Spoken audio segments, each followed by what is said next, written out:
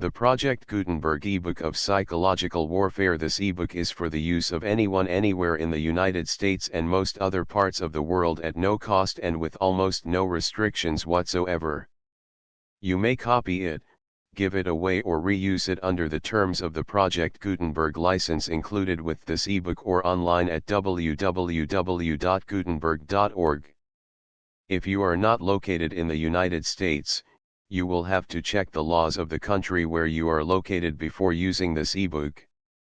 Title: Psychological Warfare. Author: Paul Myron. Anthony Linebarger. Release date: March 30, 2015. Ebook number 48612. Language: English. Credits: produced by Adam Bookbinder, Heikel H. Senring, and the online distributed proofreading team at http://www.pgdp.net. Start of the Project Gutenberg ebook Psychological Warfare. The cover image was created by the transcriber and is placed in the public domain. Psychological Warfare by Paul M. A. Linebarger, School of Advanced International Studies, Duell, Sloan and Pearce, New York. Copyright 1948, 1954, by Paul M. A. Linebarger. All rights reserved. No part of this book in excess of 500 words may be reproduced in any form without permission in writing from the publisher. Library of Congress Catalog Card No. 48 to 1799. Second edition. Second printing. Manufactured in the United States of America for Genevieve, my wife, with love. Preface to the second edition. The present edition of this work has been modified to meet the needs of the readers of the mid-1950s. The material in the first edition following page 244 has been removed. It consisted of a chapter hopefully called Psychological Warfare and Disarmament. A new Part 4, comprising 3 fresh chapters, has been added, representing some of the problems confronting students and operators in this field. Pages 1 to 243 are a reprint from the first edition. This edition, like the first, is the product of field experience. The author has made 9 trips abroad, 5 of them to the Far East, since 1949. He has profited by his meeting with such personalities as Sir Henry Gurney, the British High Commissioner for the Federation of Malaya, who was later murdered by the Communists, meetings with Philippine, Republic of Korea, Chinese nationalist, captured Chinese communist and other personalities, as well as by association with such veterans in the field as General MacArthur's chief Psy-War expert, Colonel J. Woodall Green. To Colonel Joseph I. Green, who died in 1953, the author is indebted as friend and colleague. He owes much to the old friends, listed in the original acknowledgement, who offered their advice and comment in many instances. Many readers of the first edition wrote helpful letters of comment. Some of their suggestions have been incorporated here. The translators of the 2 Argentine editions of this book, the translator of the Japanese edition, the Honorable Suma Yokekiro, and the translator of the first and second Chinese editions, Mr. Chn and Cheng, all of them have made direct or indirect improvements in the content or style of the work. The author also wishes to thank his former student, later his former Oro colleague, now his wife, Dr. Genevieve Linebarger, for her encouragement and her advice.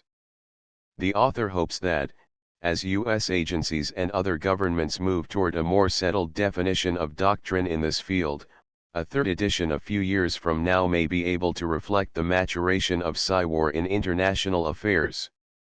He does not consider the time appropriate for a fundamental restatement of doctrine. He hopes that readers who have suggestions for future definitions of scope, policy, or operations can communicate these to him for inclusion in later printings of this book.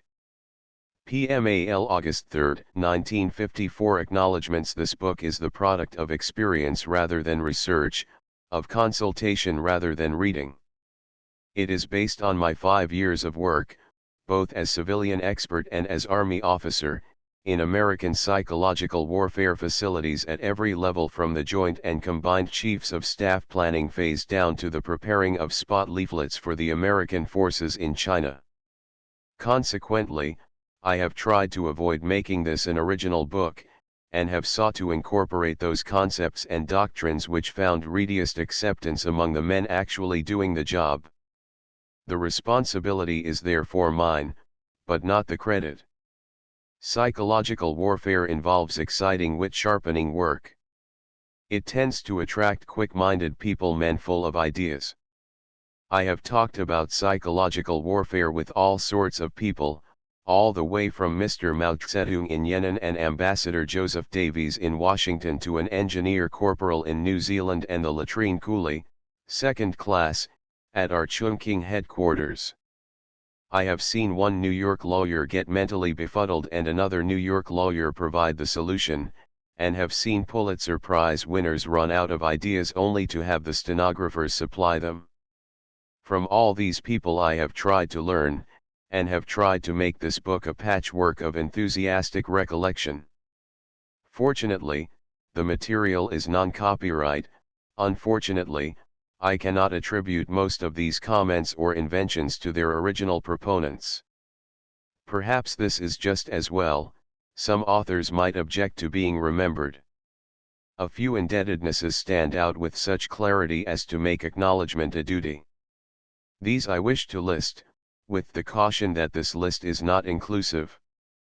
First of all, I am indebted to my father, Judge Paul M. W. Linebarger, 1871 to 1939, who during his lifetime initiated me into almost every phase of international political warfare, whether covert or overt, in connection with his lifelong activities on behalf of Sun Yat-sen and the Chinese nationalists. On a limited budget, 4 years, out of his own pocket, he ran campaigns against imperialism and communism, and for Sino-American friendship and Chinese democracy, in 4 or 5 languages at a time. For 5.5 years I was his secretary, and believe that this experience has kept me from making this a book of exclusively American doctrine. There is no better way to learn the propaganda job than to be whipped thoroughly by someone else's propaganda. Second only to my debt to my father, my obligation to the War Department General Staff officers detailed to psychological warfare stands forth. By sheer good fortune, the United States had an unbroken succession of intelligent, conscientious, able men assigned to this vital post, and it was my own good luck to serve under each of them in turn between 1942 and 1947. They are, in order of assignment, Colonel Percy W. Black, Brigadier General Oscar N. Salbert, Colonel Charles Blakeney, Lieutenant Colonel Charles Alexander Holmes Thompson, Colonel John Stanley, Lieutenant Colonel Richard Hirsch, Lieutenant Colonel Bruce Buttles, Colonel Dana Johnston, Lieutenant Colonel Daniel Tatum, and Lieutenant Colonel Wesley Edwards. Their talents and backgrounds were diverse, but their ability was uniformly high. I do not attribute this to the peculiar magic of psychological warfare, nor to unwanted prescience on the part of the adjutant general, but to plain good luck. Especial thanks are due to the following friends, who have read this manuscript in whole or in part. I have dealt independently with the comments and criticism, so that none of them can be blamed for the final form of the book. These are Dr. Edward K. Murat, the Columbia-trained Miss Propaganda Analyst, Mr. C.A.H. Thompson, State Department International Information Consultant and Brookings Institution staff member, Professor E.P. Lilly of Catholic University and concurrently Psychological Warfare Historian to the Joint Chiefs of Staff, Lieutenant Colonel Innes Randolph, Lieutenant Colonel Heber Blankenhorn, the only American to have served as a psychological warfare officer in both world wars, Dr. Alexander M. Layton, M.D., the psychiatrist and anthropologist who as a Navy lieutenant commander headed the OWIMIS Foreign Morale Analysis Division in wartime, Mr. Richard Hirsch, Colonel Donald Hall, without whose encouragement I would never have finished this book, Professor George S. Petty, whose experience in strategic intelligence lent special weight to his comment, Colonel Dana Johnston, Mr. Martin Hers, who may someday give the world the full account of the mysterious Yaxif operations, and Mrs. M.S. Linebarger. Further, I must thank several of my associates in the propaganda agencies whose thinking proved most stimulating to mine. Mr. Jeffrey Gorer was equally brilliant as colleague, and as ally Dean Edwin Guthrie brought insights to psychological warfare which were as much the reflection of a judicious, humane personality as of preeminent psychological scholarship. Professor W. A. Aiken, himself a historian, provided data on the early history of U.S. facilities in World War II. Mr. F. M. Fisher and Mr. Richard Watts, Jr., of the OWI China Outpost, together with their colleagues, taught me a great deal by letting me share some of their tasks, and my immediate chief in China, Colonel Joseph K. Dickey, was kind to allow a member of his small, overworked staff to give time to psychological warfare. Messrs. Herbert Little, John Creedy, and C. A. Pierce have told me wonderful stories about their interesting end of propaganda. Mr. Joseph C. Grew, formerly Under-Secretary of State and Ambassador to Japan, showed me that the processes of traditional responsible diplomacy include many skills which psychological warfare rediscovers crudely and in different form. Finally, I wish to thank Colonel Joseph I. Green in his triple role of editor, publisher, and friend, to whom this volume owes its actual being.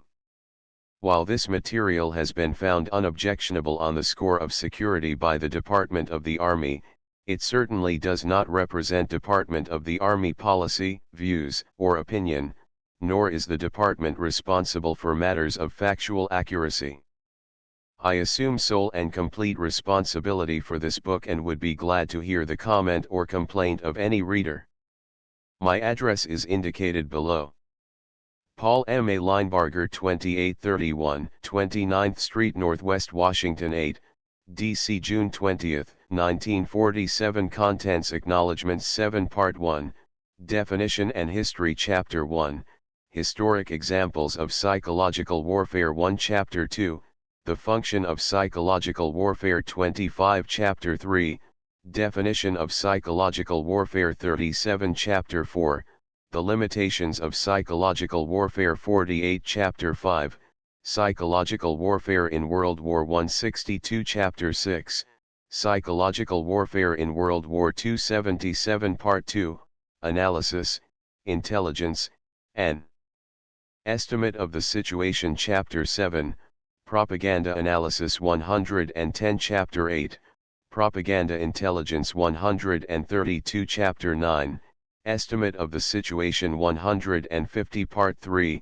Planning and Operations Chapter 10, Organization for Psychological Warfare 168 Chapter 11, Plans and Planning 194 Chapter 12, Operations for Civilians 203 Chapter 13, Operations Against Troops 211 Part 4, Psychological Warfare After World War II Chapter 14, The Cold War and Seven Small Wars 244 Chapter 15, Strategic International Information Operations 268 Chapter 16, Research, Development and the Future 283 Appendix, Military Psy-War Operations, 1950-53 301 Index 309 List of Illustrations 1, A Basic Form of Propaganda 2-2, Nazi Troop Morale Leaflet 4-3, one of the outstanding leaflets of the war 5-4,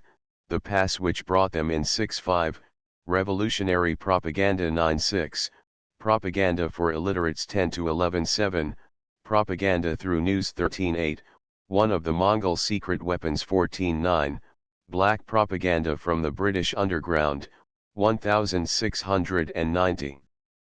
18-1910, Secret American Propaganda Subverting the Redcoats 2011, Desertion Leaflet from Bunker Hill 2112, Money as a Carrier of Propaganda 22-2313, Surrender Leaflet from the AEF 7014, Radio Program Leaflet, Anzio, 1944-8215, Radio Leaflet Surrender Form, Anzio, 1944-8316, Invitation to Treason 8417, Anti-Radio Leaflet 8618, Anti-Exhibit Leaflet 9619, Propaganda Against Propaganda 120, Reuse of Enemy Propaganda 102-21, Mockery of Enemy Propaganda Slogans 118-22, Mockery of Enemy Propaganda Technique 119-23, Direct Reply Leaflet 120-24, Black Use of Enemy Subversive Materials 121-25, Black Use of Enemy Information Materials 122-123-26, Religious Black 124-27, Mailing Ers Black 125-28, Nostalgic Black 133-29, Nostalgic White, Misfire 134-30, Nostalgic White 135-31, Ostraus Black 137-32, Ostraus Gray 138-33, Ostraus Gray, Continued 139-34, Obscene Black 141-35, Informational Sheet 142-36, Counter-Propaganda Instructions 144-37, Defensive Counter-Propaganda 146-38, Black Counter-Propaganda 148-39, Leaflet Production, Military Presses 169-40, Leaflet Production, Rolling 169-41, Leaflet Distribution, Attaching Fuses 170-42, Leaflet Distribution, Packing the Boxes 171-43, Leaflet Distribution, Loading the Boxes 172-44, Leaflet Distribution, Bombs at the Airfield 172-45, Leaflet Distribution, Loading the Bombs 173-46, Leaflet Distribution, The Final Result 174-47, Consolidation Propaganda, The Movie Van 175-48, Consolidation Propaganda, Posters 176-49. Consolidation Propaganda, Photo Exhibit 176-50, Consolidation Propaganda, Door Gods 188-51, Basic Types, Start of War 198-52, Basic Types, Troop Morale 212-53, Paired Morale Leaflets 213-54, Troop Morale Leaflet, Gray 214-55, Chinese Communist Civilian Morale Leaflet 215-56, General Morale, Matched Themes 215-57, The Unlucky Japanese Sad Sack 216-217-58, Civilian Personal Mail 218-219-59, Basic Types, Newspapers 220-60, Basic Types, Spot News Leaflets 221-61, Basic Types, Civilian Action 222. 62, Basic Types, Labor Recruitment 224-63, Action Type, Air Rescue Facilities 231-64, Pre-Action News 232-65, Direct Commands to Enemy Forces 233-66, Basic Types, Contingency Commands 234-67, Tactical Surrender Leaflets 235-68, Basic Types, Surrender Leaflet 236-69, Improved Surrender Leaflet 239-70, End of War 241-71, Official Chinese Letter 250-72, Intimidation Pattern 256-73, Communist Wall Propaganda 258-74, Divisive Propaganda, Korean Model 266-75, UN Propaganda 302-76, Korean Leaflet Bomb. Early Model 303-77, UN Themes 305-78, Homefront Morale 306-79, the famous Airplane Surrender Leaflet 308 Chart I-92 Chart 295 Chart 3112 Chart 4130 Chart V180 Chart 6181 Chart 7183 Chart 8185 Chart 9190 Chart X248 Part 1 Definition and History Chapter 1 Historic Examples of Psychological Warfare. Psychological warfare is waged before, during, and after war. It is not waged against the opposing psychological warfare operators. It is not controlled by the laws, usages, and customs of war, and it cannot be defined in terms of terrain, order of battle, or named engagements. It is a continuous process. Success or failure is often known only months or years after the execution of the operation. Yet success, though incalculable, can be overwhelming, and failure, though undetectable, can be mortal. Psychological warfare does not fit readily into familiar concepts of war.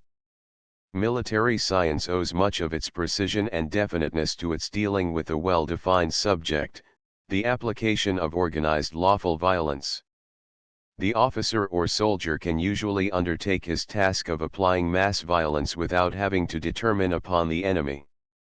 The opening of war, recognition of neutrals, the listing of enemies, proclamation of peace, such problems are considered political, and outside the responsibility of the soldier. Even in the application of force short of war, the soldier proceeds only when the character of the military operation is prescribed by higher, that is, political, authorities, and after the enemies are defined by lawful and authoritative command. In one field only, psychological warfare, is there endless uncertainty as to the very nature of the operation. Psychological warfare, by the nature of its instruments and its mission, begins long before the declaration of war. Psychological warfare continues after overt hostilities have stopped. The enemy often avoids identifying himself in psychological warfare. Much of the time, he is disguised as the voice of home, of God, of the church, of the friendly press. Offensively, the psychological warfare operator must fight antagonists who never answer back the enemy audience.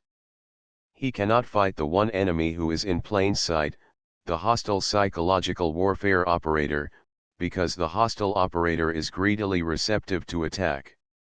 Neither success nor defeat are measurable factors. Psychological strategy is planned along the edge of nightmare. The understanding of psychological warfare.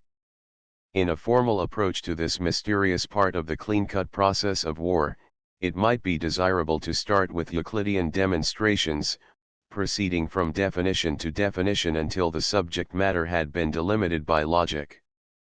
Alternatively, it might be interesting to try a historical approach, describing the development of psychological warfare through the ages. The best approach is perhaps afforded by a simplification of both a logical and historical approach. For concrete examples, it is most worthwhile to look at instances of psychological warfare taken out of history down to World War II. Then the definitions and working relationships can be traced, and with these in mind a somewhat more detailed and critical appraisal of World Wars I and II organizations and operations can be undertaken. If a historian or philosopher picks up this book, he will find much with which to quarrel, but for the survey of so hard to define a subject, this may be a forgivable fault. Figure 1, a basic form of propaganda. This American leaflet, issued during the Philippine landings, was dropped on inhabited Philippine areas in order to obtain local civilian cooperation with the landing forces. It can be called the civilian action type. Psychological warfare and propaganda are each as old as mankind, but it has taken modern specialization to bring them into focus as separate subjects. The materials for their history lie scattered through thousands of books, and it is therefore impossible to brief them. Any reader contemplating retirement from the army to a sedentary life is urged to take up this subject. 1. A history of propaganda would provide not only a new light on many otherwise odd or trivial historical events, it would throw genuine illumination on the process of history itself. There are, however, numerous instances which can be cited to show applications of psychological warfare. The use of panic by Gideon.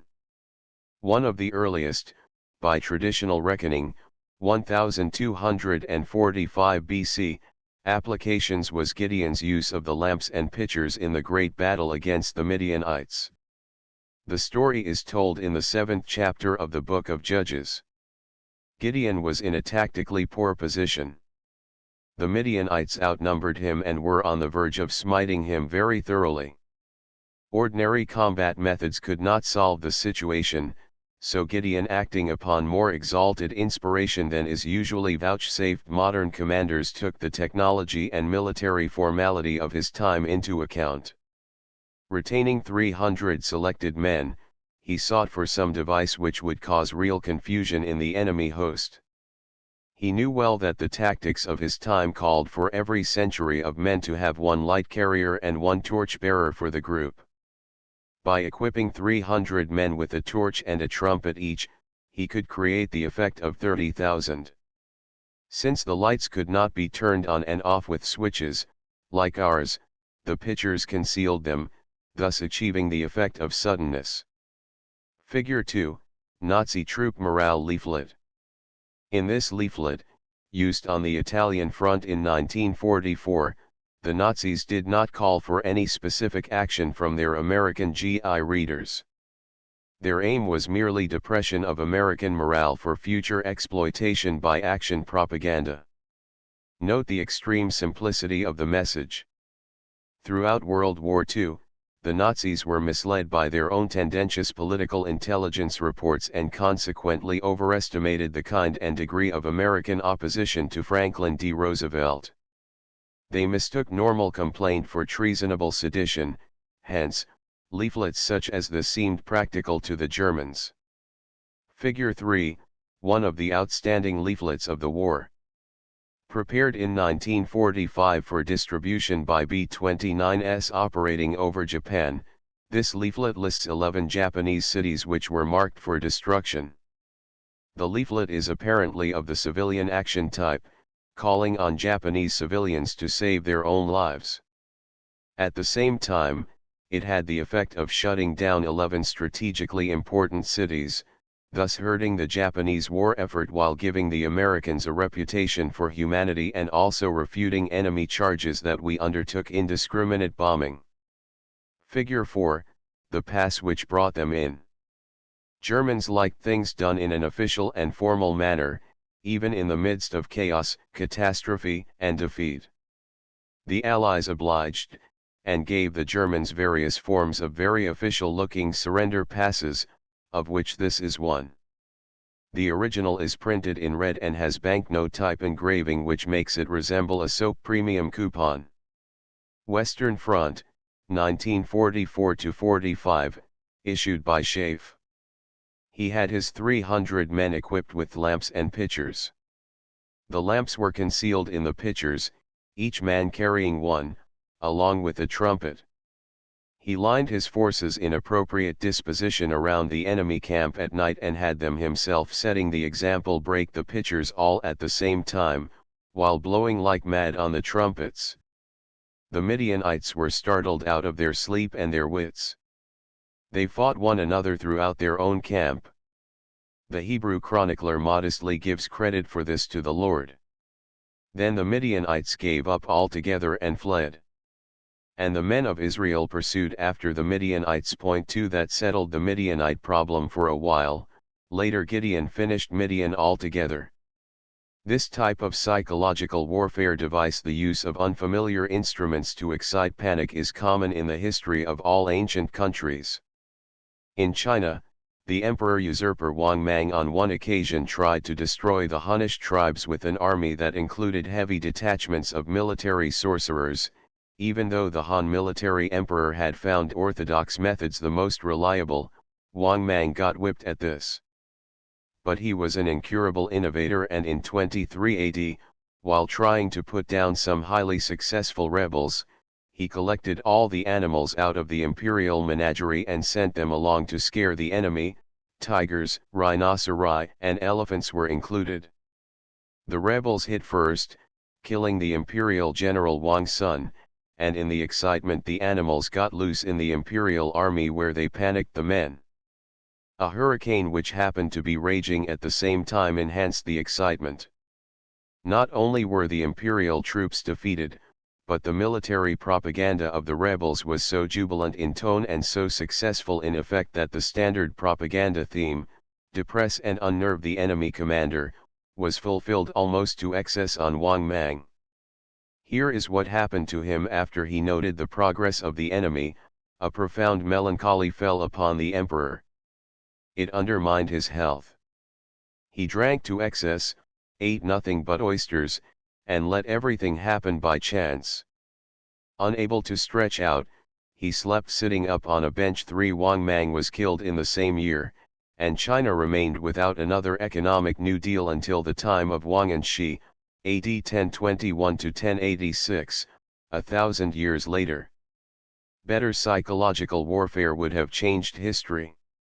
Field propaganda of the Athenians and the Han. A more successful application of psychological warfare is recorded in the writings of Herodotus, the Greek historian. Themistocles, having selected the best sailing ships of the Athenians, went to the place where there was water fit for drinking, and engraved upon the stones inscriptions, which the Ionians, upon arriving the next day at Artemisium, read. The inscriptions were to this effect: "Men of Ionia, you do wrong in fighting against your fathers and helping to enslave Greece. Rather, therefore, come over to us, or if you cannot do that, withdraw your forces from the contest and entreat the Carians to do the same. But if neither of these things is possible, and you are bound by too strong a necessity, yet in action, when we are engaged, behave ill on purpose, remembering that you are descended from us and that the enmity of the barbarians against us originally sprang from you." For this text is very much like leaflets dropped during World War II on reluctant enemies, such as the Italians, the Chinese puppet troops, and others. Compare this Greek text with Figure 5. Note that the propagandist tries to see things from the viewpoint of his audience. His air of reasonable concern for their welfare creates a bond of sympathy. And by suggesting that the Ionians should behave badly in combat, he lays the beginning of another line: the propaganda to the Persians, black propaganda, making the Persians think that any Ionian who was less than perfect was a secret Athenian sympathizer. The appeal is sound by all modern standards of the combat leaflet. Another type of early military propaganda was the political denunciation, which, issued at the beginning of war, could be cited from then on as legal and ethical justification for one side or the other. In the Chinese San Kuo novel, which has probably been read by more human beings than any other work of fiction, there is preserved the alleged text of the proclamation of a group of loyalist pro-Han rebels on the eve of military operations, about AD 200. The text is interesting because it combines the following techniques, all of them sound: 1. Naming the specific enemy, 2. Appeal to the better people, 3. Sympathy for the common people, 4. Claim of support for the legitimate government, 5. Affirmation of one's own strength and high morale, 6. Invocation of unity, 7. Appeal to religion. The issuance of the proclamation was connected with rather elaborate formal ceremony. The House of Han has fallen upon evil days, the bonds of imperial authority are loosened. The rebel minister, Tung Cho, takes advantage of the discord to work evil, and calamity falls upon honorable families. Cruelty overwhelms simple folk. We, Shao and his confederates, fearing for the safety of the imperial prerogatives, have assembled military forces to rescue the state. We now pledge ourselves to exert our whole strength, and to act in concord to the utmost limit of our powers. There must be no disconcerted or selfish action. Should any depart from this pledge, may he lose his life and leave no posterity. Almighty Heaven and Universal Mother Earth and the enlightened spirits of our forefathers, be ye our witnesses. 5 Any history of any country will yield further examples of this kind of material. Whenever it was consciously used as an adjunct to military operations, it may appropriately be termed military propaganda. Figure 5, Revolutionary propaganda. When revolution favors one side or the other in war, revolutionary propaganda becomes an instrument which is used by one constituted government against another. This leaflet was issued by the Azad Hind Fauj, Free India Army, of the Japanese puppet Subhas Chandra Bose. Singapore, then called Shonan, 1943 and 1944.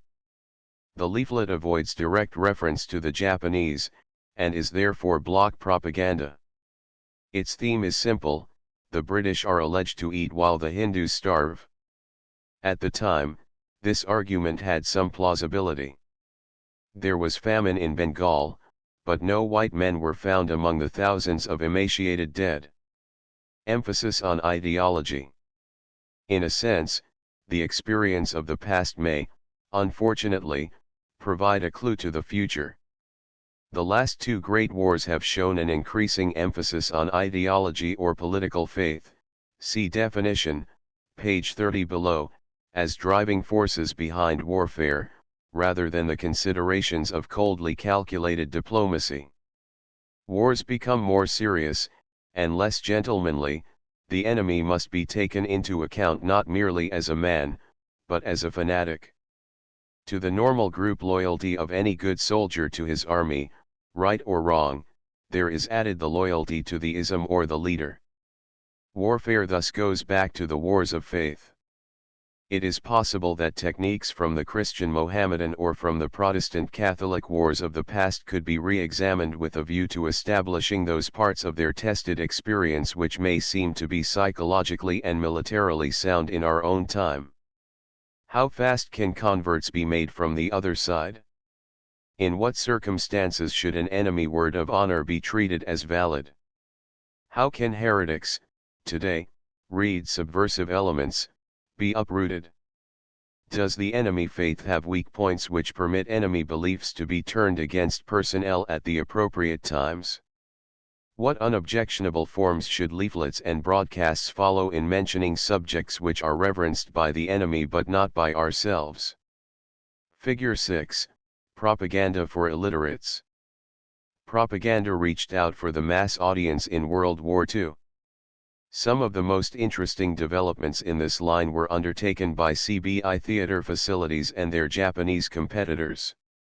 The leaflet shown above is designed to tell its story in Hindustani, Devanagari script, or in Romanized Hindustani to Indians who could read either form, and in pictures to the illiterates. It starts with the Union Jack and ends with the Congress flag used by the puppet pro-Japanese Indian leader, Subhas Chandra Bose. Figure 7, Propaganda through news. News is one of the best carriers of psychological warfare to the enemy. One of these newspapers is directed by the Allies to the German troops in the Aegean Islands, the other by the Germans to the Americans in France. Of the two, the Allied paper, in German, is the more professional job. Note the separation of appeals from the news, the greater newsiness of the news columns, and the explanation provided for third-party civilians in their own Greek language, top right. The expansion of the Islamic faith and empire provides a great deal of procedural information which cannot be neglected in our time. It has been said that men's faith should not be destroyed by violence, and that force alone is insufficient to change the minds of men. If this were true, it would mean that Germany can never be denazified, and that there is no hope that the democratic peoples captured by totalitarian powers can adjust themselves to their new overlords or, if adjusted, can be converted back to free principles.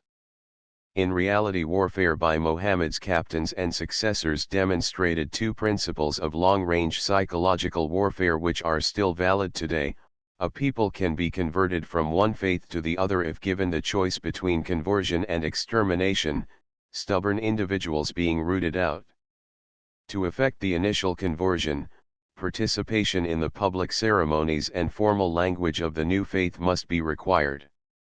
Sustained counterintelligence must remain on the alert against backsliders, but formal acceptance will become genuine acceptance if all public media of expression are denied the vanquished faith.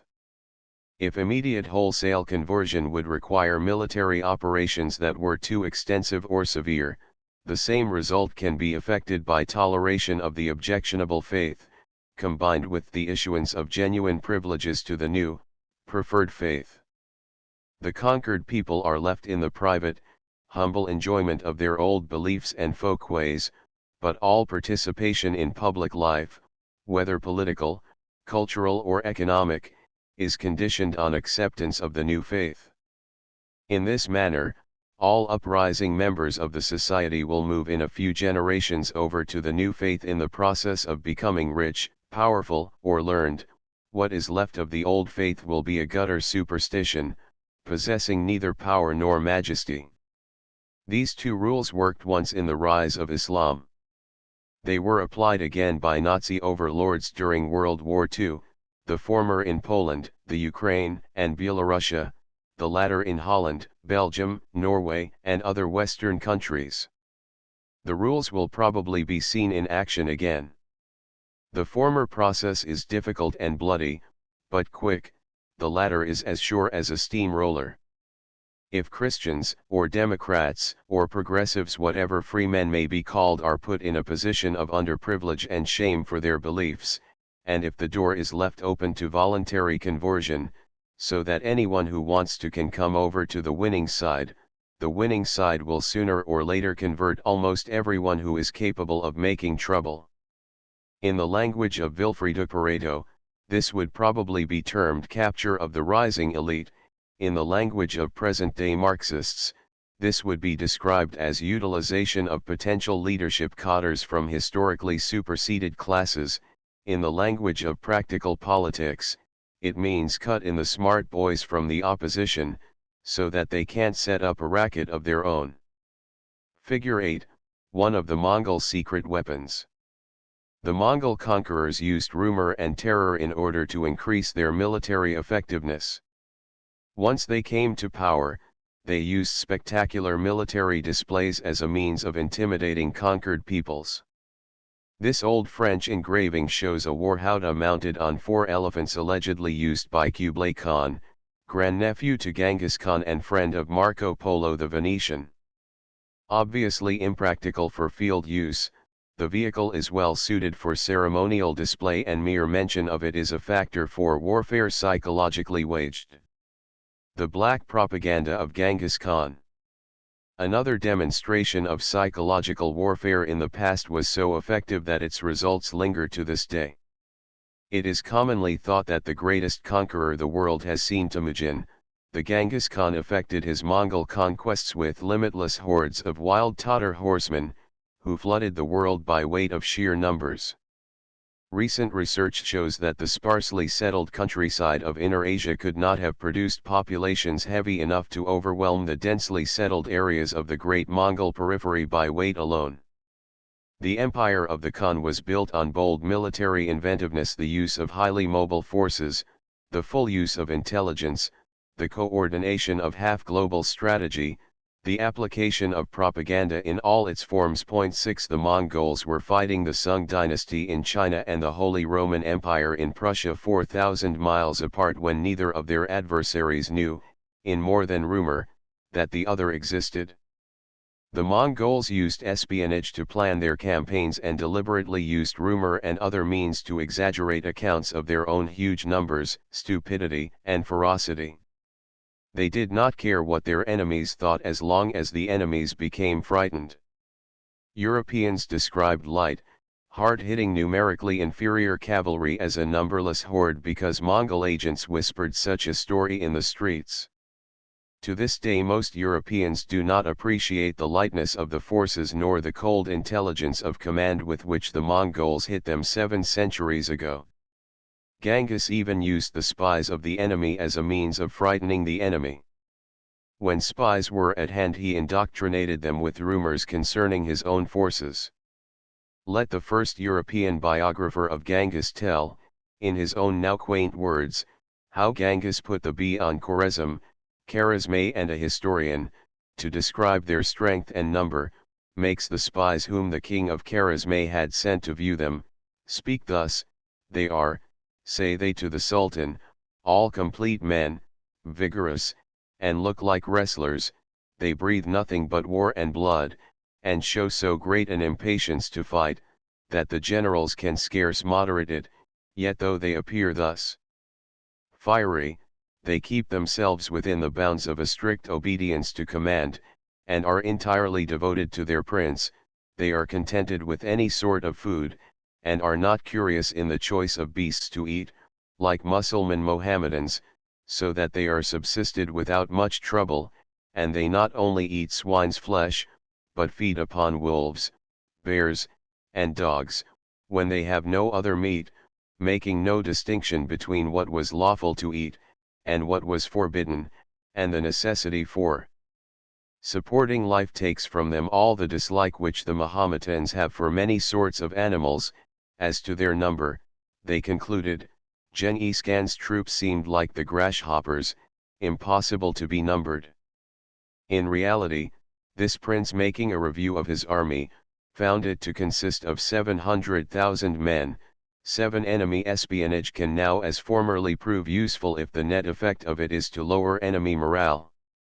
The ruler and people of Khwarezm put up a terrific fight, nevertheless, despite their expectation of being attacked by wolf-eating wrestlers without number, but they left the initiative in Genghis' hands and were doomed.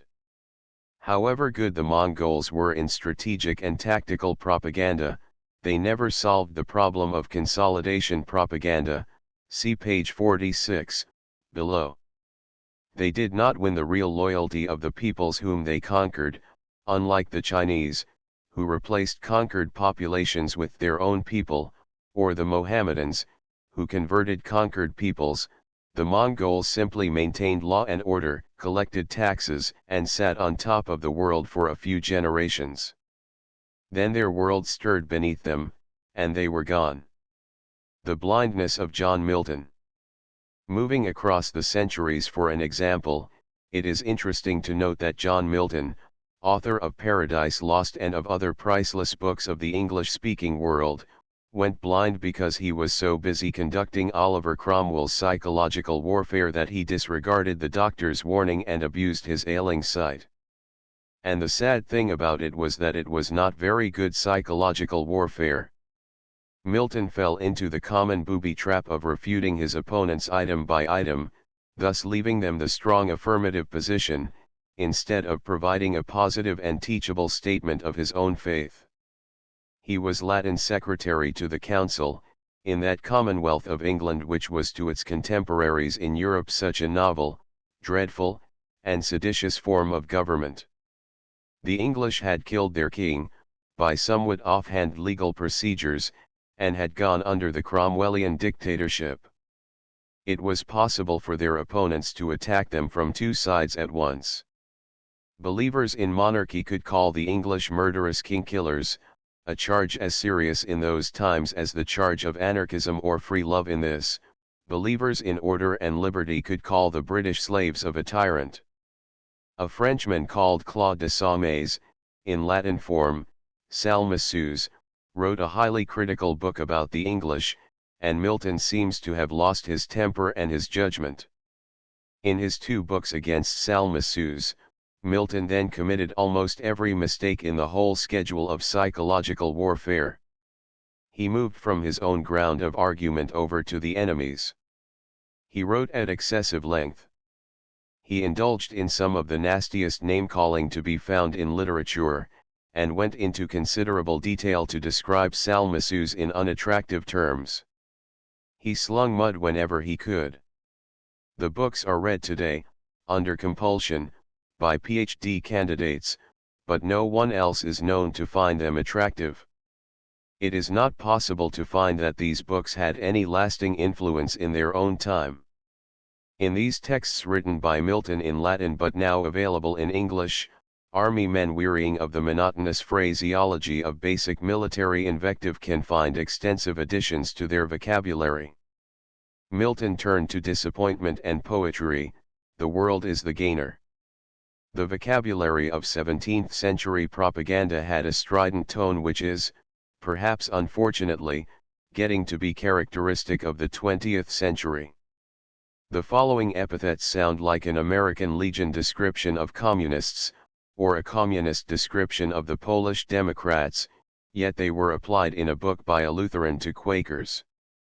The title of the tirade reads, in part, a description of the New Quakers, making known the sum of their manifold blasphemous opinions, dangerous practices, godless crimes, attempts to subvert civil government in the churches and in the community life of the world, together with their idiotic games, their laughable action and behavior, which is enough to make sober Christian persons breathless, and which is like death, and which can display the lazy stinking cadaver of their fanatical doctrines. In its first few pages, the book accuses the Quakers of obscenity, adultery, civil commotion, conspiracy, blasphemy, subversion, and lunacy. 8 Milton was not out of fashion in applying bad manners to propaganda.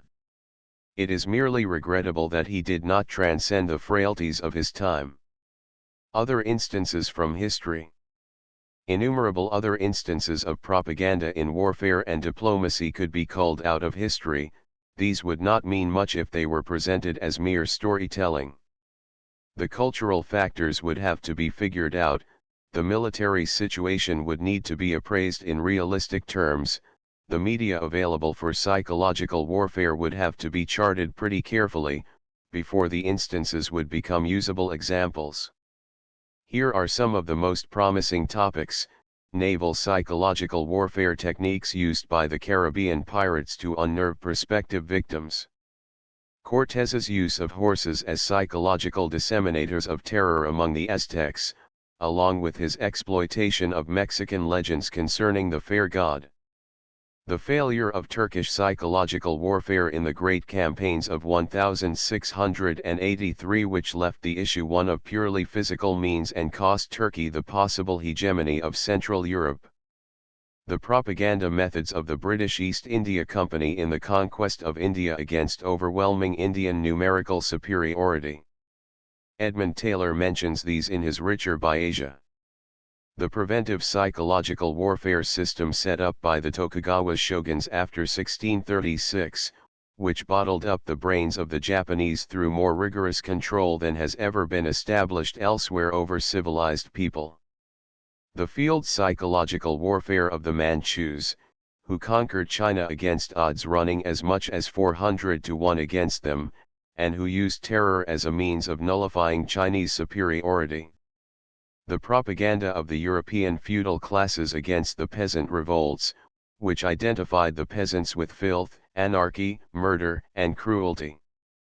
The Inquisition considered as a psychological warfare facility of the Spanish Empire.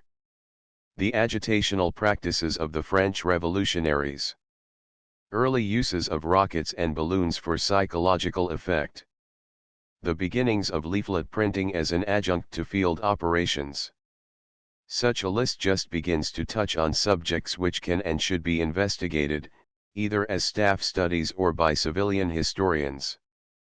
Collection of the materials and framing of sound doctrines for psychological warfare are no minor task. Figure 9, Black Propaganda from the British Underground, 1690. When William of Orange took the crown of England away from the timid rascal, James II, he met opposition from the loyalists devoted to the Stuarts. This broadsheet demonstrates an early form of black propaganda. It also provides a good instance of propaganda material borrowing a familiar form of expression in order to get its message across, in this case, the tradesman's enumeration of debit and credit. Figure 10, Secret American Propaganda Subverting the Redcoats. Readers of Charles Dickens' great novel, Barnaby Rudge, will remember that anti-Catholicism was a lively propaganda issue in England at the time of the American Revolution. This American propaganda avoids discussion of the theme of American independence, a topic on which Englishmen were liable to hold united opinions, and instead attempts to subvert British troops by means of the anti-Catholic appeal. Original source unknown, from War Department files. Probable date, 1775. Figure 11, Desertion leaflet from Bunker Hill. This leaflet is as valid today as the day it was written. No source is indicated, but neither is any attempt made to suggest a false source different from the true one. It is in modern parlance grey propaganda. Wealth, food, health, and economic status are played up simultaneously. Difficult political issues are not argued, they are sidestepped.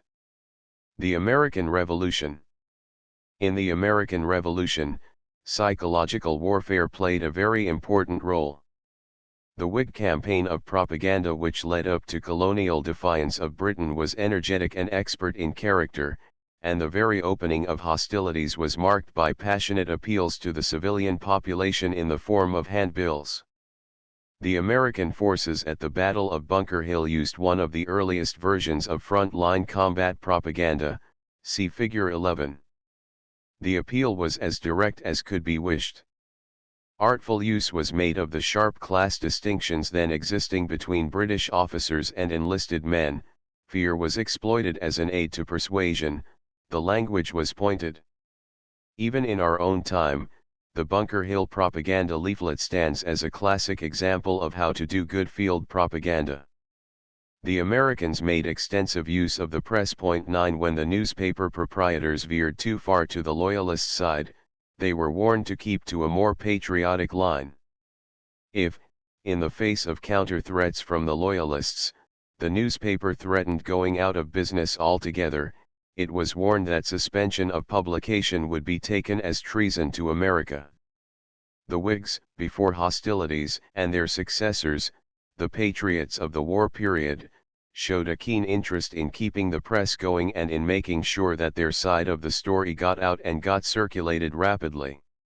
In intimidation and control of the press, they far outdistanced the British, whose papers circulated chiefly within the big cities held as British citadels throughout the war.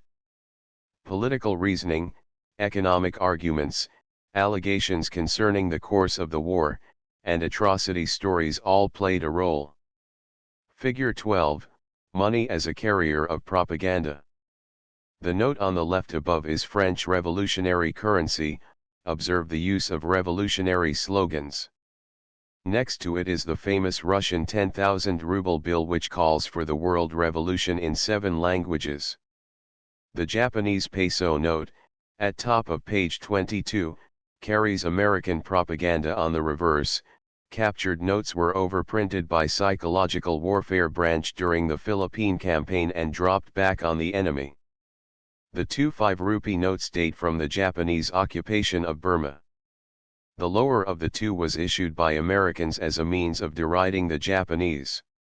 George Washington himself, as commander of the Continental Forces, showed a keen interest in war propaganda, and in his just, moderate political and military measures provided a policy base from which patriot propagandists could operate.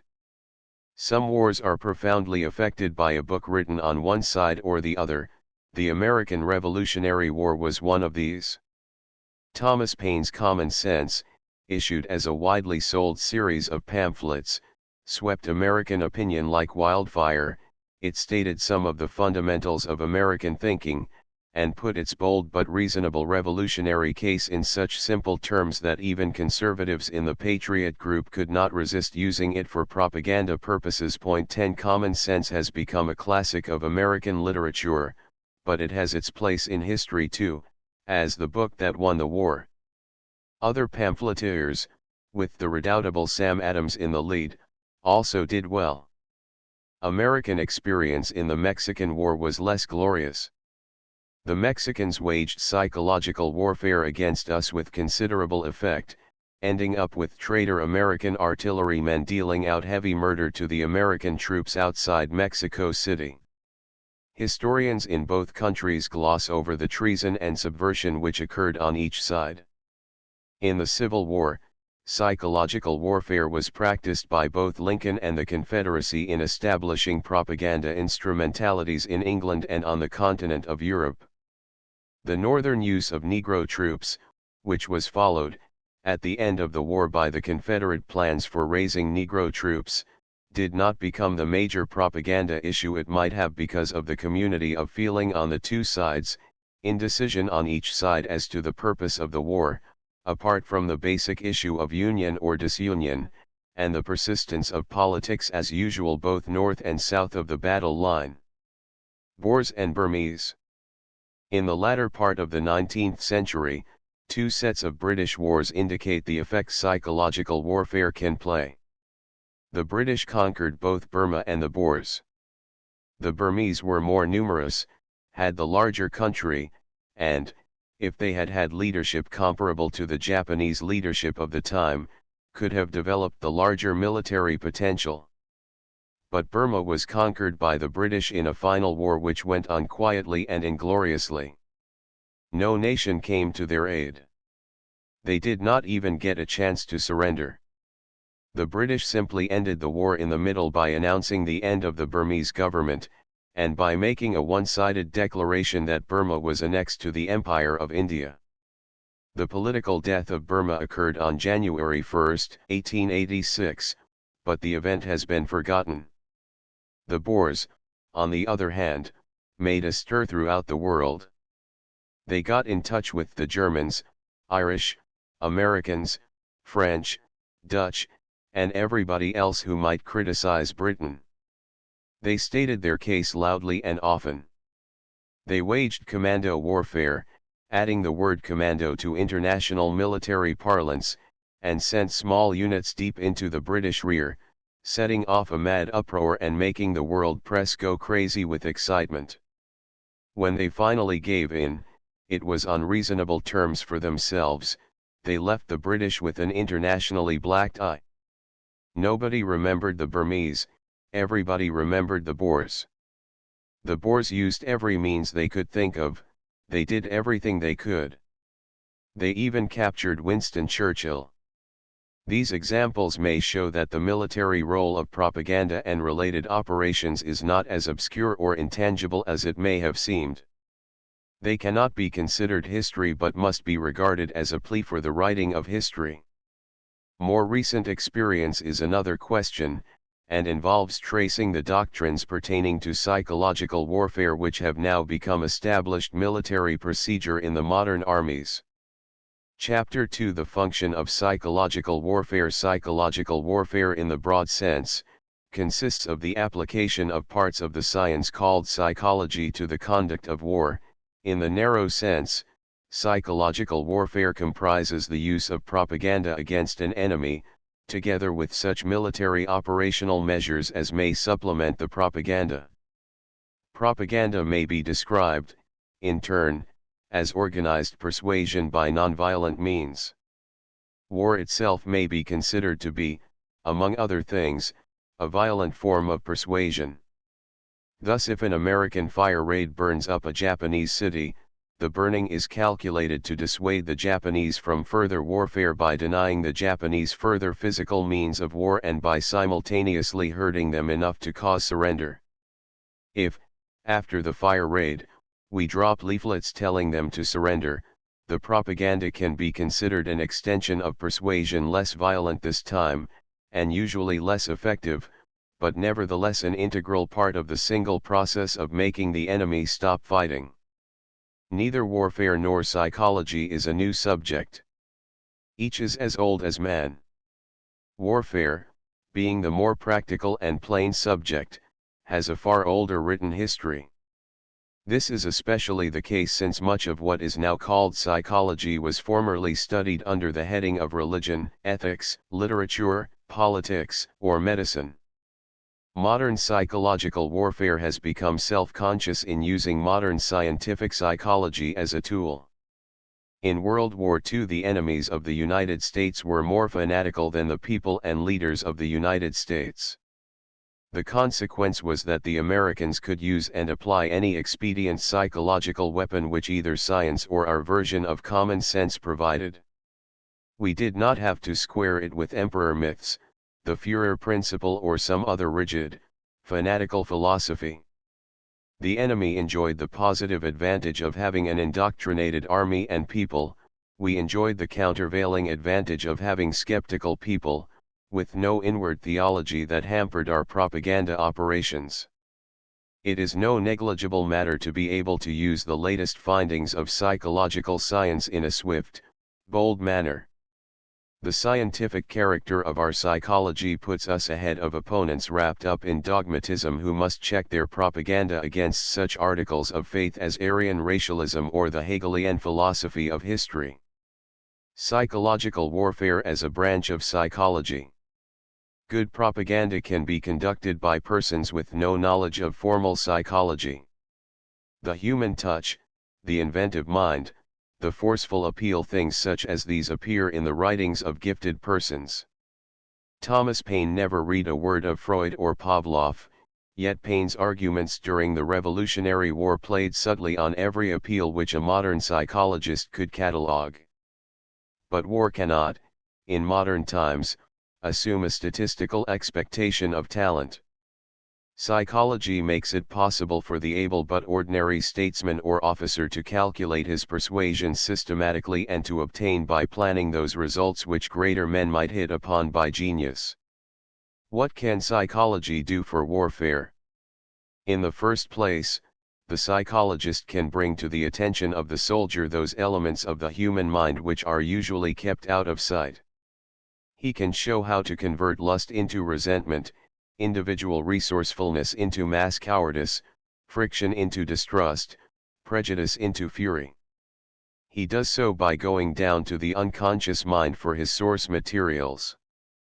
During World War II, the fact that Chinese babies remain unimpeded while they commit a nuisance, while Japanese babies are either intercepted or punished if they make a mess in the wrong place, was found to be of significant importance in planning psychological warfare. See below, page 154. In the second place, the psychologist can set up techniques for finding out how the enemy really does feel. Some of the worst blunders of history have arisen from miscalculation of the enemy's state of mind. By using the familiar statistical and questionnaire procedures, the psychologist can quiz a small cross-section of enemy prisoners and from the results estimate the mentality of an entire enemy theater of war at a given period. If he does not have the prisoners handy, he can accomplish much the same end by an analysis of the news and propaganda which the enemy authorities transmit to their own troops and people. By establishing enemy opinion and morale factors, he can hazard a reasoned forecast as to how the enemy troops will behave under specific conditions. In the third place, the psychologist can help the military psychological warfare operator by helping him maintain his sense of mission and of proportion. The deadliest danger of propaganda consists of its being issued by the propagandist for his own edification. This sterile and ineffectual amusement can disguise the complete failure of the propaganda as propaganda. There is a genuine pleasure in talking back, particularly to an enemy. The propagandist, especially in wartime, is apt to tell the enemy what he thinks of him, or to deride enemy weaknesses. But to have told the Nazis, for example, "You Germans are a pack of murderous baboons and your Hitler is a demented oaf. Your women are slobs, your children are half-wits, your literature is gibberish and your cooking is garbage," and so on, would have stiffened the German will to fight. The propagandist must tell the enemy those things which the enemy will heed, he must keep his private emotionalism out of the operation. The psychologist can teach the propaganda operator how to be objective, systematic, cold. For combat operations, it does not matter how much a division commander may dislike the enemy. For psychological warfare purposes, he must consider how to persuade them, even though he may privately thirst for their destruction. The indulgence of hatred is not a working part of the soldier's mission. To some it may be helpful, to others, not. The useful mission consists solely of making the enemy stop fighting, by combat or other means. But when the soldier turns to propaganda, he may need the advice of a psychologist in keeping his own feelings out of it. Finally, the psychologist can prescribe media radio, leaflets, loudspeakers, whispering agents, returned enemy soldiers, and so forth. He can indicate when and when not to use any given medium.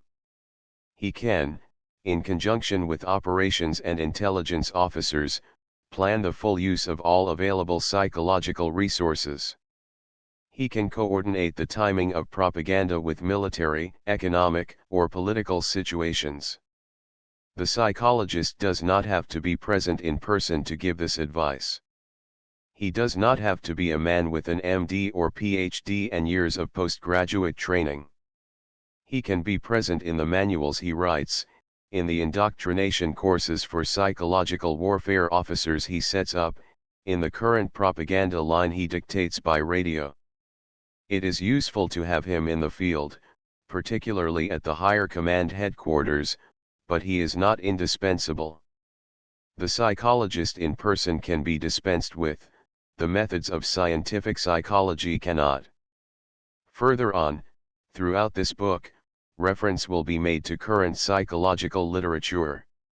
The general history of psychology is described in readable terms in Gregory Zilberg and George W. Henry, A History of Medical Psychology, New York, 1941, and in Lowell S. Selling, Men Against Madness, New York, 1940, cheap edition, 1942. Propaganda can be conducted by rule of thumb. But only a genius can make it work well by playing his hunches. It can become true psychological warfare, scientific in spirit and developed as a teachable skill, only by having its premises clearly stated, its mission defined, its instruments put in systematic readiness, and its operations subject to at least partial check, only by the use of techniques borrowed from science. Of all the sciences, psychology is the nearest, though anthropology, sociology, political science, economics, area studies and other specialties all have something to contribute, but it is psychology which indicates the need of the others. Psychological warfare as a part of war. An infantry officer does not need to study the whole nature of war, in order to find his own job. Tradition, military skill, discipline, sound doctrine, these have done the job for him. Sun Tzu, Vegetius, Frederick, Clausewitz, and a host of lesser writers on war have established the place of combat in war, and have appraised its general character. How much the traditional doctrines may be altered in the terrible light of atomic explosion, no one knows, but though the weapons are novel, the wielders of the weapons will still be men. The motives and weaknesses within war remain ancient and human, however novel and dreadful the mechanical expedients adopted to express them. Warfare as a whole is traditionally well defined, and psychological warfare can be understood only in relation to the whole process. It is no mere tool, to be used on special occasion. It has become a pervasive element in the military and security situation of every power on earth. Psychological warfare is a part of war. The simplest, plainest thing which can be said of war, any sort of war, anywhere, anytime, is that it is an official fight between men. Combat, killing, and even large-scale group struggle are known elsewhere in the animal kingdom, but war is not. All sorts of creatures fight, but only men declare, wage, and terminate war, and they do so only against other men. Formally, war may be defined as the reciprocal application of violence by public, armed bodies. If it is not reciprocal, it is not war. The killing of persons who do not defend themselves is not war, but slaughter, massacre, or punishment. If the bodies involved are not public, their violence is not war. Even our enemies in World War II were relatively careful about this distinction, because they did not know how soon or easily a violation of the rules might be scored against them. To be public, the combatants need not be legal, that is, constitutionally set up. It suffices, according to international usage, for the fighters to have a reasonable minimum of numbers, some kind of identification, and a purpose which is political. If you shoot your neighbor, you will be committing mere murder, but if you gather 20 or 30 friends, together, tie a red handkerchief around the left arm of each man, announce that you are out to overthrow the government of the United States, and then shoot your neighbor as a counter-revolutionary impediment to the new order of things, you can have the satisfaction of having waged war. In practical terms, this means that you will be put to death for treason and rebellion, not merely for murder. Finally, war must be violent. According to the law of modern states, all the way from Iceland to the Yemen, economic, political, or moral pressure is not war. War is the legalization, in behalf of the state, of things which no individual may lawfully do in time of peace. As a matter of fact, even in time of war you cannot kill the enemy unless you do so on behalf of the state. If you had shot a Japanese creditor of yours privately, or even shot a Japanese soldier when you yourself were out of uniform, you might properly and lawfully have been put to death for murder either by our courts or by the enemies. This is among the charges which recur in the war trials. The Germans and Japanese killed persons whom even war did not entitle them to kill. The governments of the modern world are jealous of their own monopoly of violence. War is the highest exercise of that violence, and modern war is no simple reversion to savagery. The general staffs would not be needed if war were only an uncomplicated orgy of homicide, a mere getting mad and throat-cutting season in the life of man. Quite to the contrary, modern war as a function of modern society reflects the institutional, political complexity from which it comes. A modern battle is a formal, ceremonialized and technically intricate operation. You must kill just the right people, in just the right way, with the right timing, in the proper place, for avowed purposes. Otherwise you make a mess of the whole show, and what is worse, you lose. Why must you fight just so and so, there and not here, now and not then? The answer is simple: you are fighting against men. Your purpose in fighting is to make them change their minds. It is figuratively true to say that the war we have just won was a peculiar kind of advertising campaign, designed to make the Germans and Japanese like us and our way of doing things. They did not like us much, but we gave them alternatives far worse than liking us, so that they became peaceful. Sometimes individuals will be unpersuadable. Then they must be killed or neutralized by other purely physical means such as isolation or imprisonment.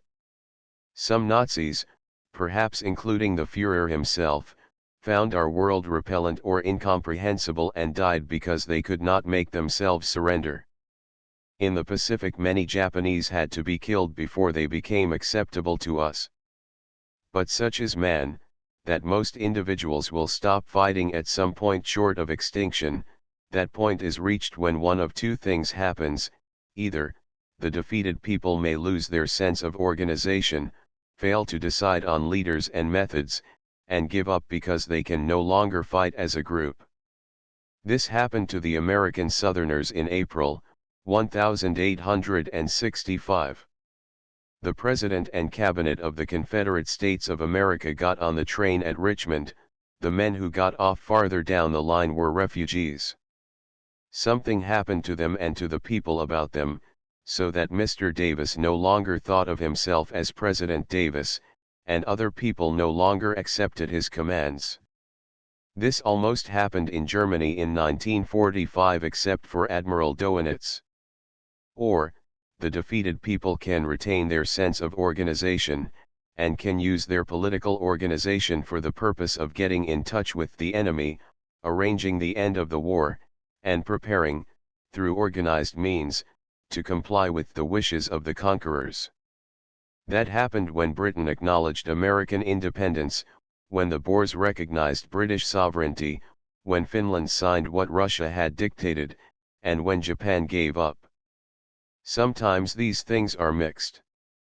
The people might wish to make peace, but may find that their government is not recognized by the enemy. Or the victors may think that they have smashed the enemy government, when the new organization is simply the old one under a slightly different name, but with the old leaders and the old ideas still prevailing. It is plain that whatever happens, wars are fought to effect a psychological change in the antagonist. They are then fought for a psychological end unless they are wars of extermination. These are rare. The United States could not find a people on the face of the earth whose ideas and language were unknown to all Americans. Where there is a chance of communication, there is always the probability that one of the antagonistic organizations, governments, which have already cooperated to the extent of meeting one another's wishes to fight will subsequently cooperate on terms of primary advantage to the victors. Since the organizations comprise human beings with human ways of doing things, the change must take place in the minds of those specific individuals who operate the existing government, or in the minds of enough other people for that government to be overthrown. The fact that war is waged against the minds, not the bodies, of the enemy is attested by the comments of military writers of all periods. The dictum of Karl von Clausewitz that war is politics continued by other means is simply the modern expression of a truth recognized since antiquity. War is a kind of persuasion uneconomical, dangerous, and unpleasant, but effective when all else fails. Ideology. An ideology is a system of deep-rooted beliefs about fundamental questions in human life and affairs. 11 Ideology also plays a part in psychological warfare. A difference in beliefs which does not touch fundamentals is commonly termed a difference of opinion. You may believe in high tariffs, and I, in no tariff. You may believe in one world, I may not. You may support Republicans, I, Democrats.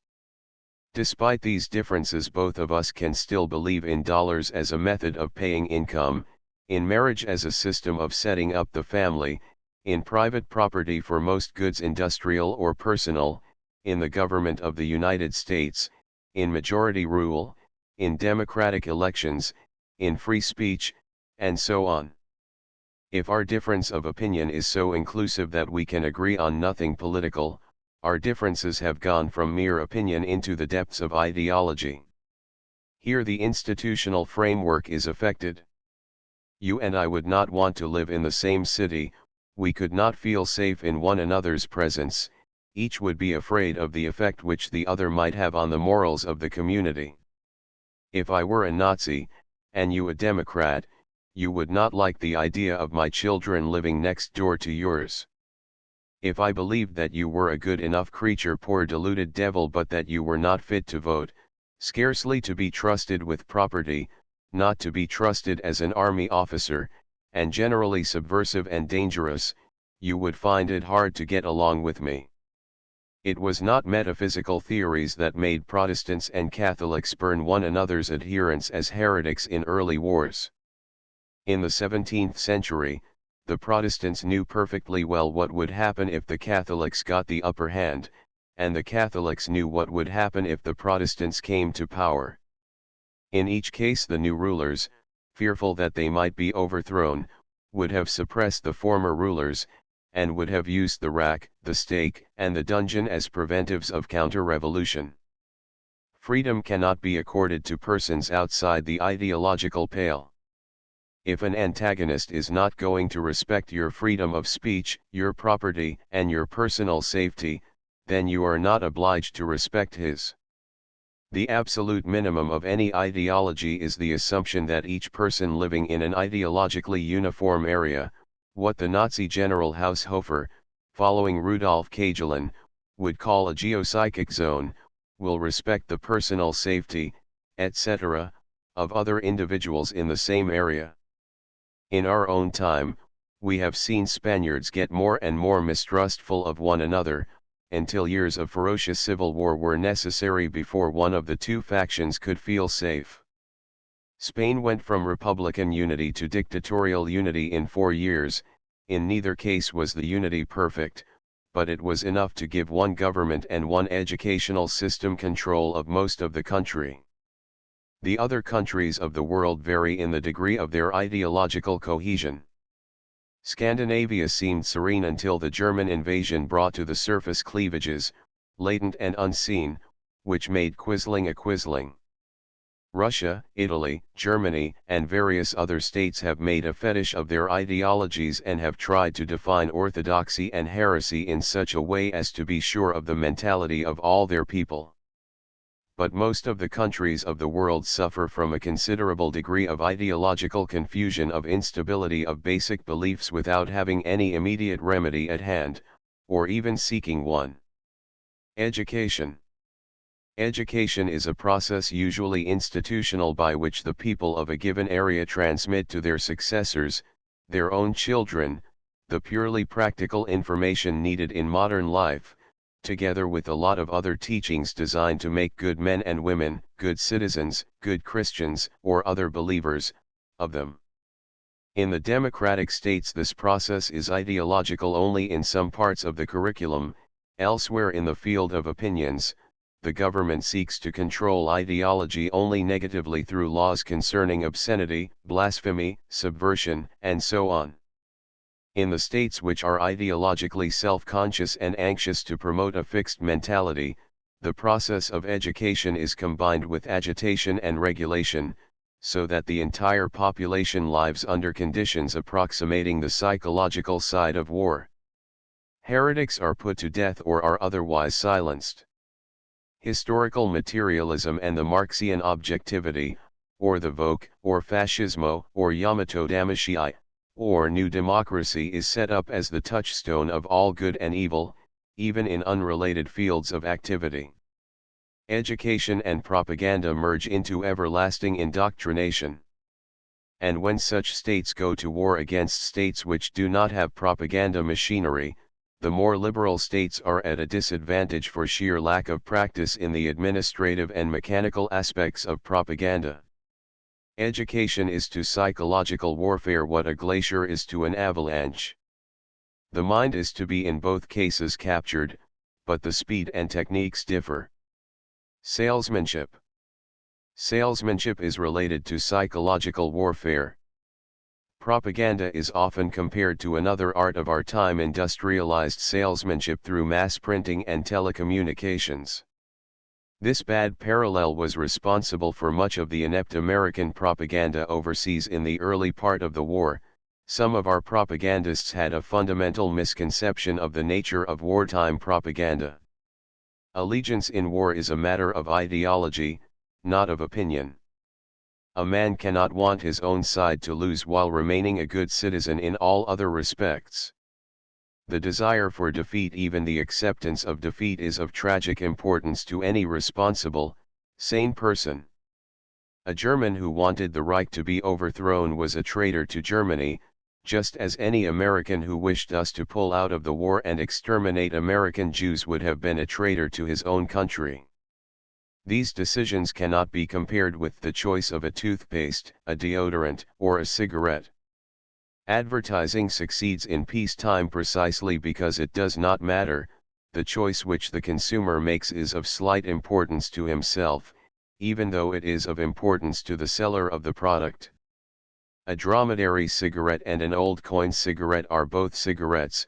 The man is going to smoke one anyhow. It does not matter so much to him. If dromedaries are associated in his mind with mere tobacco, while old coins call up unaccountable but persistent memories of actresses' legs, he may buy old coins. The physical implements of propaganda were at hand in 1941 to 1942, but we Americans had become so accustomed to their use for trivial purposes that much of our wartime propaganda was conducted in terms of salesmanship. In a sense, however, salesmanship does serve the military purpose of accustoming the audience to appeals both visual and auditory. The consequence is that competing, outside propaganda can reach the domestic American audience only in competition with the local advertising. It is difficult for foreign competition to hold attention amid an almost limitless number of professionally competent commercial appeals.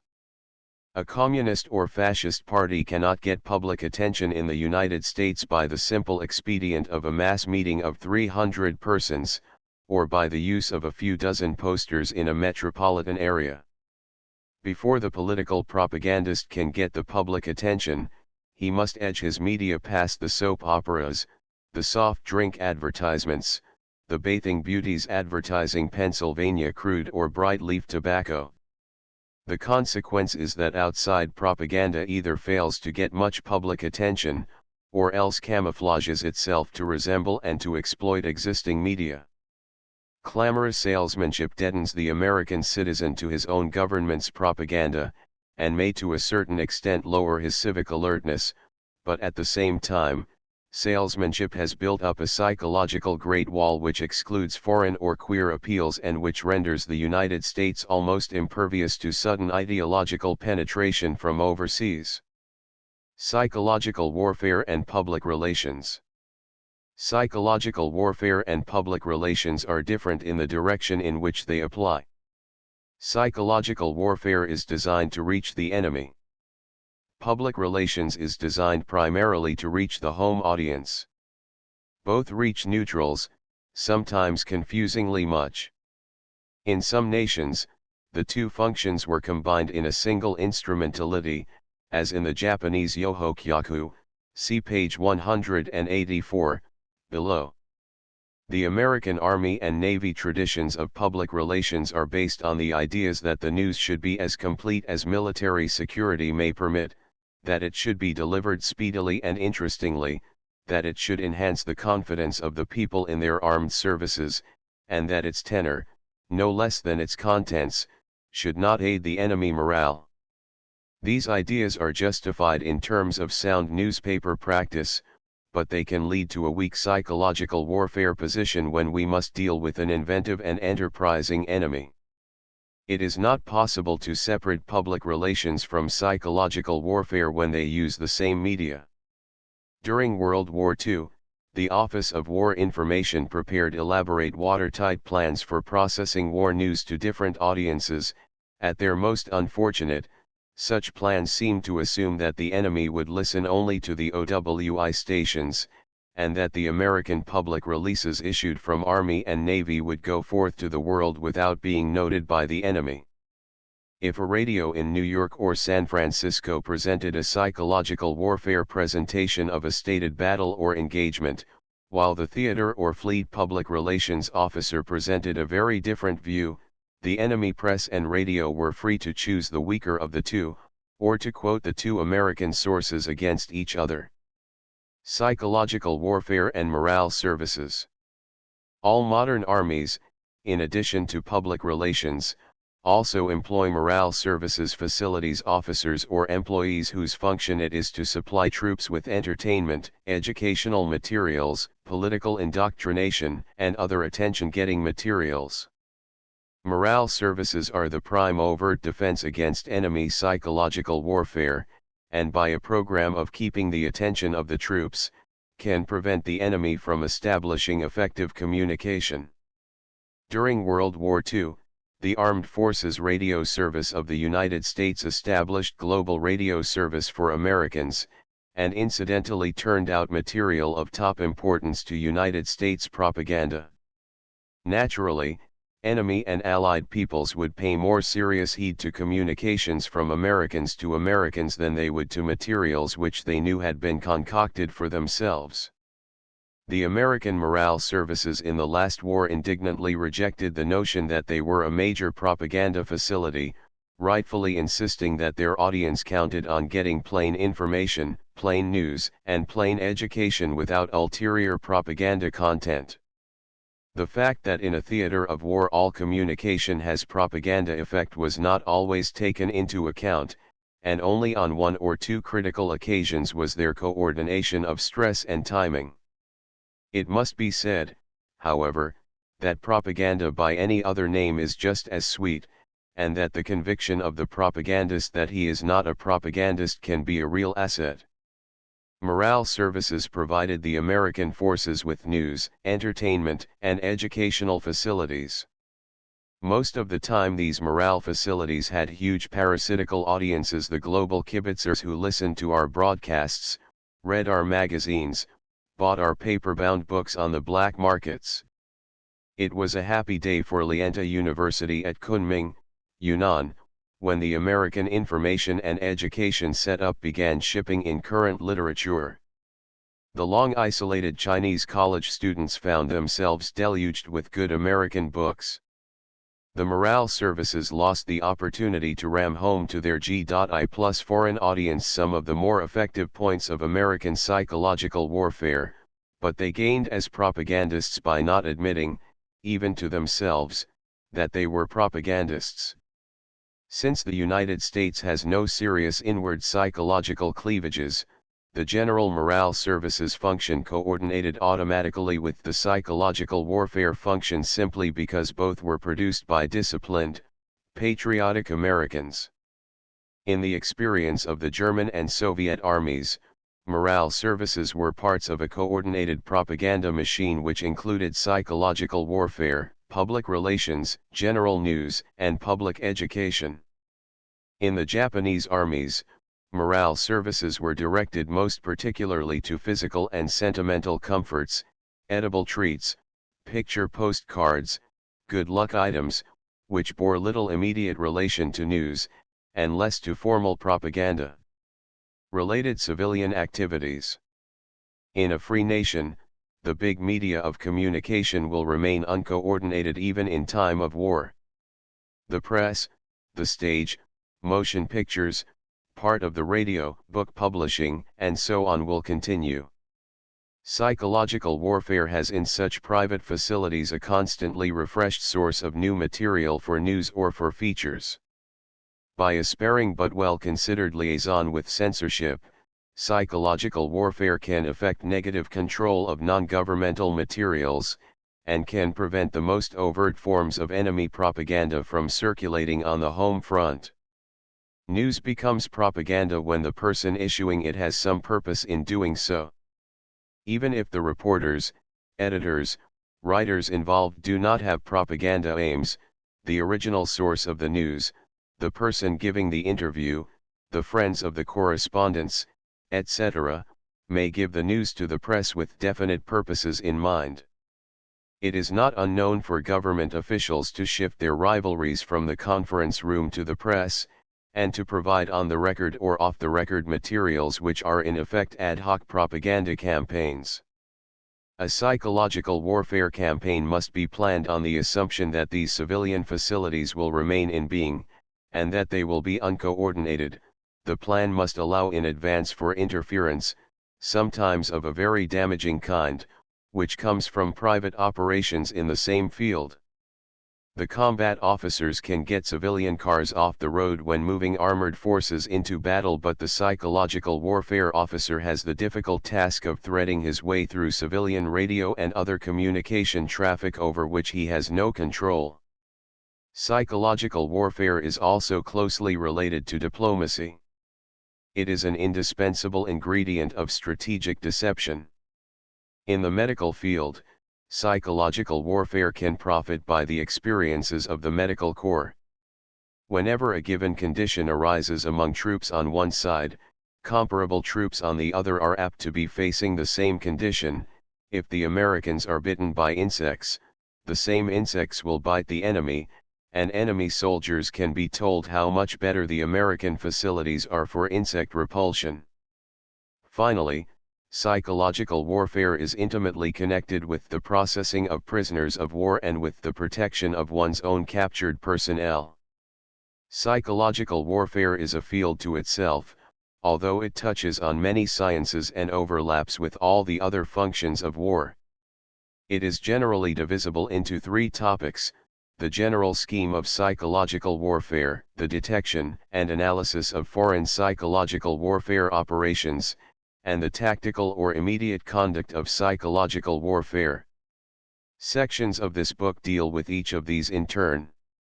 In each case it must be remembered, however, that psychological warfare is not a closed operation which can be conducted in private, but that to be effective psychological warfare output must be a part of the everyday living and fighting of the audiences to which it is directed. Chapter 3 Definition of Psychological Warfare. Psychological warfare seeks to win military gains without military force. In some periods of history the use of psychological warfare has been considered unsportsmanlike. 12 It is natural for the skilled soldier to rely on weapons rather than on words, and after World War I there was a considerable reluctance to look further into that weapon propaganda which Ludendorff himself considered to be the most formidable achievement of the Allies. Nevertheless, World War II brought a large number of American officers, both Army and Navy, into the psychological warfare field. Some of the best work was done without civilian aid or sponsorship. Captain J. A. Burton on Guadalcanal wrote his own leaflets, prepared his own public address scripts, and did his own distributing from a borrowed marine plane, skimming the treetops until the Japanese shot him down into the surf. He may have heard of OWI at the time, but the civilians at OWI had not heard of him. Psychological warfare has become familiar. The problems of psychological warfare for the future are problems of how better to apply it, not of whether to apply it. Accordingly, it is to be defined more for the purpose of making it convenient and operable than for the purpose of finding out what it is. The whole world found out by demonstration, during World Wars I and II. Psychological warfare is not defined as such in the dictionary. Point 13 Definition is open game. There are three ways in which psychological warfare and military propaganda can be defined. First, by deciding what we are talking about in a given situation, book, conversation, or study course. Second, by determining the responsibilities and authority involved in a given task, or third, by stating the results which are believed to be accomplishable by the designated means. Plainly, the staff officer needs a different definition from the one used by the combat officer. The political leader would use a broader definition than the one required by soldiers.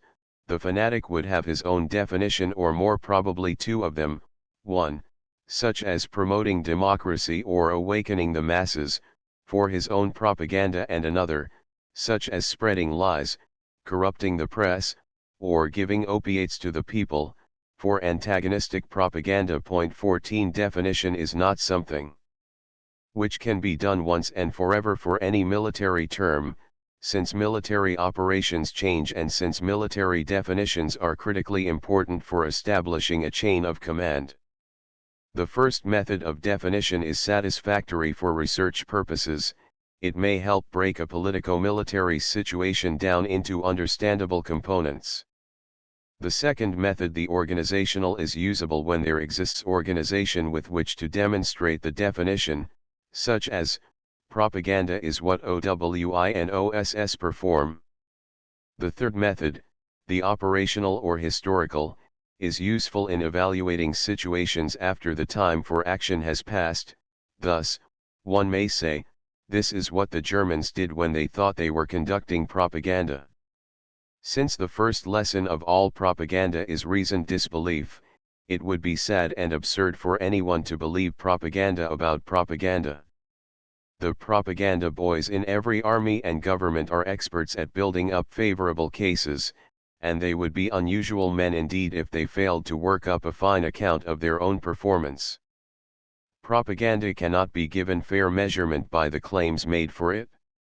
It requires judicious proportioning to the military operations of which it is, in wartime, normally a part. Broad and narrow definitions. The term propaganda springs from the name of that department of the Vatican which had the duty of propagating the faith. A multitude of definitions is available. Among Americans, Walter Lippmann, Harold Lasswell, and Leonard W. Dubé have done some of the most valuable critical, analytical, and historical writing, but a host of other scholars have also made contributions, some of them works of very real importance. Point 15. For the purposes of explaining what this book is about, propaganda may be defined as follows. Propaganda consists of the planned use of any form of communication designed to affect the minds, emotions, and action of a given group for a specific purpose. This may be called the broad definition, since it would include an appeal to buy anti-dent toothpaste, to believe in the theological principle of complete immersion. 16. To buy flowers for uncles on Uncle's Day, to slap the Japs, to fight fascism at home, or to smell nice under the arms. All of this is propaganda, by the broad definition.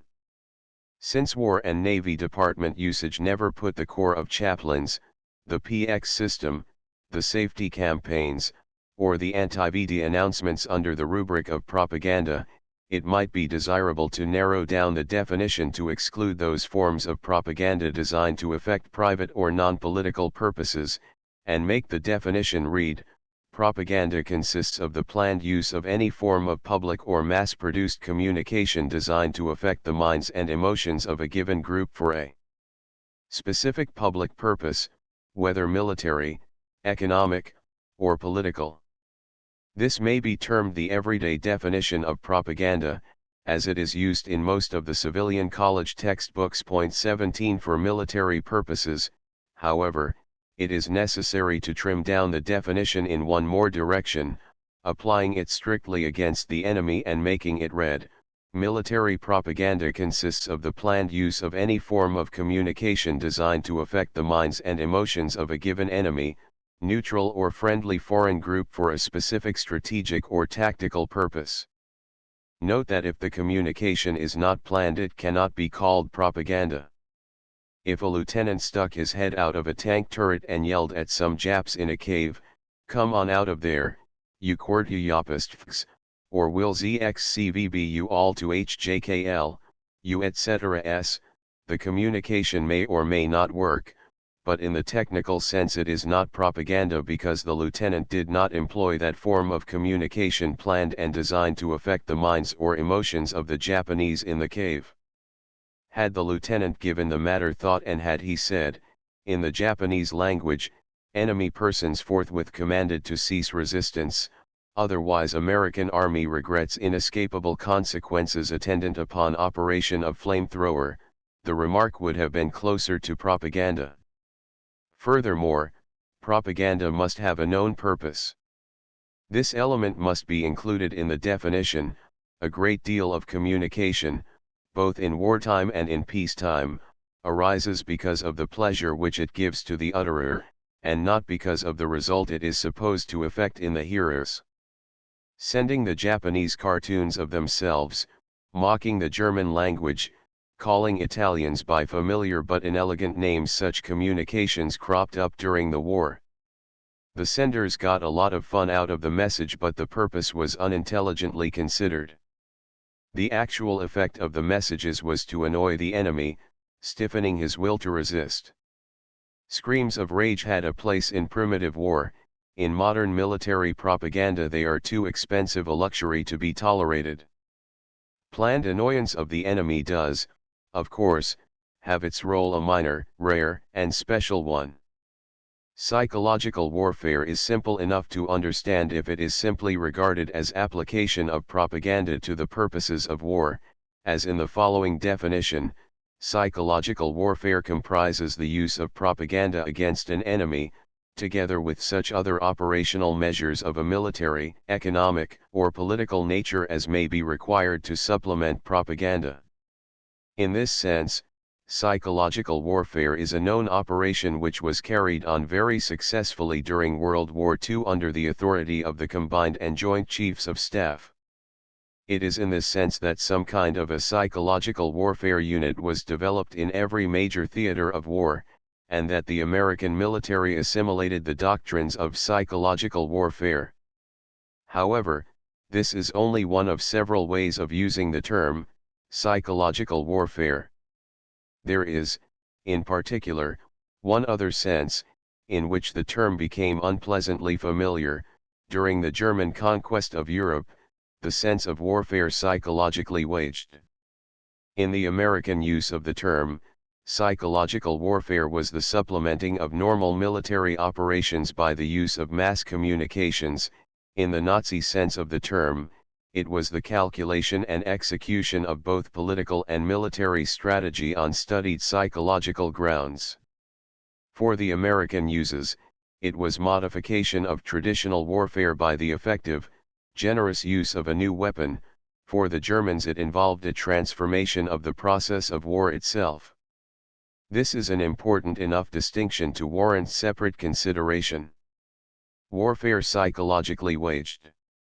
Various labels were devised to name Hitler's queer, terrifying strategy for the period 1936 to 1941. One writer, Edmund Taylor, called it the strategy of terror in a book by that name, Boston, 1940, and also the War of Nerves. Another, Lottie Sla's Farago, a political journalist who started out as an authority on the Axis fifth column in the Near East and ended up in American naval psychological warfare planning, put forth a book called German Psychological Warfare, a critical, annotated and comprehensive survey and bibliography, New York, 1941, which digested hundreds of German works on topics pertaining to psychology and war. Much of this material concerned personnel practices, psychosomatic medicine, and other non-propaganda aspects of psychology, but the book as a whole was an impressive demonstration of how much the Germans had done to make their war scientific. Other articles and books on the Nazi inventions followed in rapid succession. After the excitement had died down, it was found that the novelty of the German war effort lay in two special fields. First, the perfect seeming synchronizing of political, propaganda, subversive, and military efforts.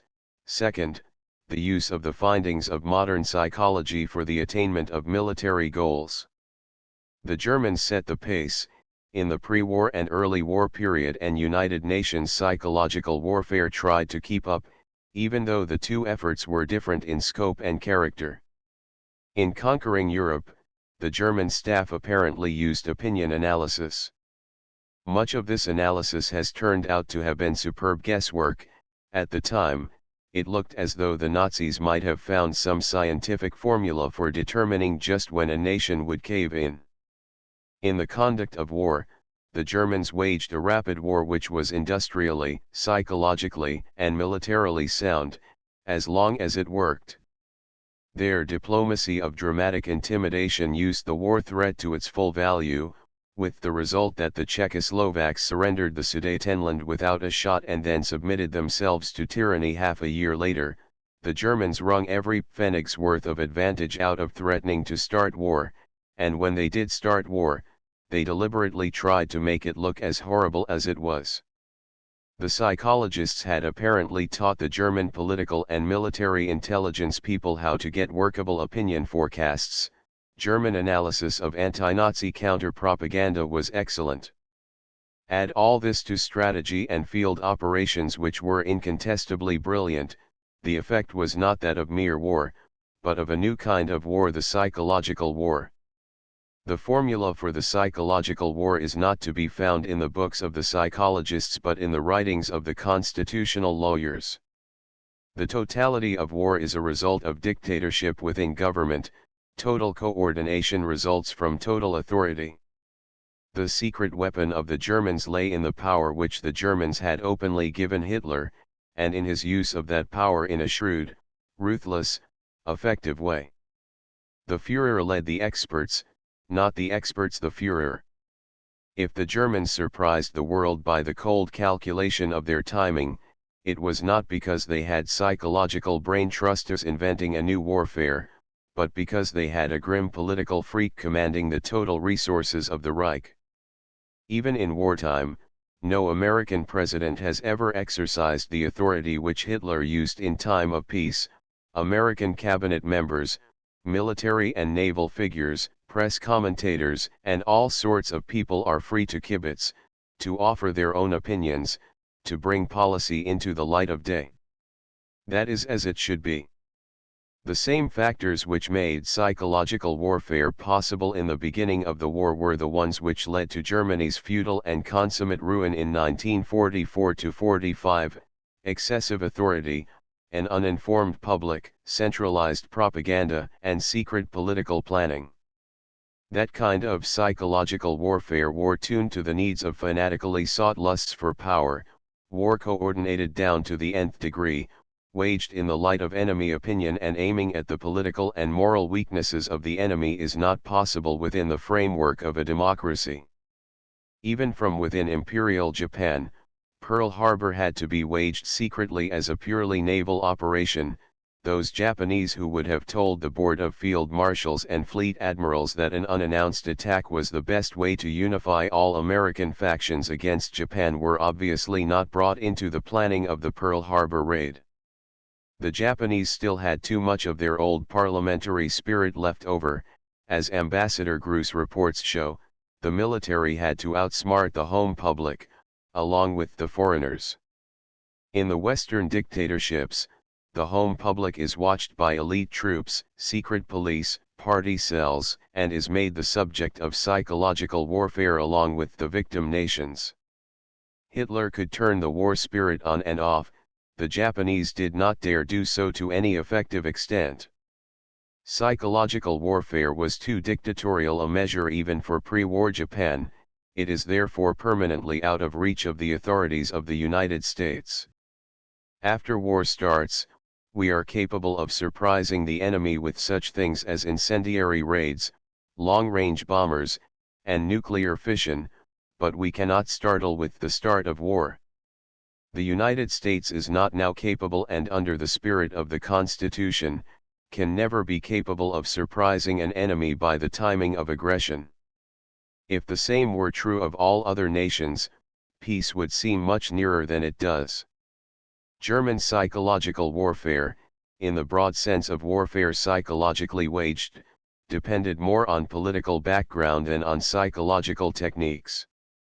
Disunity among the prospective victims, the complaisance of powers not immediately affected, demonstration of new weapons through frightful applications, use of a dread of war to harness pacifism to appeasement, the lucky geographic position of Germany at the hub of European communications, such factors made the German war of nerves seem new.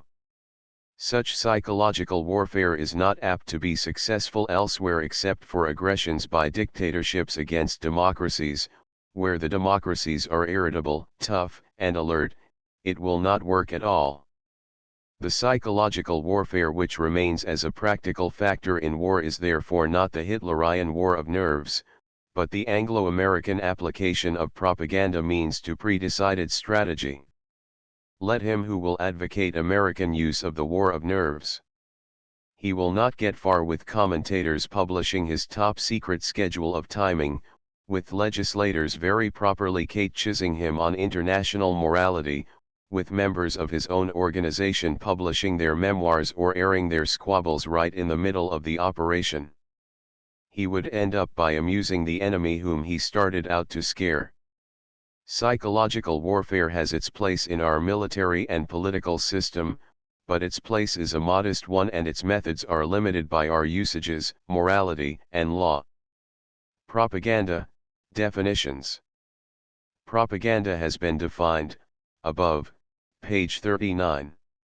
It remains to distinguish some of the other technical and professional terms which apply in this field. In operational terms, propaganda can be distinguished by the consideration of 5 elements. 18.1. Source, including media, 2. Time 3. Audience 4. Subject 5. Mission. These factors are given in approximate order of importance to the analyst, and provide a good working breakdown for propaganda analysis when expert staffs are not available. The 5 factors can be remembered by memorizing the initial letters in order, STASM. The last factor, mission, covers the presumed effect which the enemy seeks by dissemination of the item. Without going into the technique of field propaganda analysis, described below, page 115, it is useful to apply these analysis factors to the definition of some subordinate types of military propaganda. Source is the most important. If the source is open and acknowledged, the government issuing it is putting the propaganda on the record before the world, and must therefore issue the propaganda with a certain amount of dignity and with an eye to the future. If the source is faked, then it is important for the government or army to make sure that the faking is a good job, and that the propaganda cannot readily be traced back. 2 very different techniques are employed. Open sources require responsible public officials, preferably men with international reputations, who will get the best effect from use of the name and facilities of the government. Use of an open source usually, but not always, implies belief of the disseminator in the veracity of his materials. Fabricated sources require persons adept at illicit imaginativeness, impromptu forgery, and general devilment, combined with a strong sense of discipline and security. The United States was so chary of mixing the 2 kinds of propaganda during World War II that it operated them in different categories, giving rise to the 3 following types. White propaganda is issued from an acknowledged source, usually a government or an agency of a government, including military commands at various levels. This type of propaganda is associated with overt psychological operations. Gray propaganda does not clearly identify any source. Black propaganda purports to emanate from a source other than the true one. This type of propaganda is associated with covert psychological warfare operations. White propaganda is shown in Figure 4, which does everything possible to make the message the official message of the British and American governments. The border is done up in handsome banknote fashion, the great seals of the nations are handsomely displayed, the signatures of the commanding generals are shown as further attestation of the openness and good faith of the issuer of the propaganda. Figure 38 was also prepared by British American authority. It too had the job of making Germans surrender.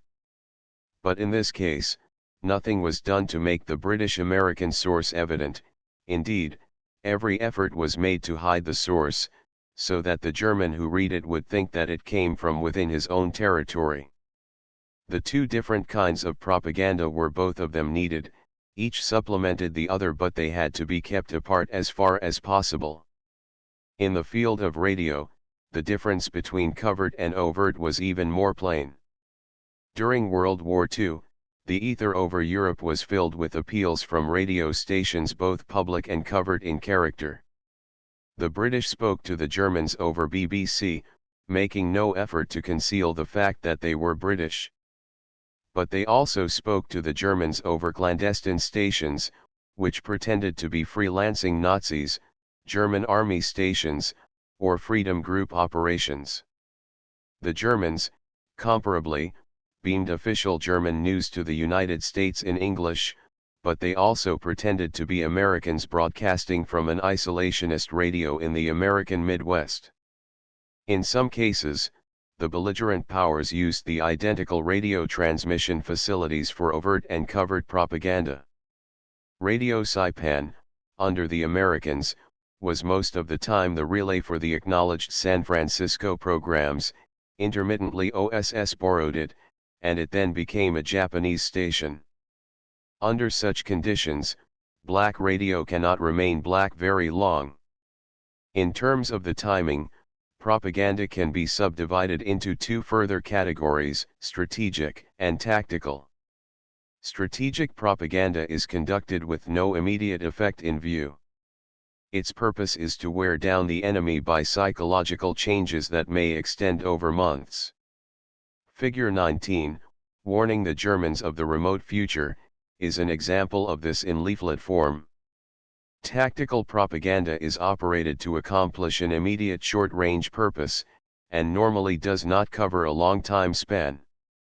Only in a few cases, such as leaflets for a besieged enemy unit, is tactical propaganda run for a purpose that encompasses a long delay between the operation and the expected result. These two forms may be defined as follows: strategic propaganda is directed at enemy forces, enemy peoples, and enemy-occupied areas in their entirety, and in coordination with strategic planning is designed to effectuate results planned and sought over a period of weeks, months, or years.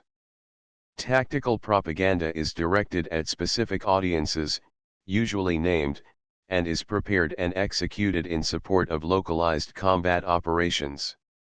Another set of distinctions can be set up, depending on the relationship of the propaganda operation to the simultaneous hostile propaganda operations, namely offensive or defensive propaganda. Before the advent of World War II, this distinction appeared to be significant, but experience on almost all fronts indicated that it meant little when applied to day-in day-out necessities of actual practice. Propaganda is so intimately keyed to the news and opinion situation that it does not usually bear elaborate pre-operational analysis. Elaborate planning very often ends up in the locked files. The distinction of offensive and defensive means little in routine work. However, for the sake of the record, the distinction can be listed. Defensive propaganda is designed to maintain an accepted and operating form of social or other public action. Soviet propaganda for the 5-year plans is a conspicuous instance. Offensive propaganda is designed to interrupt social action not desired by the propagandist, or to predispose to social action which he desires, either through revolutionary means, within the same society, or international, either diplomatic or belligerent, between different societies. Another set of distinctions arises from the purpose which the propaganda officer or group may have in mind for the people whom he addresses. These distinctions, like offensive-defensive, are theoretical rather than practical, and did not often appear in the actual operations, although all the more hush-hush plans made elaborate references to them. Conversionary propaganda is designed to change the emotional or practical allegiance of individuals from one group to another. Divisive propaganda is designed to split apart the component subgroups of the enemy and thereby reduce the effectiveness of the enemy group considered as a single unit. An instance is provided by the Allied effort to make German Catholics think first as Catholics, then as Germans. Consolidation propaganda is directed towards civil populations in areas occupied by a military force and is designed to ensure compliance with the commands or policies promulgated by the commander of the occupying force. Counter-propaganda is designed to refute a specific point or theme of enemy propaganda. Japanese charges of American atrocities usually followed American charges of Japanese atrocities. Except for those terms that are firmly rooted in the literature of propaganda, most of the distinctions can be forgotten. The basic distinctions are those determined by the task involved, and not by the propaganda content. World War II brought up a very sore issue between military and civilians with respect to propaganda in areas with unsettled governments such as Darwinist North Africa, Communist China, all of Siam. See, also, discussion of World War II, below, page 77 ff. In these areas every military act involved the definition of the political relations of the United States government to the governments locally enjoying authority. Were we at war with them, or not? And so on. In these cases, politics itself became a vital foundation to propaganda, especially when the local authorities were themselves active in the propaganda field.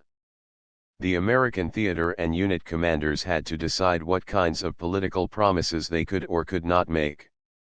In this job, they had a more difficult task than did the British, who possessed in the political warfare executive a pooling facility which coordinated foreign policy with propaganda.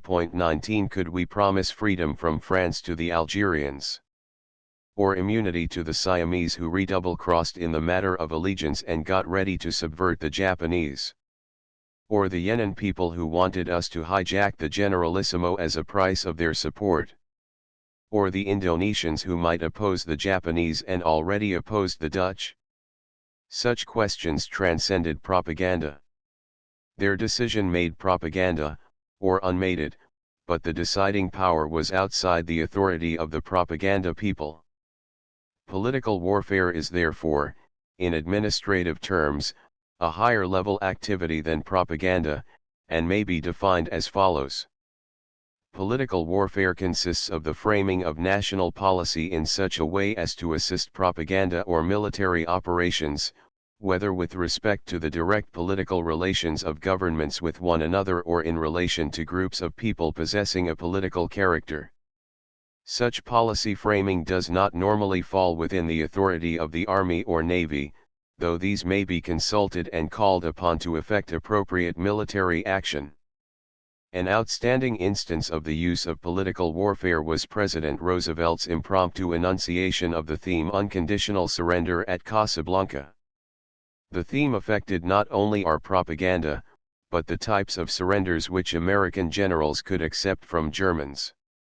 Chapter 4 The Limitations of Psychological Warfare. Psychological warfare cannot be known simply in terms of what it is, it must also be understood in relation to the limits which are imposed on it.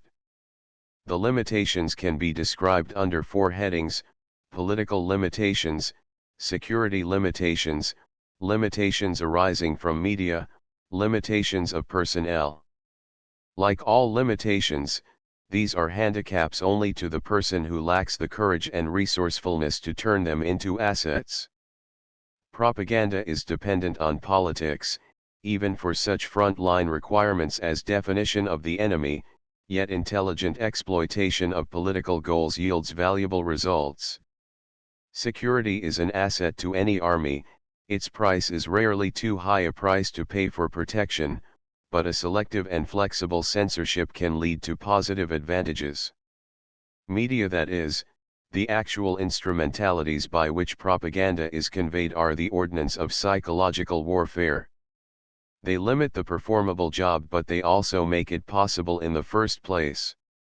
And as in any military operation, success depends most of all on proper use of personnel. Each of these merits discussion. The experience drawn upon has, in almost all instances, been that of World War II. As in most other fields, common sense runs a close second to experience as a guide in new methods of struggle. Political limitations of psychological warfare. Politics has great influence on the content of psychological warfare. The relationship between two warring states is not one of complete severance. On the contrary, in wartime the relationship becomes abnormal, acute, sensitive. Each belligerent takes a strong interest in the other, in its affairs and weaknesses. During World War II, the American armed services, government, and people learned more about the Japanese than they would have in 20 years of peacetime education. Japanese names made news. The purposes and weaknesses of the Japanese became the objects of hatred, and along with the hatred, intense scrutiny. Each warring nation tries to turn the known enemy interest in itself into favorable channels. The propagandists of each country try to give the enemy the news which the enemy wants, while so arranging that news as to create a drop in enemy morale, to develop uncertainty in enemy policies, to set enemy cliques into action against each other. The propagandist sometimes becomes very agitated because he recognizes as a technician propaganda opportunities which national policy prohibits his using. The propagandist who is so intent on his target that he forgets his broader responsibilities can often spoil the entire operation. German broadcasters who emphasized the anti-capitalist character of National Socialism in the programs beamed to Eastern Europe found that BBC picked up the most tactless statements and repeated them to Western Europe, where the Germans posed as anti-Bolshevik champions of private property. American attacks on the Germans for associating with Japanese monkey men were passed along by the Japanese to the Chinese, who did not like the slur either. The most notorious example of backfiring propaganda was of course the famous Romanism and rebellion phrase, which may have made James G. Blaine lose to Grover Cleveland in the national election of 1884. The phrase was used by a Republican clergyman in New York, referring to the Democrats, and implied that the Wets, anti-prohibitionists, Catholics, and Southerners were important components in the Democratic Party. This may have been true, but it pleased none of them to have the matter pointed out with such epithets. The phrase succeeded in its short-range purpose, that of rousing Republicans, but failed by rousing the enemy even more and offending neutral-minded persons as well. The balance between home front politics and field psychological warfare is difficult to maintain. The closer the psychological warfare officer is to the enemy, the more apt he is to think of the mission in terms of getting the enemy to come on over. Why quibble about a few phrases if the words will save lives, material, and time? Unfortunately, the phrase that is successful against the enemy on the battlefront may prove to be an irritant to the home public, with the sure consequence that the enemy will pick it up and send it back to do harm. Similarly, home front propaganda can get out to do the theaters of Operation Harm, do your utmost save lard, sounds silly to men in combat areas. This can be illustrated by the propaganda problem of the Japanese emperor. It would have helped domestic American politics to call the Japanese emperor a monkey, a swine, a lunatic, a witch doctor or comparable names. Some people did so. But if the American government had done so at home for the purpose of rousing its own public, the Japanese home public would have been roused even more, with the net result that the Americans would have lost by such attacks. If the Russians promised, as in another instance they are reported to have done, good food and warm clothes to the Germans on the winter fronts, the Nazis passed that promise along to the Russian civilians, who would not think well of Stalin's letting fascist invaders be plump and snug while they themselves nearly starved. For the enemy audience, it is good to portray excellent care of enemy personnel; for the home audience, it is poor. For the home audience, it is sometimes good to present the enemy as ruthless lunatics, beasts in human form, cruel degenerates, and so on, but the same claims, falling into enemy hands, can be used to the disadvantage of the originator by being relayed to the enemy home audience. Furthermore, sound psychological warfare must take account of the fact that its ultimate aim is the successful ending of the war. For the end to be successful, it must occur, the fighting must stop, and the nations must enter into altered but renewedly peaceful relations. Propaganda that promises the enemy too much will alienate both allies and home public. But propaganda that promises bloody vengeance hurts possible peace movements in the enemy camp. None of the great powers in World War II went so far as to promise specific frontiers for the post-war period. They kept their promises vague, knowing that a definite promise would please somebody but alienate everyone else. Furthermore, by not promising, the expectations of the hopeful parties can be kept at a higher pitch. If the French do not know that they will get the Tsar, they will fight so much the harder, but if they are promised the Tsar, they come in a very short while to regard the promise as a settled matter, and proceed to ask for something else. Meanwhile, other possible claimants to the Tsar either have a sense of grievance or lose interest in the matter. For this reason, post-war political uncertainty can be a propaganda asset. President Roosevelt, in his conduct of the political world role of the United States, promised Manchuria to the Chinese, Korea in due course to the Koreans, and the integrity of the French colonial empire to the French. Outside of that, he avoided specific promises. In another instance, to put a complicated matter baldly, the British promised Palestine to both the Arabs and to the Jews in World War I, and consequently got themselves into a political mess which, 30 years later, was still a mess. Definition of the enemy. Another significant connection between politics and propaganda is found in definition of the nature of the enemy. For combat operations, It is easy, most of the time, to tell who the enemy is. He is the man with the other uniform, the foreign language, the funny color or physique. For psychological operations, it is not that easy. The sound psychological warfare operator will try to get enemy troops to believing that the enemy is not themselves but somebody else: the king, the Führer, the elite troops, the capitalists. He creates a situation in which he can say, "We're not fighting you." This should not be said too soon after extensive use of bombs or mortars. "We are fighting the so-and-sos who are misleading you." Some of the handsomest propaganda of World War II was produced by the Soviet experts along this line. Before the war was over, Soviet propaganda created a whole gallery of heel-clicking reactionary German generals on the Russian side, and made out that the unprofessional gutter snipe Hitler was ruining the wonderful German army in amateurish campaigns.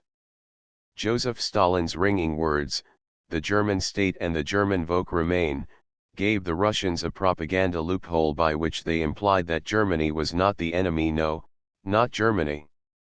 Just the Nazis.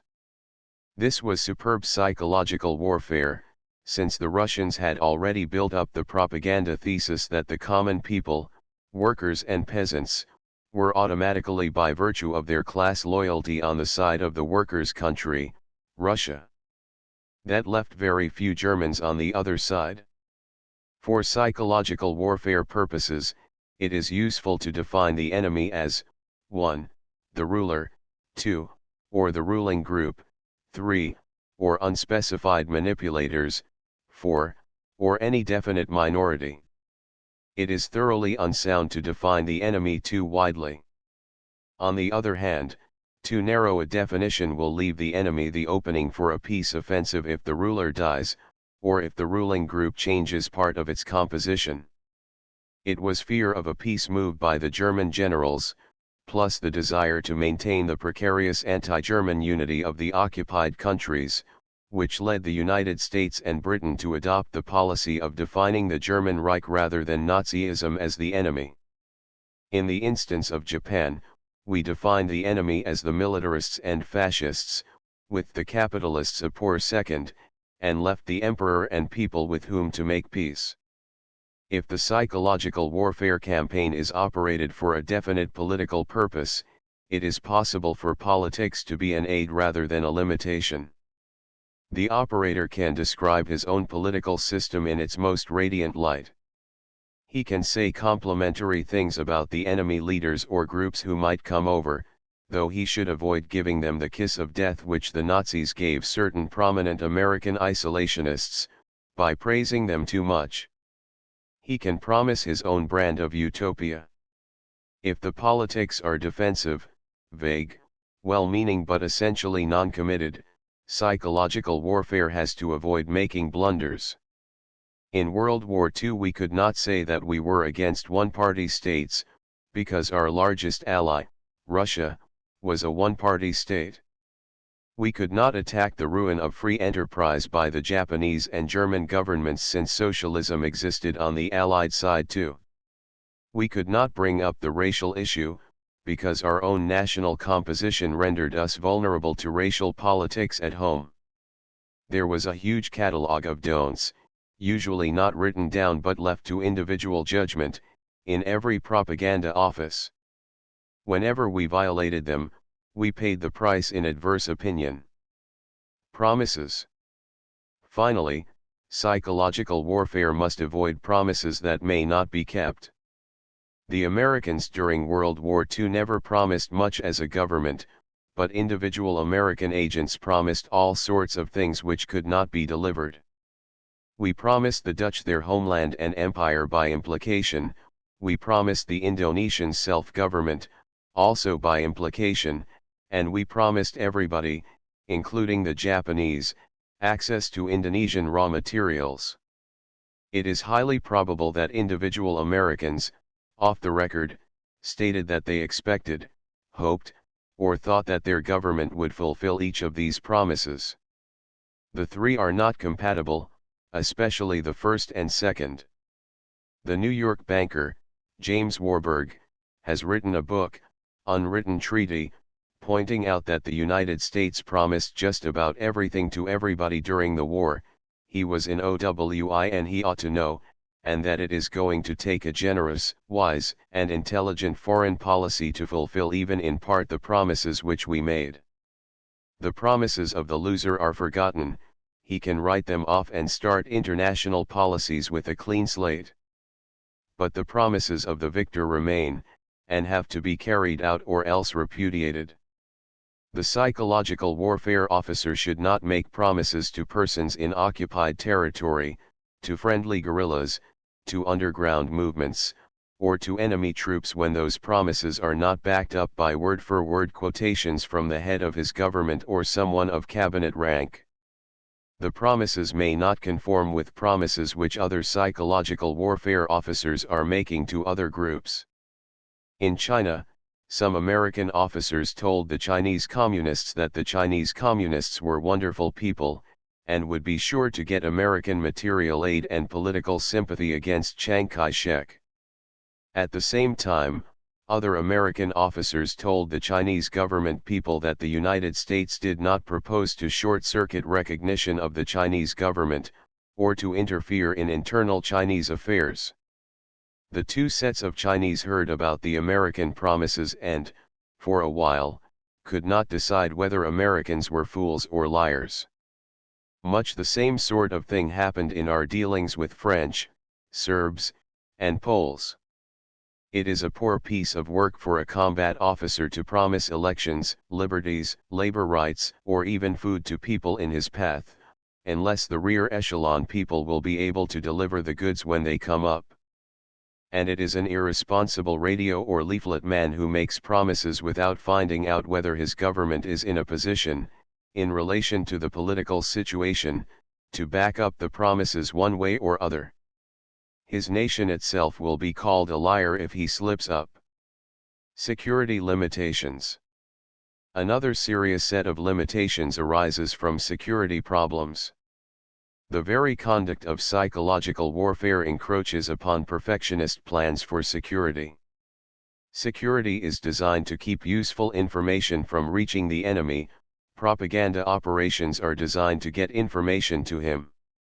Security is designed to keep the enemy from knowing true figures, but propaganda must have a lot of good, current, true information if it is to be believed. Security demands that military and naval news be withheld until the extent of the enemy's knowledge is known. Propaganda is designed to tell the enemy the news faster than his own sources tell him, thus discrediting enemy news. Security demands that dubious persons, intimately associated with the enemy, be kept away from communications facilities. Propaganda officers have to keep an eye open for people who speak the enemy language well, who can address the enemy sympathetically and get his attention, who have a keen appreciation of the enemy culture. Often, it is plain, psychological warfare and security officers get in each other's way. This conflict was lessened by American censorship organization during World War II. The United States Office of Censorship under Byron Price achieved a distinguished record of smooth, reasonable, and modest operation. It took an adult view of the intelligence of the American public, and permitted bad news to reach the public except when the services or the White House intervened.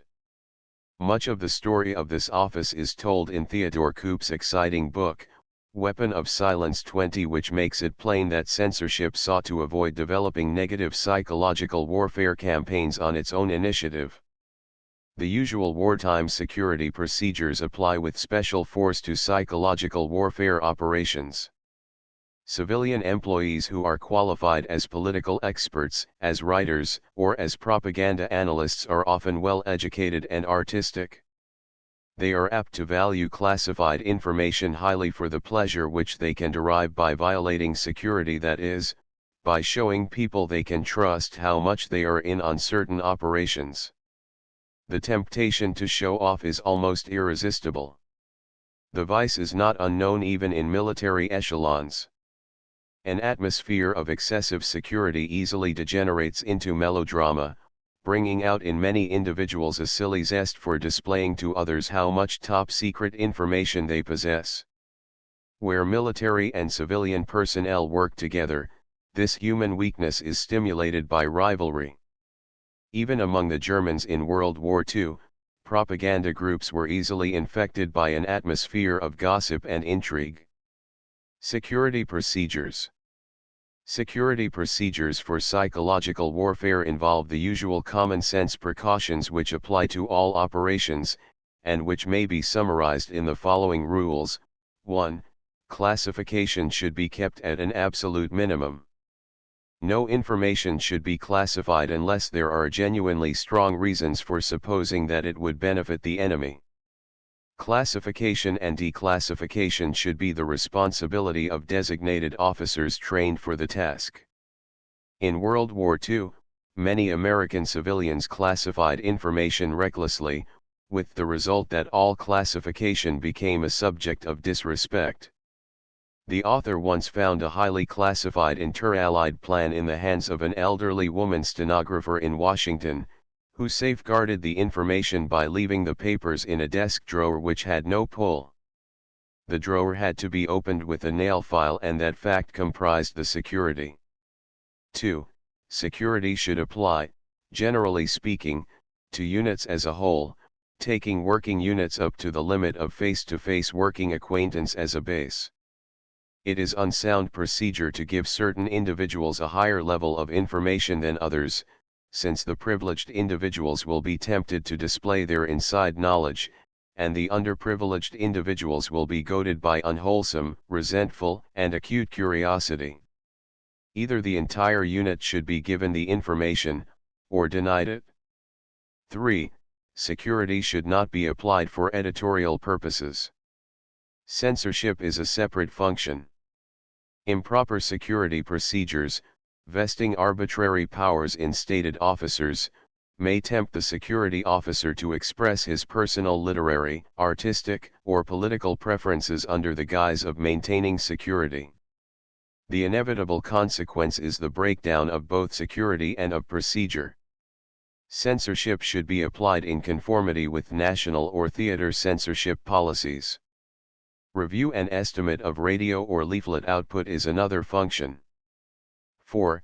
Security for printed materials is easy enough to maintain.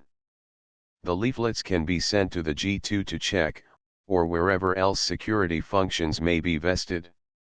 Radio security is another problem.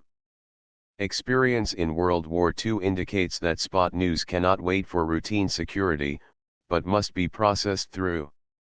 Two types of control, supplementing one another, are desirable. Security liaison on a 24-hour basis should be available to the radio operatives for the rapid processing of military news. The security duty officer should be indoctrinated with an attitude of cooperativeness, based on an understanding of the value of propaganda, and should conceive it as his mission to explain the needs of radio propaganda to his superiors, rather than taking the attitude of being superior to the radio operatives. There is a sound psychological reason for this. The presence of a sympathetic security officer will increase cooperativeness on the part of the propaganda broadcaster. An unsympathetic one will merely maintain the official dignity of his office and position. High morale on the part of script writers is more important than high morale of security officers. Security supervision can be exercised by monitoring facilities, that is, the security officers can equip themselves with a good radio receiver and listen to the broadcasts without ever meeting the broadcasters. A critical frame of mind on the part of such security personnel is desirable. Unlike liaison officers, they need not be cooperative. Since their criticism applies after the operation, they can afford to apply rigorous standards. During most of 1942 and 1943, no one in Washington had any idea of what actually went out from San Francisco. The civilians who broadcast to Japan received elaborate orders to do this and to do that, but the Washington policy makers did not know what was going on the air. On one occasion, the civilian propaganda broadcasters told the Army in Washington that the information was too highly classified to be released or circulated. The result was that Army and Navy found out what OWI was doing by receiving reports from listeners in the Pacific. Security liaison can check propaganda output in the process of transmission. Security supervision can check the output after it goes on the air, and can transmit through channels recommendations for punitive or corrective action. The final military connection should exist, for an all-military psychological warfare group, in the person of a responsible commanding or executive officer. For a civilian group functioning under military control, the military connection should lie in the hands of an officer capable of watching a great deal and of saying little. Attempts by security to act as propagandists have been found to be as disastrous as the efforts of operators to get along without security. Media limitations. Psychological warfare should not broadcast into areas in which radio sets are unknown. Psychological warfare should not drop books to illiterates. These rules seem obvious, but they have often been violated. Psychological warfare should not assume that an extensive news or morale campaign is going to achieve the desired results unless there is trustworthy intelligence to the effect that propaganda is getting through. It is ridiculous to broadcast to the masses of a country when the masses are known not to have radio facilities. This was done in the anti-Japanese broadcasts of OWI, at least in the early part of the war, in which mass audience soap operas and popular music were sent to Japan on the shortwave. This despite reports that shortwave sets were almost unknown outside governmental or plutocratic circles. What was known was that the Japanese government itself had listening facilities, and that the content of American broadcasts was relayed through Japanese military and governmental groups. The propaganda, to fit the medium, radio, should have been designed to affect the persons actually reached, and not an audience known to be out of reach. The mere fact that enemy counter-propaganda mentions one's own material is nothing more than a professional exchange of compliments. Goading the enemy radio into a reply may be fun, but unless non-propagandists are known to be listening, the fun is expensive and unprofitable. It is really fun, though. The author suggested in the spring of 1942 that the San Francisco radio carry an item to the effect that American art lovers hoped the Japanese would move their priceless books and paintings away from the great cities. This was preparation for eventual nagging on the topic, "The air raids will get you if you don't watch out." The radio civilians in San Francisco put the item on the air. Nothing was heard from the Japanese on the subject. 4 days later, Radio Luxembourg, then under Nazi control, of course broadcast in German to Europe that a spokesman for the beastly American Air Ministry had told the Japanese that the Americans planned to destroy cultural monuments. The Nazi commentator added that this was characteristic of the actions of uncivilized Americans.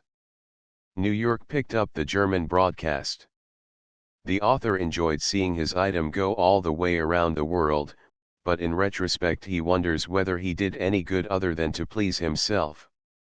He did do the actual harm of giving the Nazis another point to distort. Media consists simply of the facilities possessed. These are, most commonly, 1. Standard wave radio, 2. Shortwave radio, 3. Loudspeakers, 4. Leaflets, 5. Pamphlets, 6. Books, 7. Novelties. The limitations consist simply of applying the right medium at the right time. Radio broadcasts need be made only when receiving sets are known to exist. Written material should be dropped only to areas in which at least some people can read. The OWI in China, at the request CFCBI Forward Echelon Headquarters, made up the leaflet showing pictures only. This was designed for the Aboriginal hillmen between China and Tibet to tell them to rescue downed American pilots. Broadcasting to these people would have been as profitable as spitting in the ocean. None of them could read, much less understand radio. The probable number of listeners or readers should be calculated conservatively, taking enemy policing, amount of enemy interest, customs of the people, tension among enemy troops or civilians and other appropriate factors into account. Occasionally propaganda media exceed the expected limitations. The Americans and British dropped leaflets on Berlin. The leaflets had little key numbers in the corners, showing to which series they belonged, and could thus be arranged in series. The Germans prohibited civilians from picking up the leaflets. The Nazi authorities followed up the prohibition by sending the Hitlerjugend and Hitlermadel out to pick up the leaflets and turn them in for destruction. The boys and girls did their job with gusto. Vast quantities were turned in for destruction.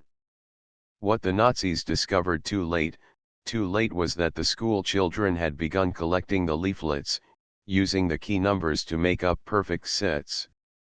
Some numbers were rarer than others, so that the Hitlerite children swapped Allied leaflets all over Berlin, trying to make up attractive albums.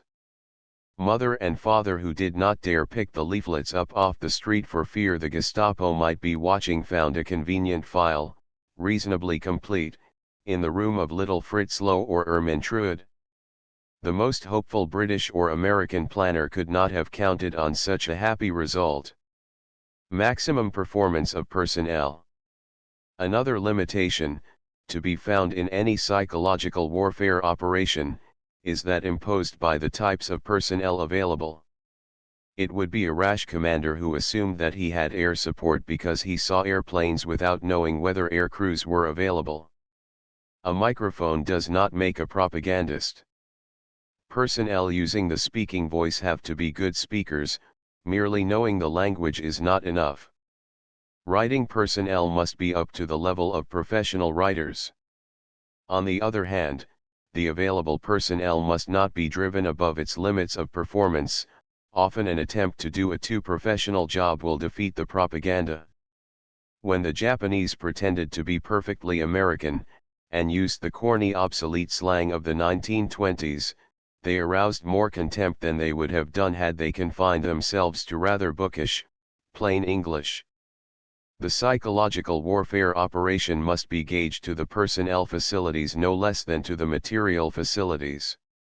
In China, the author sat in with an expert on medieval and modern Japanese art, who was writing leaflets which were to be dropped on the Japanese garrisons of the Yangtze cities. The expert wrote pure, dignified Japanese, but the Chinese-Japanese language experts brought up the point: would the Japanese common soldier understand this kind of talk?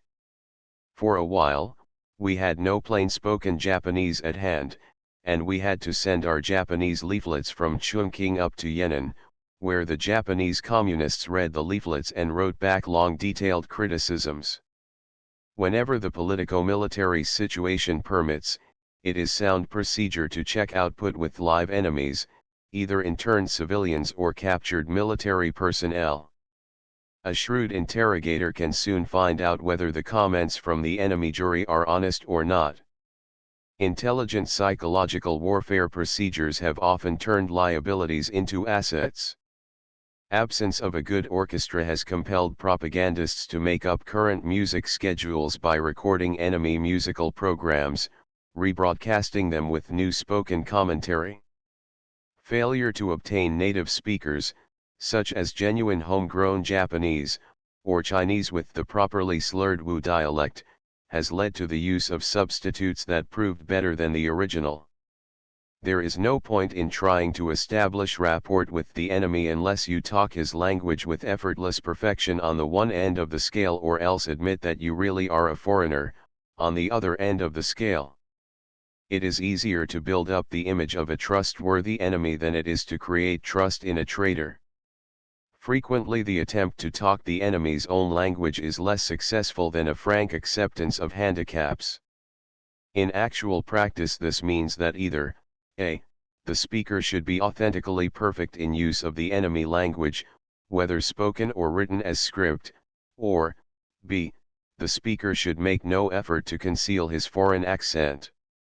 In British broadcasts to Germany, for example, it was found to be desirable for the radio announcers to have British accents in their German, rather than the Viennese or Jewish lilt which many of them did have. A Nazified audience was so infected with anti-Semitism that no Jewish speaker could carry much weight, no matter how cogent his arguments nor how eloquent his appeals. The British tone in the voices of other speakers actually helped carry conviction. The Germans were prepared to listen to a genuine Britisher, and might have been disappointed if he had spoken letter-perfect German. 21 Furthermore, with the perfect speaker of the enemy language there is always the question, what is that guy doing over there? A traitor is less appealing than an open enemy spokesman. A traitor has to be sensationally good in order to get across at all. Lord Haw was one of a kind, but he seems to have had genuine theatrical talent along with a crazy zeal which persuaded his hearers that though he was on the wrong side, he did believe his own line. The perfect speaker, whether enemy renegade or friendly linguist, has an inglorious role at the beginning of war, when enemy morale is high and the enemy population has not had time to think over the problem of changing sides. Only toward the end of the war, or in any morale downgrade, the man who says, "Come on over. See. I'm here. It's fine," has a chance of being believed.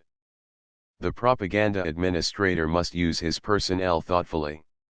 It is a waste of talent and in advance field units, of life as well to impose tasks which operatives cannot handle. An American Nisei from California should not be asked to talk slangy Adako Japanese, a soldier detailed to psychological warfare, because of some special linguistic qualification, should not be considered a great journalist, radio commentator, or actor just because he speaks the right language. If he is given a microphone, and the feeling of having an audience, one that cannot write adverse fan mail, it will be easy for the average man to overestimate the effect of his own talk. The intelligent officer tries to see his staff as the enemy would see them, he keeps their limitations in mind. If they speak the enemy language perfectly, they fall under suspicion as traitors. If they speak it poorly, they may sound like bunglers or jackasses. Nevertheless, propaganda must come from men and through words written by men, and the flavor must be fitted to the situation. Advance planning should therefore consider the available personnel as an actual factor in estimating the situation. Counter-propaganda. Counter-propaganda could be listed as a limitation, as the enemy combat strength is sized up in physical warfare. This, however, is one of the points at which psychological warfare differs from other forms. If the propaganda message is worth putting across, it need not be geared to what the enemy is saying. Enemy propaganda should, in well-conducted operations, be taken into account only when it becomes an asset. That is, the enemy need only be heeded when he tells a whopping lie, or comes forth with a piece of hypocrisy so offensive to his own people that it needs little improvement to be adapted for counter-propaganda. Most enemy themes are beyond reach, especially those of inter-ideological warfare. The Nazis and Russians made the best propaganda against each other when they got down to the basic necessities of life, not when they were trying to weave fine-spun theories about each other's way of thinking or of life. Refutation is a joy, it is delightful to talk back. But the best propaganda is only incidentally counter-propaganda. It uses enemy blunders and counteracts enemy success by building up unrelated successes of its own. This does not mean that propaganda analysis is not needed. Somewhere in every psychological warfare unit there must be an intelligence group servicing the operation. If, for example, the enemy has announced that the candy your aviators are dropping is poisoned, and has proved it by dropping some of your candy, made by his black operations boys and actually poisoned, there is no point in calling him a liar. You may not know for some time whether poisoned candy has been dropped or not.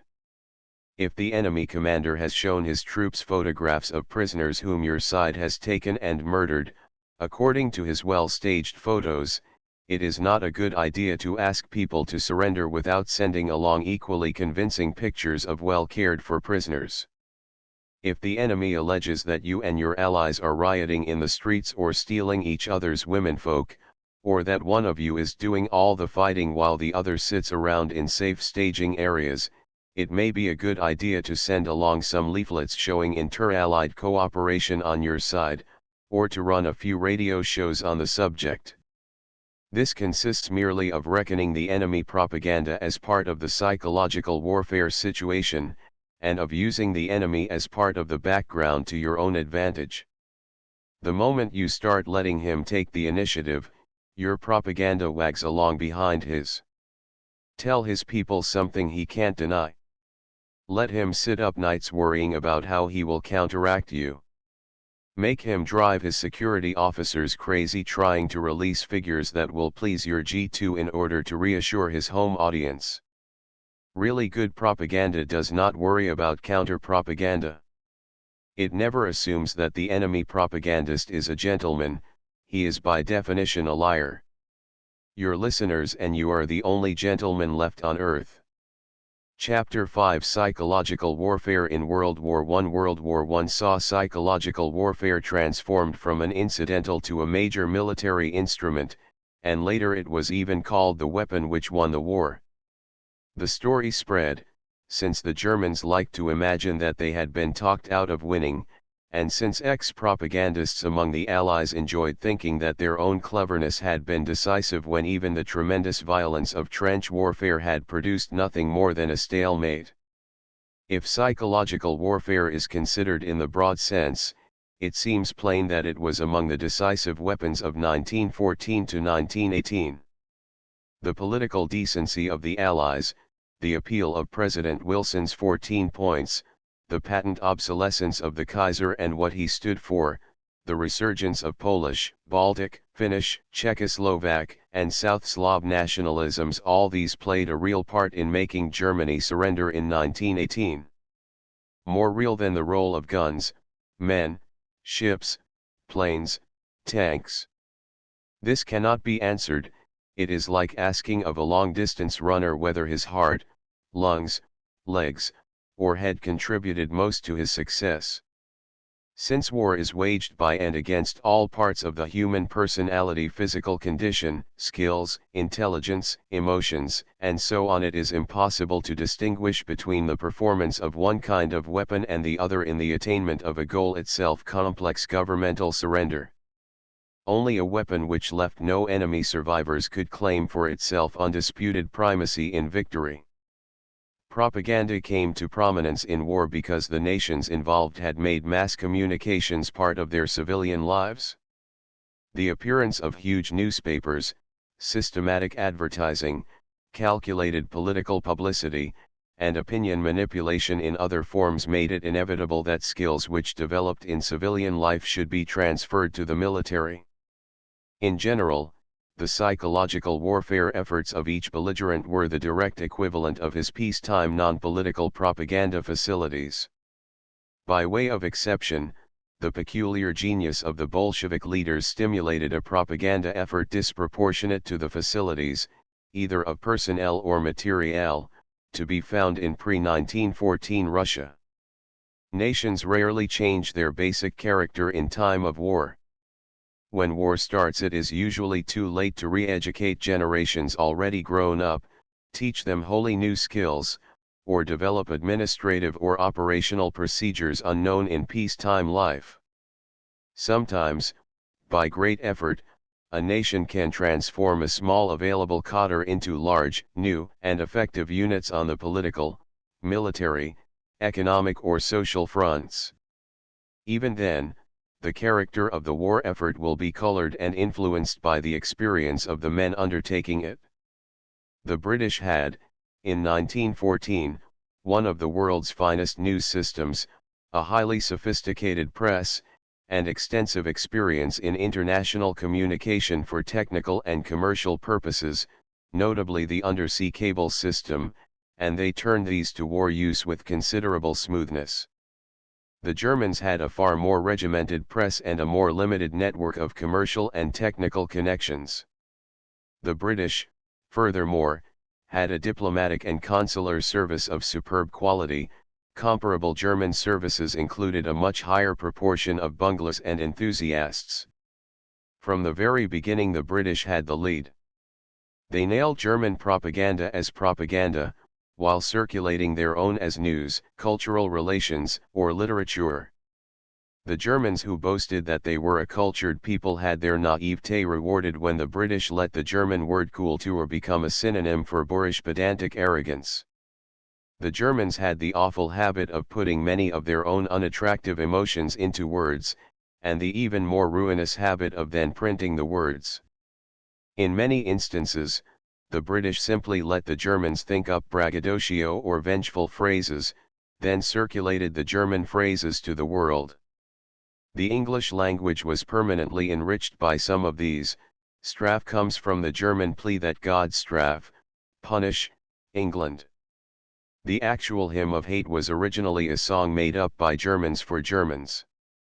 The word Hun was applied to the German army by Kaiser Wilhelm himself, and so on. Furthermore, the Germans created in their press and information services a condition of bureaucratic snafu which has rarely been excelled in any war. National character certainly worked out its automatic vengeances in World War I.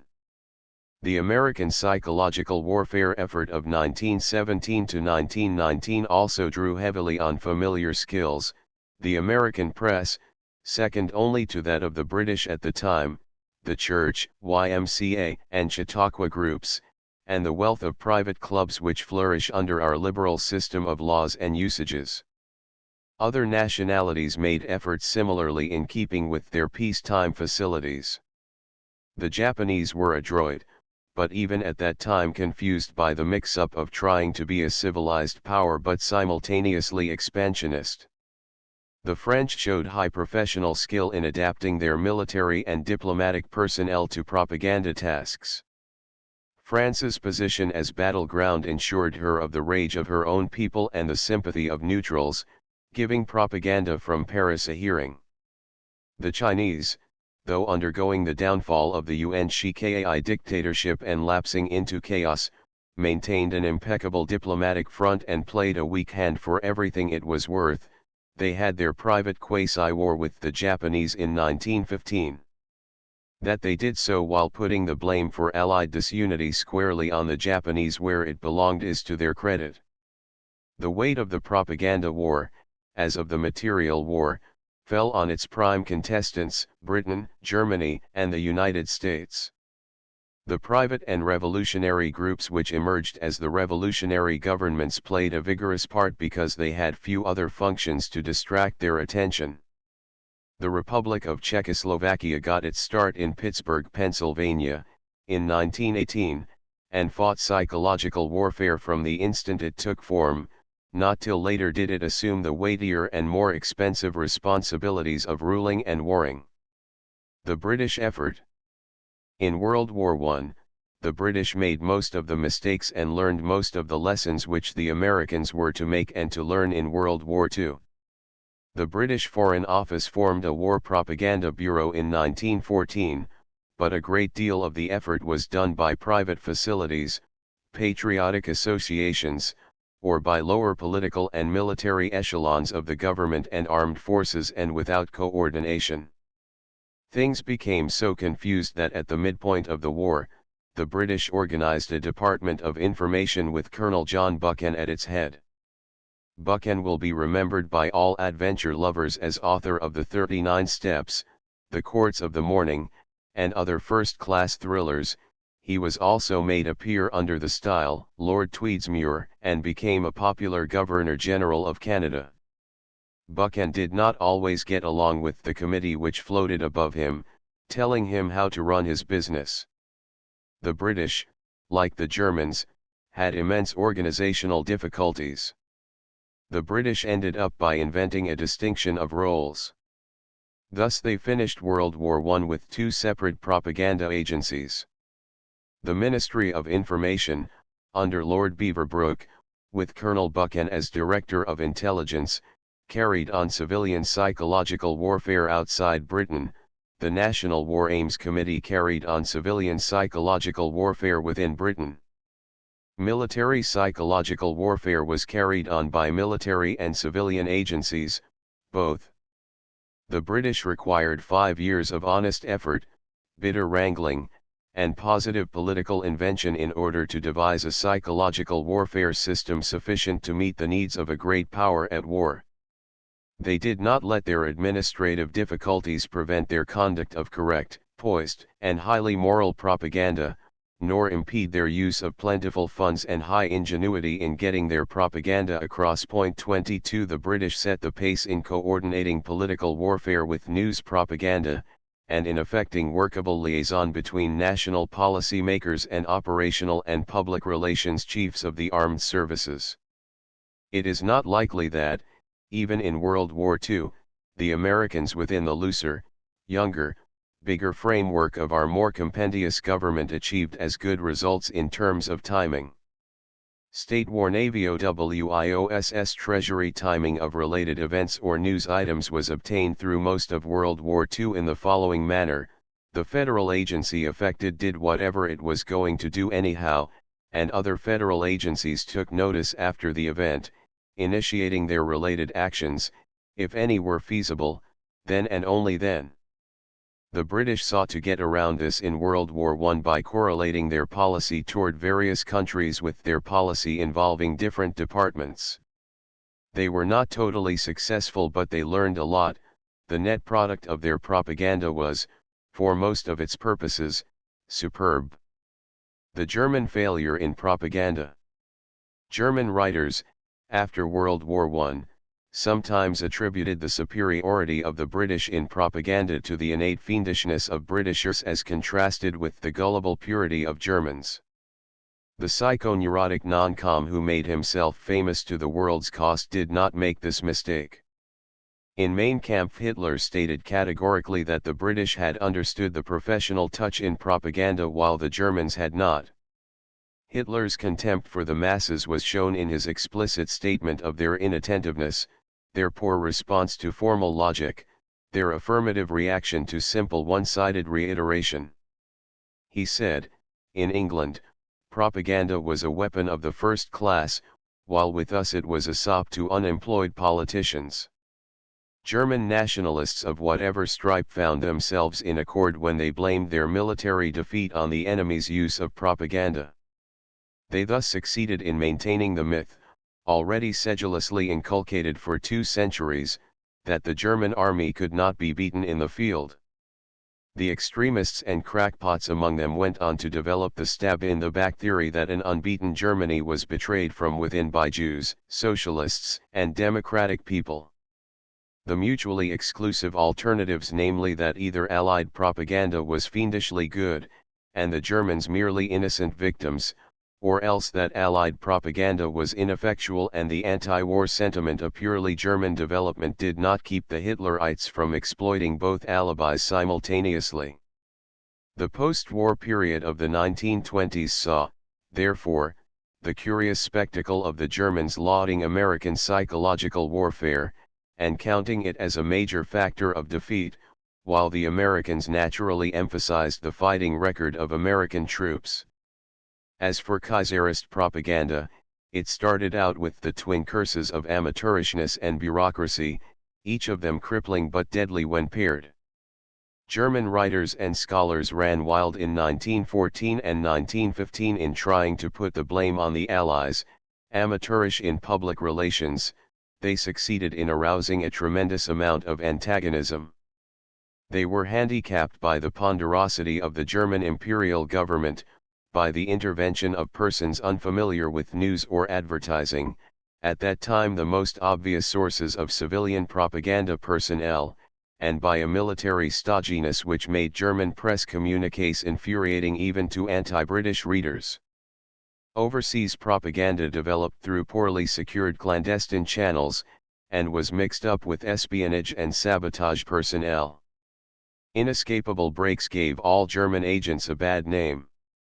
George Sylvester Viereck, who has enjoyed the odd distinction of being our most vocal pro-German sympathizer in both wars with Germany, later wrote a naive but revealing account of his operations under the title Spreading Germs of Hate, Boston, 1930.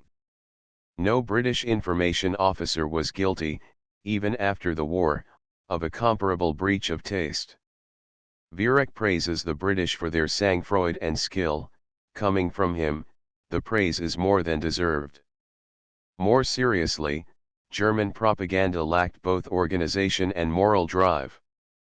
Lieutenant Colonel Nicolai, the Imperial German General Staff officer responsible, puts part of the blame on the German press and on the press officers of the army and the Reich. In fact, the enemy remained virtually untouched by any kind of German propaganda.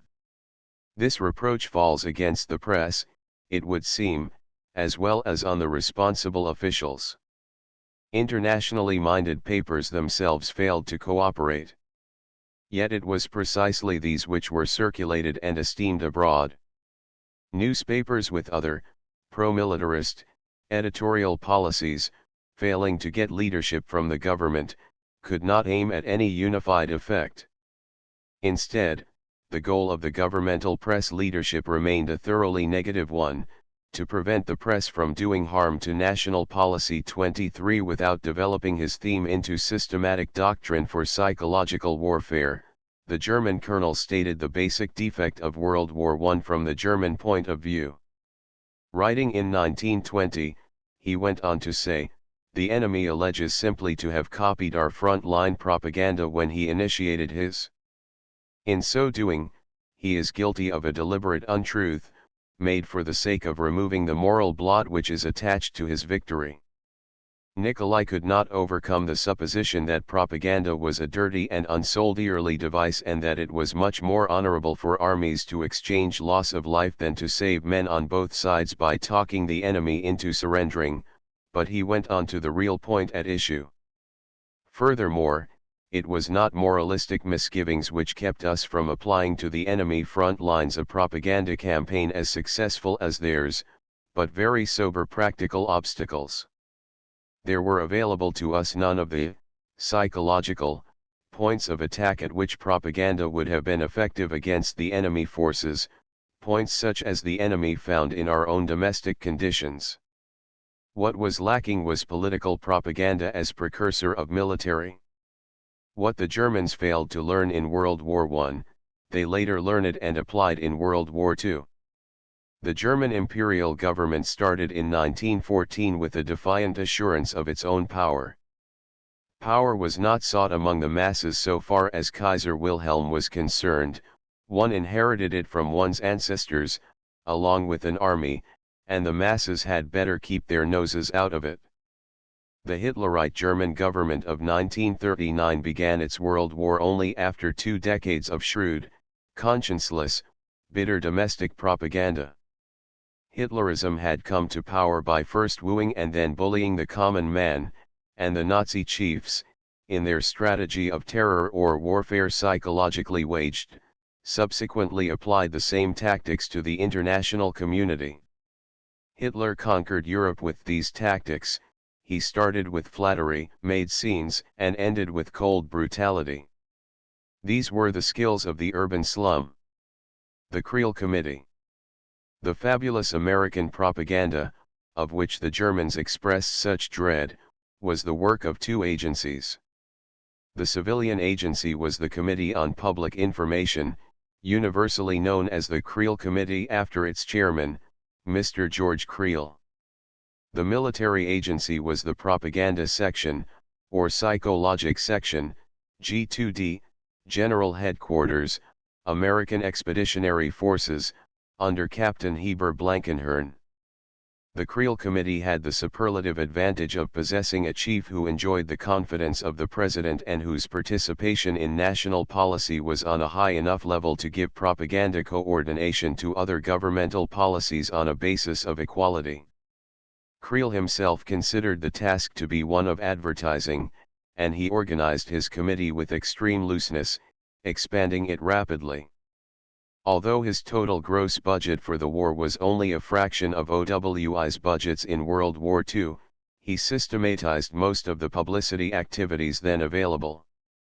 News services were maintained by means of a news bureau in Washington that fed material to the commercial press and processed other material to publicity missions abroad. Heavy emphasis was placed on the home audience, for Creel's mission covered all phases of propaganda work. Sections were set up for posters, advertising, 4-minute men, volunteer local speakers in all American communities, films, American minority groups and the foreign language press, women's organizations, information bureaus, syndicated features, and cartoons. The young but already large American motion picture industry was made a channel whereby American propaganda movies went to both the United States and overseas audiences. In one instance, Creel got the American producers to threaten Swiss exhibitors with a boycott unless they showed American propaganda film along with the features. Missions were sent to France, England, Italy, Switzerland, Holland, Spain, Scandinavia, Mexico, and other Latin American countries, China, and Russia. It was not considered necessary to send American propagandists to Japan in World War I. The Japanese were given the American propaganda file and were asked to use it. They said they would. The Creel Committee was run in simple, almost chaotic fashion.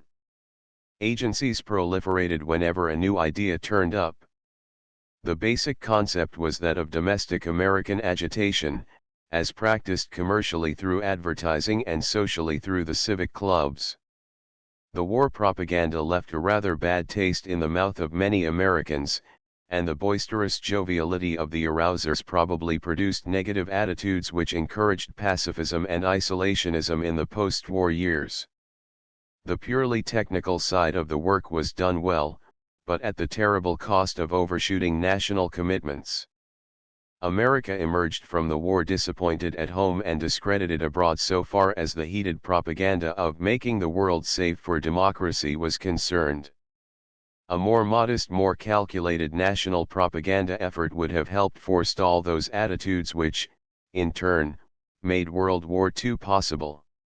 Creel and his fellow workers did not remember that beyond every war there lies a peace, in its own way as grim and difficult as war. They did not understand that no war is the last war, that leeway must be left for propaganda to be effective again. They said that World War I would be the last of all wars, perhaps they believed it themselves. General Pershing's headquarters. The civilians of the Creel Committee patronizingly claimed to have helped the G2 men at AEF headquarters run psychological warfare. In the official history of Captain Blankenhorn's group, which centered from the very beginning on leaflet production, there is little reference to outside aid. Radio did not exist as a means of mass communication, and loudspeakers then surpassed an ordinary megaphone very little, if at all. Hence communication with the enemy had to be through print. Leaflets were basic.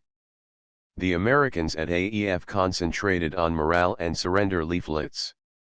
They did work that was superb from the point of view of common sense psychology. They used British and French experience in applying techniques of leaflet distribution, making inventions and improvements of their own.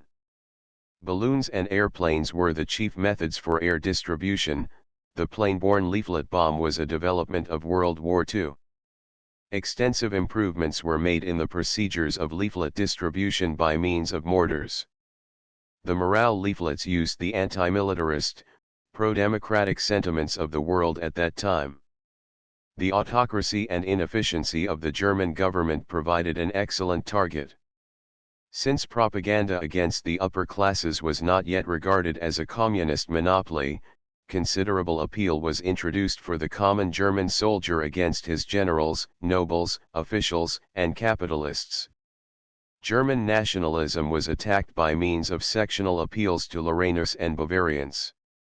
The news that America was in fact producing vast weapons, that the American army was truly in Europe, that the German retreats were really serious, these were used in morale form, see below, page 212, rather than as spot news leaflets. It was in the primary mission of combat propaganda, the inducement to surrender, that the Americans excelled themselves. They produced limitless appeals, see figure 13, promising the Germans first-class American food when they surrendered. Emphasis was indeed on all surrender themes: good food, human care, privileges under international law, patriotic value of remaining alive, opportunity to return to loved ones, and so forth.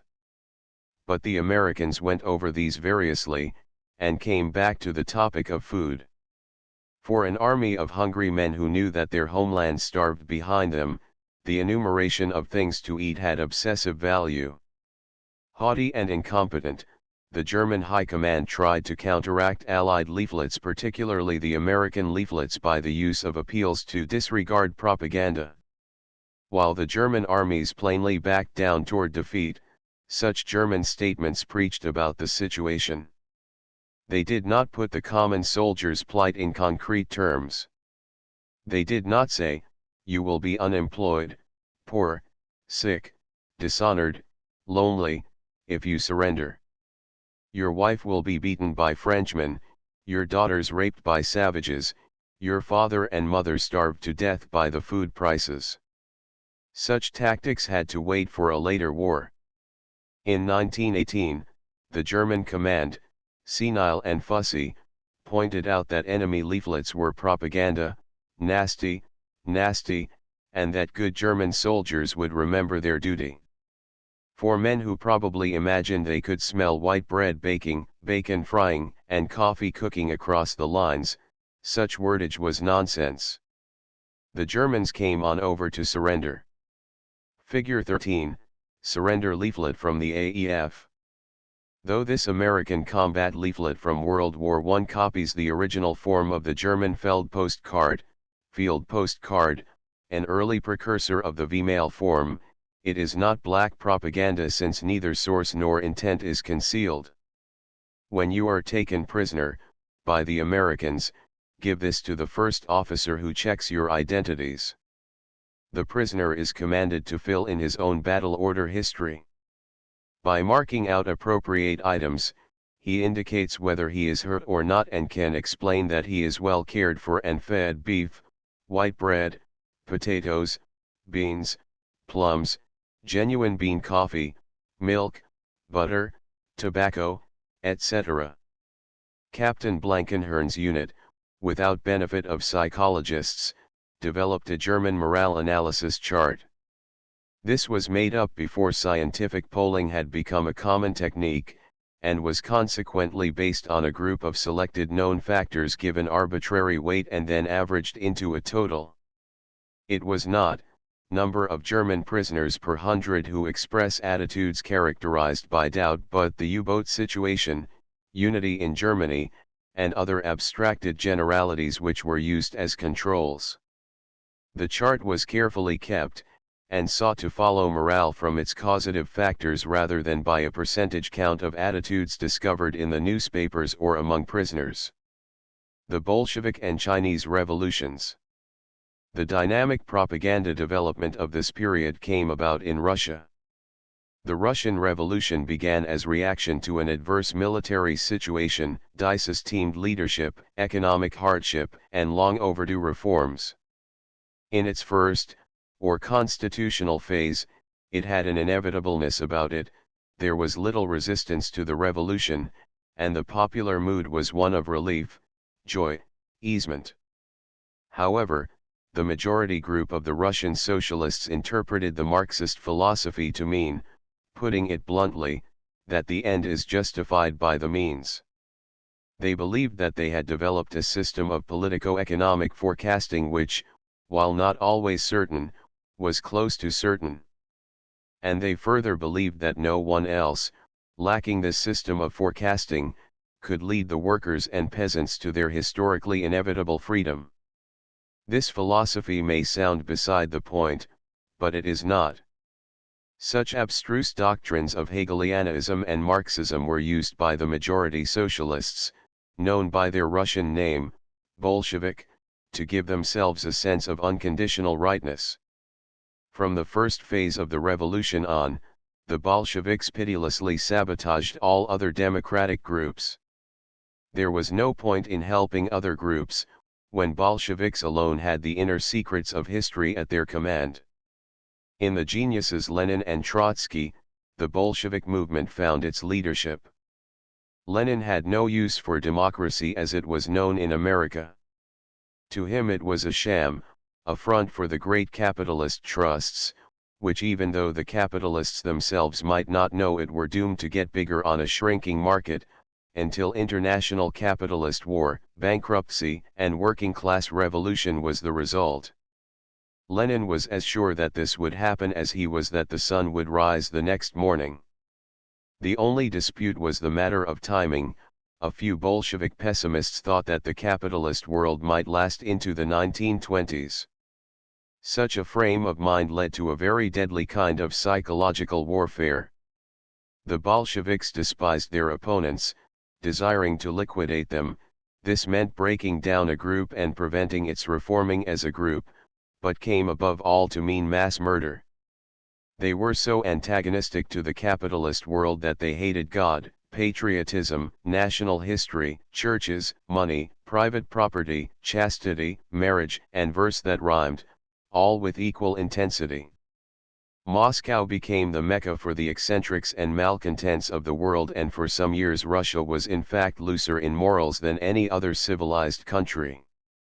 Hatred for the capitalist world enabled the Bolsheviks to throw Russian Tsarist patriotism into the discard. They delighted in getting Russian troops to desert at the front.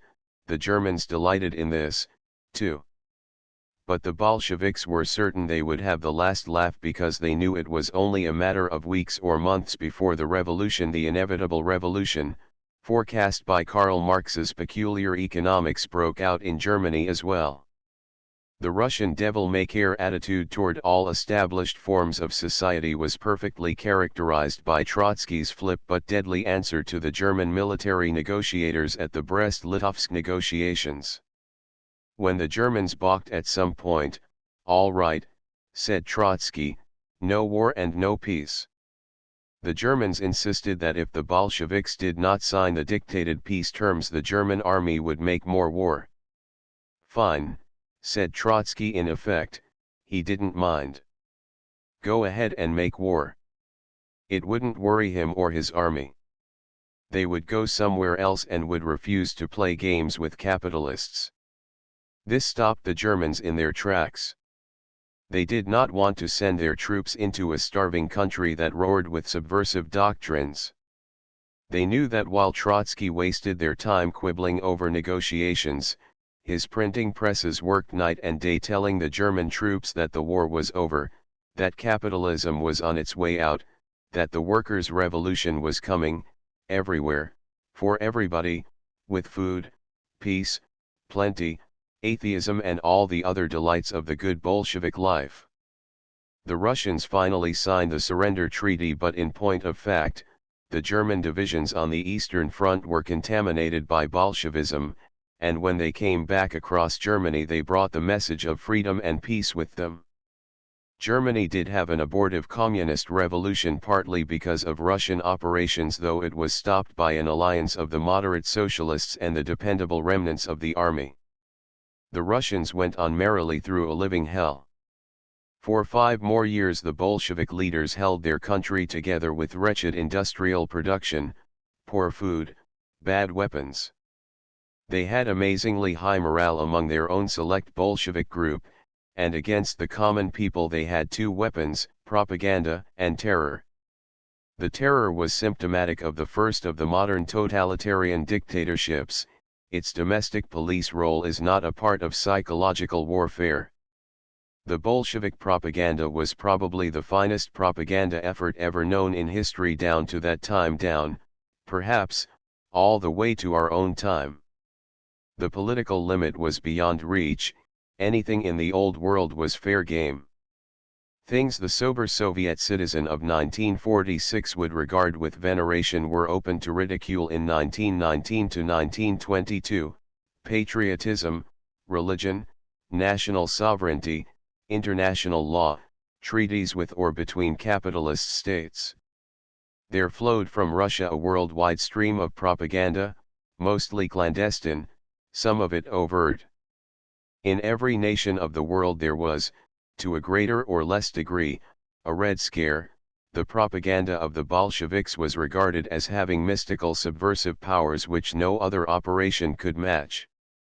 In retrospect, it seems absurd that anyone could have worried about the Americans of the 1920s revolting against their own constitution, but a lot of people, including the Attorney General of the United States, did indeed worry. They had cause for alarm, though not for the reasons they supposed. Much of the magic of Bolshevik propaganda arose from its taking up where British, French, and American propaganda left off. The psychological warfare of the Allies had made the sad mistake of promising a better world to everyone on Earth. When the war ended, and conditions went back to normal, many people in the world did not consider normalcy the fulfillment of that better world.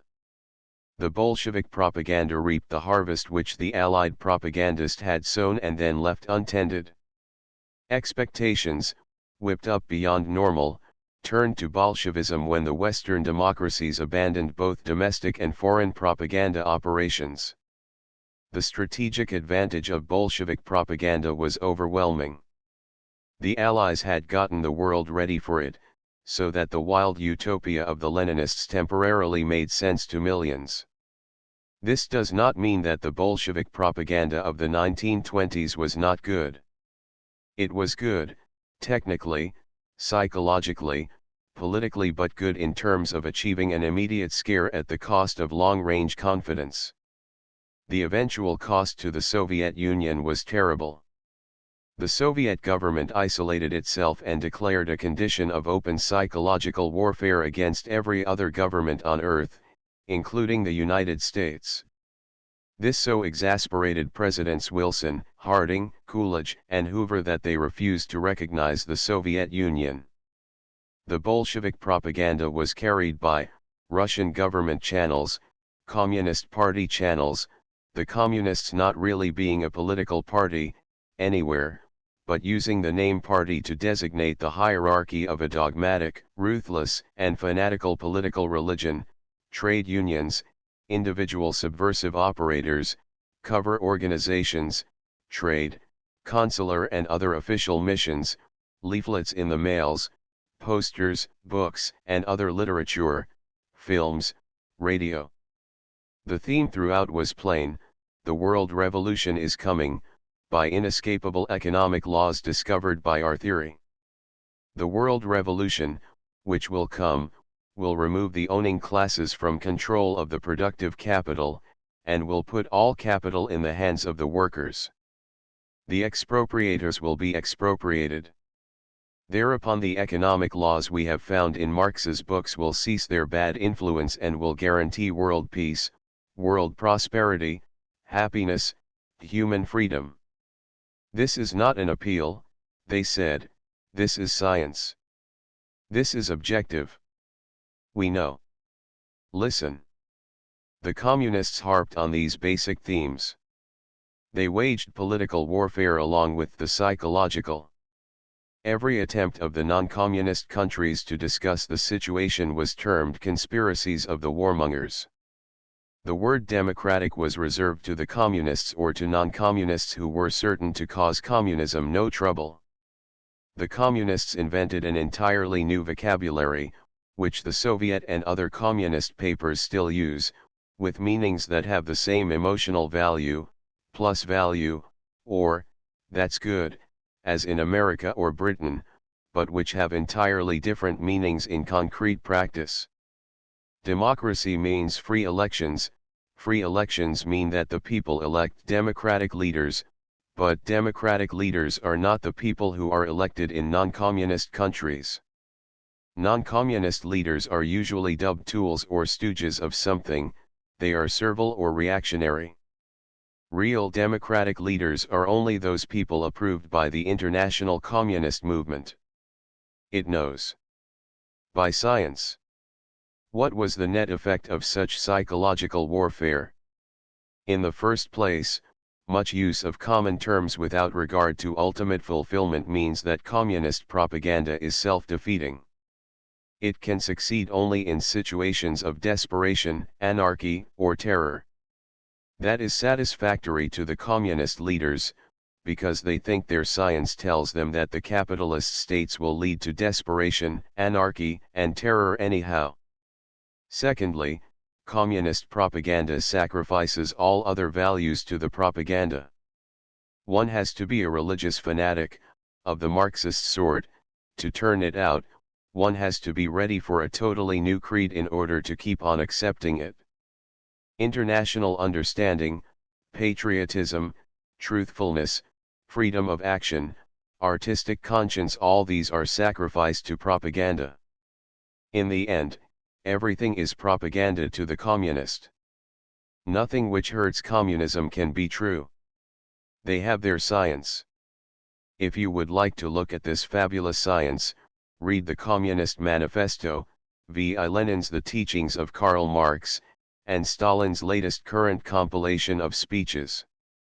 You will be impressed by the crazy logic, the genuine but ill-informed zeal.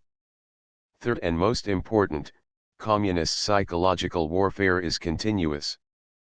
The themes may change, sometimes provocative, sometimes almost conciliatory, but the machinery, the operation, does not. Communist propaganda is therefore seasoned and professional, dependent on a powerful police state at home and on uneducated or emotionally ill fanatics abroad, except for those few countries where communism is so stable as to attract hard-headed or practical idealistic men. This Bolshevik success, rather than the splendid but short-lasting accomplishments of the Allies in World War I, kept psychological warfare on the map. Modern communism is permanent psychological warfare in action.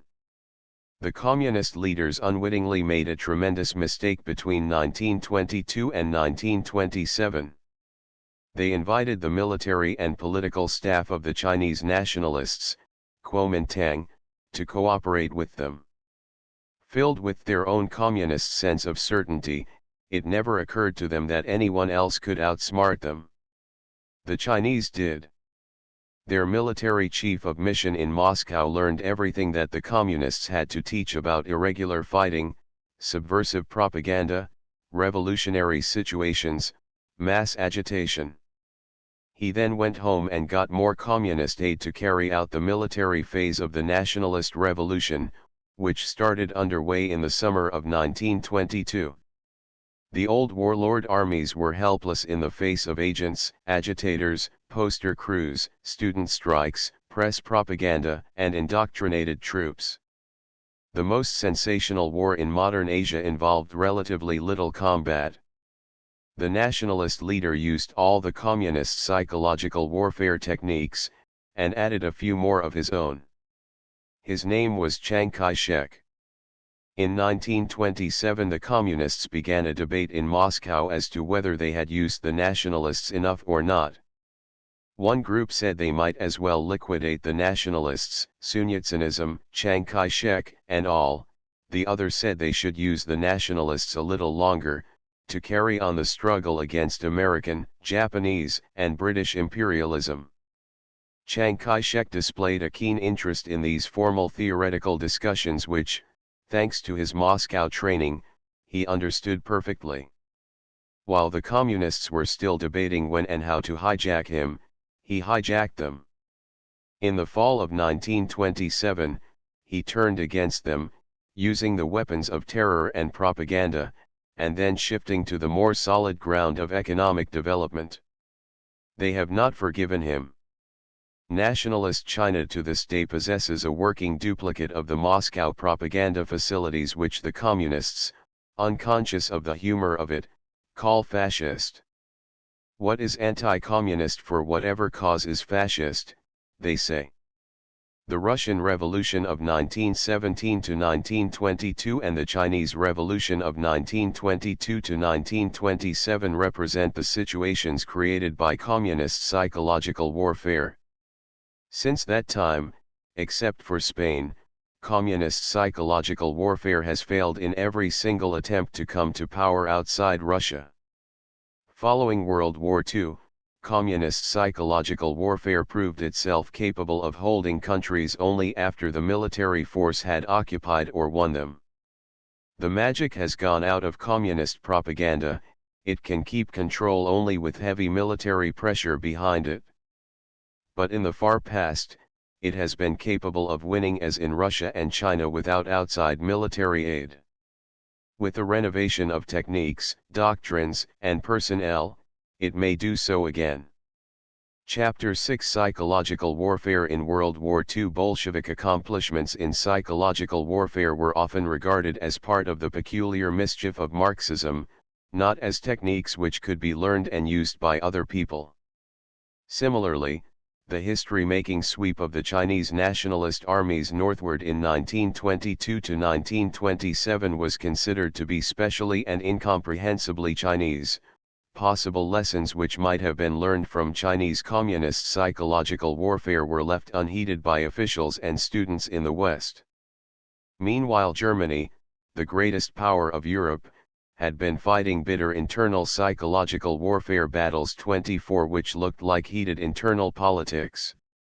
Not until Adolf Hitler assumed the Reichschancellorship and began using his brown shirt methods for foreign affairs did other people wake up to the existence and application of the new weapon.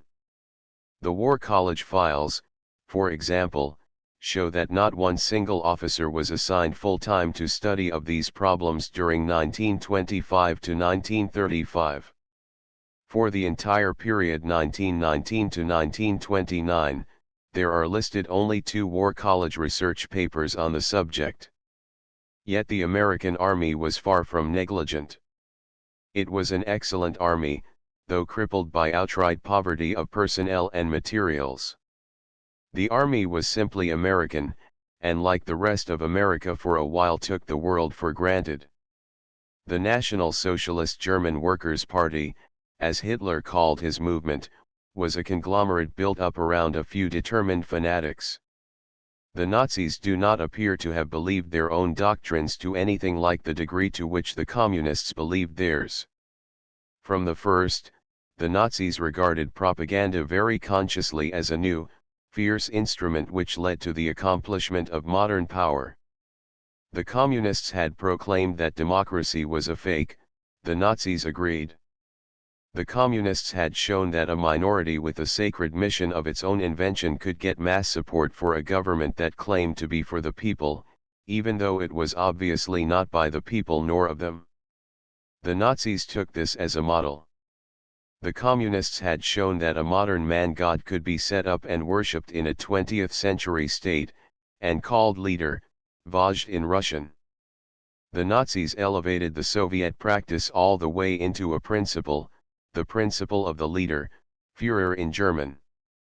The Communists had shown that an organization calling itself a party, actually a quasi-religious hierarchy with strong internal discipline, definite membership, and active organizational components, could control 50 times its own membership. The Nazis organized the same general sort of party, copying the Italian fascists in part, but copying more from the direct example of the German Communists right in front of them. The Communists had shown that such a movement needed to have youth branches, women's organizations, labor sections, clubs of its own, and so on, calling this mass organization. The Nazis copied this too. The machinery of Nazism was in many ways a copy of communism, applied to allegedly different ends. The Nazis had an Aryan myth, the Communists had their pseudo-economics. But the important thing about them both was the destruction of the end by the means. The problem of getting and keeping power despite the people was so obsessive that propaganda became all important. Theoretically, the end, to the Nazi, German world rule, to the communist, the fulfillment of history in universal communism, was the most important thing. But since any means at any time which led to that end was good, and since the party bosses were the sole ones who could determine whether a particular action led to the very remote end or not, the outcome in both Russia and Germany became the conscienceless seeking of power for its own sake. The new psychological warfare, a cause as well as a means of World War II, arose from the subjection of other considerations to propaganda. The propaganda addict takes everything with a ton of salt. What he does believe is lost in what he doesn't believe. The ordinary controls of civilized life, regard for truth, regard for law, respect for neighbors, obedience to good manners, love of God, cease to operate effectively, because the propaganda-dizzy man sees in everything its propaganda content and nothing else. Everything, from a girl dancing on a stage to an ecclesiastic officiating in a cathedral, is either for him or against him. Nothing is innocent, nothing is pleasurable, everything is connected with his diseased apprehension of power. Before he gets power, he hates the people who have power, he does not trust their intelligence, esteem their personalities, believe in their goodwill, or credit their motives. 25 They must be scum, because they hold power when he, the propaganda-infatuated man, is a member of the group that should hold it. Yet when such a man comes to power, he hates his colleagues and comrades. Remembering the cold, cynical way in which he himself sought power, knowing that his brother fanatics have the same ruthless arrogance, the propaganda-using party man cannot trust anyone. Blood purges, mass trials, liquidations, removal of families, concealment of crimes, all these result from the establishment of propaganda in an overdeveloped role. It is against such people that we ordinary folk, Americans, dared wage psychological warfare during World War II. Propaganda had grown into ideology, the world was convulsed with monstrous new religions. For instance, the greatest journalist of the Soviet Union, Karl Radek, was placed on trial for treason. He was asked by the prosecutor, Vyshinsky, "These actions of yours were deliberate?" Radek answered, "Apart from sleeping, I have never in my life committed any undeliberate actions." 26 This answer sums up the mood of the totalitarian who is obsessed by propaganda. He comes to believe that all activity, whether his own or of other people, has meaning. He had developed the sense of responsibility that made him violate tenets which Americans, in a free society, regard as fundamental to human nature, things like self-respect, kindliness, love of family, pity for the unfortunate. This kind of mentality was found chiefly in the National Socialist and Communist states, and to a lesser degree in dictatorships such as Italy. By contrast, reactionary Japan was almost democratic. This mentality makes it possible for the ruler to control his own people enough to undertake warfare psychologically waged. Without domestic fanaticism and domestic terror, governments have to fall back on psychological warfare, that is, the mere supplementing of politics and military operations by propaganda. It is vain to expect a free people in a free country to submit to such humiliating control, even for the purpose of winning a war. What made the psychological warfare of World War II peculiar was the fact that our enemies fought one kind of war, warfare psychologically waged, or total war, and we fought them back with another. Theoretically, it is possible to argue that we had no business succeeding. But we did succeed. The pre-belligerent stages. The propaganda-conscious Axis states had first to control their own people enough to wage aggressive war. They then had to split their possible enemies, to make piecemeal victory possible. They had to stay on good terms with the Soviet Union, Hitler till 1941, Japan till the last week of war. They had to frighten their immediate enemies while assuring their eventual enemies. This called for a great deal of propaganda. Pre-belligerent operations required extensive use of black propaganda. Since their political systems aroused hostility and anger in audiences which they wished to address, the aggressors sought to disguise their propaganda. They used pacifist groups to keep the democracies from rearming. Militarist groups were encouraged to keep the democracies from undertaking domestic reforms or discussing military matters with Russia. Financial groups were contacted to preserve the fiction of normal international relations.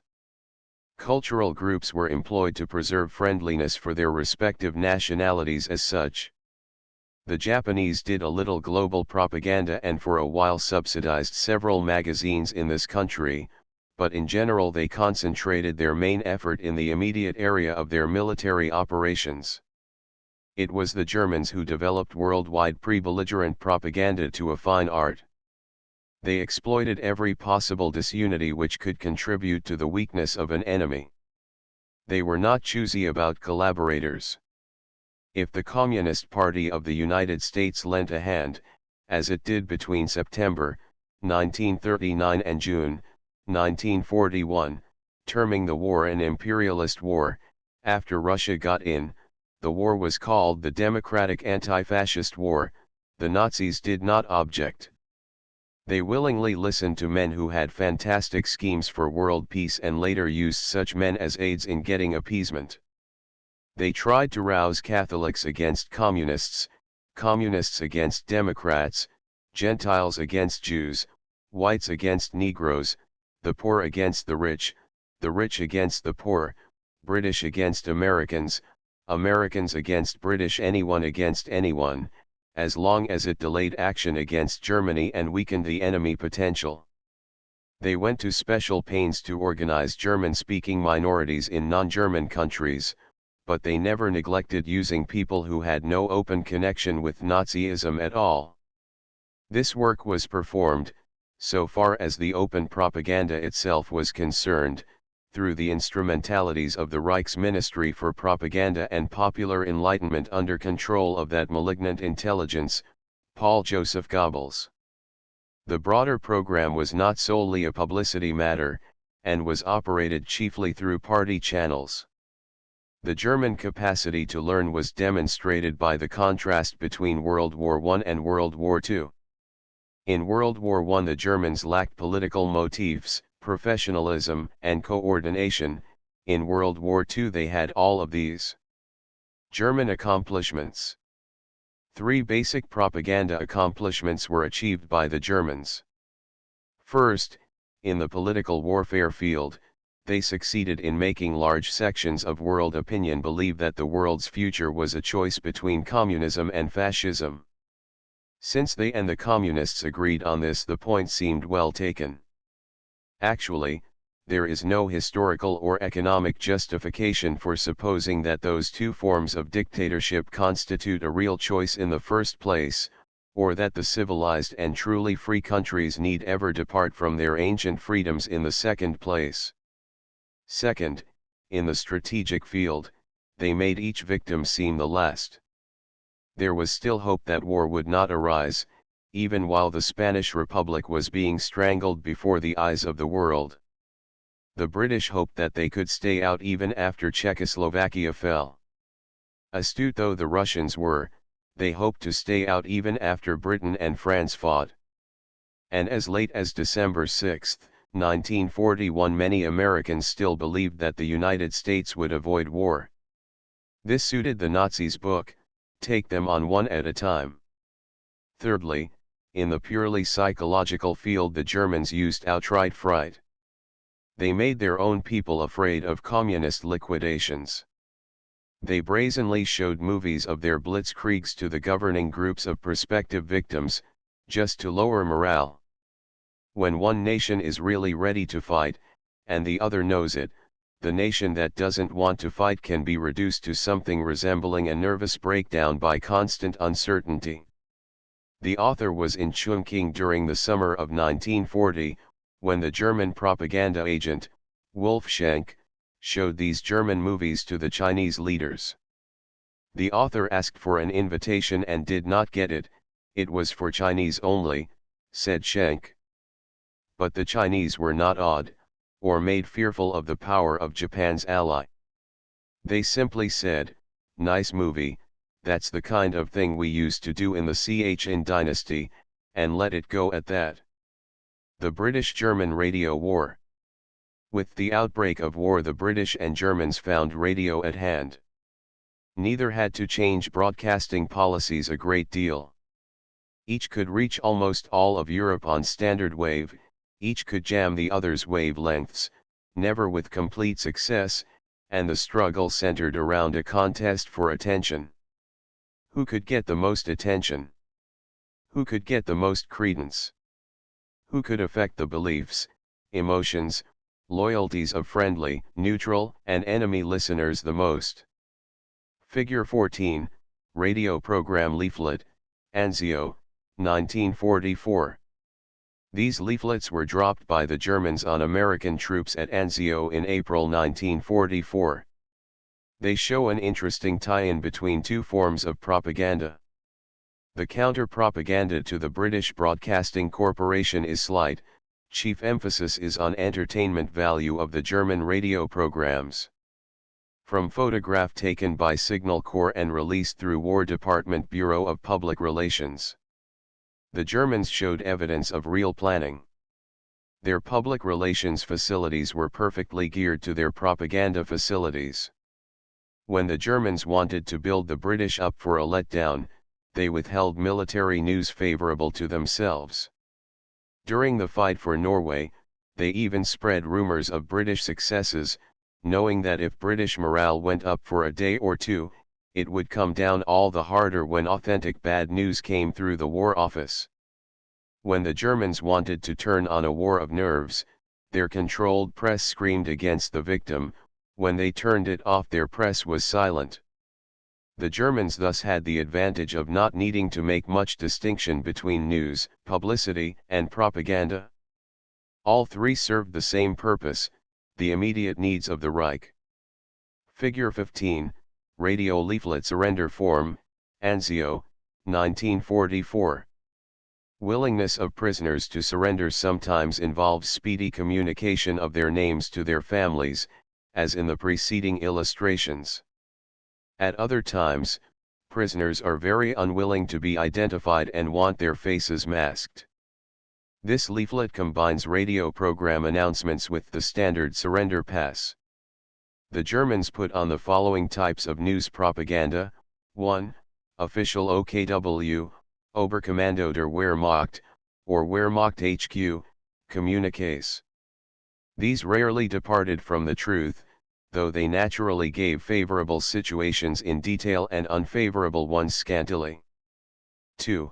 Official government releases, marked by considerable dignity, possessing more political content than the military communiques.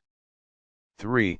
News of the world, part of it repeated from the British radio, part plain non-controversial news, for stuffing, and part, the most important part, news of genuine curiosity value to the listeners but which, at the same time, had the propaganda effect of damaging belief in the Allied cause.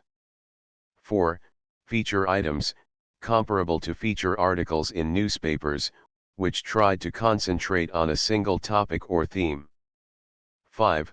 Recognized commentators, speaking openly and officially. 6. Pseudonymous commentators, pretending to speak from a viewpoint different from that of the German government, but who were announced as being broadcast over the official German radio system.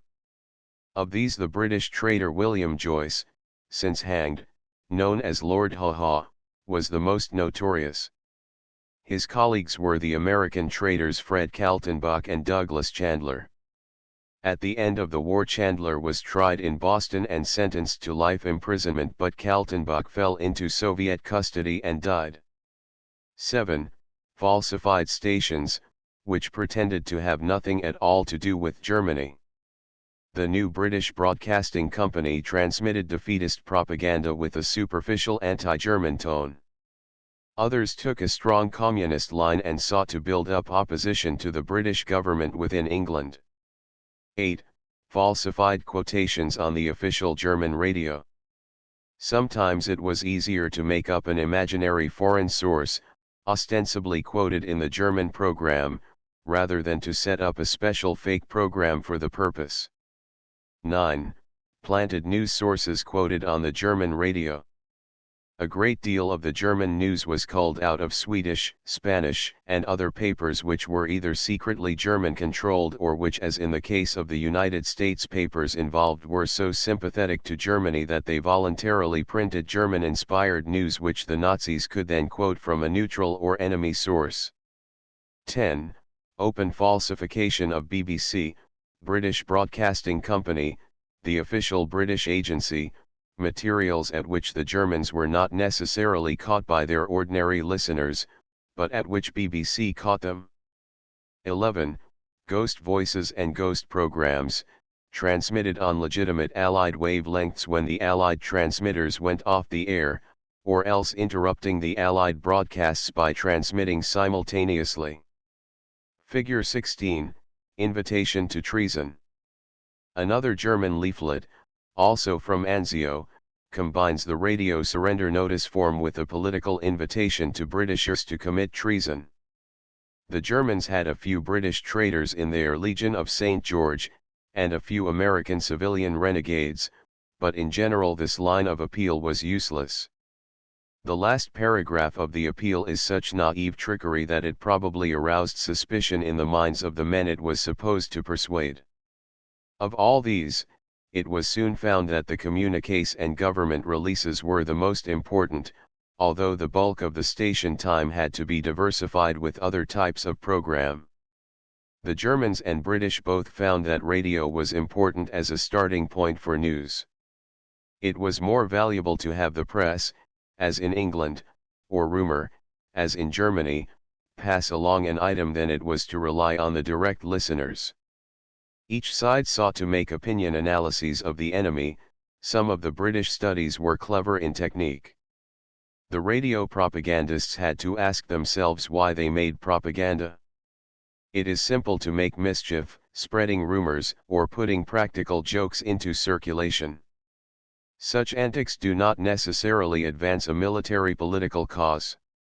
Sustained psychological warfare required, as both British and German radio soon found out, a deliberate calculation of the particular enemy frame of mind to be cultivated over a long period of time. When radio stations had to broadcast day after day whether anything happened or not, it became difficult to continue to circulate news without faking it and losing the confidence of enemy listeners. On the German side, the German radio had the forced attention of the entire world.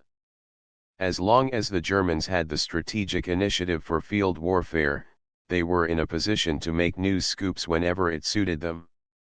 The security policies of the Allies often gave the Germans a monopoly of news on a given operation. There was never any danger that the Germans were not listened in on. The danger the Nazi operators had to worry about was disbelief. Hence the Germans tried to keep a moderate tone in their news, tried to prepare between crises for the news that would become sensational during crises. The Germans soon learned a basic principle of war radio. They learned not to permit radio to run ahead of their military capacities. At first, when their spokesman promised attainment of a given goal by a given time, and the army failed to live up to the schedule, the British radio picked up the unfulfilled promise and dangled it before the world as proof that the Germans were weakening. The Germans thereupon effected army radio liaisons so that the radio people could promise only those things which the army was reasonably sure of delivering. When Allied propaganda analysis woke up to this fact, it added one more source of corroboratory intelligence to be checked. See page 126. The British had their hands full getting news out in the languages of the occupied countries. It was immensely difficult for them to follow the politics of the underground. German counter-espionage, under the deadly Sicherheitsdienst, made it difficult to keep track of opinion in the occupied countries. Work against Nazism depended on the temper of the people. Propaganda against collaborators had to distinguish between outright evil collaborators and those public officials who stayed on out of a sense of mistaken or necessary duty. The British did not necessarily announce themselves at any time as anti-communist, and collaborated for short-range purposes with communists all over the continent. Mr. Churchill himself shifted his North Balkan political support from Mihailovich to Broz Tito. But it was vitally necessary to know just how and when to change support from one group to the other. Since the undergrounds had very few radio transmitters, and none of these was reliable during most of the war, the British faced the task of providing radio facilities for all of the occupied countries. The consequence was to make their radio warfare highly sensitive to politics. They had to address the right people with the right language at the right time, on penalty of failure. Figure 17, Anti-Radio Leaflet. Sometimes ground-distributed leaflets were used in an attempt to counteract enemy radio propaganda. This leaflet, circulated in France by the Nazis, uses the form of an Allied leaflet and accuses the armed SS of wanting such things as a decent Europe, an end to atrocious killings every 25 years, and a worthy life. Allied broadcasters are identified as Jews. To effect this end, the British set up an agency which never had an American counterpart, the Political Warfare Executive, known by its initials, PWE. This agency had representation from the War Office, the Admiralty, the Foreign Office, and the Ministry of Information. The PWE was the policy servicing and coordinating agency for all British external propaganda, and left the execution of its operations to the Ministry of Information, MOI, and to the British Broadcasting Corporation, BBC. British radio propaganda maintained a high level of effectiveness. American officials and propagandists often complained that the British were running the entire war in their own national interest. The charge was unjust. The British had facilities for knowing exactly what they wished to do and when they wished to do it. If the Americans came along without clear policies or propaganda purposes, it was natural that the British should take the lead and let the Americans string along if they wished. Furthermore, the British were usually scrupulous in yielding to America's primary interest in areas they felt to be American problems: Japan, China, the Philippines. They were least cooperative when the OWI tried to spread the ideals of Mr. Henry Wallace in Burma or to explain the CIOPOC to the Hindus. No clear victor emerged from the Anglo-German radio war. The victory of the United Nations gave the British the last say. In the opinion of many, the British were one war ahead of the United States. They had profited by their World War I experience, and by their 2 years operational lead which they had on the Americans. But side by side with the Germans, it is harder to appraise their net achievements. The British had immense political advantages. The resentment of a conquered continent worked for them. But they had disadvantages too. The enemy worked from the starting point of a fanatical and revolutionary philosophy. The British had the tedious old world to offer. The post-war interrogations of civilians in Germany showed that an amazingly high proportion of them had heard BBC broadcasts, and that many of the ideas and attitudes which the British propagandized were actually transmitted to the enemy. On the British side, it is almost impossible to find any surviving traces of the effect of Nazi propaganda. Had the war been purely a radio war, this test might be conclusive. But if psychological warfare supplements combat, combat certainly supplements propaganda. The great British and American air raids over Europe unquestionably created an intense interest in British and American plans and purposes. It is historically interesting to note that the Germans went on fighting psychological warfare even after the death of Hitler and the surrender of the jury-rigged government of Gross Admiral Karl Dönitz, which functioned 6 to 23 May 1945 at Flensburg under Allied toleration. This resulted from the inability of the 21st Army Group swiftly to initiate information control. The Flensburg radio, still under Nazi direction, emphasized Anglo-American differences with the Soviet Union in every possible way short of direct appeals. German naval radio also carried on propaganda for a while, using topics such as the sportsmanship of the German surrender, the hatred of the German Navy for atrocities committed by the Nazis, and the usefulness of the phantom government to the Western Allies. Black propaganda. Subversive operations formed a major part of the Nazi pre-belligerent effort. The Germans planted or converted quislings wherever they could, and when they failed to have time to pre-arrange stooges, they converted them rapidly after arrival. A major cause of the German defeat is to be found in the fantastic political policies followed in the Ukraine and neighboring Soviet Socialist republics. In these areas, despite the Soviet boast that Russia had no fifth columnists within her borders, the Germans found thousands of helpers. The Nazis organized a large army, General Vlasov's Russian Army of Liberation, out of Soviet prisoners, and these troops were usable and docile. But in the political warfare field the Germans were too cocksure. They let their men go wild in orgies of cruelty against the local population. The economic system went entirely to pieces. The natives then became convinced that the worst possible conditions of Sovietism were infinitely better than the best that Nazism could offer. These subversive groups were formed by political means. Propaganda aid was offered to such an extent that it was often difficult to tell how much of the Quisling movement was spontaneously native, and how much mere cover for a purely German operation.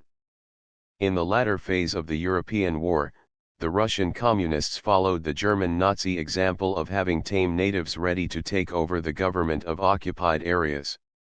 In Poland, the so-called Lublin Committee took over the government from the constitutional Polish government in exile at London. In Yugoslavia, the Russian-trained propagandist, Tito, seized the leadership from the recognized Minister of War, Draja Mihailovich. After the British and American governments had shifted their support to him, later Mihailovich was put to death. The Russian army brought along to Germany a considerable number of German communists. In Czechoslovakia the strength of the constitutional regime was such as to compel the pro-Russians to allow the pre-war leadership a precarious toehold in the new government. The same cadres of sympathetic persons who had been useful as propaganda sources for psychological warfare during the period of hostilities became useful instruments of domination after hostilities ended. The British and Americans, with their belief that government should spring from the liberated and defeated peoples, did not prepare and equip comparable groups to rival the communist candidates. Only in Italy and Greece did the friends of the Western Allies stay in power, and then only because they were the nearest equivalent of de jure authorities. In the Scandinavian and Low Countries the national leadership re-emerged without prodding or interference by the Western Allies. They passed from the sphere of psychological warfare, that is, of being someone's cover, to that of world politics. Specific black propaganda operations were of considerable value. However, black propaganda is more difficult to appraise than overt propaganda. Analytical and historical studies, gauging the results obtained by black operations in relation to their cost, are not yet available. Certain particular operations are described later in this book, pages 208 and 237. American operations, OWINOSS.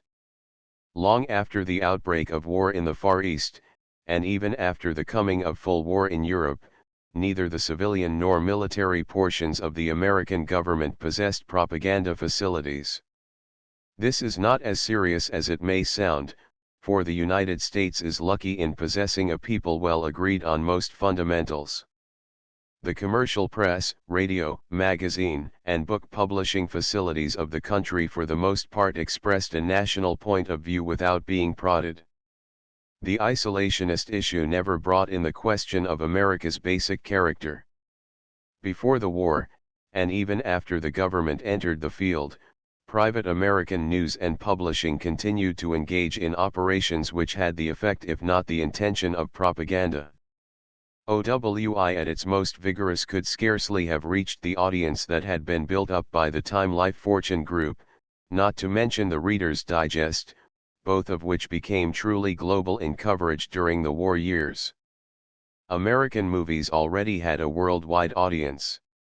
The propaganda turned out unwittingly by such agencies may not have had the gloss and political smoothness of Dr. Paul Joseph Goebbels' best productions, but it had something no government propaganda had: the possession of a readership, all of which was unmistakably voluntary, obtained by the appeal of authentic interest and entertainment, and proved by an ability to charm money out of people's pockets. The American problem of propaganda was thus not a simple one. Total psychological warfare was out of reach if we were to remain a free people. Otherwise, the simple seeming thing to have done would have been to put a government supervisor in every newspaper, radio station, and magazine in the country, and coordinate the whole bunch of them together in the national interest.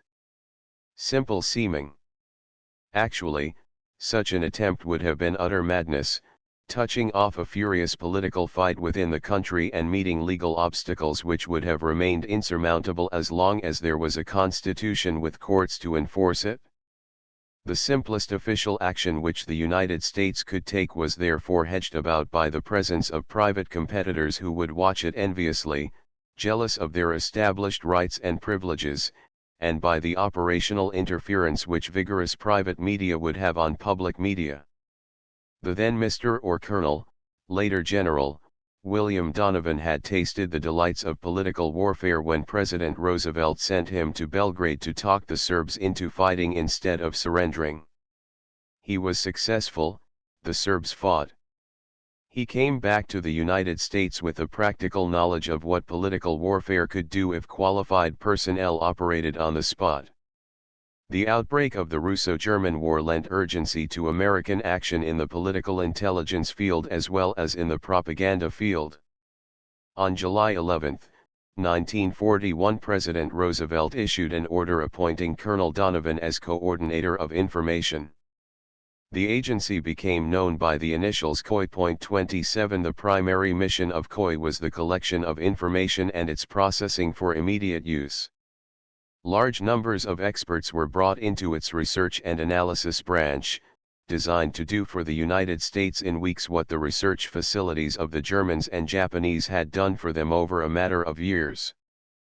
The inflow of material was tremendous, and the gearing of scholarship to the war effort produced large quantities of political, sociological, geographic, economic, and other monographs, most of them carefully classified secret, even when they were copied out of books in the Library of Congress.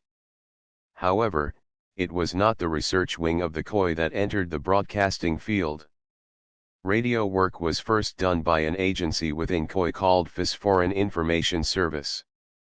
In the few months before Pearl Harbor, the group became organized in New York under the leadership of Robert Sherwood, the dramatist, and got a start in supplying the radio companies with material.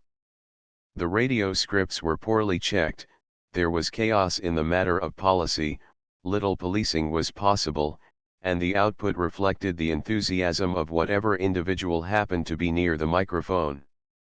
Colonel Donovan had moved into this work without written and exclusive authorization from the White House, hence there followed a lamentable interval of almost 2 years' internal struggle between American agencies, a struggle not really settled until the summer of 1943, well into the second year of war.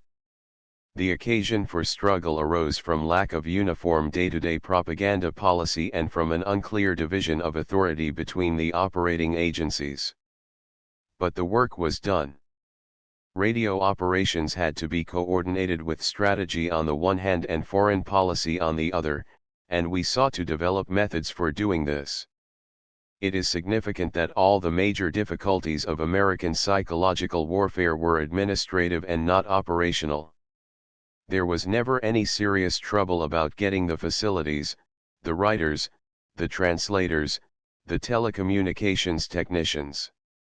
What caused trouble were problems of personality and personal power, resulting chiefly from the lack of any consensus on the method or organization of propaganda administration. Military Intelligence Division had created an extremely secret psychological warfare office at about the time that the COI was established. This had brought intelligence and policy functions, but no operational facilities. It was headed by Lieutenant Colonel Percy Black, who began auspiciously by putting Dr. Edwin Guthrie in office as his senior psychological advisor. This ultra-quiet office was called Special Study Group. It and the COI developed very loose cooperative relations, consisting chiefly of SSG making suggestions to COI which COI might or might not use as it saw fit. Meanwhile, the Rockefeller office was conducting independent broadcasts to Latin America, the Office of Facts and Figures was dispensing domestic information, and at the height of the psychological warfare campaigning, there were at least 9 unrelated agencies in Washington, all directly connected with psychological warfare, and none actually subject to the control of any of the others. Point 28 Chart I. Source: the author's observations. A year of wrangling produced the solution, after a joint psychological warfare committee had been set up under the Joint Chiefs of Staff, and had failed to fulfill an effective policy supervising function. On June 13, 1942, the President created the Office of War Information. This agency was given control directly or indirectly over all domestic propaganda, and over white propaganda abroad, except for the Western Hemisphere, which remained under the Rockefeller Committee in the State Department. The FIS was taken from the COI, and the COI took on the new name of OSS Office of Strategic Services, under which it retained 3 major functions: 1. Continuation of scholastic and informal intelligence; 2. Black propaganda operations, given explicit authority only in March, 1943; 3. Subversive operations, in collaboration with regular military authority. The OWI was placed under Mr. Elmer Davis, a Rhodes Scholar and novelist who had become one of the nation's most popular radio commentators.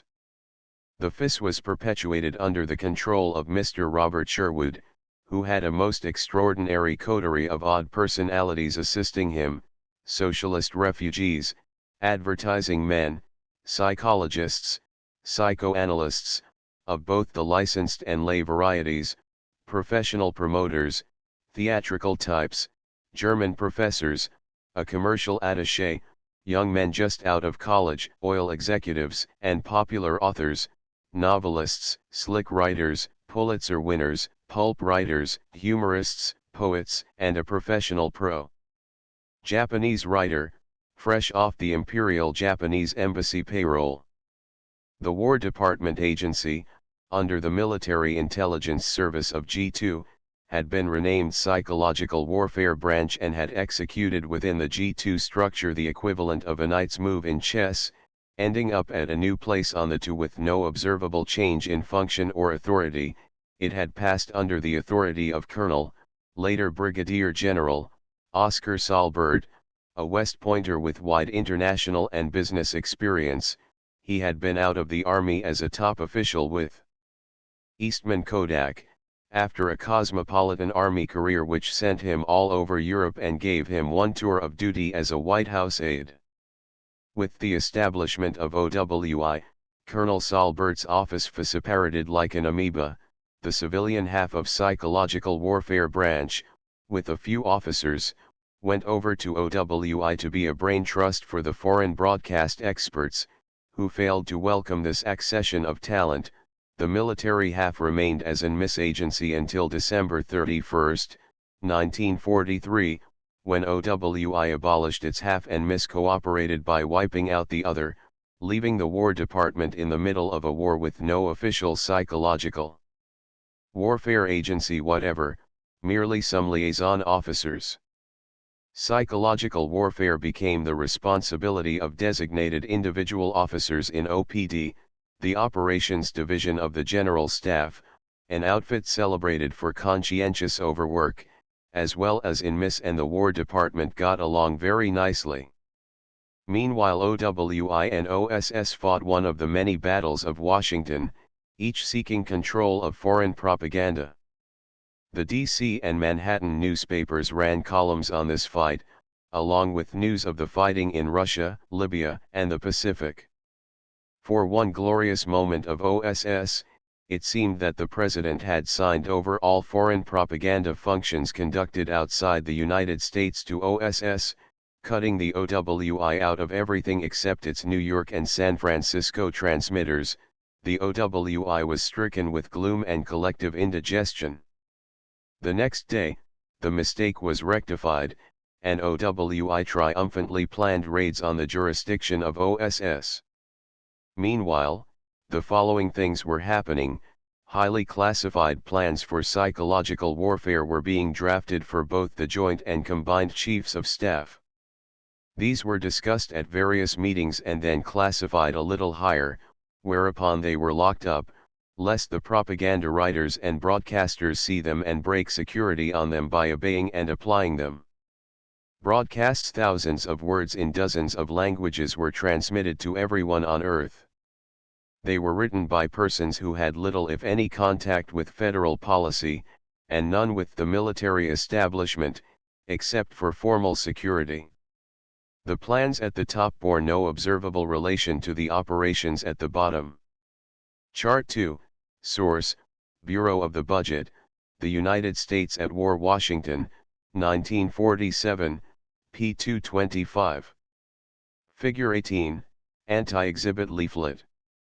In the China Theater, we heard that the Japanese had organized a big exhibit in Canton, showing the starved and apathetic population some pieces of shot-down planes as demonstration of defeat of American air power. We made up this leaflet quickly, and dropped it on the city while the exhibit was still in progress. China, 1944.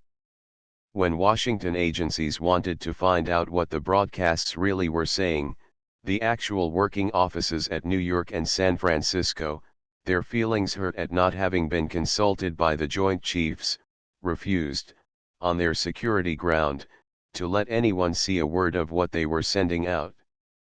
This baffled other Washington agencies a great deal.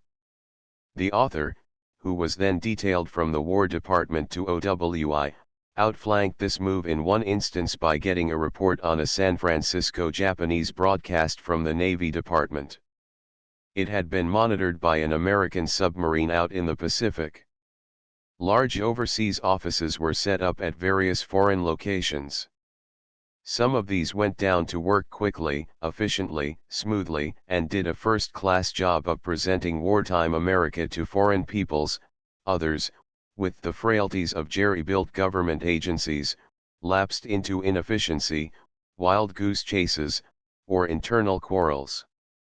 Lastly, the poor British officials continued to wander around Washington, looking for their American opposite numbers in the propaganda field, looking for one and always finding a dozen. That was in 1942 to 1943. By 1945, this had all become transformed into a large, well-run, well-integrated organization. 3 weeks before Japan fell, the OWI finally prepared an official index of its propaganda directives, that is, of the official statement of what kinds of propaganda to make, what kinds not to make.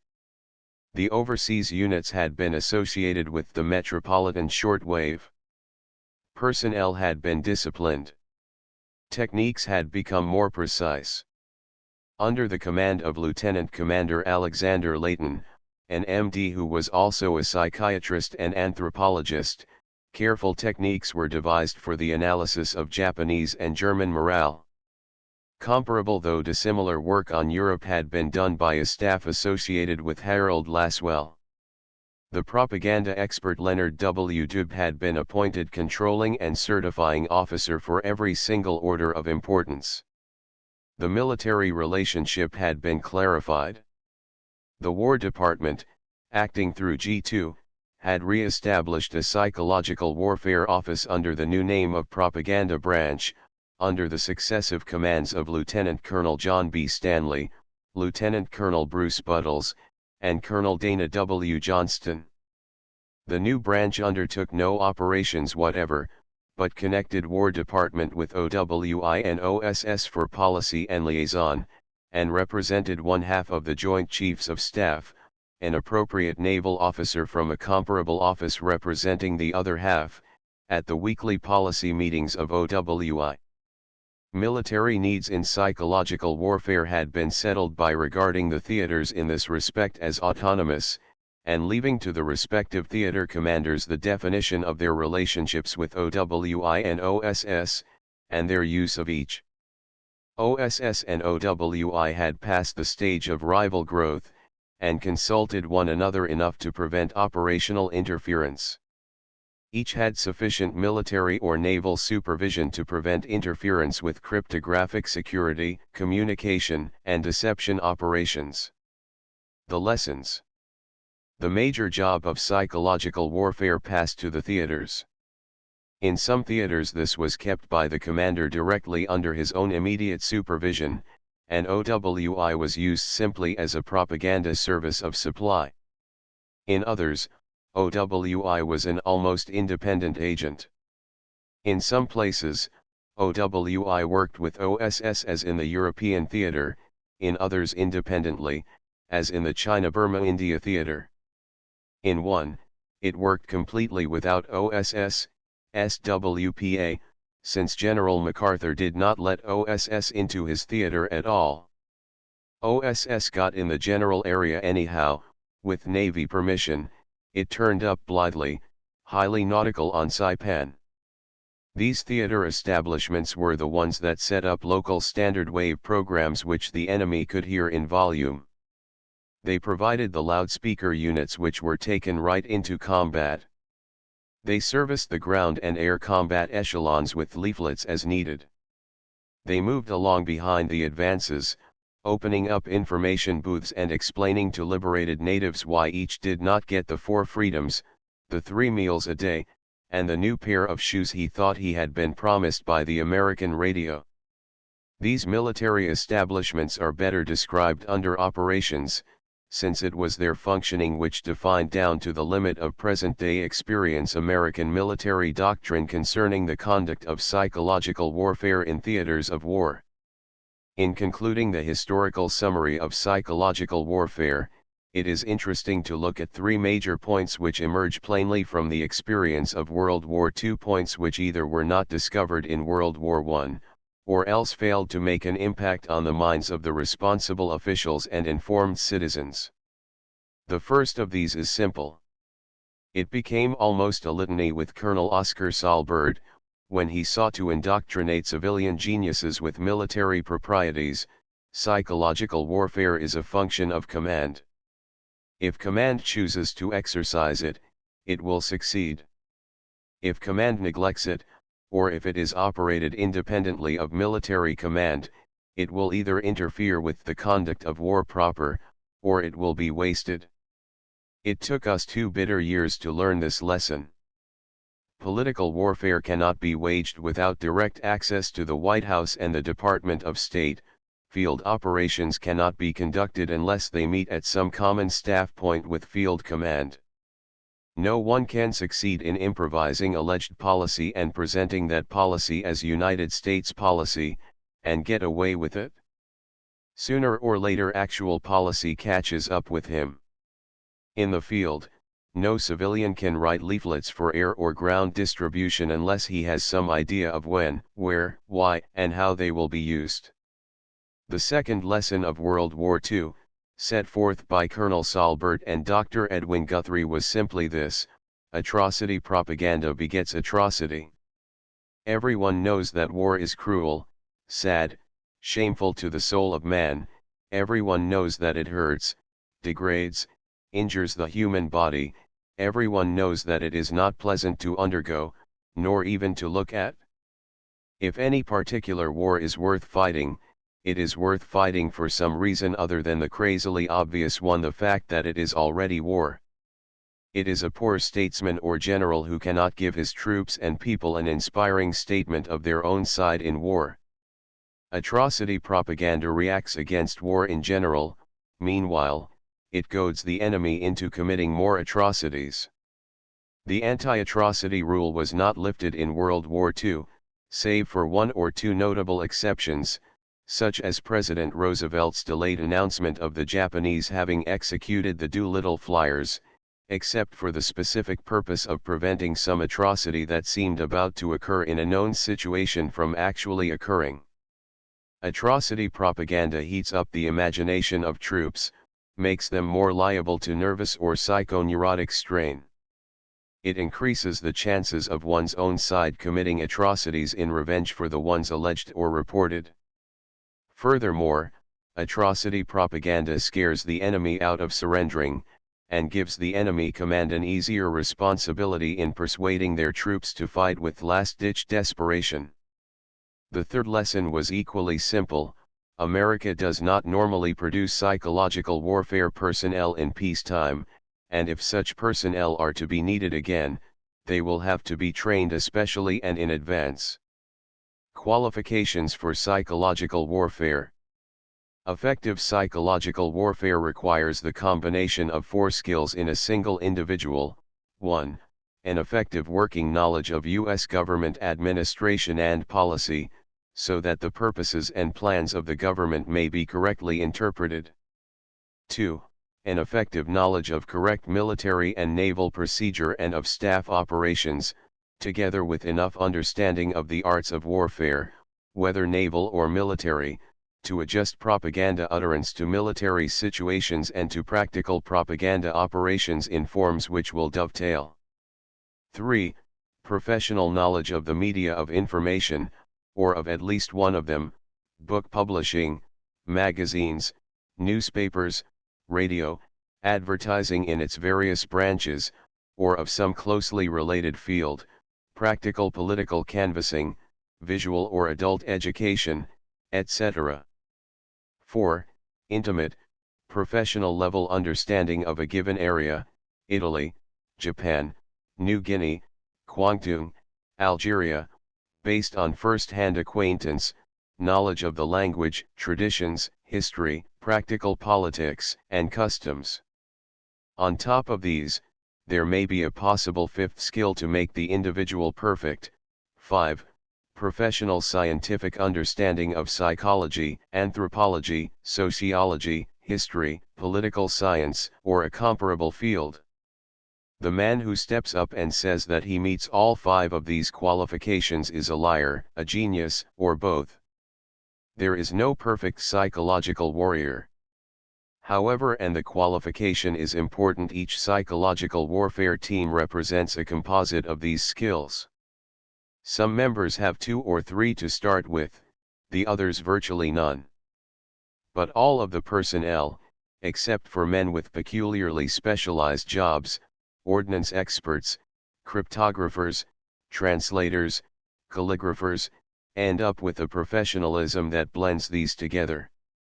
They may not meet professional standards as officials, officers, journalists, Japanologists, psychoanalysts when they return from psychological warfare operations against the Japanese, but they have met men who are one or more of these, and have picked up the rudiments of each skill enough, at least, to suspect what they do not know. The advertising man or newspaper man, skill 3, who goes into psychological warfare must learn something of the enemy, neutral or friendly groups whom he addresses. Skill 4, something of United States civilian government procedures. Skill 1, something of military or naval organization and operations. Skill 2, and ideally something of psychology or sociology or economics, depending on the topic of his work. Skill 5. Figure 19, propaganda against propaganda. As an occasional stunt, propaganda is directed against propaganda. Hitler did so in his book, Mein Kampf. The leaflet, shown in the original and in facsimile, was used by the Allies on the Germans in the West. A German leaflet, addressed to their own troops, defensive propaganda, was picked up, X'd out, copied, and refuted. The psychological soldier deals with enemy troops in their civilian capacity, he addresses them as men, he appeals to their non-military characteristics in most instances, and he does not follow sportsmanship, as men did in other wars, by helping the enemy command maintain discipline. Furthermore, the soldier works with writers, illustrators, translators, script writers, announcers, and others whose skills are primarily civilian, and he takes his policy cues from the civilian authority at the top of the war effort. An infantry colonel does not have to worry about what the Secretary of State is saying, if the colonel is on the field of battle. But an officer detailed to psychological warfare must remain attuned to civilian life even if he has seen no one out of khaki for 2 months straight. Personnel was probably the biggest field problem of the entire war. Should psychological warfare be needed again, it will take careful culling of personnel to obtain the necessary staff and operators. The continuation of psychological warfare techniques, in part at least, by both civilian and military agencies in time of peace will, it may be hoped, provide the U.S. with a cotter for the next time. Very little of the living experience of the Creel Committee was carried over into OWI. Walter Lippmann, who had worked with both Creel and Blankenhorn, was not a participant. Carl Crow, the advertising man and writer from Shanghai, worked on China for the Creel Committee in World War I and on China again for OWI in World War II. He was exceptional, and took no major part in setting up indoctrination. One of the OWI executives in 1946, shortly after his return to civilian life, read James Mock and Cedric Larson's account of the Creel Committee, Words That Won the War, Princeton, 1939. His interest was avid. When he finished, he said, "Good Lord, those people made the same mistakes we made."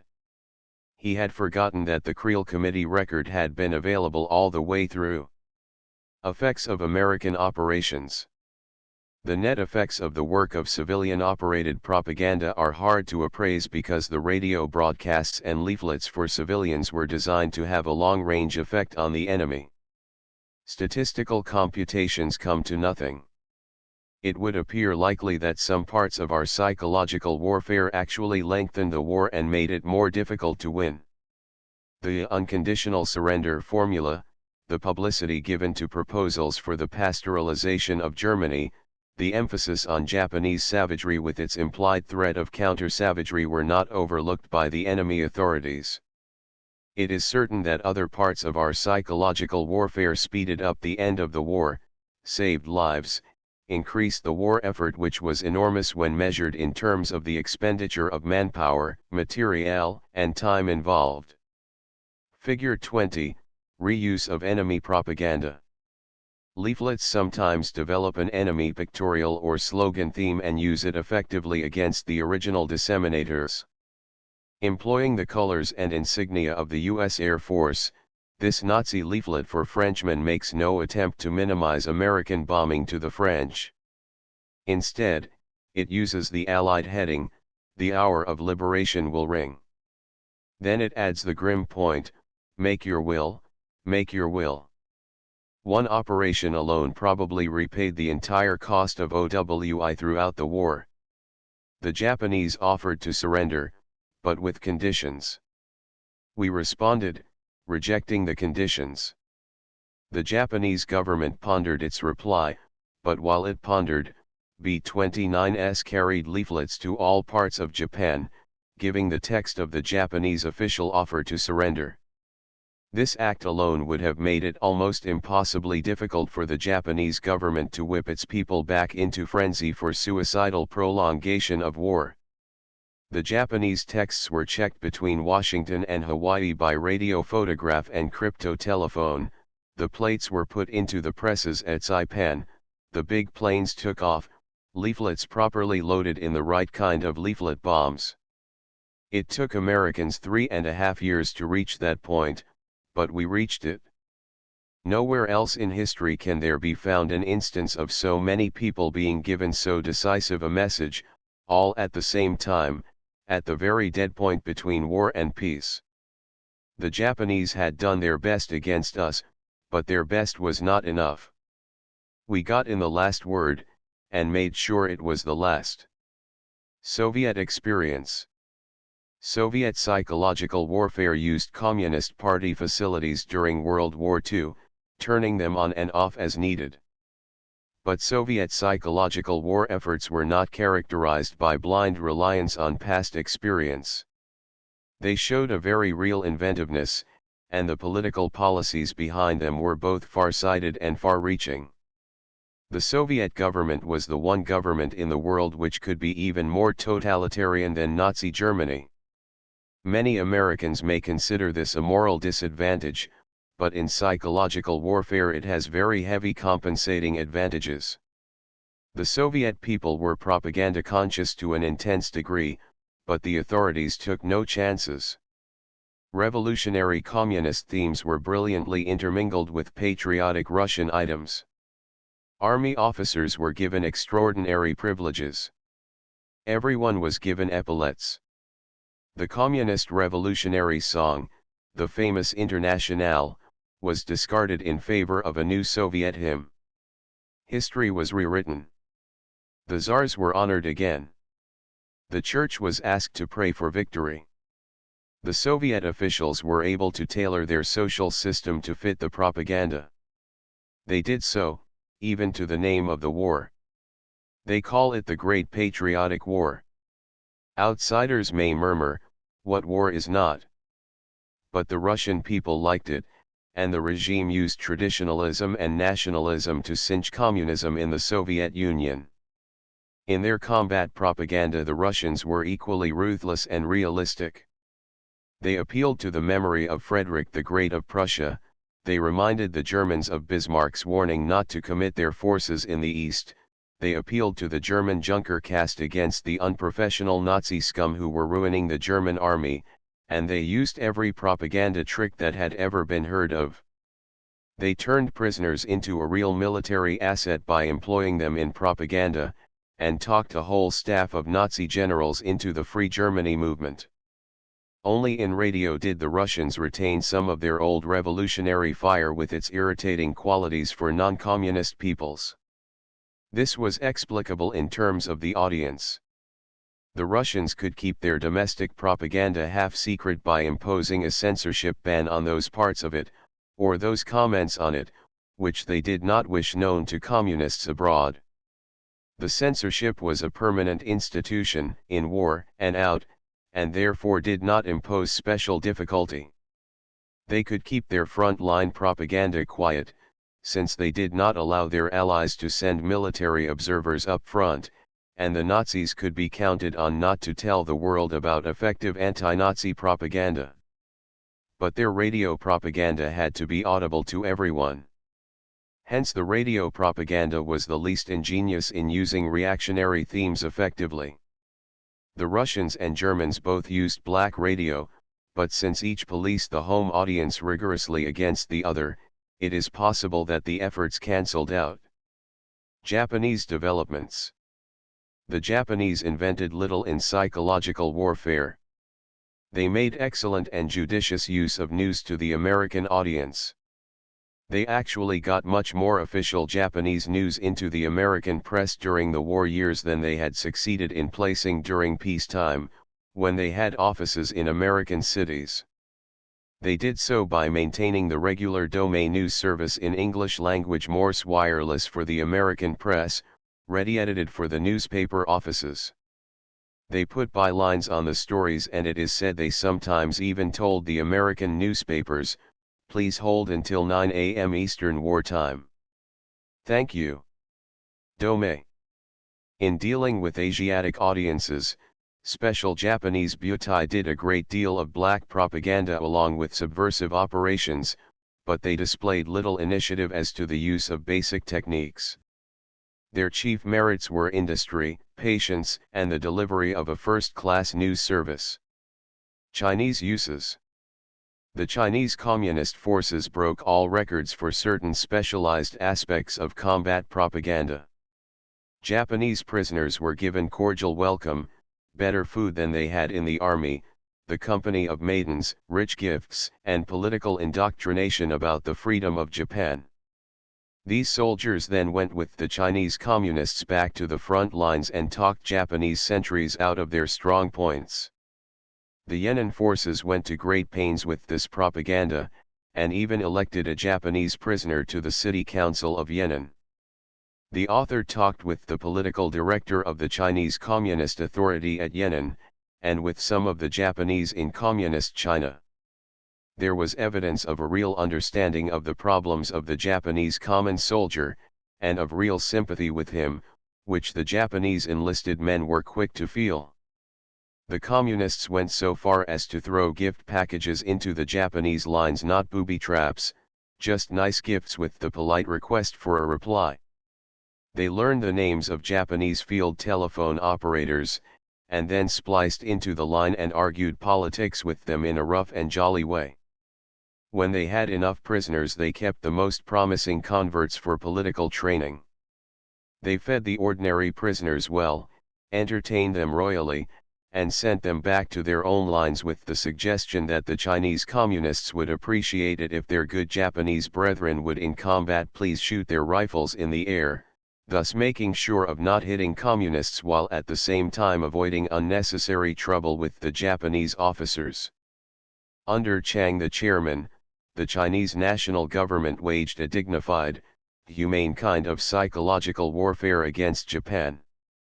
Few people remember an odd chapter out of modern history, the Chinese bombardment of Nagasaki, although it is possible that Asiatic historians of the future will make a substantial contrast between the Chinese who struck the first blow at that city and the Americans who struck the last. Shortly after the outbreak of the full quasi-war between China and Japan in 1937, the Generalissimo ordered his bombers to attack Japan. American-built Chinese bombers appeared over Kyushu, the first invaders to show up since the shoguns repelled Kublai Khan 656 years earlier. But instead of dropping bombs, they dropped leaflets denouncing aggression and inferentially pointing out that while the Japanese were uncivilized enough to bomb their fellow Asiatics, the Chinese were too civilized to undertake reprisals in kind. The Generalissimo's troops also had fraternization and front-line propaganda, but not to the extent to which the Chinese Communists did. The Generalissimo himself followed a very liberal, not in the leftist but the true sense, political line toward Japan. He uttered no threat of vengeance. He was the first leader of a great nation to say that the Japanese emperor question was to be settled by letting the Japanese themselves choose their own form of government after the war was all over. He had Japanese on his political staffs, democratic persons whom his officials encouraged, and regular Japanese broadcasts were kept up throughout the war on the Chungking radio.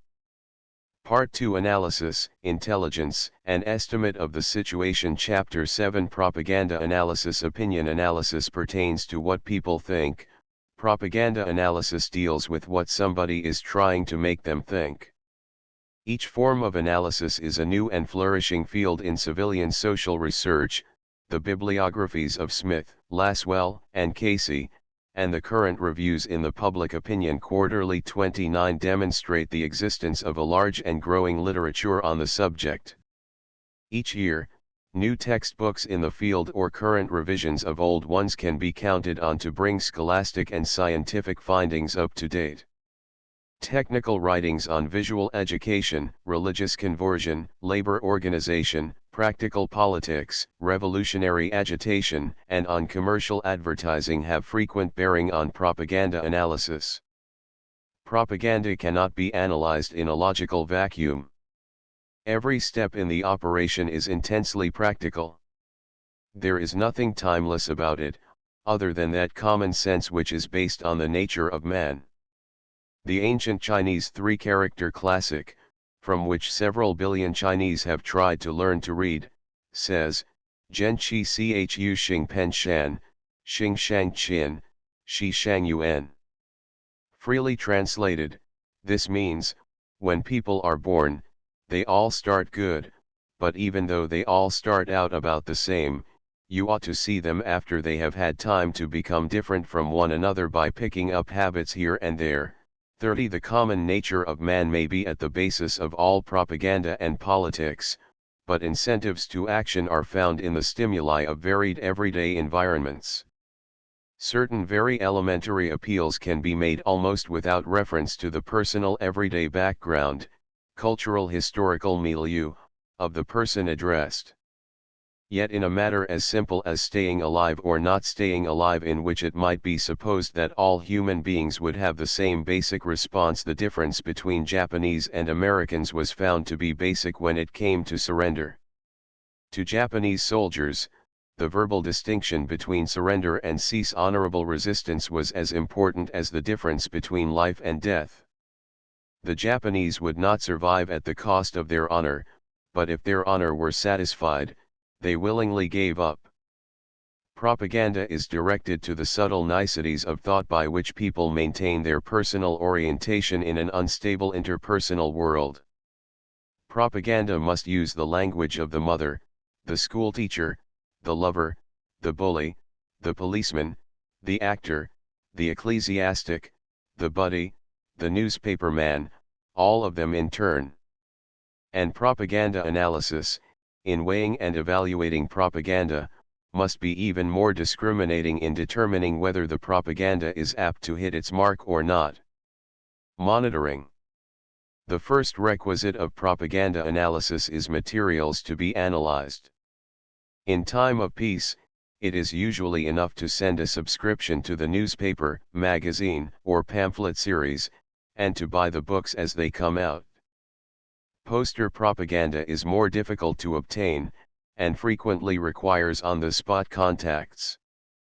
Dr. David Rowe brought back from occupied China, in the early days of the Sino-Japanese War, a spectacularly well-done and interesting series of Japanese and Quisling posters. They were not hard to come by, once he was there, but he had to go about 20,000 miles to get them and return. In obtaining printed propaganda, better results will be achieved if the same sources are followed consistently over a period of time than if one triumphant raid is carried through. The choice may look like this, see Chart 3. If, in this instance, the propaganda analysis is to be a one-man enterprise in a small country or area in time of peace, the one man can collect all the different kinds of samples in March and can then spend several months trying to see how they add up. By the time his analysis is ready, it will be badly dated and will necessarily be less interesting to the recipients than would a report which was up to the week. Furthermore, unless the analyst knows the area very well indeed, he will risk mistaking transient issues for basic ones. If the old agrarians happen to be accused of right-wing deviationism during the week of 3 to 10 March, the analyst may falsely conclude that the old agrarian issue is tempestuous or profound. Unless he has a large staff, faces a special crisis or pursues a scholarly purpose, the analyst does well to pick the alternative illustrated in the vertical column. He should pick his media carefully, accepting the advice of people who know the area intimately. In an opinion-controlled area, it is wise to take both a direct government propaganda paper and an opposition of semi-independent paper, if such exist. Local papers are often better guides to domestic propaganda than are big metropolitan papers. The propagandists of the country know that foreigners may watch the big papers, and they will reserve their most vicious, naive, or bigoted appeals for the local press. Chart 3. Along with the local press of one or two selected localities, the analyst should select several government personages and should follow every word of theirs he can find. The basic principle is for the analyst himself to determine the range of materials to be covered by deciding his own workload in advance. This in turn depends on the time he has available for the task, his mastery of the language, his interest in the projects, probable interruptions due to semi-official elbow bending, and other personal factors. The rule remains: consistent analysis of the same output with reference to basic topics over a sustained period will inevitably reveal the propaganda intention of the source. It must be pointed out that the expert analyst still is needed to select topics and to confirm interpretations.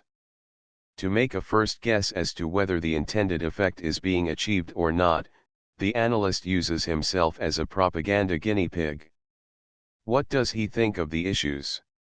What might he have thought otherwise? What would he think if he were a little less intelligent, a little more uncritical, than he is? And to complete the analysis, the analyst must go out to the audience that receives the materials and find out what effect the propaganda has had by asking them about it. See interrogation, page 145. Printed materials. The most readily available sources of propaganda are not printed ones. Especially in time of hostilities, it may not be easy to subscribe to enemy materials by the process of sending an international postal money order. Delays involved in transmitting the printed materials may make them useless for spot analysis, and valuable only for long-range basic studies of morale. The propagandist who is being analyzed may oblige by reading large numbers of editorials on the radio. During the last war, officers and citizens occasionally exploded with alarm when Radio Tokyo quoted a Life or New York Times editorial several hours after it appeared. They naturally supposed that the Japanese had a secret shortwave transmitter running from New York City direct to Tokyo, and overlooked the fact that the OWI may have quoted long excerpts in slow Morse code on its trans-Pacific beam to China. The Japanese had picked it up, used subquotes, and beamed it back. Printed matter goes on the air in any major news operation. It is only a matter of time before telephoto facilities develop in line with the experimental New York Times edition printed in San Francisco during the United Nations Organizational Conference. This was sent, all in one piece, by wire photo to Frisco and reprinted. The delay between the two editions was merely a matter of minutes. In the future, wireless telephoto may reduce this to seconds, so that all belligerents can simply tune in on each other's major newspapers. Radio. For the present, radio remains the biggest source of propaganda intake. Radio is convenient. It can be picked up illegitimately without too much fear of detection. For the cost per person reached, it is certainly the cheapest way of getting material to millions of people promptly. It lends itself to monitoring, and even standard, long, wavelengths can be picked up from surprisingly great distances. The only defense against enemy use of radio monitoring or broadcasting consists of the application of wired radio, which means plugging all the radio sets in on the telephone circuit, putting nothing on the air, and defying the enemy to eavesdrop. If the radio sets are then policed, and are made incapable of receiving wireless material, that particular audience is effectively cut off from the enemy. When the Red Army, with its acute propaganda-conscious security, moved into many Eastern European cities, the first thing it did was to round up all the radios which the Nazis had overlooked. This prevented the liberated peoples from being enslaved by the filthy reactionary lies of the American and British governments, and made sure that the peoples would stay liberated under influence of their local Soviet-controlled newspapers. Wired radio is expensive. Radio suppression is difficult. The successful concealers of radio receivers become two-legged newspapers and go around town spreading all the hot dope which the authorities are trying to suppress. Scarcity puts a premium on such news. Rumor then becomes unmanageable. Except for strangely drastic situations, it is probable that the great powers will continue to tolerate radio reception, even though it may mean letting foreign subversive propaganda slip in now and then. It is therefore likely that radio broadcasts will be available for monitoring for the pre-belligerent stages of the next war, should war come again in our time, and that radio may last through a great part or all of the duration of the war. Factors which cannot now be foreseen, such as radio control of weapons, will affect this. Radio propaganda analysis follows the same considerations as those which govern choice of materials for analyzing printed matter. It is a surer method to follow one or two programs on a station than to make wide random selections. A standard wave transmitter to the home audience comes closer to revealing the domestic scene than would a global rebroadcast of ostensibly identical material. Radio has a further advantage over print. Few nations print out separate propaganda for each foreign language area, while almost every large and medium-sized country has international facilities for broadcast. Since the programs are beamed to different language groups, the senders automatically make up propaganda lines for each audience. 31 Attentive monitoring can provide material for distinguishing the various lines which any given nation is sending out to its friends, neighbors, or rivals. Frequently the differences between these lines make good counter-propaganda. If you hear the Germans telling the Danes that all Nordics are supermen and all non-Nordics scum, while telling the Japanese that the National Socialist idea of the world transcends Pluto-democratic race prejudice, put the two quotations together and send them back to the Danes and the Japanese both. Radio, unlike print, cannot be held for the analyst's convenience. It is physically unhandy to try to file actual recordings of enemy broadcasts for preservation and reference. When the analysis center is large, as it would be if near the headquarters of a government or a theater of war, the difficulties of monitoring involve problems of stenographic and language help. The monitors themselves can then be stenographers, taking verbatim dictation. They write down the enemy broadcast word for word, either right off the air or from records. The editor then selects the most important parts of the day's intake for mimeographic or other circulation. Important material can be put in a daily radio summary of enemy propaganda for the area monitored. The rest of it can be sent along by mail, put in files and classified, lest the enemy government find out what its own propagandists really were saying, preserved on the recording, or destroyed. During World War II these basic verbatim reports played a very important part. The Foreign Broadcast Intelligence Service did the job for the United States, operating through the war years under the Federal Communications Commission. It has since been shifted from FCC to the War Department, and from the War Department to the Central Intelligence Group.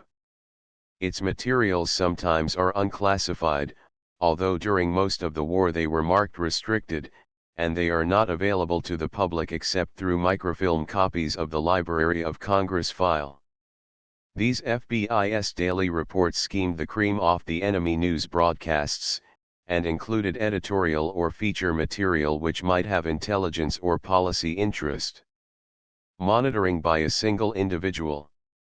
Where monitoring must be done by a single individual or a very small staff, it is desirable to find a basic news broadcast and to take it down verbatim where possible. This gives the analyst the chance of a second look at his materials and keeps him from having to make snap judgments of what is important and what is not, right during the course of the broadcast. Selection of a basic news program, followed by reference to speeches, plays, lectures and other programs that indicate the overall tone of the day's output, will make it possible for one person to do an adequate monitoring job on about 1/8 of his full-time work per station. This does not leave him time to do much fancy analysis, or to prepare graphs, but he can pass along the general psychological warfare situation so far as that particular beam on that particular transmitter is concerned. The most likely situation for the isolated consul, businessman, officer, missionary, or amateur is one in which he can get a certain amount of stenographic help in taking down the broadcast material. The radio for monitoring varies in accordance with general reception conditions. Practically all the U.S. Army Signal Corps receivers will perform satisfactorily for local monitoring, so too will ordinary private sets, including the larger portables. An automobile radio can often be driven away from interference, and from a hilltop or the edge of a lake can pick up a standard wave station that cannot be distinguished on a much larger house set in the city. For transoceanic or worldwide reception, a shortwave receiver is of course necessary. It is unwise to pick a sample that involves too much rapid speech, such as a foreign soap opera.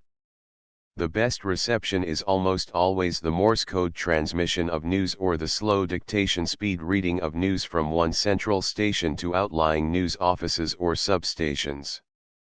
Selection of a program which usually comes in, arrangement for a verbatim copy of the program, daily checking of the news under standard analysis procedures. This gives a very fair cross-section.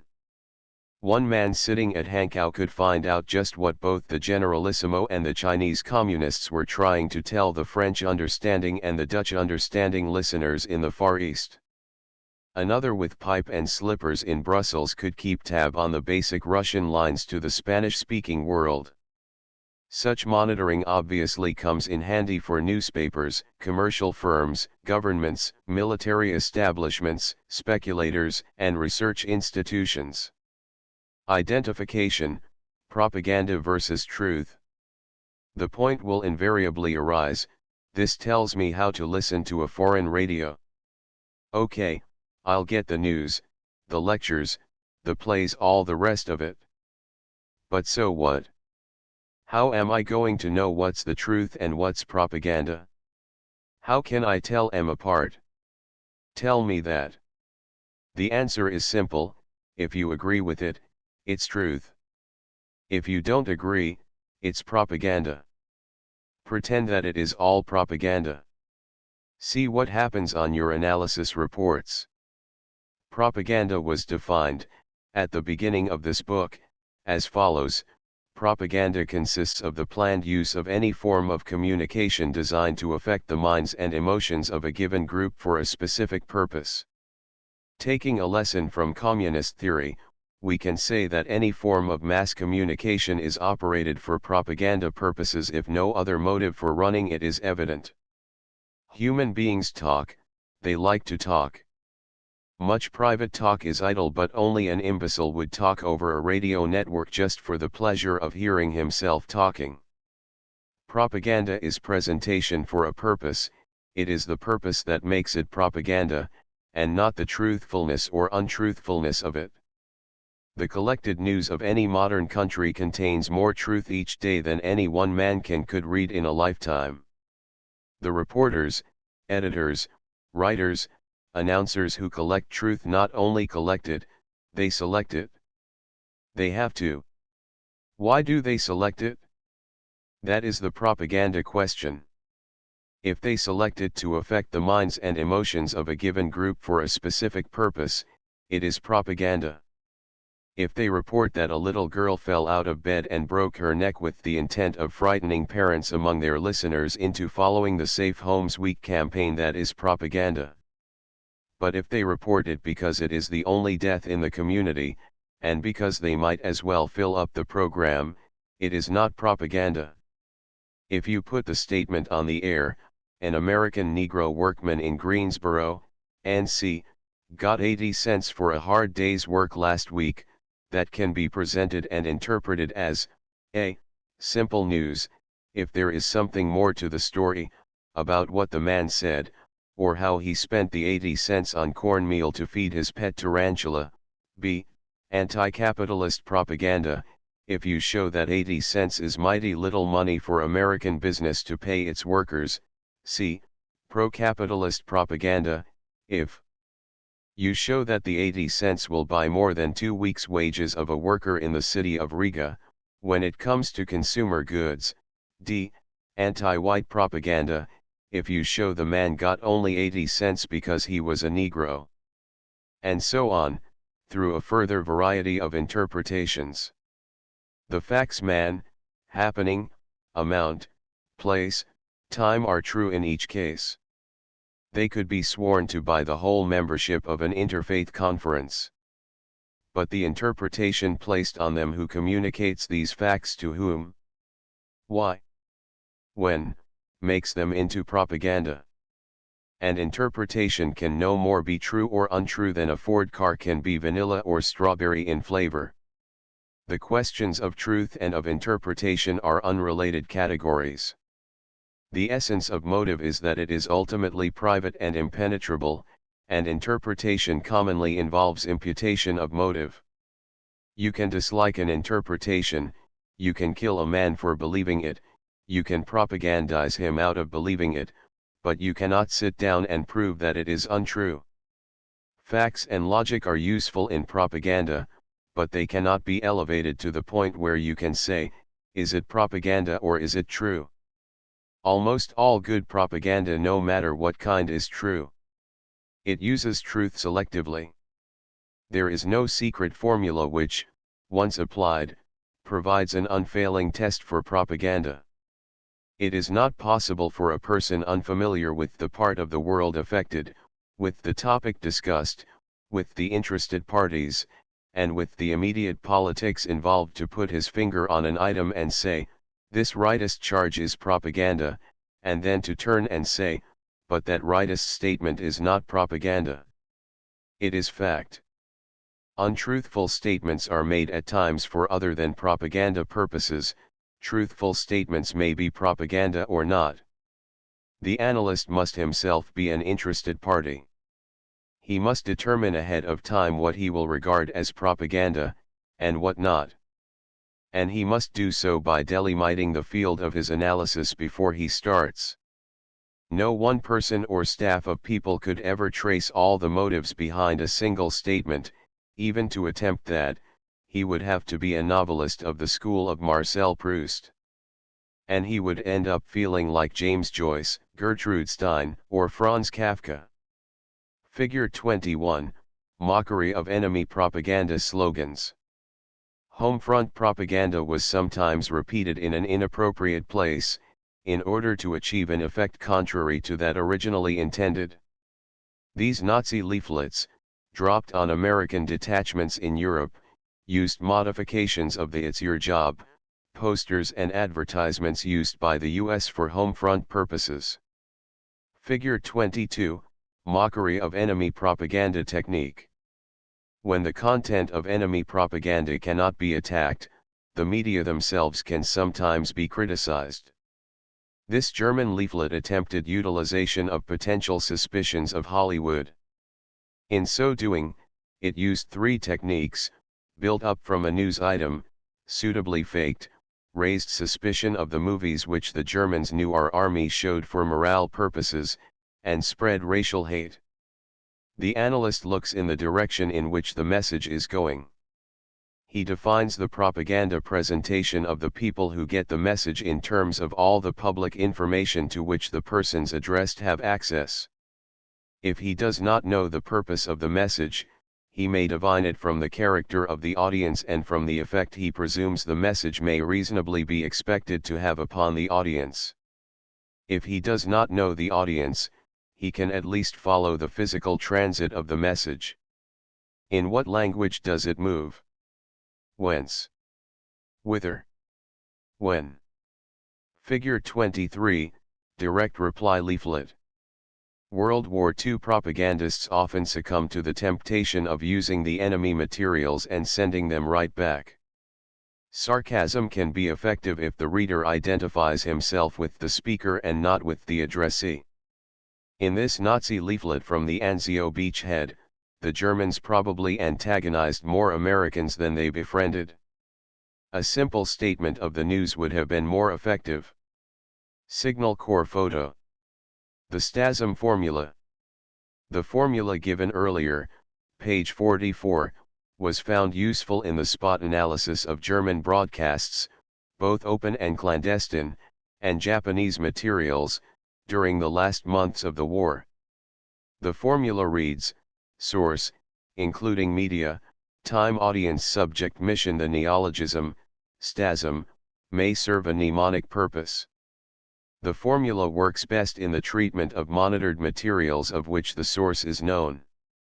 First point to note is the character of the source. There are several choices on this: the true source, who really got it out, and the ostensible source, whose name is signed to it, also, the first use source, who used it the first time, and the second use source, who claims merely to be using it as a quotation. Take the statement, "Harry said to me," he said, "I never told anybody that Al's wife was a retired strip teaser." Mind you, I don't pretend to believe Harry, but that's what he said, all right. What are the possible true sources for the statement of fact or libel concerning Al's unnamed wife? What are the alternatives on ostensible sources? First use. Second use. The common sense needed to analyze the statement is of the same order as the process involved in analyzing the statement. Reliable sources in Paris state that the visit of the American labor delegation has produced sensational repercussions in Moscow, and that Moscow, upon the basis of the American attitude, is determined to press for unification of the entire German labor movement. Figure 24, Black use of enemy subversive materials. This leaflet, printed in brilliant red, white and blue, was found in the print shop of a Nazi military propaganda company overtaken in Lorraine. It apparently dates from 1939 to 40, when the Soviet Union and Nazi Germans were at peace, with the result that communists throughout the world opposed the imperialist war. The leaflet may or may not be duplicated from a French communist original, the important thing is its reuse by the Germans. This constitutes black propaganda in one of its purest forms. It is soon evident that the mere attribution of source is a job of high magnitude. A systematic breakdown of the STASM formula produces the following analysis outline, applicable to any single propaganda item, civil or military, in war or peace, spoken, visual, or printed. There are many other possible arrangements. The one given below is not represented as having official sanction or mysterious powers of its own. It has simply worked well for the author. Figure 25a, Black use of enemy information materials. The Nazis used this leaflet on the Western Front. The real source was a German propaganda unit, the ostensible source was U.S. Army facilities. Note that the leaflet has nothing to do with stopping VD among troops, which is what the originals sought. Instead, its effect is to depress American troop morale. Figure 25b, Block use of enemy information materials. Compare this with the preceding leaflet. The real source in both cases is enemy. The ostensible source in both cases is the U.S. Army. The ostensible mission in both cases is the prevention of VD. But the mission is entirely different in the second leaflet. The first was addressed to troops Americans designed to make them feel bad. The second was dropped on civilians Filipinos whom the Japanese thus tried to stir up against the Americans. Leyte Campaign. Courtesy of Mr. Robert Kleiman. Complete breakdown of a single propaganda item. A source, 1, true source, where does it really come from? A, release channel, how did it come out, if different from true source without concealing true source? B, person or institution in whose name material originates. C, transmitting channel, who got it to us, person or institution affecting known transmission omitting, of course, analyst's own procurement facilities. 2. Ostensible source, where does it pretend to come from? A, release channel, who is supposed to be passing it along. 3. First use and second use source, first use, who is said to have used this first, second use, who pretends to be quoting someone else. A, connection between second use source and first use source, usually in the form of attributed or unacknowledged quotation, more rarely, plagiarism. B, modification between use by first use and second use sources, when both are known. I, deletions. 2, changes in text. 3, enclosure within editorial matter of transmitter. 4, falsification which appears deliberate. V, effects of translation from one language to another. B, time. 1, time of events or utterance to which subject matter refers. 2, time of transmission, publishing, broadcasting, etc. 3, timing of repetitions. 4, reasons, if any are evident, For peculiarities of timing, see audience. 1. Intended direct audience, in English to North America, a paper for New York restaurant operators. 2. Intended indirect audience, program beamed in English to North America but actually reaching Hong Kong and Singapore by deliberate plan of the sender, a paper for New York restaurant operators being faked and sent to Southeast Europe in fact. 3. Unintended audience, a Guadalcanal native studying Esquire, your aunt reading the Infantry Journal, a Chinese reading American wartime speeches against the Yellow Devils of Japan. 4. Ostensibly unintended direct audience, such as an appeal to strikers in very abusive sounding language, sent to businessmen to build up opinion against the strikers, or Hitler's black use of the forged protocols of the Elders of Zion. D. Subject, what does it say? 1. Content listed under any convenient heading as though it were straight news or intelligence. 2. Content epitomized as demonstrating new propaganda technique, such as, now they're trying to get us out of Tientsin by appeals to our isolationists. 3. Content which may be useful in counter-propaganda, such as, they said that the Greeks are our witless puppets, so let's pass that along to the Greeks. 4. Significance of content for intelligence analysis. Examples, when the Japanese boasted about their large fish catch, it was an indication their fishing fleet was short of gasoline again, and that the fish catch was actually small. When the Nazis accused the Jews of sedition, it meant that rations were short and that the Nazi government was going to appease the populace by denying the Jews their scanty rations. By way of contrast, emission. 1. Nation, group, or person attacked. 2. Relation to previous items with the same or related missions. 3. Particular psychological approach used in this instance, such as wedge driving between groups, or between people and leaders, or between armed services, or demoralization of audience in general, or decrease of listeners' faith in the news. 4. Known or probable connection with originator's propaganda plan or strategy. Figure 26, religious black. Perhaps because of their contact with Americans who happen to be missionaries, the Japanese overemphasized the effect of religion on Americans. They attempted crude appeals on religious themes.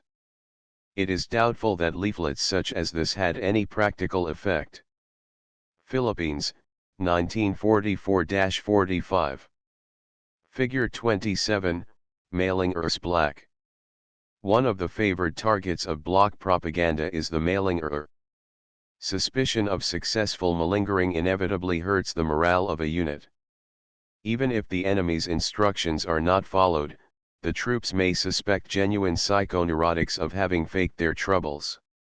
Almost all participants in World War II issued such instructions. The Allied samples are not available for publication. This is a Japanese leaflet from the Philippines, 1944-45. Such an outline would be useful only if it were applied in common sense terms, without turning each item into an elaborate project and thus losing the woods in the trees. In most cases, it would suffice to state the item briefly for reference and study in the order of the entries. When poorly trained help is available, it is of course necessary to print or mimeograph a form to be used. It is as vain to prescribe a propaganda analysis procedure without knowing the user as to prescribe an office filing system while knowing neither the nature of the office nor the kind of files kept. In time of war, subordinate commanders in operational areas will need to keep files at a minimum, while rear echelon or national facilities may be able to keep files of enormous range and thoroughness. In the recording of a large number of propaganda items, however, the material becomes hopelessly unmanageable unless there is some standardized system for organizing it. Mere alphabetization leads inevitably to the question, alphabetization of what? And the analysis function can be exercised more readily in terms of the sources of propaganda than in terms of its incidental topics. Identification of enemy plans and situations. Propaganda has its inevitable mirror image which gradually becomes plain to the analyst. If the analyst is careful, using shrewd judgment in appraising specific missions, he will gradually see forming in his files a record of the immediate and long-range aims of the propaganda originators. This becomes possible only when enough material is available, over a period of time, to make up a complete list of the probable enemy propaganda objectives for the period covered. The intent of propaganda is always a result observable as action, however remote the action may be from the date of operation. Much of the propaganda of the Communist Party in the United States is directed to the inculcation of correct scientific thinking, see pages 70 to 74, which will be of decisive use only when the remote day of revolution arrives. Few of the communist leaders, even in private conference, would venture to predict the exact year of the day of revolution. Some may not even expect to see it, but they believe that if the propaganda is effective, the proletariat will be militant and its leaders will be conscious of their historic role. From the propaganda of today, the action may be anticipated, no matter how distant it may seem. Once the action is determined, the relation of other propaganda items to that action can be traced. In war, the action sought is something militarily harmful to the enemy: strikes against his production, panic in his population, complaint from his consumers, mistrust from his newspaper readers and radio listeners, resulting in eventual subversive or negative action on their part, surrender of his troops, disunity of his political leadership to be expressed in deadlocks, and so on. In pre-belligerent or peacetime propaganda, the action sought is against the war-making capacity of the audience against war itself. If the propagandist feels that his own population is in no immediate danger of being infected by defeatism. Estimating the enemy's propaganda situation. In addition to presenting a picture of the enemy goals, and of the psychological means he considers to be useful in reaching those goals, propaganda analysis is also valuable in presenting the enemy's own propaganda situation. He avoids certain topics because he must. He talks about others because circumstances force him to do so. For example, if the Germans stop talking about rations for Jews, in the World War II situation, it may be that their own people, filled with anti-Semitic poison, have been protesting the issuance of rations. Alternatively, it may mean that the Nazi authorities have just cancelled Jewish rations and are letting the Jews starve or are murdering them overtly. If the Germans follow this up with an item on the poor barley crop, it may be that they are preparing the sentimental and humane listeners in their own audience for the announcement of Jewish starvation. If they run Paris-quizzling accounts of Jewish hoarding, and of Jews concealing large quantities of food, it means that they are almost certain to be under pressure to explain their Jewish policies, and that, therefore, two factors face the German propagandist. First, he must get ready to announce the attack on the Jews. Second, he thinks that the Jewish situation is going to arouse anti-Nazi sentiment even in Germany, if these are German-language programs, and he is therefore compelled to defend something because public opinion is believed by him to be against it. Out of a silence, no further news on rations, a domestic item, poor barley crop, and a foreign item, Paris Jews allegedly hoarding, it is possible to reconstruct a whole situation. The reconstruction may fall, if other interpretations arise, but it provides a starting guess. The situation of enemy morale is often reportable through propaganda analysis long before it can be described by eyewitnesses. Omissions of attacks on the church may indicate that the religious problem has become touchy. Failure to attack communism may mean that the government is seeking a diplomatic deal with a communist state. Mention of children may refer to the fact that parents complain of cold schools, bad food, absent doctors. Good morale is shown by a quiet tone in propaganda, bad morale is shown by extremes, whether of silence or of great vehemence. It is useful to know what the enemy propagandist thinks he is doing, what he considers the obstacles to his propaganda. Such considerations inevitably get to be embodied in the propaganda itself. A tone of extreme defiance, poor international cooperation, war bluster, and so on may often spring from the desire to divert a hungry or discontented home public from its real worries at home to imaginary worries abroad. Propanal as a source of military intelligence. Propaganda analysis, or propanal for short, can serve as a very useful adjunct to military intelligence even if when not directly connected with counter-propaganda operations. In the first place, the enemy must give news, comment, opinion, entertainment in order to get attention. The incidental content and makeup of this propaganda is itself useful study material. If his ink is bad, his paper poor, his language incorrect, it shows shortages of supply and personnel. If he boasts about his victories, he usually gives his version of place names and aids cartographic reporting. In mentioning the names of heroes, he may supply order of battle. In making a good story out of his economic situation, he fills in missing statistics. Even if the figures are falsified, they must be falsified for a purpose and can be used in conjunction with others in making up an estimate. Nothing is as smart as a human being except another human being. What any one man can try to achieve in the way of deceit, another man can try to figure out.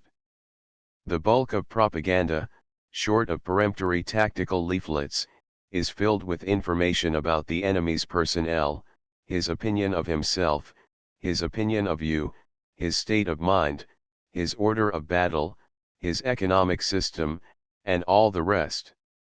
The Japanese government, throughout the war, kept the United States informed in English of the changes of ministers and other high officials in the Japanese government.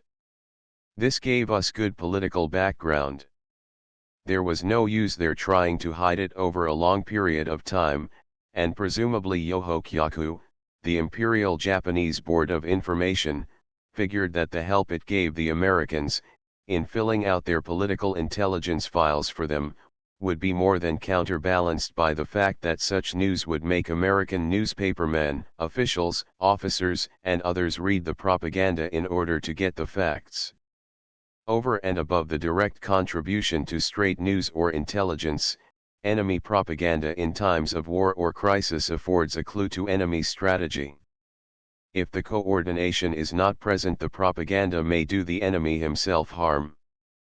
But the moment coordination is present, and one end of the coordinate is handed over to us, we can start figuring what the coordination is for. Sometimes propaganda is sacrificed for weightier considerations of security. German propaganda gave little advance warning of a war with the USSR, and Soviet propaganda gave none. In other instances, the coordination does give the show away. In 1941 to 1942, the Japanese radio began to show an unwholesome interest in Christmas Island in its broadcasts to Japanese at home and abroad. Christmas Island, below Sumatra, was pointed out as a really important place, and tremendously significant in naval strategy. Subsequently, the Japanese armed forces went to and took Christmas Island. The home public was delighted that this vital spot had been secured. Of course, Christmas Island was not as important as the Japanese radio said it was, but the significant thing was that the radio talked about it ahead of time. For what little it was worth, the Japanese had given us warning. Enemy realization of an impending defeat may be preceded by disparagement of the importance of the area in which the defeat is to take place, or by description to the home audience of the enormous strength which enemy forces face at that particular place. Enemy action when the enemy is security-minded may be anticipated from his complete silence on something which he would normally talk about. It must have seemed odd that the Americans stopped talking about nuclear fission altogether, when pre-war years had seen a certain number of news items on the subject in the New York press each month. A nation getting ready to strike a la Pearl Harbor may prepare by alleging American aggression. A nation preparing to break the peace frequently gets out peace propaganda of the most blatant sort, trying to make sure that its own audience, as well as the world, will believe the real responsibility to lie in the victim whom he attacks. Hitler protested his love of Norwegian neutrality, then he hit, claiming that he was protecting it from the British. No hard and fast rules can be made up for all wars or all belligerents. The Germans behaved according to one pattern, the Japanese, another. For example, the German High Command sought to avoid bragging about anything they could not actually accomplish. They often struck blows without warning, but they never said they would strike a blow when they knew or believed that they could not do it. The British and Americans made up a timetable of this, and were able to guess how fast the Germans thought they were going to advance in Russia. Knowing this, the British and Americans planned their propaganda to counter the German boasts. They tried to pin the Germans down to objectives they knew the Germans would not take, in order to demonstrate to the peoples of Europe that Nazi Germany had finally bitten off more than it could chew. Later, the Allies remembered this German habit when the Nazis on the radio began talking about their own secret weapons.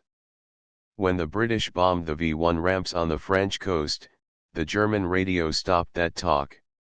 The British therefore had additional grounds for supposing that the ramps they had bombed were a part of the secret weapon the Germans bragged about. The British further knew that the Germans would try to counter the psychological effect of the announcement of Allied D-Day with some pretty vivid news of their own. When the German radio began mentioning secret weapons again, the British suspected that the Germans had gotten around the damage done to the ramps. D-Day came, the Germans, in one single broadcast designed to impress the Japanese and Chinese, announced that the secret German weapon was about to be turned loose, and that more such weapons would follow. One day later the first V-1 hit London. Chart 4. In order to follow this type of propaganda, a quantitative chart is needed. A sample imaginary chart for a 3-month period is given in Chart 4. This chart reveals at a glance the fact that the enemy kept mentioning food supply and naval warfare until the middle of March, because he presumably thought his blockade runners would bring in more food. After March, food drops in emphasis but naval warfare continues to be stressed. In May, following enemy admission to himself of the hopeless naval situation, naval warfare drops almost altogether out of sight. Foodstuffs continue to be modestly mentioned as the enemy explained away minor difficulties, but the use of secret weapons propaganda shows that the enemy propagandists had to have something sensational to keep up the courage of the home audience. Whether the enemy really had a secret weapon or not, depends on the national character, past records, and so forth. The Germans and Japanese both said they had world-shaking secret weapons. The Germans delivered, the Japanese did not. Such quantity records will also be useful in showing the enemy's propaganda statistically with reference to number of words uttered on each of his major subjects, number of inches of newspaper columns for specified kinds of news, and so on. Percentage charts show which major shifts his propaganda performs. Audience charts, that is, how much time he spends addressing workers, pacifists, mothers, minorities, etc., show which groups he is really trying to reach. Emphasis charts for selected topics on which your own propaganda has been active show how much you force him to talk about something which he may not wish to discuss. Such statistical use is possible only if usable records are maintained. A basic item-by-item file of all important or new items, combined with a worksheet of the amount of radio time or printed space the enemy put into use for a stated period, will provide the materials needed for propanal. Propanal is indispensable to psychological warfare. It sifts ordinary intelligence out from propaganda in one process, processing straight intelligence ready for the intelligence people to use, yet providing analysis for psychological warfare purposes. For peacetime purposes, it is to be remembered that though enemies may hide their scientists, their launching ramps, or their rockets, they cannot hide the occasion for war, nor their own readiness measures. No government can afford to seem the plain unqualified aggressor. Propanol may prove to be one of the soundest war forecasting systems available to us in a period of ultra-destructive weapons. Psychological mobilization may be disguised, it cannot be concealed. Chapter 8 Propaganda Intelligence. The psychological warfare operator can usually count on two basic interests of his listener. In the field he can be sure that the enemy troops are interested in themselves. In the enemy homeland he can be sure that the civilians are interested in their enemy himself. He has therefore a certain leeway in which he can be sure of doing no harm, and may accomplish good, if he confines his propaganda to simple, factual, and plainly honest statements on these subjects. Pompousness, intricacy and bad taste will recoil against him. It is unwise to employ these even when the situation is well under control. In a developing situation the propagandist can remain safe by confining himself to simple statements as to how strong his country's armed forces are, how realistic and effective their leadership. Elementary information giving the favorable aspects of his economic, strategic, and diplomatic situation may also prove valuable initial propaganda. This interest can be counted on throughout the war. The enemy is always news. The wise enemy realizes this and keeps himself in the news, trusting that in the wider understanding of himself, his politics and culture there is the opening for a more favorable peace in the event of defeat, or for a more docile submission in the event of his own victory. Only unimportant enemies fail to become news. Few Americans, for example, realize that we were at war with Bulgaria in World War II. Had the Bulgars developed sensational weapons, there would have been a sudden upswing of interest in them. People would have realized that Bulgaria, like Hungary and long-lost Avaria, was once a fierce Asiatic state grafted onto the European system. The fabulous power of the old Bulgarian Empire would have become known, and the names of Krum, Simeon, and the Tsar Samuel added to our calendar of hate. But Bulgaria never did enough against the United States to count as an enemy, and even succeeded, by diplomatic ineptitude, in getting into a state of war with all the Axis powers and all the United Nations simultaneously. Bulgaria escaped the fame which goes with hostility. Contrast this with Japan. Thousands of Americans have learned Japanese. Japanese national character is known to us. War has done in a 5-year span what education could not have accomplished in a generation. The wise propagandist can, when in doubt, play good music on the air, or he can with equal prudence give the enemy his own elementary school history and language texts. These do no harm, and may achieve something. Figure 28, Nostalgic Black. Soldiers in all wars have gotten homesick. Propaganda appeals to homesickness in many ways. One of the simplest is the device shown in this German black leaflet, which shows the husband turning off the alarm clock while the wife wakes up. The printed message on the reverse makes out a discouraging case for the soldier's opportunity to return home, pointing out that the GI in Europe, even after victory, will face that nasty jungle war, in the Far East. No identification of the leaflet is given. Figure 29, Nostalgic White, Misfire. Figure 30 was carefully adapted to Japanese customs. The mere fact that the Americans knew enough about Japan to celebrate a homey Japanese holiday was probably enough to make the Japanese reader examine the leaflet carefully. Here is a combined nostalgic and surrender leaflet showing how surrender leads the Japanese soldier back to his wife and children. The drawing looks American rather than Japanese, and it is not likely that a genuine Japanese could have been made homesick by use of this leaflet. Figure 30, Nostalgic White. On March 5 of every year the Japanese celebrate the colorful custom of Boys' Day. Kites in the form of carp are flown over the cities and countryside, and millions of families set out to give their little sons an excursion or some other treat. It is characteristic of the Japanese that there is no Girls' Day. This leaflet, from Psychological Warfare Branch, Yosefpa, was designed for dropping on May 5. It ends with the appeal: you must guard the strength of the new Japan, your treasure, your children. Thus it combines homesickness, patriotism, and pre-surrender indoctrination. News as intelligence. Harmlessness is, however, a poor ideal for men at war. The propagandist who keeps out of mischief is doing only half his job. To make his message take effect, he must convey to the enemy those kinds of information which tend to disrupt enemy unity, discount enemy expectation of success, lower the enemy will to resist. He cannot do so by means of recorded symphonies or tourist lectures, no matter how well done. He must turn to the first weapon of propaganda, the news. The official propagandist is not a newspaperman. Since he speaks for an army or a government, his utterance is officially responsible. He must be as timely as the peacetime press, but must at the same time be as cautious as a government press agent.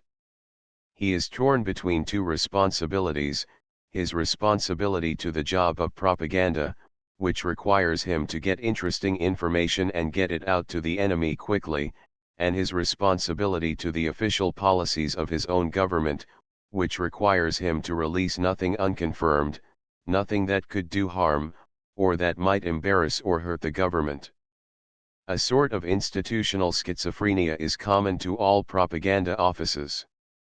The sources of news are various. Classified incoming operational reports of the Army and Navy contain material of high interest to the enemy.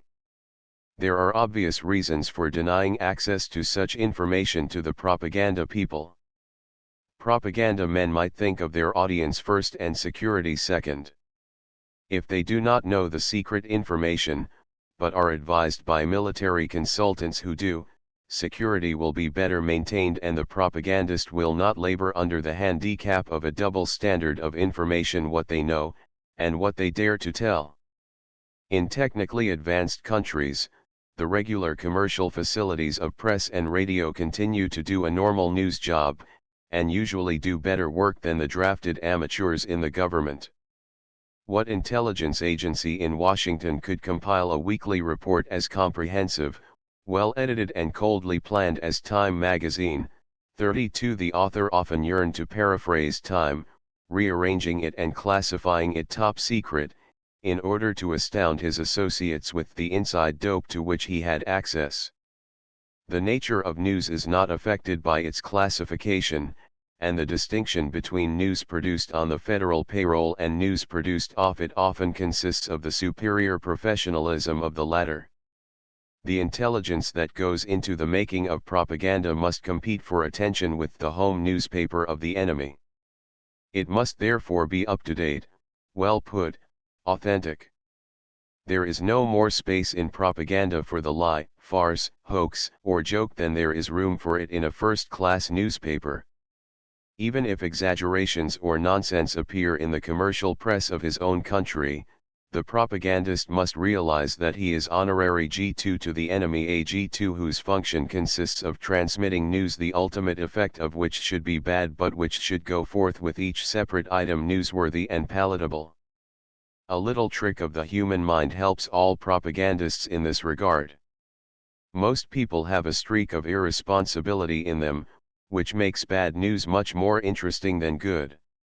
There is a yearning for bad news and a genuine willingness to pass it along.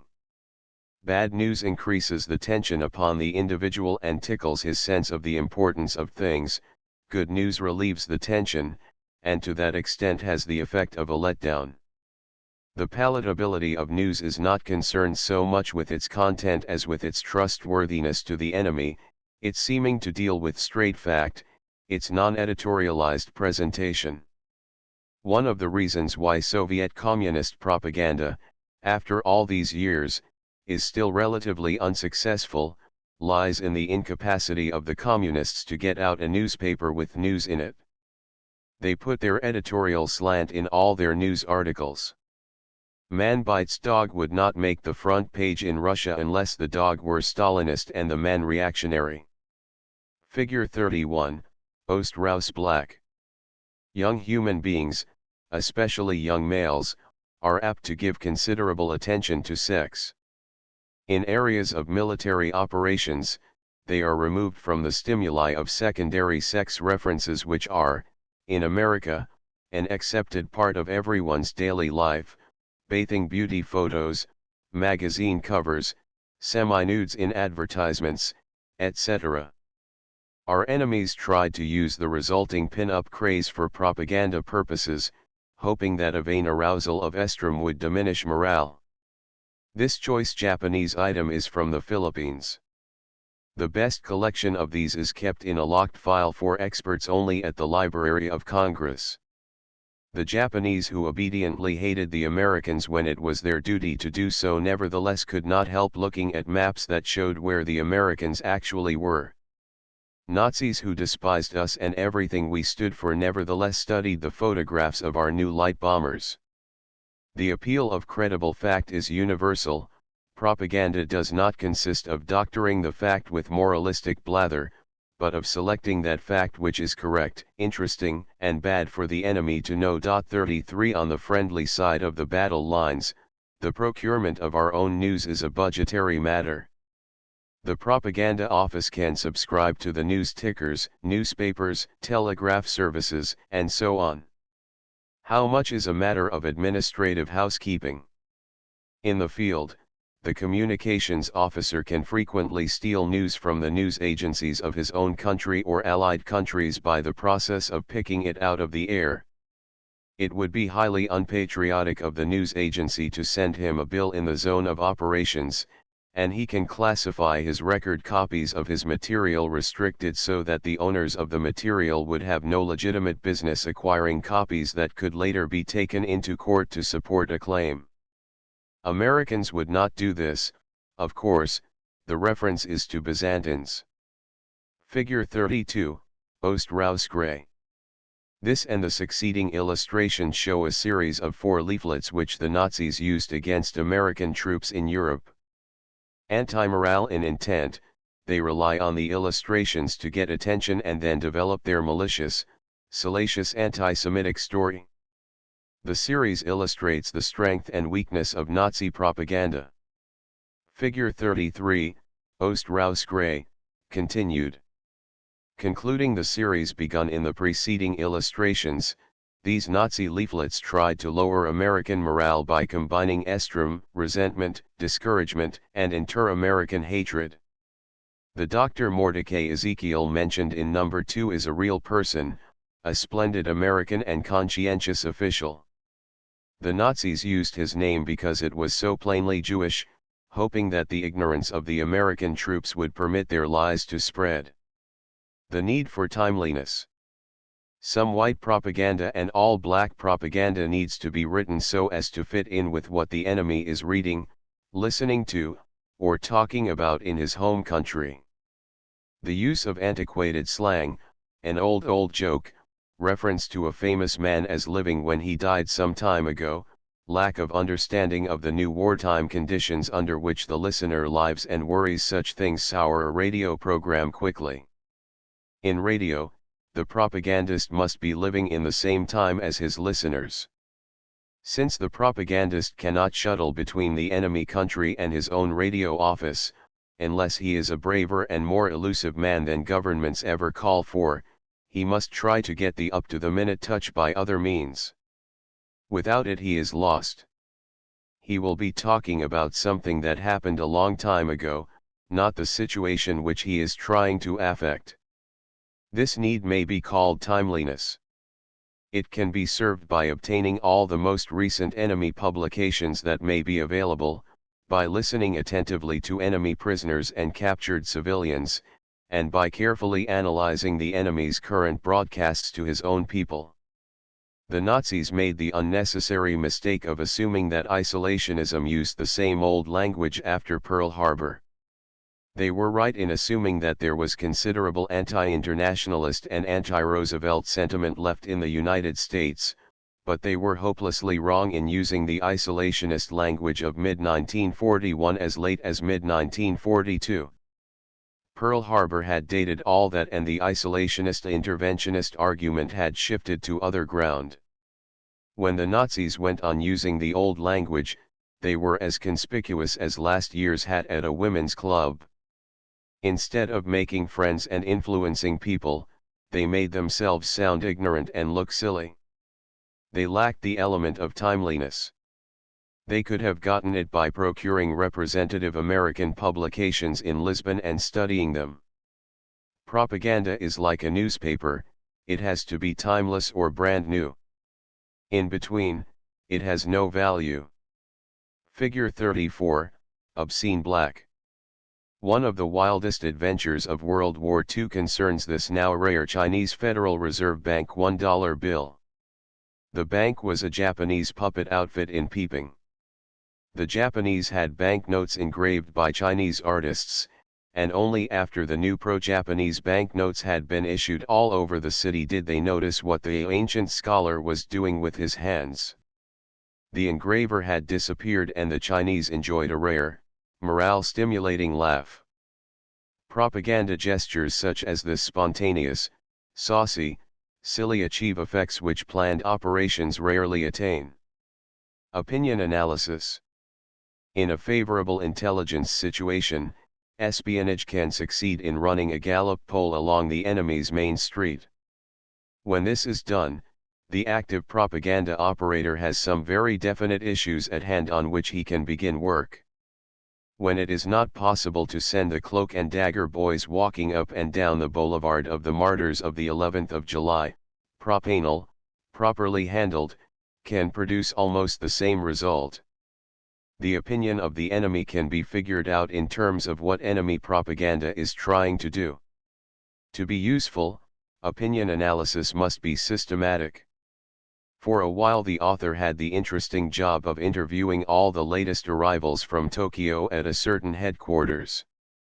The travelers would usually be pumped up with a sense of their own smartness in having evaded the Japanese and arrived at Allied territory.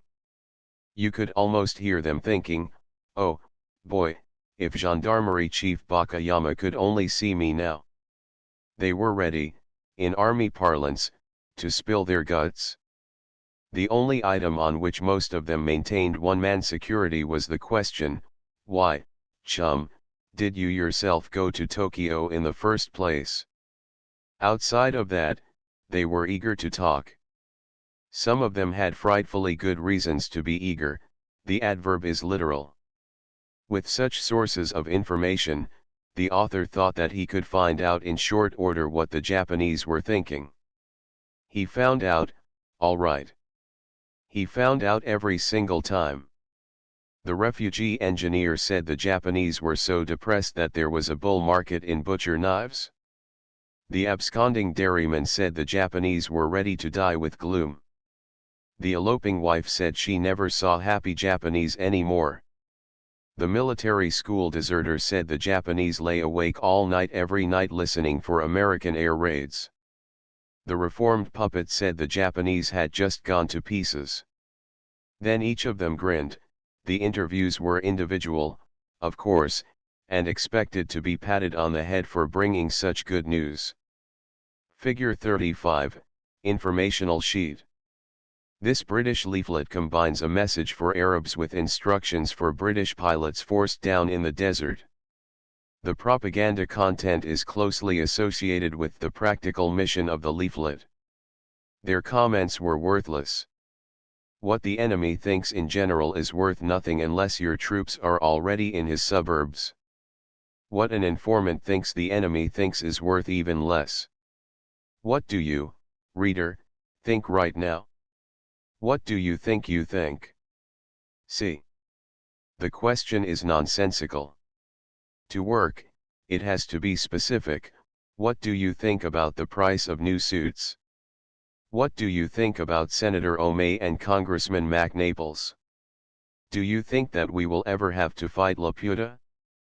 Are you satisfied with your present rate of pay? Why? What a person thinks his opinion is workable in relation to what he does. In practical life, his opinion takes effect only when it is part of the opinion of a group. Some groups are formed by the common opinion and have nothing else in common. At a spiritualist meeting you may see the banker sitting next to his own charwoman.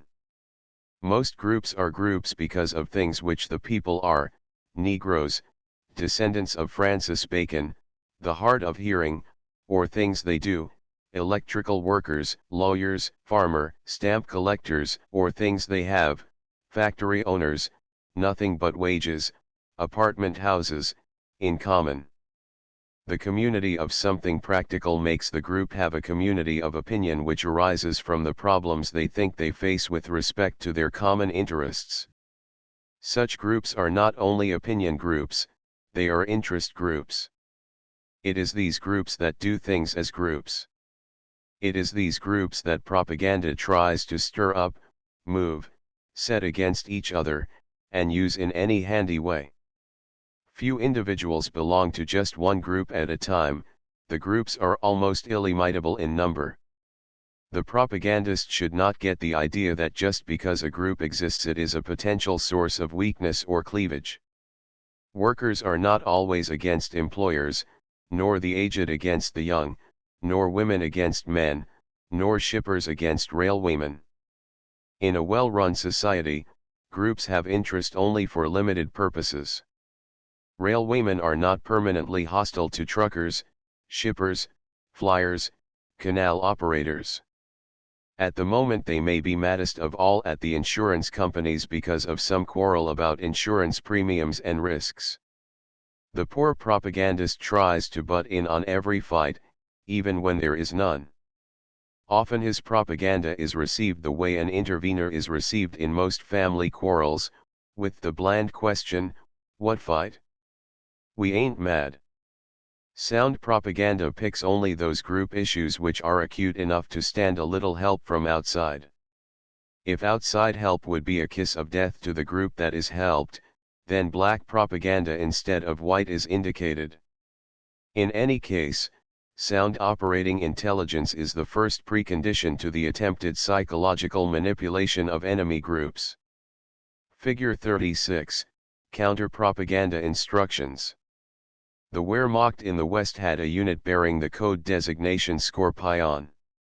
This unit combined the functions of offensive and defensive propaganda, which remained separate throughout the war in the U.S. Army. The information service sheet shown provides clear, simple leads for counter-propaganda by selecting usable for the Germans, that is, items from Allied sources. From this raw material, morale officers could make up their own leaflets, lectures, or broadcasts. Profile of opinion. Opinion analysis can present a profile of enemy opinion. To make a profile, proceed as though assembling a photo strip map taken by an aerial camera. Take the whole enemy country and divide it into major groups by percentages. Select, particularly, those groups you are interested in addressing. If you have kamikaze-minded collaborators, send them into the enemy country to ask 1,000 enemies the same question, selecting the 1,000 the same way that the total population is made up. If the country is 32% Catholic, the 1,000 interviewees should include 320 Catholics. If the country is 36% urban and 61% rural, 3% unexplained, get 610 of your interviewees from the country. The questions do not have to be asked in precisely the same form, but they should bear on precisely the same issues. When your agents come back you have a poll. If you do not have agents, then use the percentages from reference books, and try to estimate how many definite groups have what specific grievances. You are then in a position to proceed. Interrogation. When processing prisoners of war, it is an excellent idea to deal with them for morale intelligence as well as for general and assorted military information. questions should not aim at what the prisoner thinks he thinks about God, his leader, his country, and so on, but should concern themselves with those things which most interest the prisoner himself. Does his wife write that the babies have enough diapers? How is the mail service? Is he worried about war workers getting his pre-war job? How much money is he saving? How is the food? How were the non-coms? Did they treat him right? Did he get enough furloughs? Does he think that anybody is making too much money at home? Most men carry over into military services the occupational interests which they had as civilians. A carpenter in uniform, even though he may be a good infantry top sergeant, is still a carpenter, and information can be obtained from him as to the problems of skilled labor, of union members, of the poorer city dwellers, and so on. The profile obtained from civilian polls or from propanel can then be paralleled in the field. Set up a graph showing the entire enemy army. Use several graphs if the army splits along racial, national, or plainly sectional lines. On each graph, enter the component groups. From the poll or from the interrogations, list the dissatisfaction in terms of seriousness with which the dissatisfiee attributes to it. It is not what you think he should worry about that is important. It's what actually he does worry about. His weighting counts. Make up a scale, quantitative on the actual count of mentions of particular gripes. For example, out of 699 prisoners, of whom 167 were Union members in civil life, there were 234 separate voluntary mentions of dissatisfaction with the enemy government's labor union policy. When that quantitative count changes up or down, you have a definite guide with which to control your own propaganda policy. Figure 37, Defensive Counter-Propaganda. The National Socialist leadership staff of the Wehrmacht got out this communications for the troops as a guidance sheet for company talks. The content includes thoughts about the Volkssturm, the celebrated American freedoms, and small requests, but important. This issue is dated from January 1945. Or you can proceed qualitatively. List enemy dissatisfaction under terms such as these for any one issue: shoe rationing, health facilities, minority rights, esteem for government leaders, etc. Prisoner 1 is completely satisfied and has no complaints. 2 has a few complaints but is generally satisfied. 3 has many complaints and does not expect improvement. 4 is despondent about the whole situation. 5 is definitely antagonistic to home authorities in this matter. Rate each prisoner or captured civilian according to your best judgment. Then make up percentage lists of the grounds for dissatisfaction of each component group in the enemy society. This latter figure will be impressive in documents but will not mean as much for practical purposes as will the more specific percentages under each separate head. If you feel like showing off, average everything into everything else and call it the gross index of total enemy morale. This won't fool anyone who knows the propaganda business, and you won't be able to do anything with or about it, but you can hang it on a month-by-month chart in the front office, where visitors can be impressed at getting in on a military secret. Incidentally, if some smart enemy agent sees it and reports it back, enemy intelligence experts will go mad trying to figure out just how you got that figure. It's like the old joke that the average American is 10/11ths white, 52% female, and always slightly pregnant. Specificity. Good propaganda intelligence provides a. news, b. military intelligence which can be released as news, c. military intelligence which cannot be released as news, but knowledge of which will prevent the propaganda operator from making mistakes or miscalculations in reporting the news, d. enemy news, e. up-to-the-minute enemy slang, hobbies, fads, grievances, and other matters of current public attention, f. specific grievances of specific groups and of the nation as a whole, should these arise, g. Information about probable intergroup conflicts, h. Types and forms of discontent with enemy authority, I. Identification of unpopular or popular enemy personalities, j. All other information that will enable the psychological warfare operator to act promptly and sympathetically in taking the side of specific enemy individuals against their authorities or other enemy groups.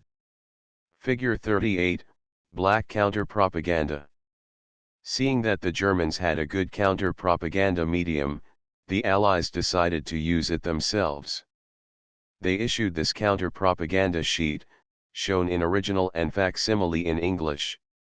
The blackness is not very black, since few Germans would consider this to be German in origin, once they had read it. Enemy opinion cannot be manipulated in general. It must be met on its own ground, the current everyday thoughts of enemy citizens and soldiers. These thoughts do not usually concern grandiose problems of political ethics.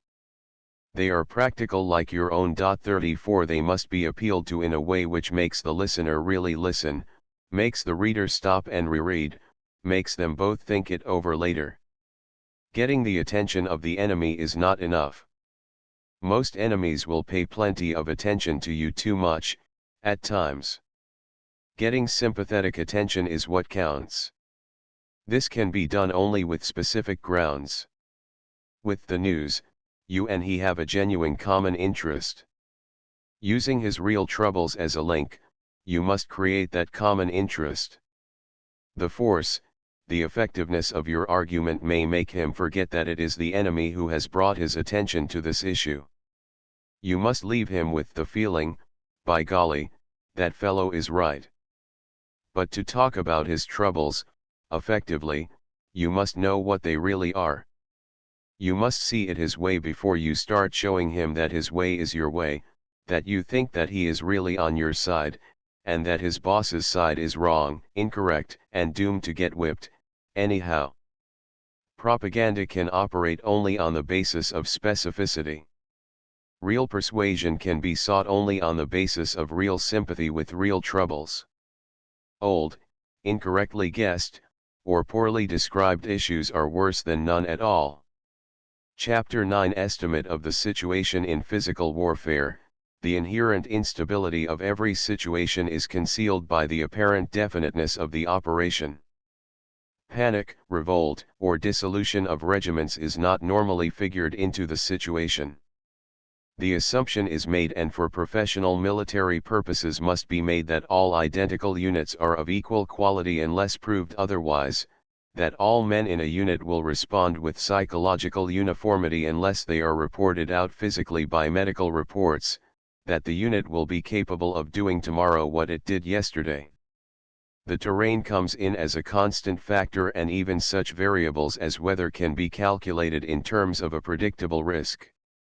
Nevertheless, every experienced soldier knows that things do not always work out the way they should, that unexplained or unforeseen factors sooner or later complicate or frustrate the best plans, and that warfare is a huge gamble with a superficial but very necessary coating of exactitude. In psychological warfare, these considerations apply even more sharply. Combat at least has terrain, order of battle, logistics, estimated capabilities, and other concrete factors with which to figure. There is a known degree of difference between one enemy division and 5 enemy divisions. There is the possibility of computing the time which the enemy will need to fulfill this capability or that, and the equally good possibility of computing time on our side for countermeasures. Even in such very long-range operations as strategic bombing, economic factors can be figured out to give the operation at least the coloration of precision. With propaganda, none of this is possible. The propagandist never knows the terrain, because his terrain is the enemy mind in its entirety, a factor beyond the understanding of any man. The enemy can have strongholds of faith to be shaken, but the propagandist can never say, "This factor is finished. Therefore we proceed to the next." There is neither victory nor defeat, only the endless seesaw of probable accomplishments or probable blunders. The honest psychological warfare operative will admit that he does not know where he is at any given moment, how far from his start, how near to his goal. Even with surrender of the enemy, propaganda cannot be judged to have met with complete failure or complete success, because propaganda is an interminable stream going on into international affairs and carrying over to the next war. Psychological warfare can be given apparent certainty only by the creation of assumptions on the part of the planner. The assumptions will not stand up if questioned by a clever philosopher, any more than did the basic assumptions of the German General Staff when questioned by the sardonic Trotsky at Brest-Litovsk. Nevertheless, the assumptions can work for planning purposes. Definiteness of the goal. The first assumption to make is this: goals can be sought with some hope of success. The propaganda planner uses the intelligence available to him. He consults with knowledgeable persons. He defines, 1. Specific kinds of demoralization and discord he wishes to create, 2. The particular enemy audiences in which he wishes to create them, 3. The types of argument he proposes to use, and 4. The media through which he intends to project his propaganda. He assumes that the kind of discord, depression, or surrender which he seeks will hasten the end of the war. In so doing, he is on ground only a little less sure than that of the strategic bombing planner, who also seeks results indirectly. For field operations, the goal of the propagandist is to sap the resistance of enemy troops. If the troops are moving forward and are not likely to be in a mood to surrender, then other goals, such as conflict between officers and men, encouraging desertion, informing enemy troops of bad news elsewhere in the war, or morale depression may be sought. In each case, the propaganda must be aimed at a goal, and a goal is as essential to the operation of psychological warfare as is definition of a target for artillery or bombing. No one ever accomplishes anything shooting somewhere or other, no one propagandizes successfully unless he seeks the attainment of a state of mind or series of actions which may actually happen. Most times, it is thus impossible to aim at the total surrender of the enemy armies or state. One can aim for concrete operational purposes only at specific enemy troubles or effects. For the field, troop surrenders; for the home front, interference with the enemy war effort, these are about as general as goals can be made. They can be made very specific indeed. A situation reported by intelligence may provide an almost perfect opening for psychological warfare. If the enemy press reports that 23 embezzlers have been detected in food supply and have been shot, it is a perfect opening for the black propaganda goal, to conduce to enemy mistrust of food control, to increase food spoilage, to lower efficiency of enemy food consumption through enhancing misuse of food supply. Some of the means might be these. An alleged enemy leaflet could be prepared warning quartermasters to destroy canned foods that have lost labels, another leaflet describing diseases that come from partly spoiled food, an enemy allegation, from your side or, better, from neutral territory, that the political chiefs of the enemy country are the biggest food embezzlers of all, getting a black radio and rumor campaign underway describing the 783 people who died last month as a result of eating musty food, even though your own doctors say the mustiness may not interfere with the wholesomeness of that particular food, describing common diseases that actually occur in the enemy country, such as arthritis, stomach ulcers, sinus headaches, or infectious jaundice, and blaming them all on the foods the enemy government distributes to the enemy people. On white radio, features could be put on describing the unhappy plight of your own side, where people may get their rashers of bacon for breakfast only every other day, and where nobody can have more than 3 eggs at a time. Point out that the government is worried that food prices have risen 5.3%, without mentioning at that time the fact that enemy prices have gone up 45% or more. The definite goal gives the propaganda boys something to work on. Propaganda to the allies or satellites of the enemy can point out that the enemy government is apt to dump the spoiled food onto the foreign market, that food spoiling in territory of the big enemy will make him requisition more food from his little allies, etc. When the topic has been worked for a while, stop, keep it up only if actual news from the enemy country shows that they are having enough real trouble with food to make your improvements on the fact thoroughly credible. Propaganda cannot function in a vacuum framed by moral generalities. The goal must be defined in the light of authentic news or intelligence. The operation can be sustained only if there is enough factual reality behind it to make the propaganda fit the case known or credited by the majority of the listeners, counted one by one. Since no trouble-free, wartime country has been known to exist, the goals should be tailored to the troubles of the particular enemy, and should aim at increasing real difficulties, building up pre-existing doubts, stimulating genuine internal hostilities. Propaganda which invents pure novelty gets nowhere. The Russians did not hesitate to appeal to Bismarck in order to show the professional German soldiers what a rotter Hitler was, and how stupid the Nazi strategy. But if Bismarck had actually said nothing on the subject of the army in general or an Eastern war in particular, they would have been wise to leave him alone. If the Japanese had tried to make the ex-Confederate states secede all over again, they would not have gotten anywhere because they would not have started with a real grievance. But if they had alleged that the Negro units were used for stevedoring because whites regarded Negroes as unworthy of carrying weapons, they might have hit on a real grievance. The goal must be deeply bedded in reality. The propaganda man. It has been pointed out that the true terrain of psychological warfare, the private thoughts of the enemy people, one by one is known only to God. There is, however, a way of finding approximate terrain.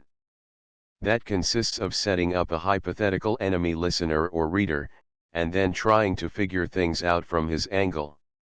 The first thing to do with the hypothetical man is to make him fit the kind of person who does get propaganda.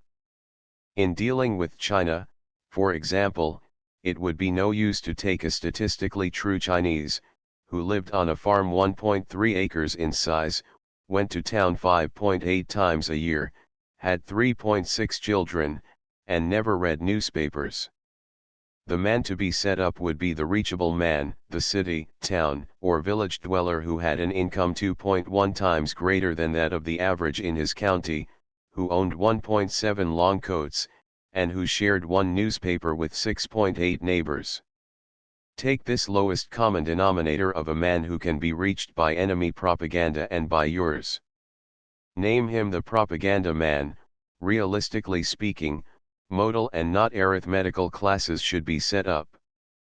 Make up the pre-war life of the propaganda man. Use your regional experts as informants.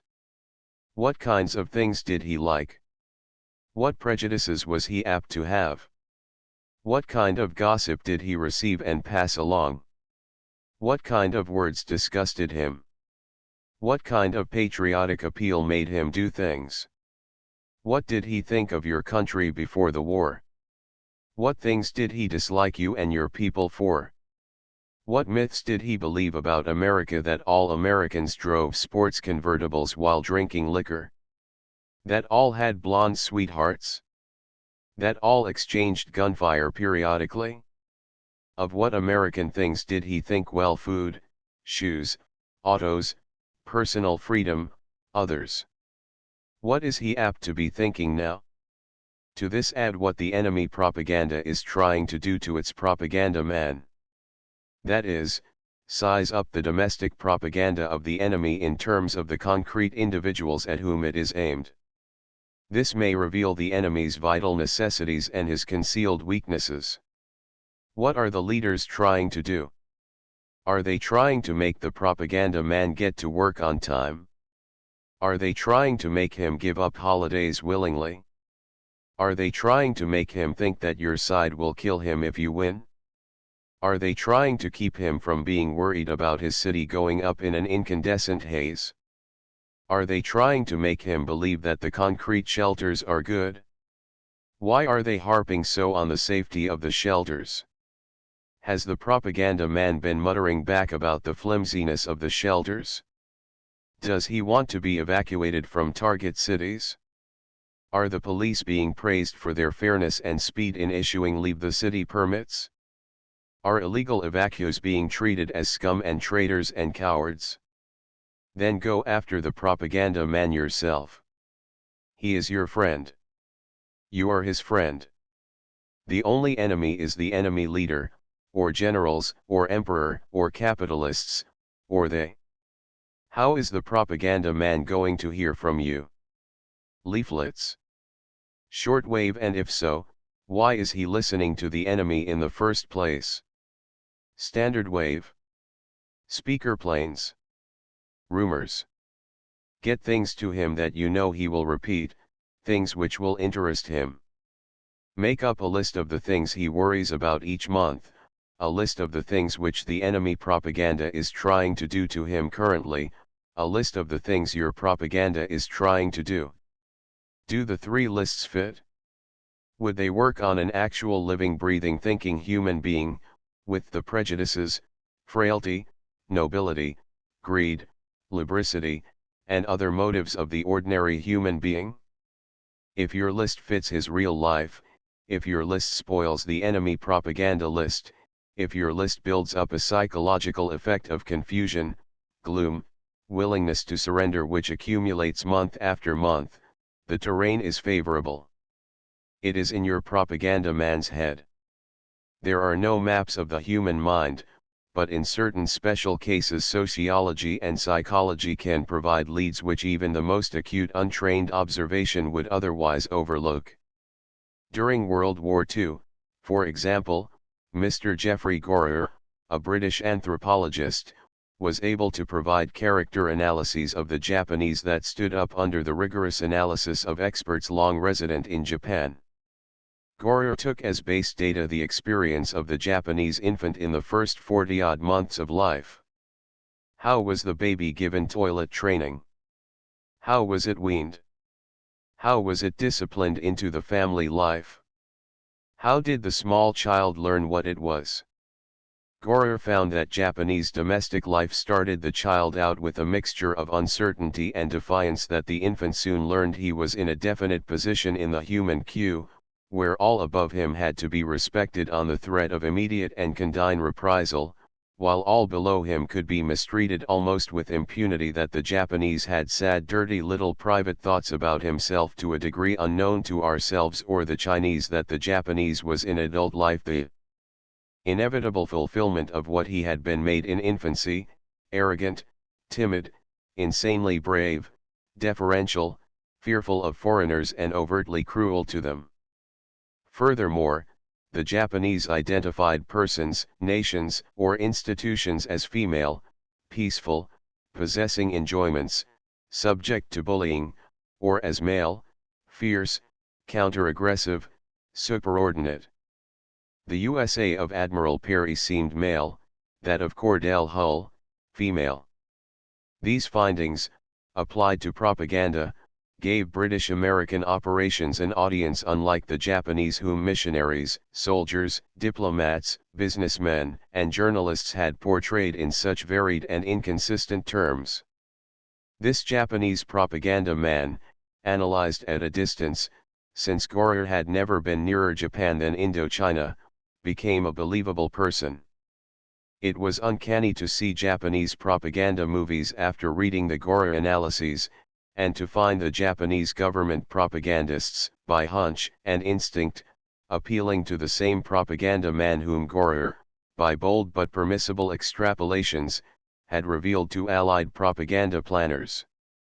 The attribution of motive. One of the least factual elements in human life is motive. Motive is hard to discern, even in one's own life, and it is difficult if not impossible to prove. It must frequently be attributed. Motive is therefore easily interpreted. Falsification is almost impossible because no matter how much probable motive is twisted, it still might fit the case. Motive is therefore excellent material for psychological warfare. Those propaganda veterans, the communists, have a formula for showing that the motive of every person opposed to them is unprogressive, illiberal, and greedy, even if the person himself does not know it. Their own motives are always pure because they are objectively and historically correct according to science, that is, according to the historical rigmaroles of Karl Marx. The formula is a poor science, but a superb propaganda weapon. War eases the motive-switching operation because the leaders and people on each side derive moral exhilaration from the common effort. Ostensibly, politicians become statesmen, all higher-ranking officers become strategists, ordinary men become heroes, martyrs, adventurers. The lofty process of war is one which psychologists will not explain in our time. It transposes ordinary persons and events to a frame of reference in which individuals are less self-conscious and also less critical. Among European and American peoples, particularly, there arises the assumption that because of war men should be brave and unselfish, women kind and chaste, yet alluring, officials self-sacrificing, and so on, even though the facts of the case in the particular country involved may be very much to the contrary. The cruel futility inherent in war is so plain to all civilized men that when war does come men overcompensate for it. They set up illusions. This need not be taken as a criticism of war or of mankind. The world would be a more inspiring place in which to dwell if people generally lived up to the wartime standards they impose on themselves. That these standards are felt to be real is attested by the distinct drop of the suicide rate in wartime, and the increase in suicide, murder, and crimes of delinquency after every war. That the change of role is largely illusory is attested by the fact that no nation appears to have undergone permanent sociological change as a result of improvement during war. Many wartime changes carry on, of course, but they rarely comprise, by the standards of the people concerned, improvements. The upswing is genuine, when it occurs, but it is rarely permanent, and it seldom affects all levels of the entire population with the same degree of exhilaration. The propagandist thus has an ideal situation. In the enemy country everyone is trying to be more noble, more unselfish, more hard-working. Everyone applies a higher standard of ethics and performance than in peacetime. Businessmen are not supposed to make too much money, politicians are supposed to work around the clock, officials are supposed to cooperate, housewives to save, children to scavenge, and so on. Yet a certain percentage of the enemy population is not taken into this. Sometimes minorities feel themselves emotionally excluded, at other times private temperamental differences make some persons skeptic while others remain believers. The ground is ready for rumor, for tearing down inflated personages, for breaking the illusion by the simple process of attributing normally selfish motives in wartime. It is easier to attribute bad motives to civilian leaders than to military. The ceremonialized discipline of modern warfare makes the military figure a little mysterious. His normal peacetime obscurity shielded him and his family from exposure, cheap publicity, gossip. The civilian leader does not have this protection. The very process of becoming prominent has involved his seeking publicity, for the one part, and his pretense of avoiding it, for the other. Furthermore, the man who serves his nation serves himself. It is not possible for a man to lead a large country without benefiting himself, since the act of leadership is itself intensely pleasurable. Also, prominence possesses a characteristic of vice. Even when it loses its value for positive enjoyment it retains withdrawal pains. The once prominent individual hates to leave prominence though he may be genuinely weary of it. He is willing to be tired of the country, but not willing for the country to be tired of him. In wartime old leaders remain and new ones come in. Fame and obscurity shift with even greater rapidity than before. The personality politics condition of the country is highly mobile. Personalities are tense with interpersonal conflict. Then comes the propagandist. First, he attributes normal human motives to the leaders who so obviously possess them.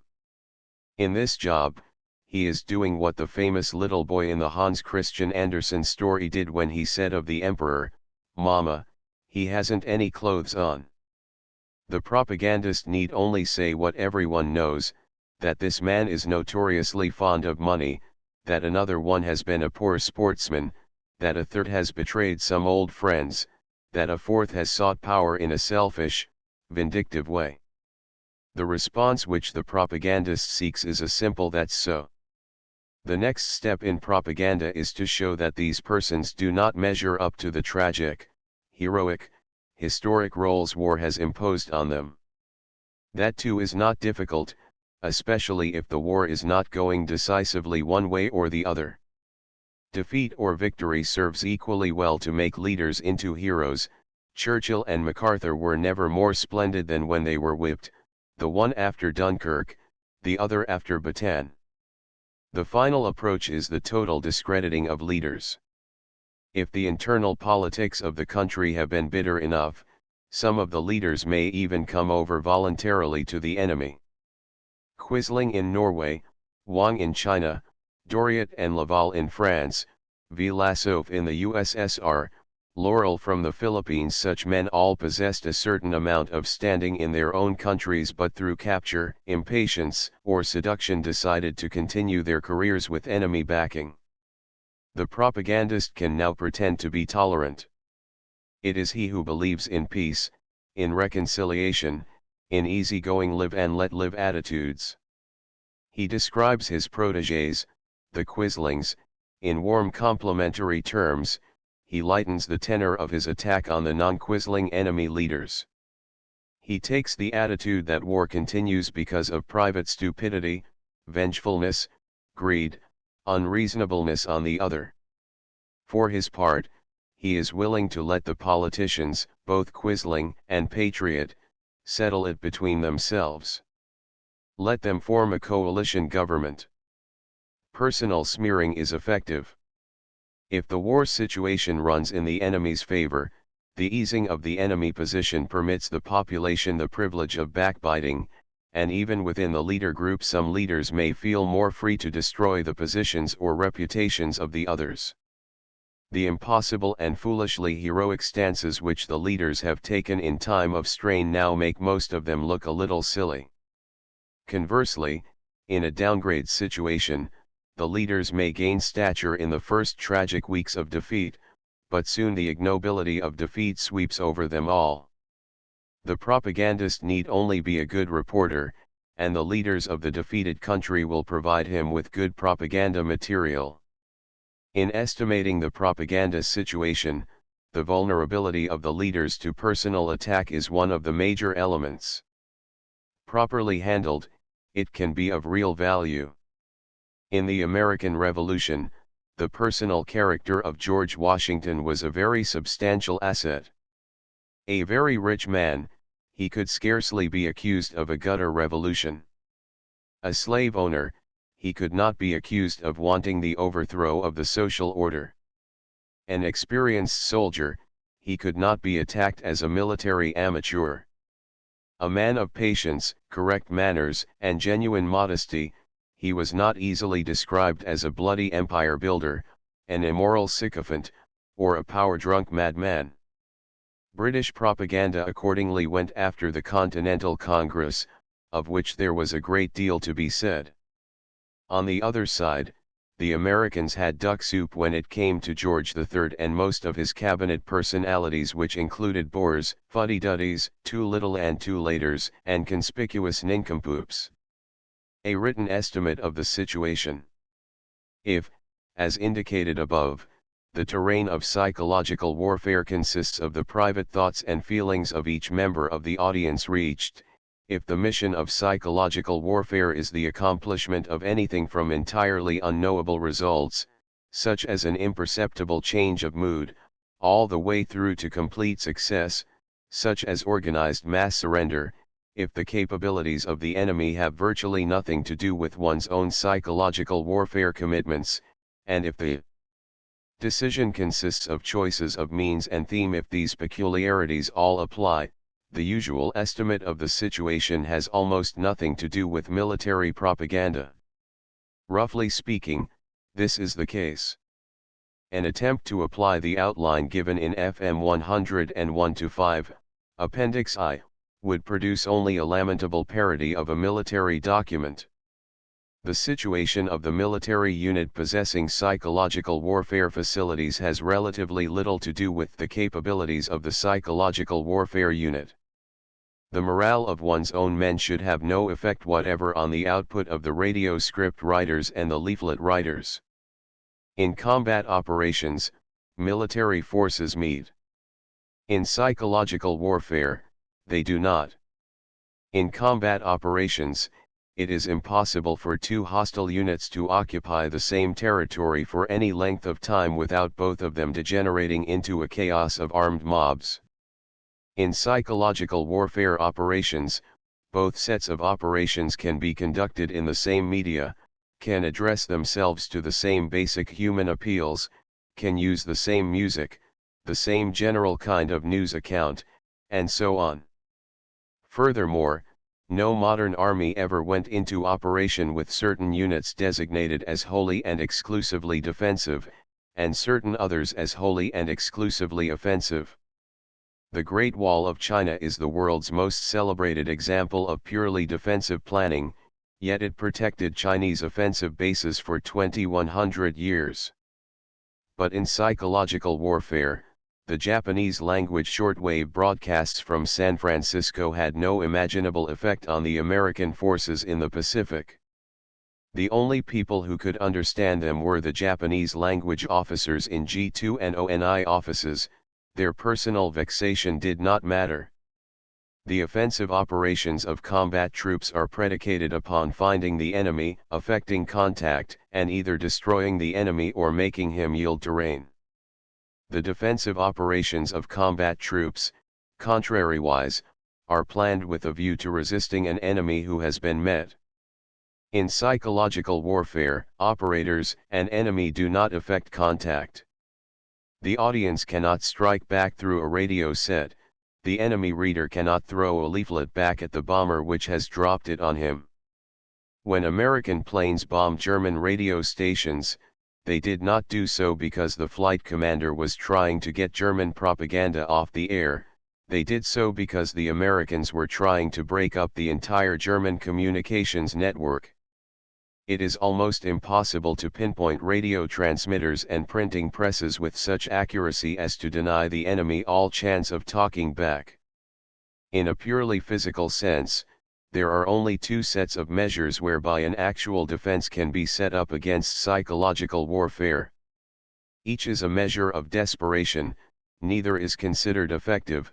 The Americans did not bother with either in World War II. The first physical defense consists of radio jamming and of the planned interception of enemy leaflet raids. Radio jamming is ineffectual except in the case of an enemy possessing hopelessly inferior signal equipment. The Japanese tried to jam our radio at Saipan, just as the Germans tried to jam BBC. They impeded reception, but they never succeeded in blocking it out altogether. The second physical defense consists of destroying reception facilities. It is possible to sweep an occupied territory and to sequester almost all the radio sets in use. It is possible to issue a military order that any soldier or civilian found in possession of enemy printed matter will be court-martialed and punished. These measures are useful to dictators having secret police, and among armies having the Prussian level of discipline, with the enlisted men regarded as robots. It is not to be expected that they would work against Americans. Therefore, propaganda does not meet propaganda. Combat forces meet, Psychological warfare forces pass one another in opposite directions. In American practice, the forces which countered enemy propaganda were those pertaining to troop information and education, morale, or special services. These did not concern themselves with propaganda to the Germans and Japanese. In the German and Russian armies of World War II, but not in the American, British, French or Japanese, there were political officers attached to the units under a variety of titles. These often took charge of propaganda to the enemy, offensive, as well as indoctrination of their own troops, defensive, but the unrelatedness of these two functions let them split apart. Even here, the parallel between combat operations and propaganda operations breaks down. Rarely does it occur that there is a simple juxtaposition of forces, thus, the issue is more commonly one in which the propagandist on each side attacks those troops which are retreating, cut off, suffering heavy losses, politically disaffected, or otherwise psychologically promising material for him. Of the factors which can affect troop or enemy morale, the presence of friendly propaganda is a minor one. The result then becomes complicated. Troops who are starving or are subjected to inordinate losses will not have their propaganda resistance heightened by pep talks. A chopped-up unit has no means of enjoying USO facilities. Propaganda vulnerability depends most commonly on the objective situation of the audience. If the objective situation is good or neutral, one's own propaganda can supplement the good morale conditions, but even here, it does not and should not meet enemy propaganda frontally. Insofar as it can be tabulated, the visualizable propaganda situation at any given time would be something like this. In each of these instances, the propaganda operators are themselves members of an audience.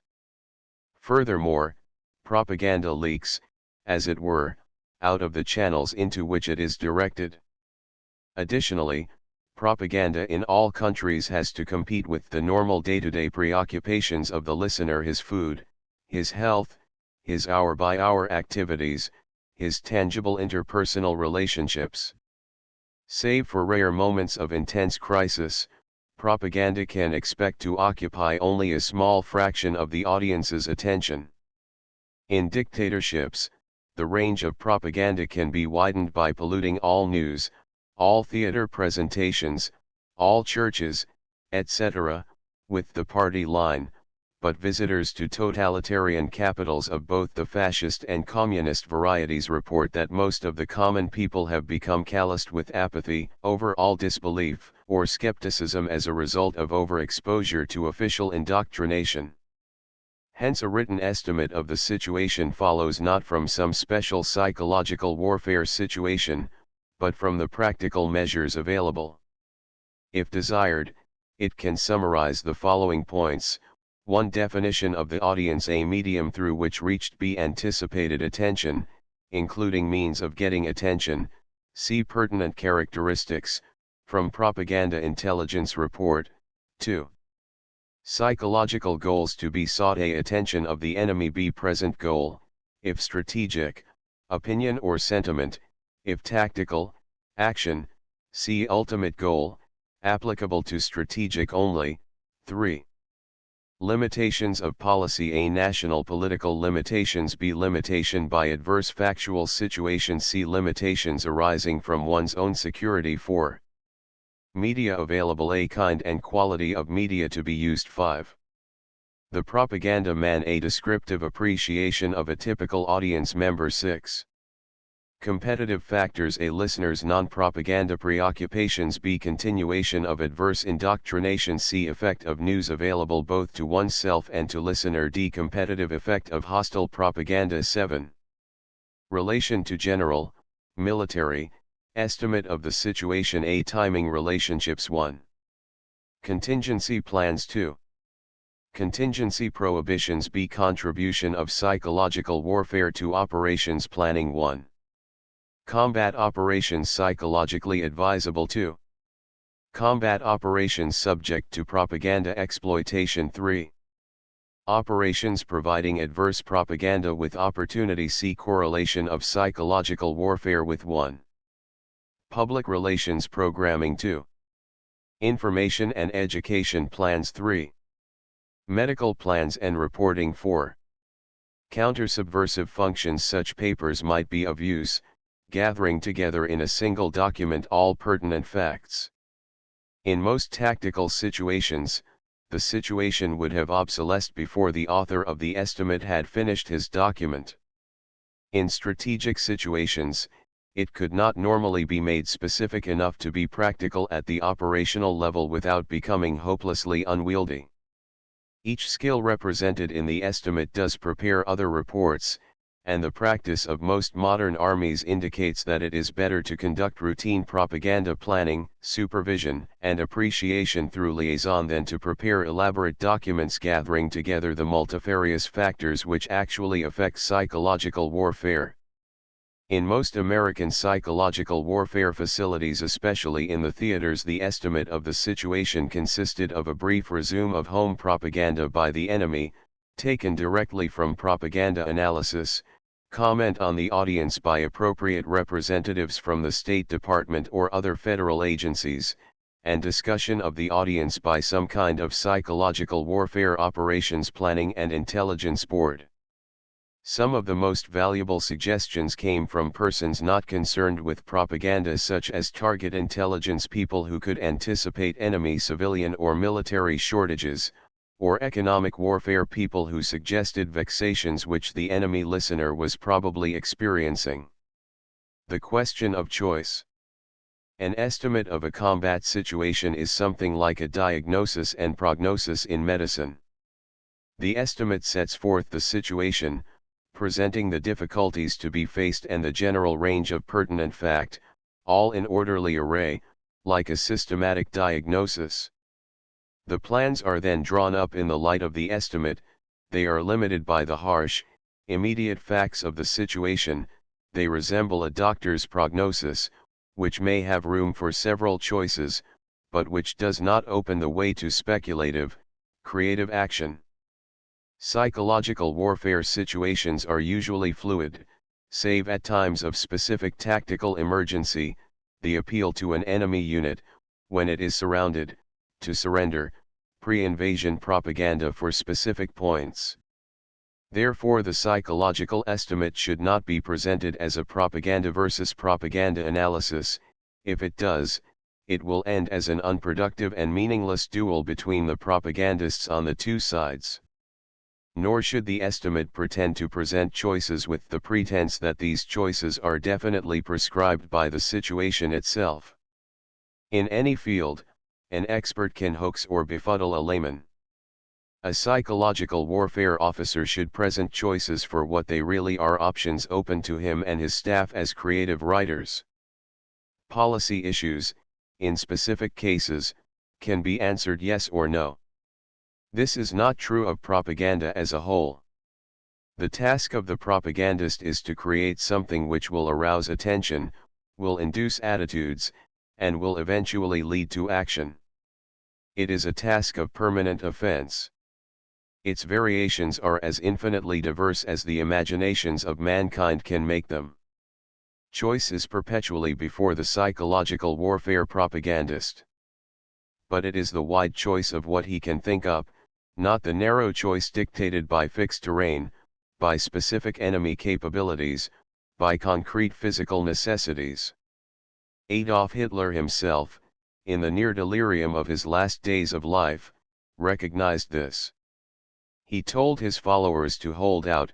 German propaganda might still provoke the inevitable American-Soviet clash which would save Germany. He said he would choose one side or the other, he didn't much care which.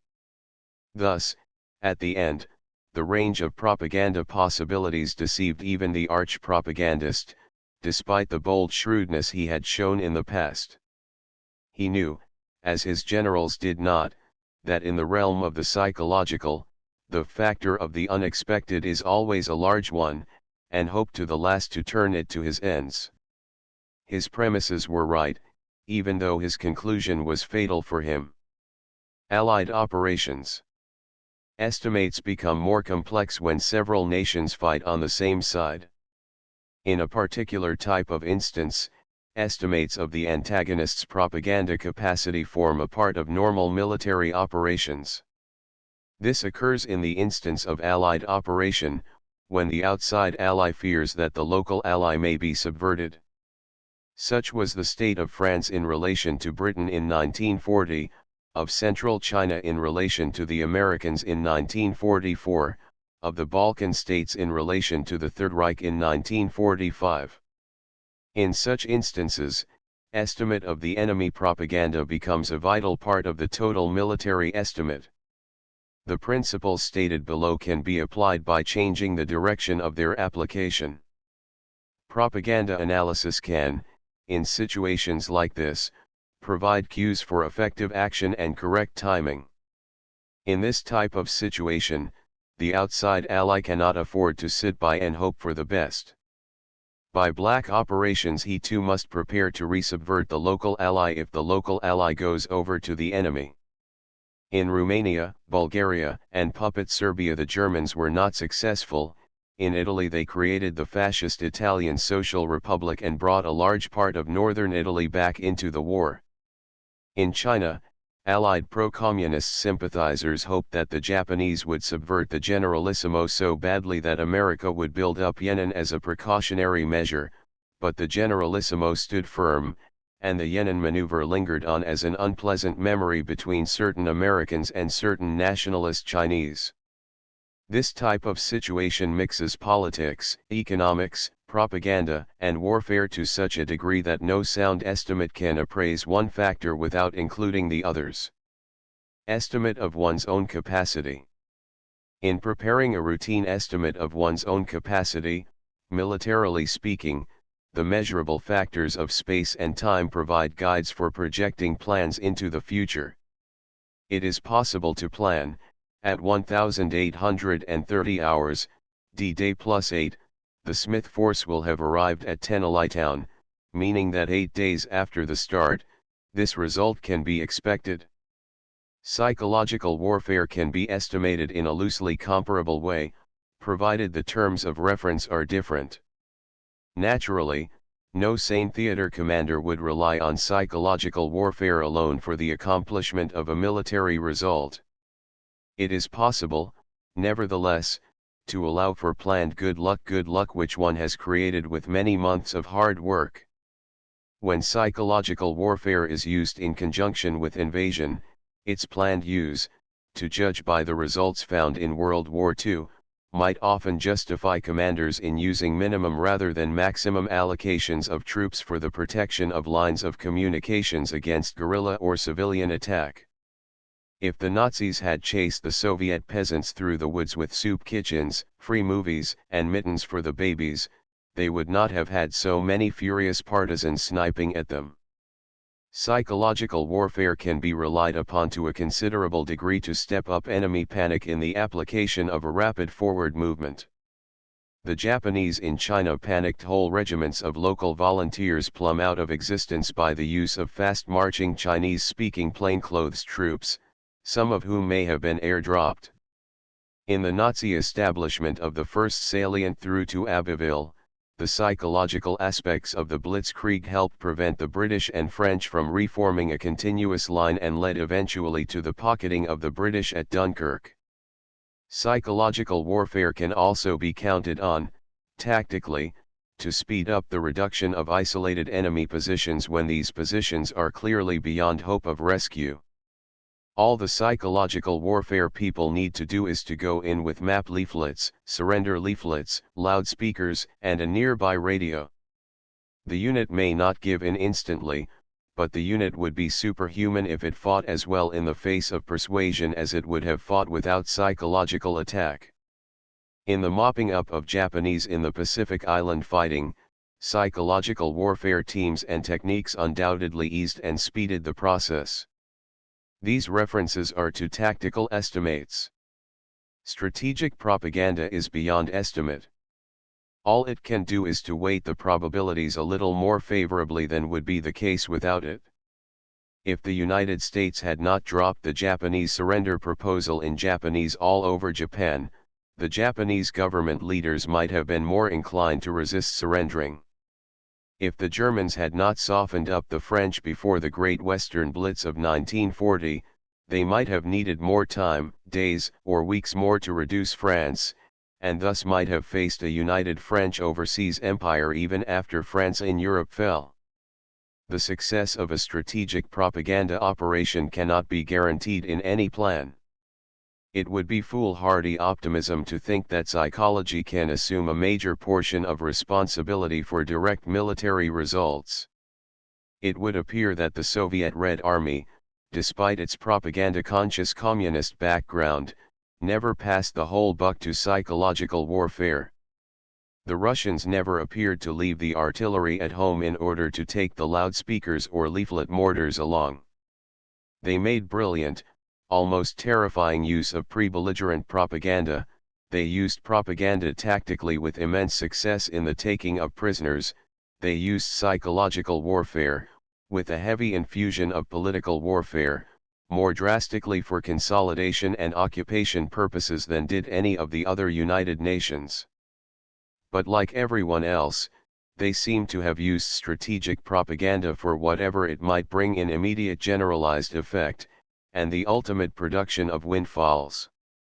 Tactical psychological warfare can be estimated, though to a limited extent, as part of a tactical potential of either the enemy or one's own side.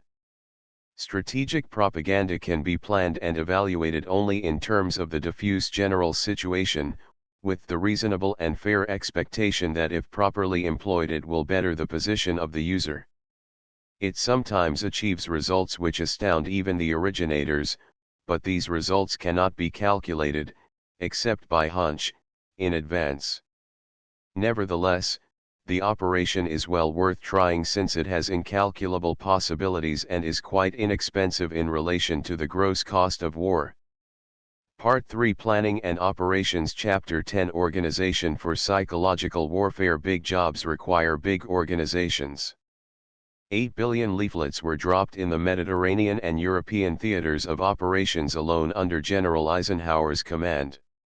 That is enough to have given every man, woman, and child on earth 4 leaflets, and this figure, large as it is, does not include leaflets dropped in all the other theaters of war by ourselves, our allies, and our enemies. It does not include the B-29 leaflet raids on Japan, in which hundreds of tons of thin paper leaflets were dropped. Huge American newspapers were developed, edited, printed, and delivered to our allies and to enemy troops. One of these, Parachute News, Rakuten, attained a circulation of 2 million copies per run.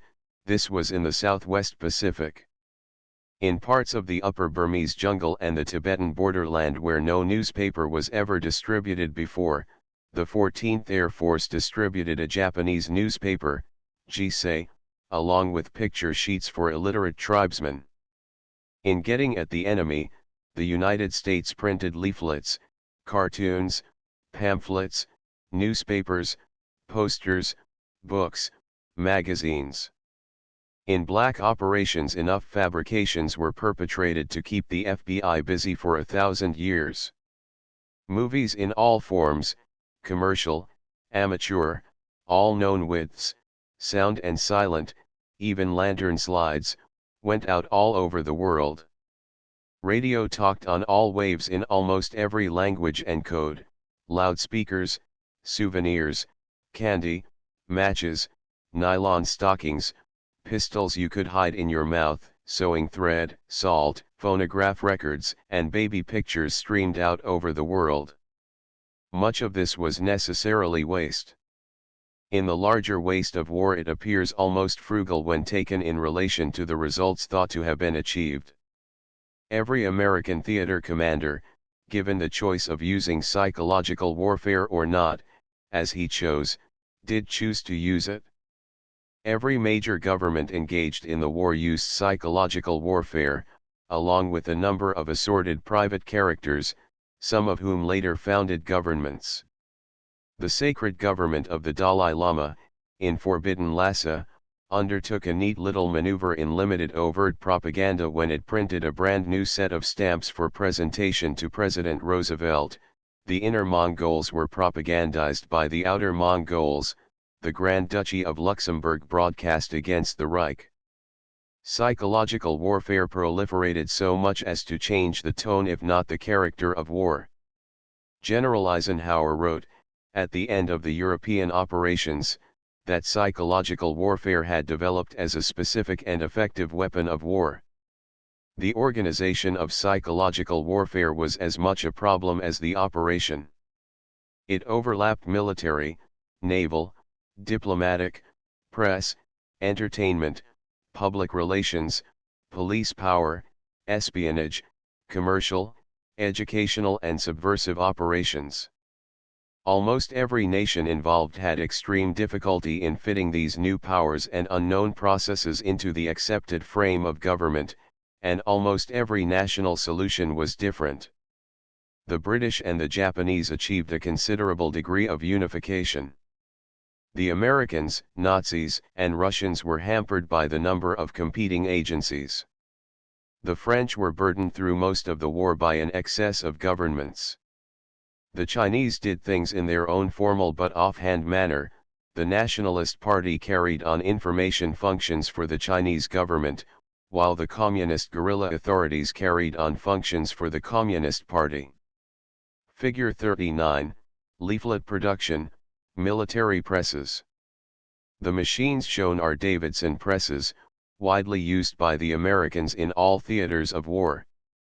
The unit shown is Psychological Warfare Branch during the Leyte operations.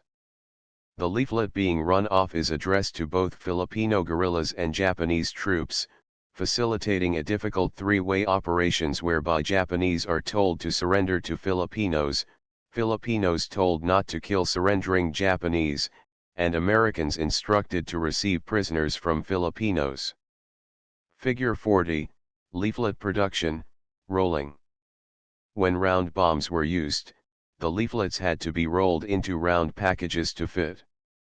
40,000 leaflets could be packed into one bomb, and a Mitchell bomber could carry 17 such bombs. Photo by 9th Air Force Combat Camera Unit. Figure 41, Leaflet Distribution, Attaching Fuses. Packaged leaflets must spread out. Bundles of paper which fall intact make little impact on the enemy unless they hit him on the head.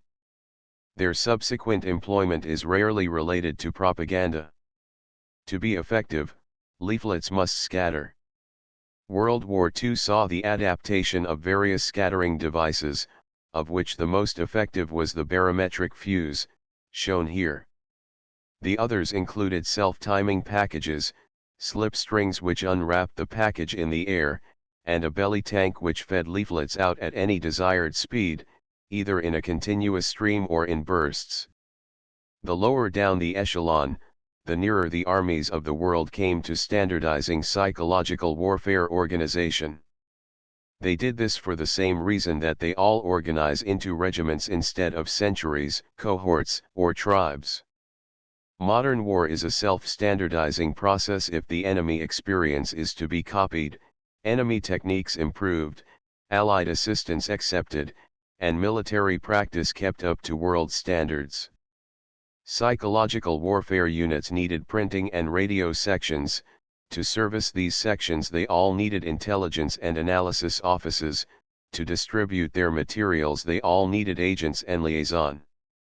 Black propaganda organization varied more than did white, but it was amazing to Americans, uncovering Japanese subversive operations units, to see how much the Japanese organization resembled their own.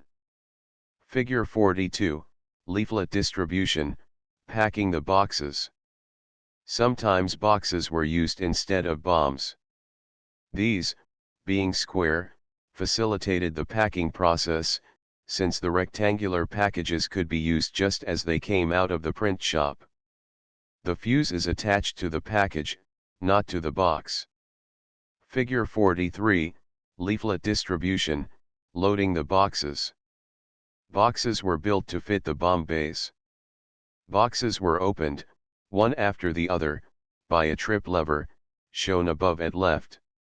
Each box can be emptied in turn, giving the pilot the opportunity to select more than one target.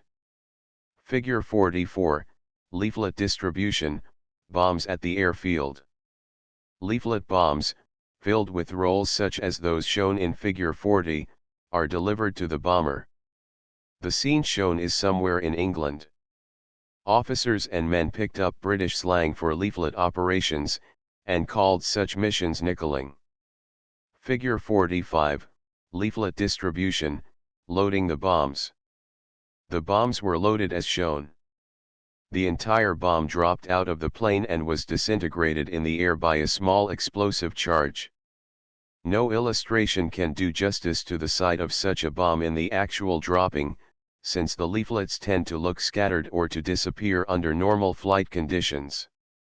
Army motion picture films preserve the process for the official record, however. Figure 46, Leaflet Distribution, the final result. Search of prisoners provided a fair, accurate test of how the leaflets took effect. Sometimes surrender leaflets actually came to have black market value.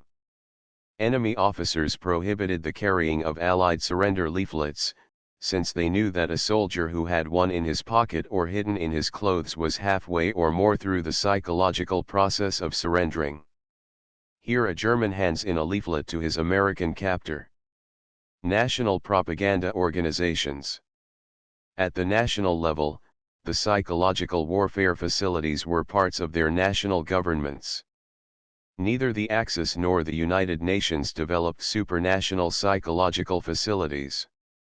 The closest thing to international agencies were the American-British coordination facilities under authority of the Combined Chiefs of Staff, along with that mysterious force which in the latter part of the war impelled Russian-occupied countries to sound amazingly much like Moscow. Short of preparing a textbook for political science study, explaining each of the governments and the location of its intelligence and informational functions, it would be impossible to explain in any detail how each of the systems worked. Even between governments having the same general political orientation, the improvised war agencies were different, and in the same government, the practices of World War I were not carried over into World War II.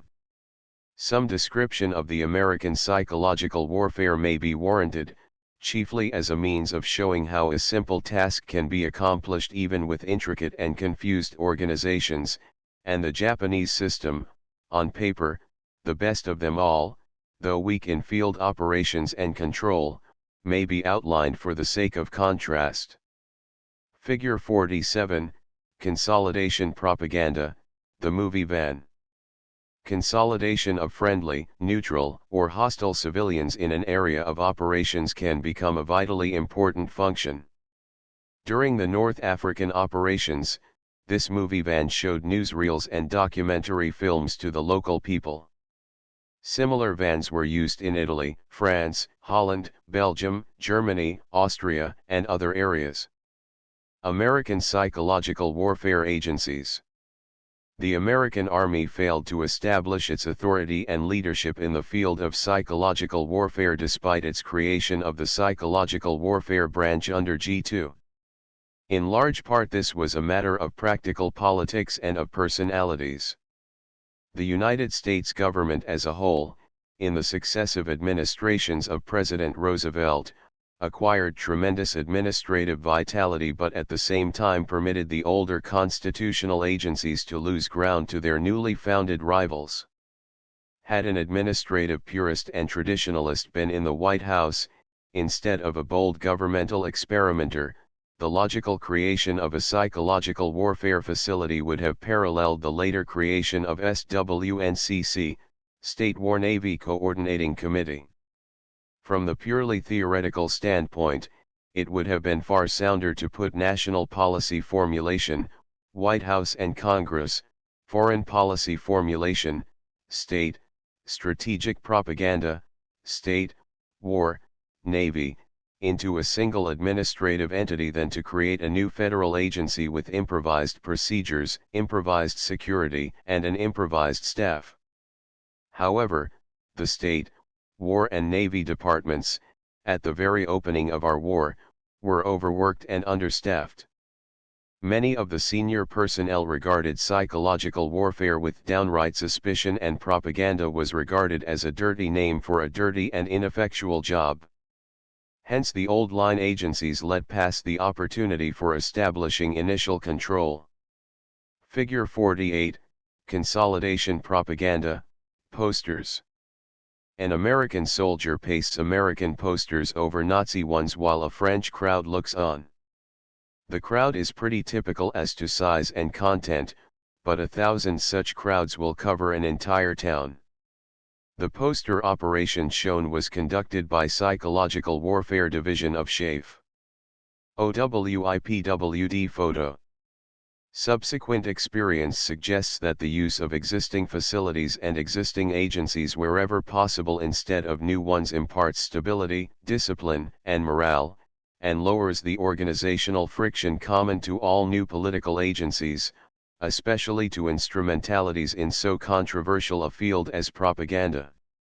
On the chart shown, for instance, it would not have mattered whether the psychological warfare facility, whatever its name, were put for housekeeping purposes under the State, War, Navy Department, or the Office for Emergency Management. The essential requirement would have been to use State Department men for jobs that involved determining foreign policy, military men for tasks of a military nature, and naval for Navy work, and to recruit only after cadres had been established. The sponsorship of psychological warfare by any one of the old line departments might have slowed down the feverish tempo of reorganizations, quarrels, cabals, internal struggles for power, and clashes with other federal agencies which were so characteristic of OWI and its colleague organizations. Figure 49, Consolidation Propaganda, Photo Exhibit. When newsprint is short, a photo exhibit has great appeal to civilians. In backward countries, people sometimes waited their turn to get a chance to see the American pictures. Even in Cherbourg, the French city shown, these passers-by are showing a very real interest in the picture display. The actual conduct of psychological warfare was shown in Chart I. No official authority exists for such a chart, the author bases it on his own observation and experience. Only agencies themselves originating psychological warfare materials are shown. Relationships between State, War, and Navy were stable, but were frequently bypassed. For example, the Zacharias broadcasts, which were our biggest political warfare experiment, did not go to the State Department until after they had started. Relationships between OSS and other agencies were erratic and cloaked in extraordinary but irregular security. The OWI ran for most purposes as an autonomous group, with occasional reference to State, Navy, and War departments. The President in his individually official capacity was apt to improvise psychological warfare operations of high importance, without warning his subordinates of what was coming. Paper knife made of human Japanese bone, the unconditional surrender formula. The White House staff sometimes worked through channels, sometimes not. The Harvard professor who advised on inflation was simultaneously involved with psychological warfare on continental Asia. The Secretary of the Treasury openly discussed what he would like to do with Germany in terms which the Nazi radio naturally conveyed to its own people. Within the OWI itself, the overseas operation was separated from the domestic, the broadcasters from the planners, the outposts from everybody else, during much of the war.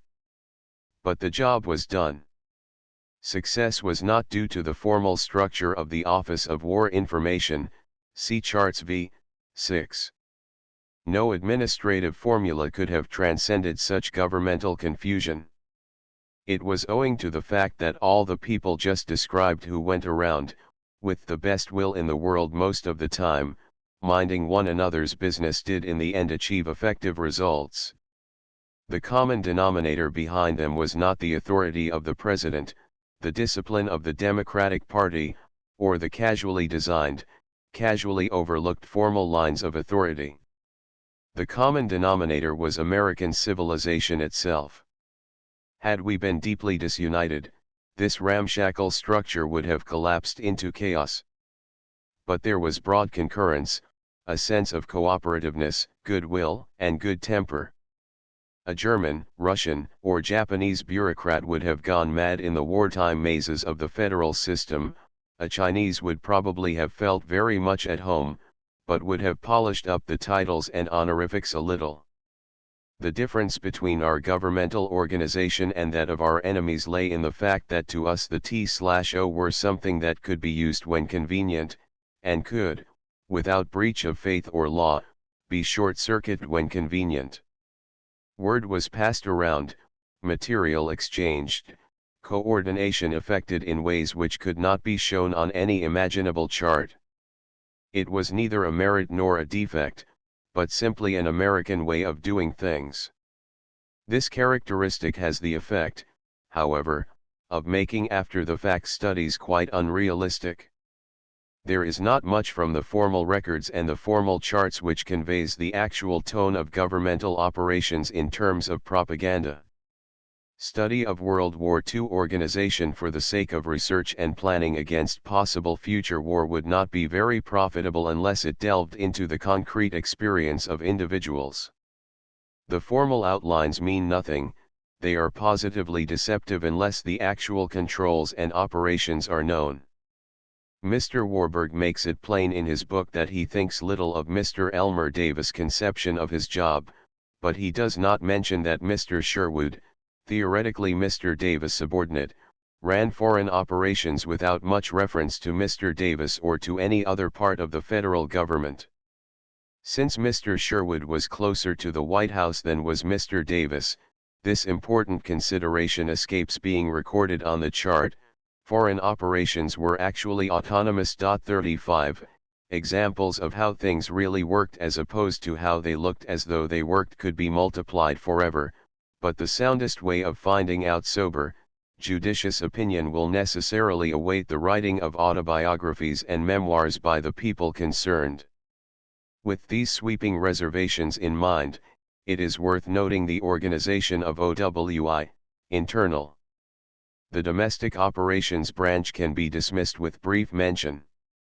It proved to be the object of profound suspicion on the part of many members of Congress, and its function was to stimulate and assist inward media of public information in support of the war effort.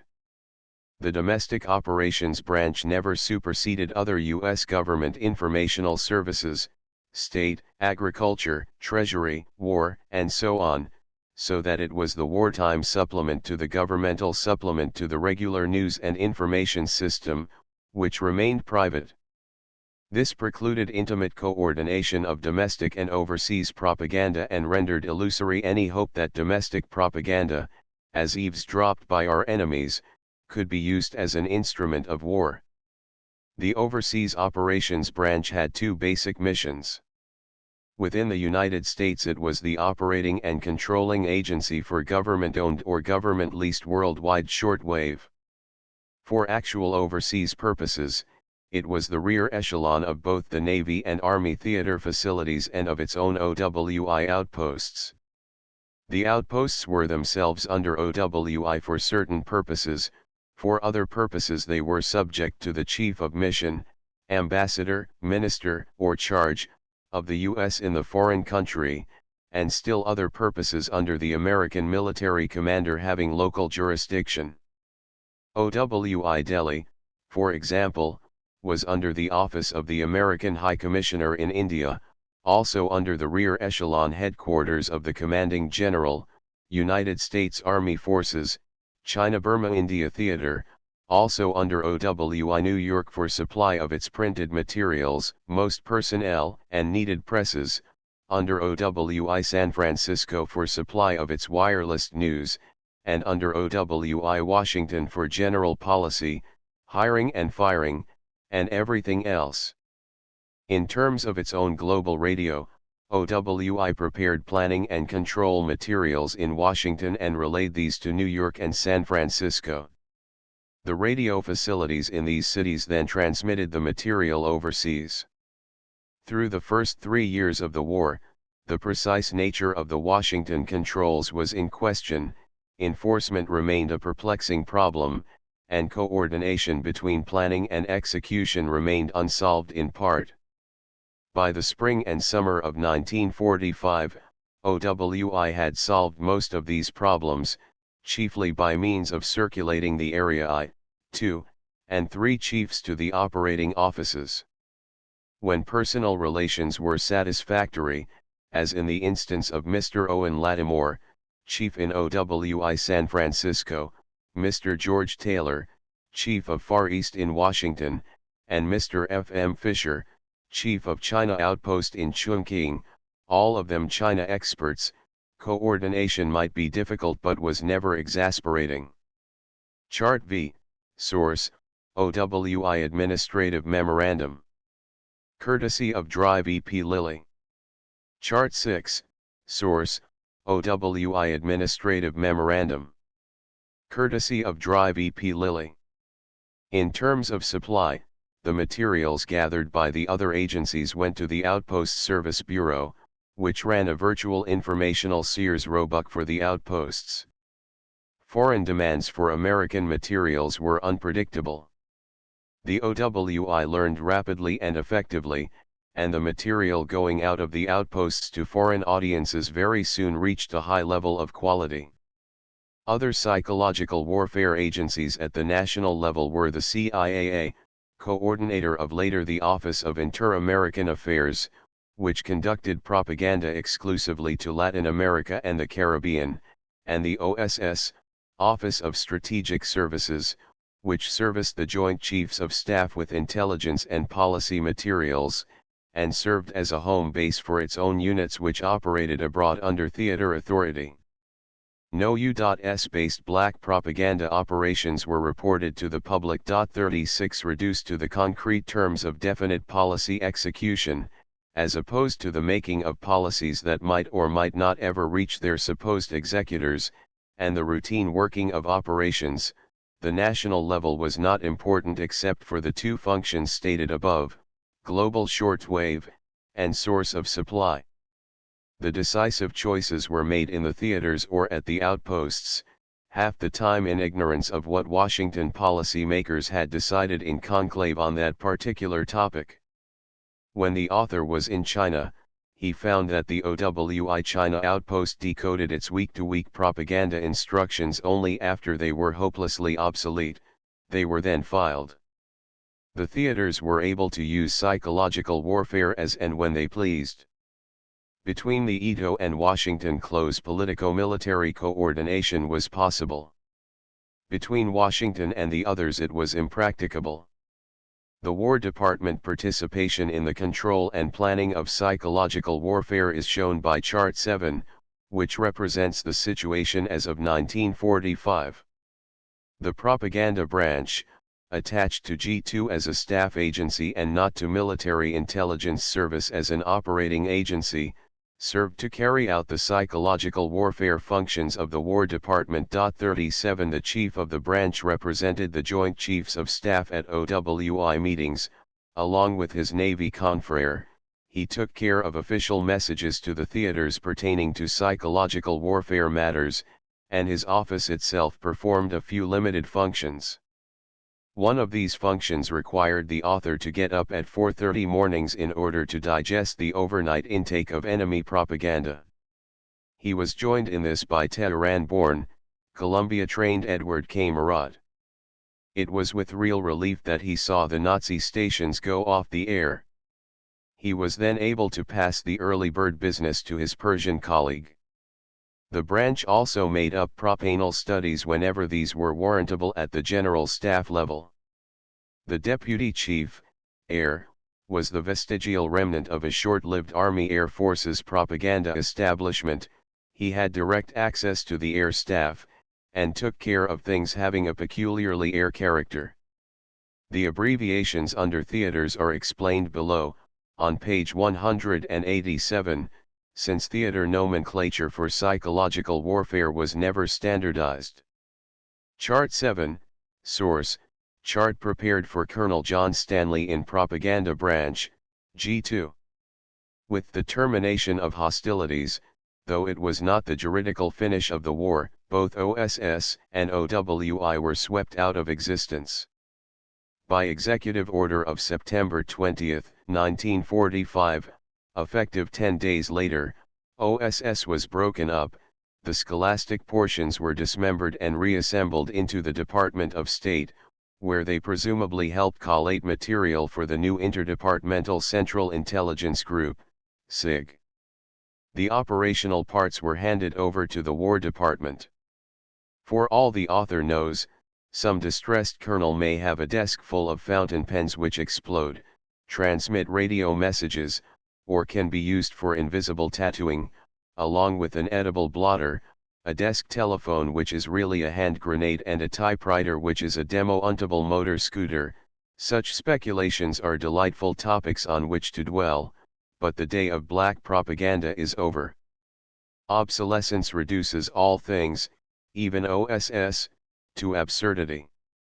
The OWI perished a more lingering administrative death.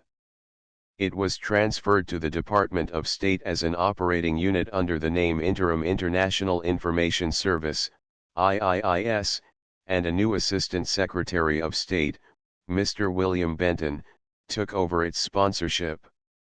Later, under the abbreviation OIC, Office of International Information and Cultural Affairs, it was coordinated on January 1, 1946, with pre-existing State Department offices and with certain leftovers from the Office of Inter-American Affairs, OIAA.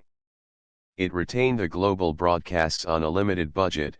It still served the surviving outposts, which were being integrated with diplomatic and consular offices overseas, and for Korea, Japan, Germany, Austria, and Venezia Giulia, it acted as the supplying service for the military government information programs in those areas.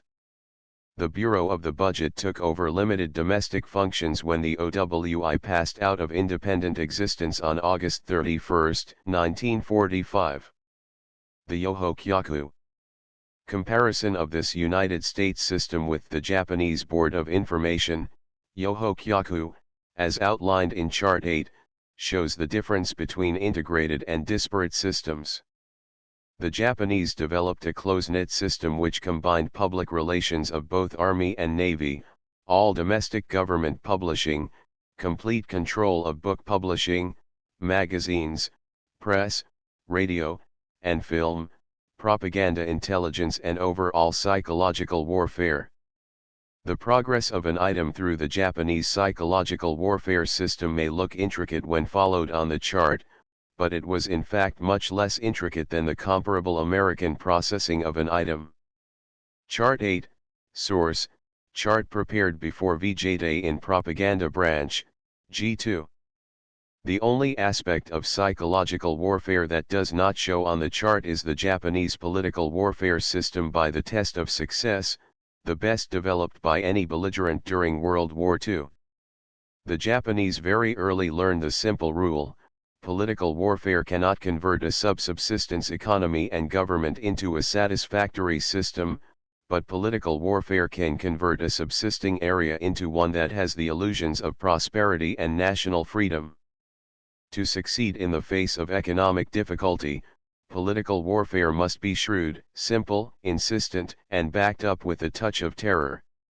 The Japanese moved into the western colonial areas of the Far East between 1940 and 1942, Indochina, Malaya, Indonesia, the Philippines, parts of China, Burma, and areas inhabited by substantial Indian minorities.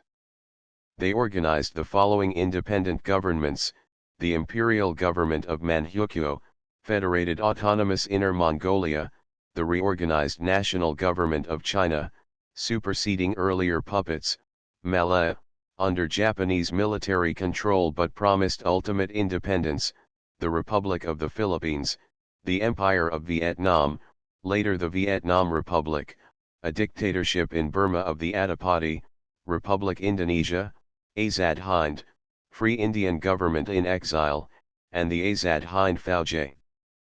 quisling Indian National Army, which put large forces into the field against British-controlled Indian troops and helped to neutralize the entire military potential of India, the independent Kingdom of Cambodia, made independent by telling the helpless king that he need not let the French come back. These Japanese-sponsored governments flew their own flags, had enough troops to help Japan police their home areas, developed psychological warfare facilities with intensive Japanese assistance, and went through all the motions of independence. In 1944, some of them even held an international conference at Tokyo, thanking Japan for liberating all the non-white states and adopting high-sounding resolutions. The Siamese puppet ambassador to this meeting had the unforgettable name of His Excellency, the Honorable Wichet Wataken. Behind the pageantries of Japanese political warfare, economic and social realities were horrid.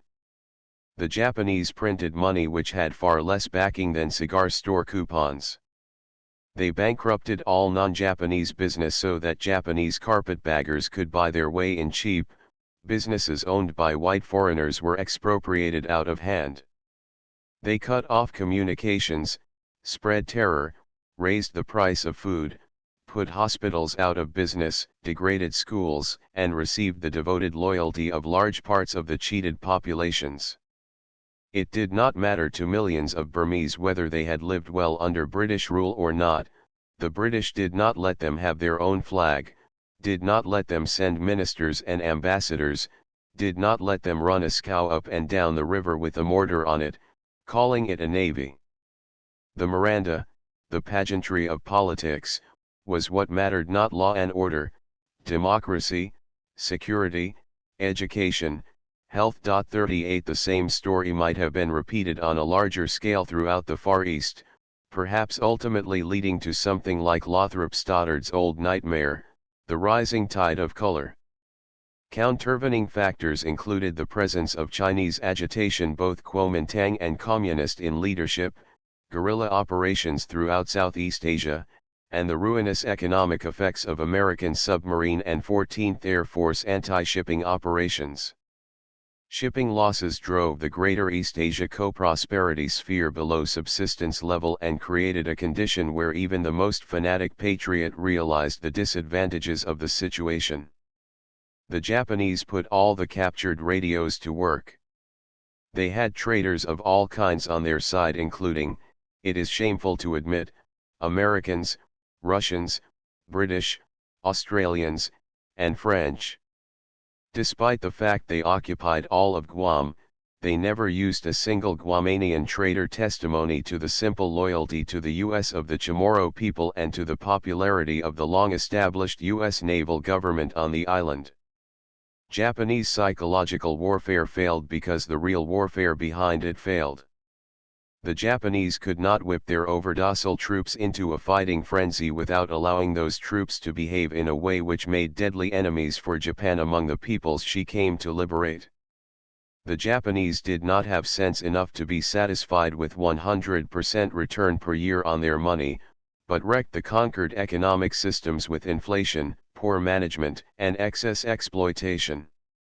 Even the quislings became restless under the poor occupation policies of the Japanese, and before the war was over a considerable number of the Japanese quislings requislinged back to the United Nations side.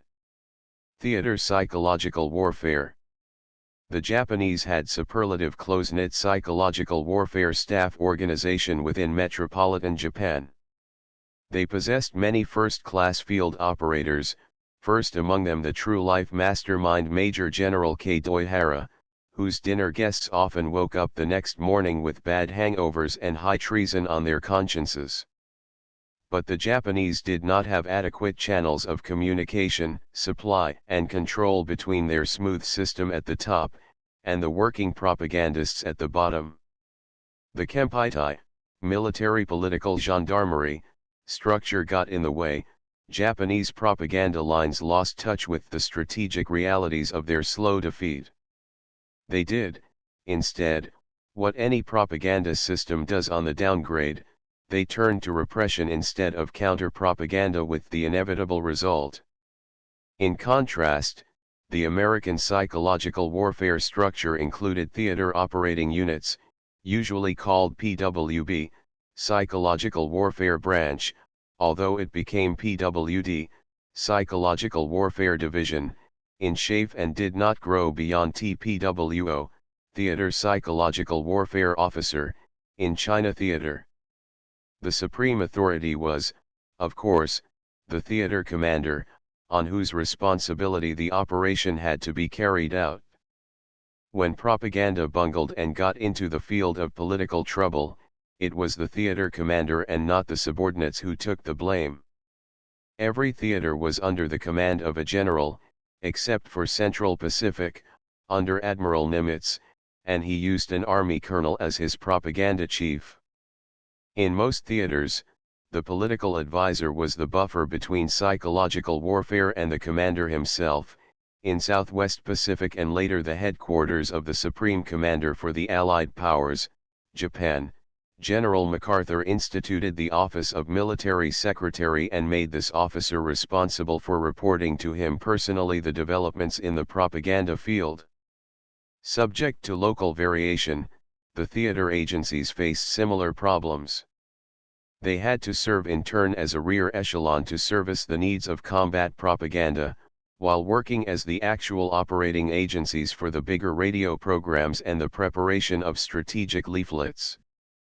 As the areas behind them became more consolidated, displays and films took their place beside news and leaflets as chores that had to be performed.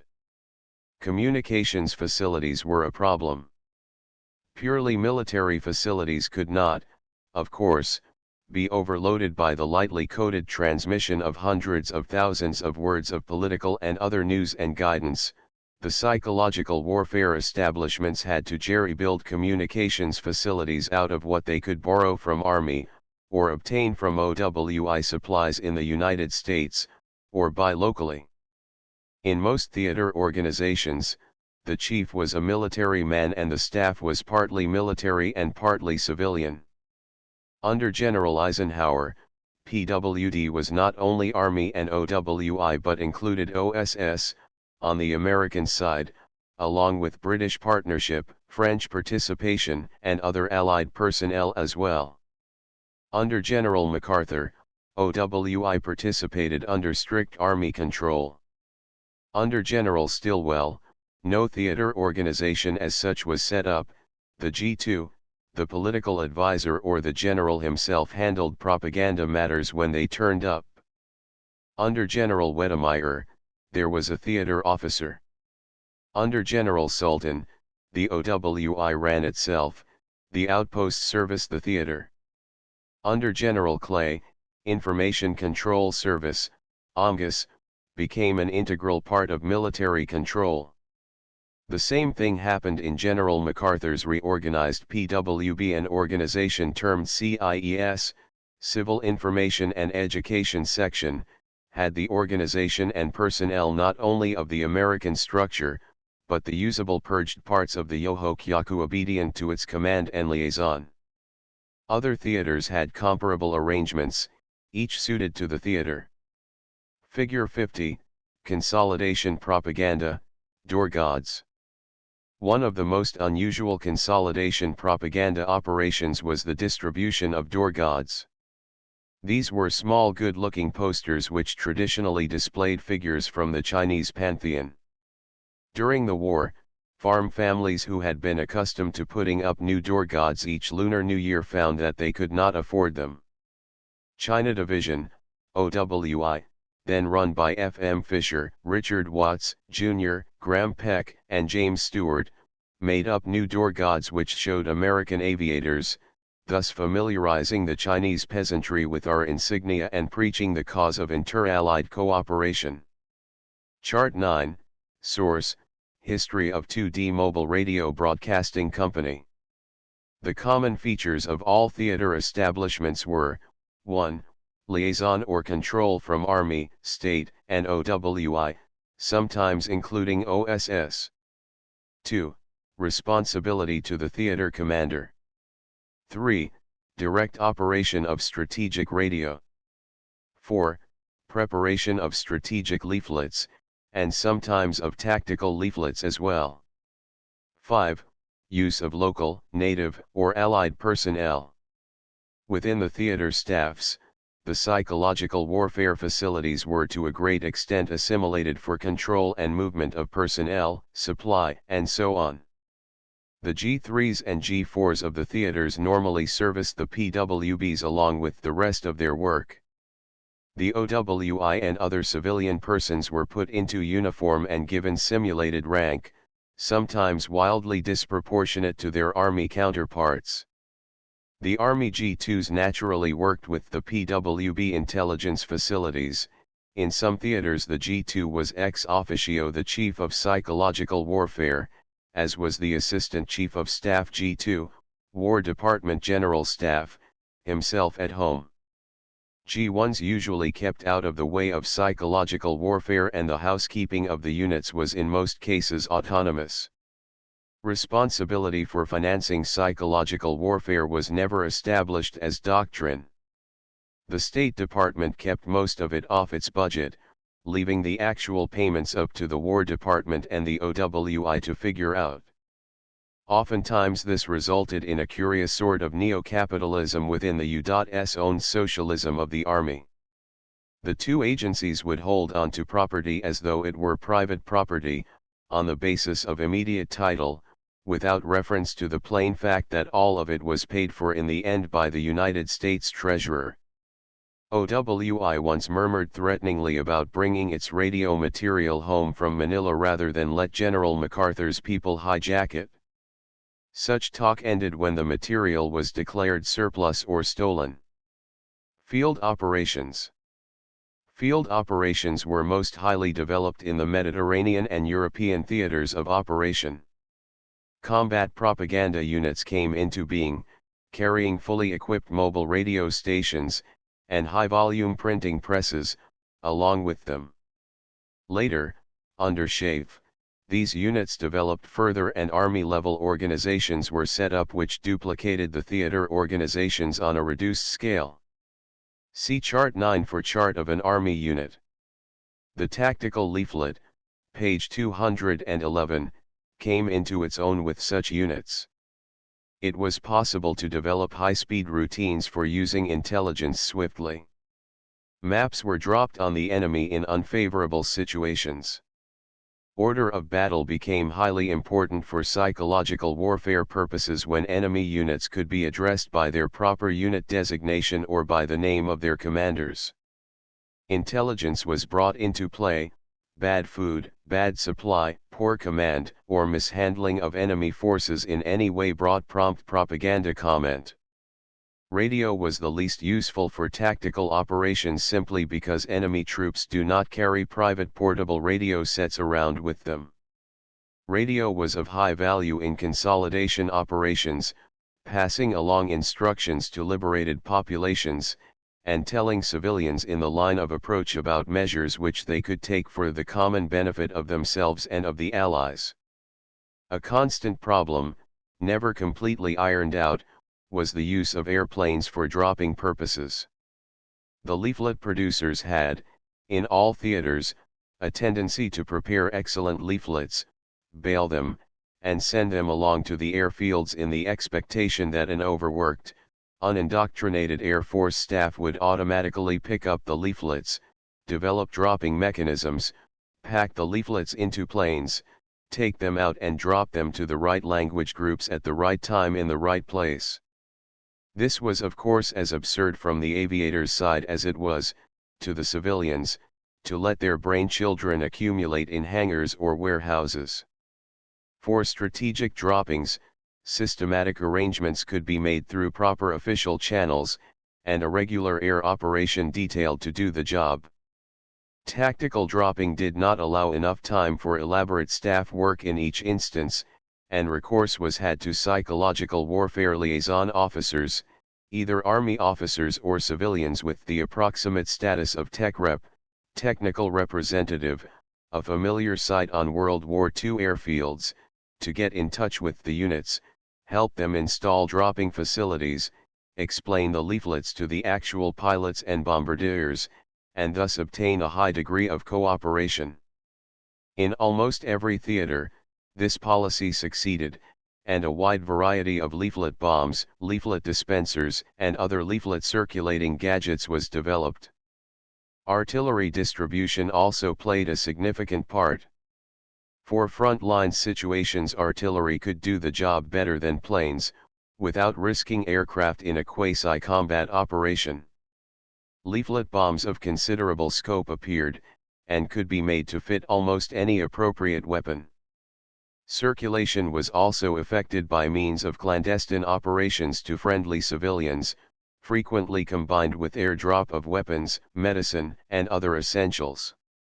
The organization of all these new functions has changed military organization.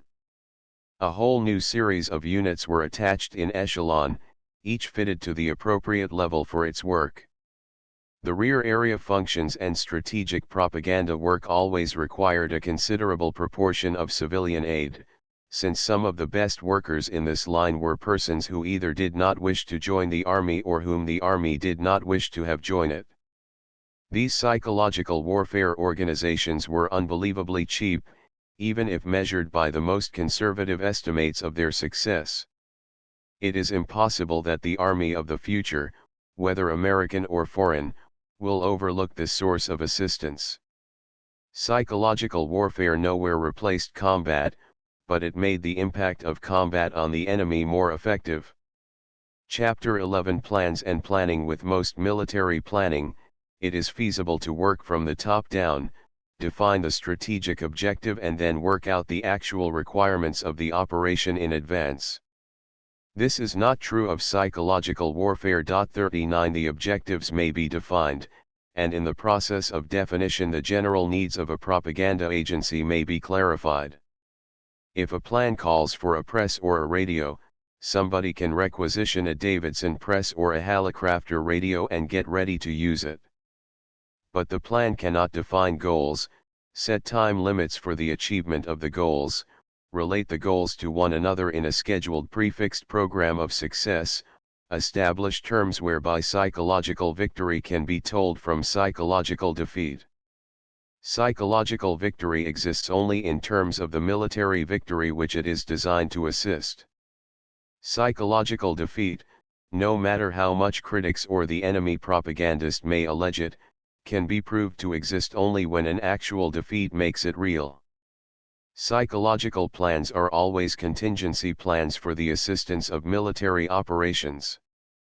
They are dependent on the military operation and they cannot be checked against fact except in terms of the military operations they ostensibly support. Unfortunately, they were not always written with these reservations in mind. Needs of the operator, materials and guidance. American officers, assisting foreign troops, could not plan logistics until they found out what the foreign troops actually required. How much did they eat, and what? How much could they carry, and for how long? How much tonnage had to be sent them, and how often? Such questions had to be asked about the needs of the individual men before unit planning, not to mention national planning, became possible at all. Similarly, in psychological warfare, planning can be made realistic if it starts with the individual operation for the control of which the planning is done. Define the operator as anyone having a task in the actual preparation, production, or transmission of propaganda materials, whether through electric communications or by print. The operator is not usually a person with a high security classification, yet he plays his indispensable part in fulfilling the highest and most secret strategy of the war. How can a plan be written that will be useful in carrying out the actual, and highly secret, strategy of the war while meeting the needs of an inexpert individual way down at the bottom of the control system? The answer is, of course, that no such plan can be prepared. Different plans are needed for successive phases. The operator needs simple but basic materials. If he is a producer of some kind such as a creative writer, an artist, a singer, a program arranger, a newscaster who does his own scripts and so on, he is likely to be a person with ideas of his own. Individual creativeness cannot usually be turned on and off like a faucet. Low-ranking and disciplined though the hired writer may be, he is still subject to the inward frailties of authors if he is any good. This particular author sympathized deeply with some poor American Japanese who were given unbelievably dull outlines and told, "Turn this into exciting Japanese material. Give it pep. Make it rock them off their tatami. But don't get away from that outline one damn inch." The Nisei rolled their eyes. They did a poor job, as they knew that they would. The person who has to be told day in and day out how to operate is no operator at all. Psychological warfare is no place for unsuccessful short story writers or would-be radio commentators. It demands professional standards, and it has more than professional difficulties. Therefore, what the operator needs is not technical instruction but general guidance. He must be told what he can say, what he cannot say. He should whenever possible be given some reason for perplexing or cryptic instructions. He should be helped to become familiar with what we are trying to tell the enemy. There is nothing classified about that, since the enemy is to be told it as soon as possible. The guidance given the operator should be, 1. Plain. 2. Feasible. This sounds superfluous, but was not so during World War II when operators were sometimes told to attack such and such an enemy institution without referring to it directly or indirectly. 3. Organized. The material at OWI was not organized until the last several months of the war, with the result that hundreds of thousands of words of propaganda commands remained in force, technically, but unindexed and arranged only by weekly form. 4. Specific in showing timing. General controls should not be issued at the beginning of operations. When revised, the revision should supersede the revised section, and not be placed beside it. Other provisions should be given expiration dates, after which they pass out of effect. 5. Mandatory. Control should be expressed in do or don't. Personal advice is better conveyed through informal channels. 6. Non-security or low classified. This material, for the operators, should be accessible to the operators. Often the most important operator, the best newsman, the most effective leaflet artist may be a rather doubtful citizen, an alien, or even an enemy volunteer. He cannot follow guidances unless he knows them, and it makes a farce of security for his superior to be able to tell him the guidance, so that he can memorize it, but not able to give him the document itself. These rules, though simple, are not always easy to follow. Here is an example of a bad guidance, classified without superseding instructions concerning religion. We may use the occasion of the sacred banyan tree festival to needle the provisional president. Make a dramatic story of the president's life. Undermine his use of religion to bolster the dictatorship. Caution: do not mention religion. Do not indulge in scurrilous personal attacks. Material concerning our information of the president's biography is highly classified and must not be used. The exaggeration may seem apparent, but it is a fair sample of the worst directives as actually issued, and many, though not quite so bad, were near it. The same guidance in more acceptable form would read, unrestricted, expires September 24th, week following festival. Standing instructions make banyan tree festival difficult topic with which to deal. If operators can suggest means of referring to festival without violating prohibitions against religious offense, encourage them to try. Monitoring and diplomatic sources show that provisional president is utilizing festival to consolidate his position. If he can be attacked, do so. The other need of the actual operator is material. The script writer needs actual texts of everyday enemy speech in order to keep his slang and idiom up to date. The artist needs correct photographs of enemy cities in wartime so that the leaflet picture he makes will not look as outmoded as a crinoline or a Model T.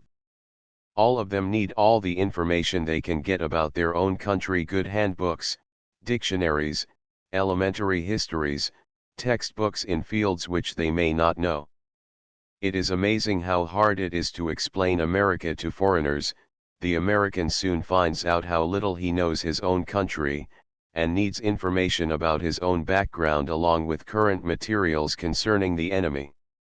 Where radio propaganda is in question, the script writers and broadcasters will read the enemy radio propaganda if they do not get enough fresh non-propaganda material concerning their audience. Sooner or later this will degenerate into alternate soliloquies of the radio men on each side, each watching the other to see if he got a rise out of him last time. OWI people frequently expressed idiot glee at having made Radio Tokyo frantic. The OWI men were the first to admit that their glee was pointless, since it was the Japanese broadcaster and not the Japanese audience who responded. But for lack of current information about the enemy, the propagandist will refer to his own professional opponent. There is, of course, a very substantial difference between a change in enemy propaganda occasioned by a real inroad which one's own propaganda had made in enemy opinion, and a change that consists simply in angry or smart backtalk. Finding that difference is the responsibility of propanel, not of the operator. Pre-belligerent planning. Pre-belligerent planning differs from regular planning in that it does not have the substantial context of actual military operations to make it realistic and urgent. Like all plans, the pre-belligerent plan should enumerate the facilities available, the basic course of action to be followed, and the limits within which offensive propaganda will be permitted. In fairness to the planners themselves, as well as to the authorities who will fit this plan into related military, economic, or political plans, the plan should define the proper scope of propaganda as applied to the contemplated situation. One of the most useful functions of the pre-belligerent plan lies in the periodic exercise which it gives in propaganda discipline. Information and intelligence agencies frequently see their jobs so technically that they lose sight of the need for coordination within the mechanism of an entire government. Press relations people try to get stories in the papers. Radio people try to maintain listener interest. Educational officers are concerned with the teachability of their materials. Spokesmen of the different agencies in related fields, such as shipping, air transport, currency control, social welfare, are apt to comment on a particular situation without reference to the needs of an inclusive national policy. How much advice was handed out on the occasion of the ultimatum to Tito? The Yugoslav authorities plainly risked politico-psychological pressure from us.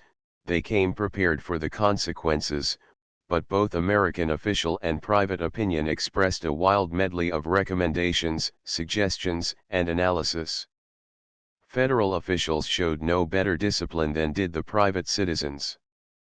Pre-belligerent planning may be forced on the United States by eventual international crises, but before that stage is reached, private and governmental persons working in the informational field might do well to consider how readily they could offer or enforce cooperation in the event of a real emergency. Figure 51, Basic Types, Start of War. This leaflet embodies almost all possible mistakes in psychological warfare. It was prepared to explain why war came between America and Japan, but was not even begun until many months after Pearl Harbor. The heading and style are official and formal. The message is no more than a footnote to history. Its last fault redeemed it, no arrangements were made for dropping it. Psychological warfare plans. A general plan for psychological warfare expresses the aims of the portion of the war, either in point of time, or with respect to a stated area, to which it refers. It states the maximum goals which psychological warfare can, with honest realism, be counted on to accomplish if all goes well. It indicates the minimum effect, which, unlike combat operations, can fall precisely at zero. The general plan then goes on to state the conditions which will govern the operating agencies. The important part of this section lies in guessing where the operating agencies are likely to need coordination and where not. If the plan is to reveal highly important and therefore secret strategy, it should merely sketch the broad outlines of the processes intended, leaving to experts the responsibility of determining specific do's and don'ts. In such a case, however, the plan should not leave room for interagency or interpersonal doubt as to where the interpretive function lies. Too often, highly formal agreements are interpreted out of existence by propagandists who are interested in adding their own proposals to those set forth and agreed upon in the plan. When definition of the plan in operational terms 40 is needed, the location of the subdefiner should be made very plain unless the propaganda establishment itself happens to be remarkably well organized and in no further need of definite prescriptions of function. The inclusion of actual political and military goals in a propaganda plan is an exceedingly ambitious undertaking. The goal, to foster a spirit of nationalism and independence among the Eastern Arashosian people to the end that they may revolt and set up their own pro-Allied government, is a commitment beyond the reach of normal propaganda. It comes closer to requiring all the facilities of the operating state, financial, diplomatic, covert, and paramilitary, to put it into effect. The goal, to give sympathetic circulation to Eastern Arashosian autonomous sentiments so as to promote interference with the occupying power, is much more nearly attainable. Military goals are often described by propagandists as attainable by means of propaganda alone, but there is no known example of psychological warfare having attained a strictly military goal without assistance by other means of warfare. Goals such as the defeat of, the surrender of, or the destruction of, have no place in practical propaganda planning, since they are pretentious or deceptive. More legitimate are the goals actually obtained by propaganda, such as encouragement of a spirit of factionalism which may assist defeat, promotion of war weariness that will make the process of surrender more easily accomplished, and appeals for the destruction of .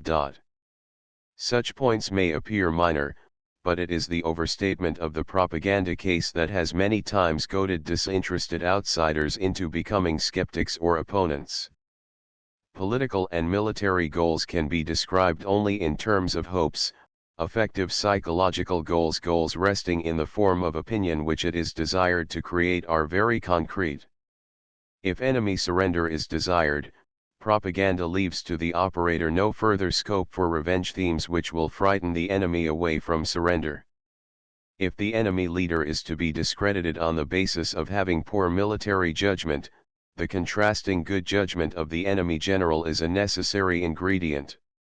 The psychological goals have to be framed in terms of how much the enemy listener, the propaganda man, can stand and can believe.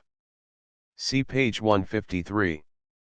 Since he listens irregularly, furtively, and half-antagonistically, propaganda will defeat itself if it shifts from goal to goal with logical but fine-spun dexterity.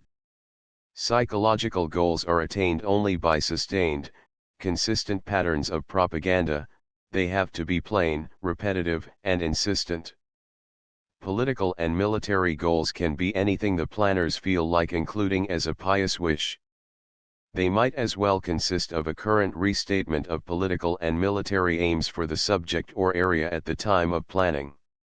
They are beyond the reach of practical psychological warfare. National level and general staff level plans have to be made up in much the same way. If the plan is good, it will provide for its own circulation to all government instrumentalities which do in fact conduct propaganda in the particular field involved. It does no good to adopt a plan for the encouragement of the Filipinos and the inducement of cooperation among the Filipino officials of the Japanese-sponsored republic, which means a tone of conciliation toward Filipino leaders or officials who hold puppet titles, if a cabinet member keeps calling publicly for the immediate execution of any Filipino who ever had dinner with a Japanese. It is useless to try to cooperate with communist guerrillas in West Kitai on the argument, we all oppose the Axis together. Ideologies don't matter when brave men fight side by side if at the same time the guerrillas know we have a strong domestic campaign on against communism. Telling a communist that ideologies don't matter is like saying to a Jesuit, let's skip the superstitions, father, and leave religion out of it. Get down to business. To some kinds of people, ideology is business. The broad propaganda plan should make choices that reflect the judgment of the reviewing officers. If they are made in a vacuum, without taking into consideration the actual opinion of the audience group, they might as well not be made at all. Propaganda plans must be circulated to non-propaganda agencies in order to make sure that routine public relations or announcements of current or contemplated action, and statements of basic policy do not contradict or neutralize the plan once it is put into effect. Frequently months of propaganda work can be undone by a tactless speech from somebody in the same government but in an unrelated agency. Authoritative circulation of the plan, which means that the plan must be neither long nor over secret, can help forestall such mistakes. Speech clearance, requiring review of all official and policy-making speeches in advance of delivery, is the surest safeguard against overt collision between different spokesmen. In World War II it was applied with some success, but the exceptions were so conspicuous that the effective coordination passed almost unnoticed. Strategic and consolidation plans. Advanced psychological warfare plans for concrete military operations not only require a statement of the propaganda operation to be performed with facilities and personnel who are expected to remain static, but demand that the psychological warfare personnel, together with the needful gear, be moved right along with the advancing forces. This makes planning more definite, and those parts of the plans that do not require psychological or political prescription of content can be written in standard military form. Wise consolidation plans give urgent priority to the restoration of the homegrown informational media and recreational facilities of the occupied territory. Definite anticipation of shortages in radio facilities, newsprint, ink, paper, and other supplies can ensure prompt reopening of consolidated facilities underway. The propaganda operators may tell higher echelons that the local people are not competent, cannot be trusted, and so on, but General MacArthur's experience in Japan would seem to indicate that no army can carry on consolidation propaganda as efficiently as the conquered civilians themselves can, provided the civilians have, 1. Reasonable though restricted freedom of utterance, so that they can know what they may or may not say, 2. Prompt liaison for security and policy clearance, so that they can get an authoritative yes or no answer on proposed projects, enabling them to maintain operation without intolerable delays. 3. Friendly professional assistance in meeting material and staff shortages. 4.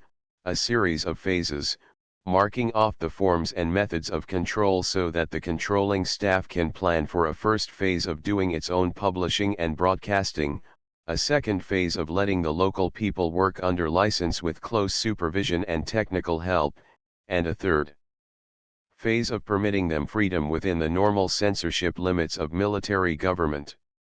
The American DISCs, District Information Services Control Commands, in the American zone of Germany did an excellent job in moving rapidly from Phase 1 to Phase 2 in 1945 and 1946. Contingency plans. Frequently the chiefs of government and services know of an operation or danger that may arise, which will change the character of the war. Such were the North African landings, the Italian surrender, D-Day itself, the joining of the American and Russian forces in Germany, Hitler's death.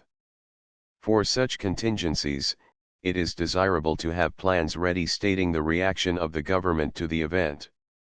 Such plans can be prepared and distributed to select personnel, and downgraded or released, together with any needed last-minute change, when the first word comes through that the event is officially to be recognized. Profoundly secret contingencies such as Hiroshima Day do not lend themselves to such treatment. It must be repeated that plans are effective only when transposed into plain, simple, usable guidances for the actual operatives.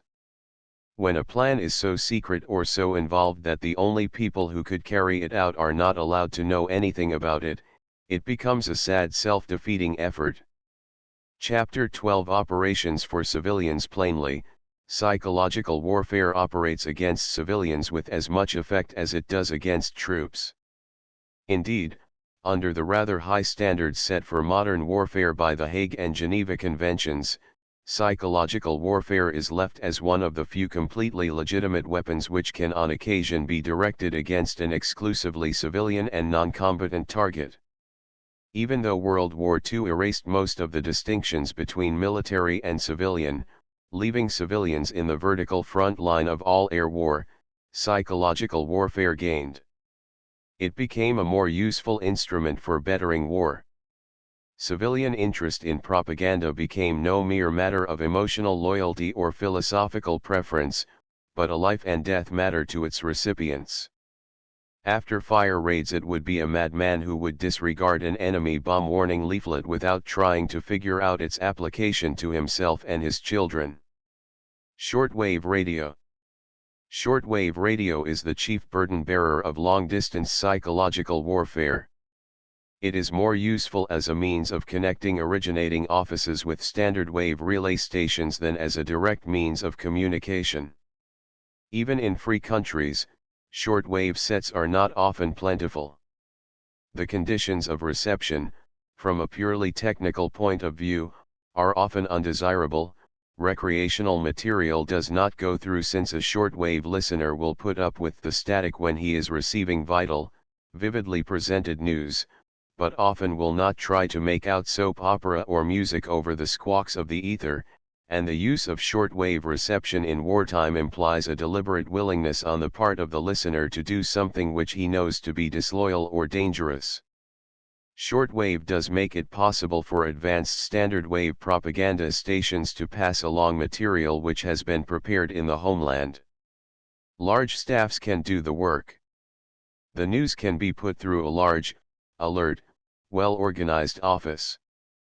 Features can be prepared by real professionals, acted out by a number of actors, put on records, reviewed, and then relayed to the standard wave station whenever needed. The Americans at Radio Saipan thus broadcast right into Japan, and were able to transmit materials which could not possibly have been put on the air with the staff working on the island. The people at Saipan were mostly telecommunications technicians, engaged in picking up the shortwave from Hawaii or San Francisco and in passing it on into the enemy country on the standard wavelength. Millions of Japanese heard our Saipan standard wave broadcasts, in contrast to the dozens or hundreds who had heard our shortwave previously. The use of homeland facilities makes possible the advance preparation of a large collection of material ready for broadcast. In security-sensitive or otherwise dubious situations, 4 or 5 alternate programs can be worked out for the same amount of program time. On wire recorders or disc records, the proposed material can be passed around in finished form, reviewed, selected, censored, and approved. This would not be true of a hurried station working far forward in the zone of operations.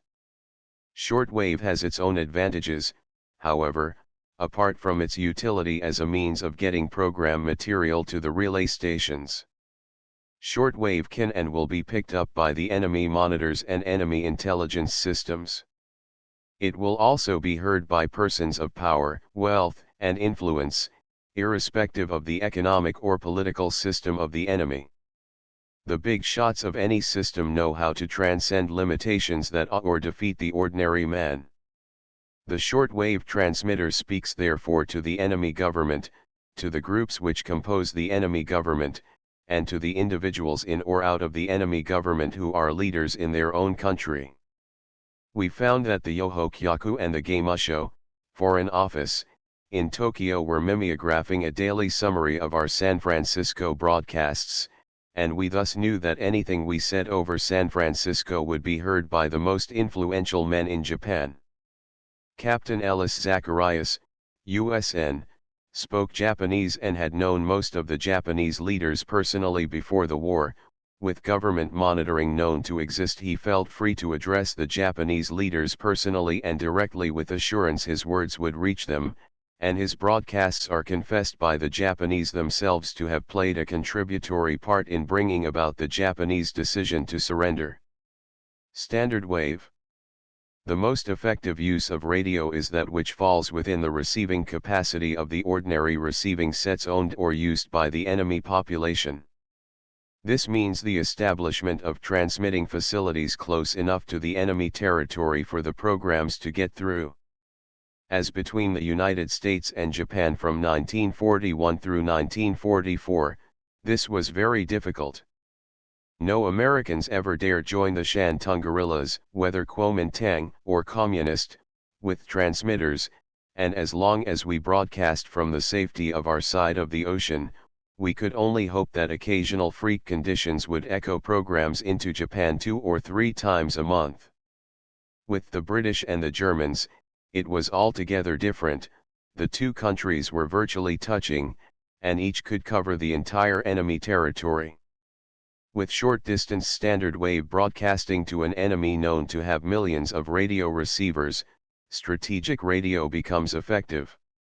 The chance is provided for building up a consistent group of listeners, for influencing their morale and opinions, and for circulating rumors that will reach almost every single person in the enemy population. The temptation to perform tricks, to lapse back to peacetime standards of radio as entertainment or radio as advertising, is a constant one. The propagandist knows that he is being heard, and he fears that his audience will lose interest if he does not stimulate them with a brilliantly variegated series of programs. Black radio comes into its own on standard wave. The British could put the mysterious anti-British, anti-Hitler broadcaster Gustav Siegfried Eins on the air, with his rousing obscenities, his coarse but believable gossip, his wild diatribes against the Allies and against the Nazi scum who got in the way of the glorious German army. He was so good that for a while even American propanal thought he might be a spokesman for the saucier members of the Wehrmacht General Staff. The Germans could broadcast proletarian propaganda on the Lenin Old Guard station, foaming at the mouth whenever they mentioned the crazy vile fascist swine Hitler, and then going into tantrums because the Communist Party needed all the brave glorious leaders who had been murdered by the fat bureaucrat Stalin. Ed and Joe could talk out of Bremen and pretend to be scooting around the American Midwest, one jump ahead of the G-men with their trailer and concealed transmitter, telling the rest of the Americans the lowdown about that goof Roosevelt and his Jewish war, but Ed and Joe were not good enough to fool anybody. Black radio is great fun for the operators, but its use is often limited to a twisted kind of entertainment designed to affect the morale of dubious groups. It leaps to sudden importance only in times of critical panic when it can add the last catalyst to national confusion, precipitating chaos. The beginning and end of standard wave transmission is news. News, see page 135, uses standard appeals. It should be factual but selectively factual. Repetition of basic themes is much more important than the constant invention of new ones. The propaganda chief has nothing to do, day in and day out, but to think of his own programs. He becomes familiar with them and bored by them. He visualizes his propaganda man as a person who hears all transmissions and is understandably bored by them, overlooking the interruptions that listeners face, the long gaps between the programs they hear, the weather interference, the static, the police measures. Even with peacetime facilities, tremendous simplicity and repetition are needed to convey advertising on the radio. In wartime, repetition is even more necessary. It serves the double function of driving the theme home to listeners who have heard it before, while broadening the circle of listeners with each transmission. A point of diminishing returns is soon reached, but even diminished returns are often rewarding. The hardest to reach people are sometimes the ones it is most important to reach with a simple, basic, persuasive item. Repetition thus ensures depth of response in the core audience, while adding to the marginal audience with each additional application.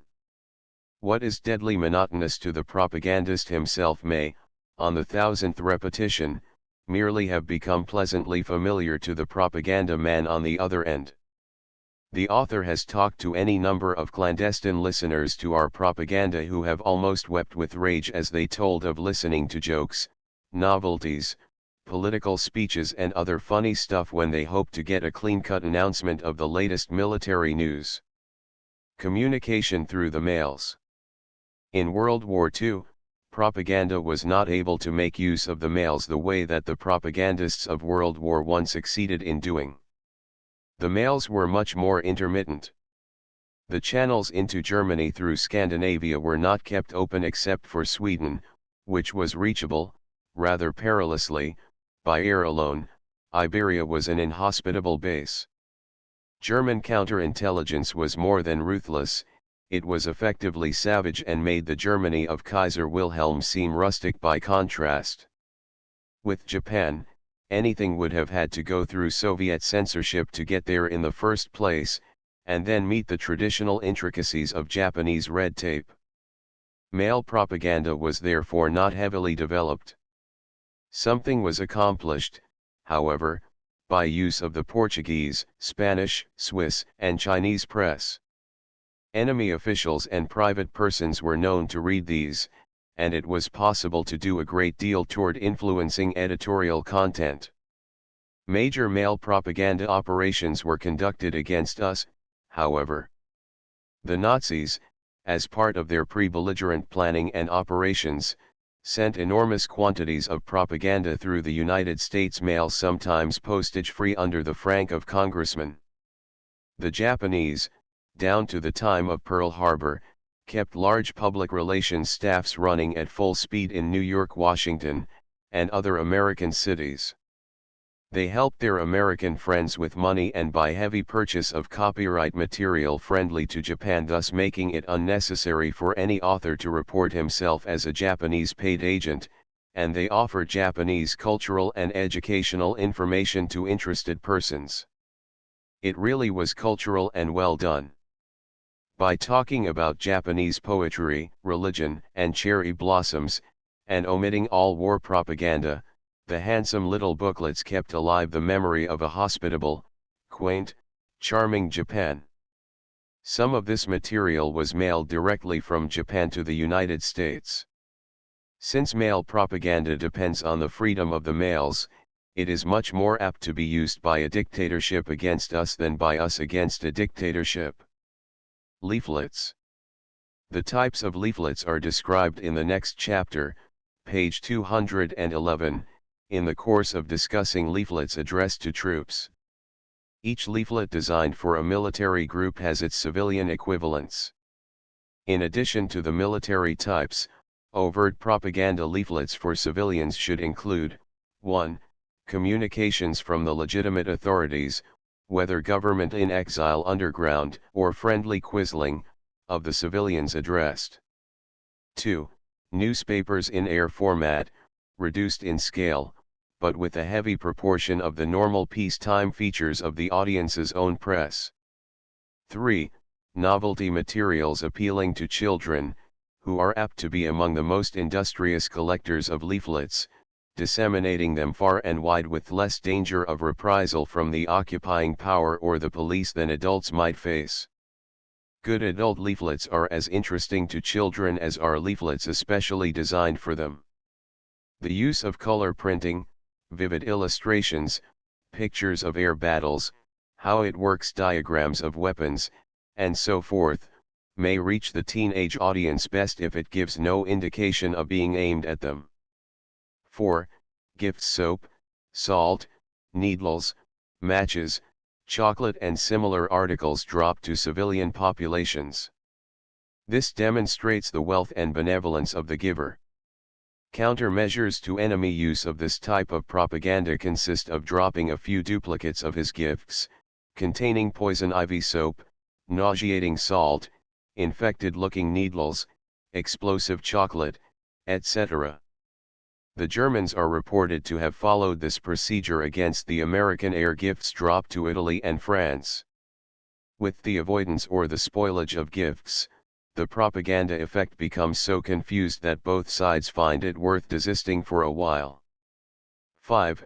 Appeals to women. Women, statistically, are around 50% of the population of any country. With the diversion of men to fighting operations, the percentage of women in the home population rises, and in wartime it may become 60% or 70%. They face social and economic problems much more immediately than do men because the responsibility for maintaining homes and children normally falls on them.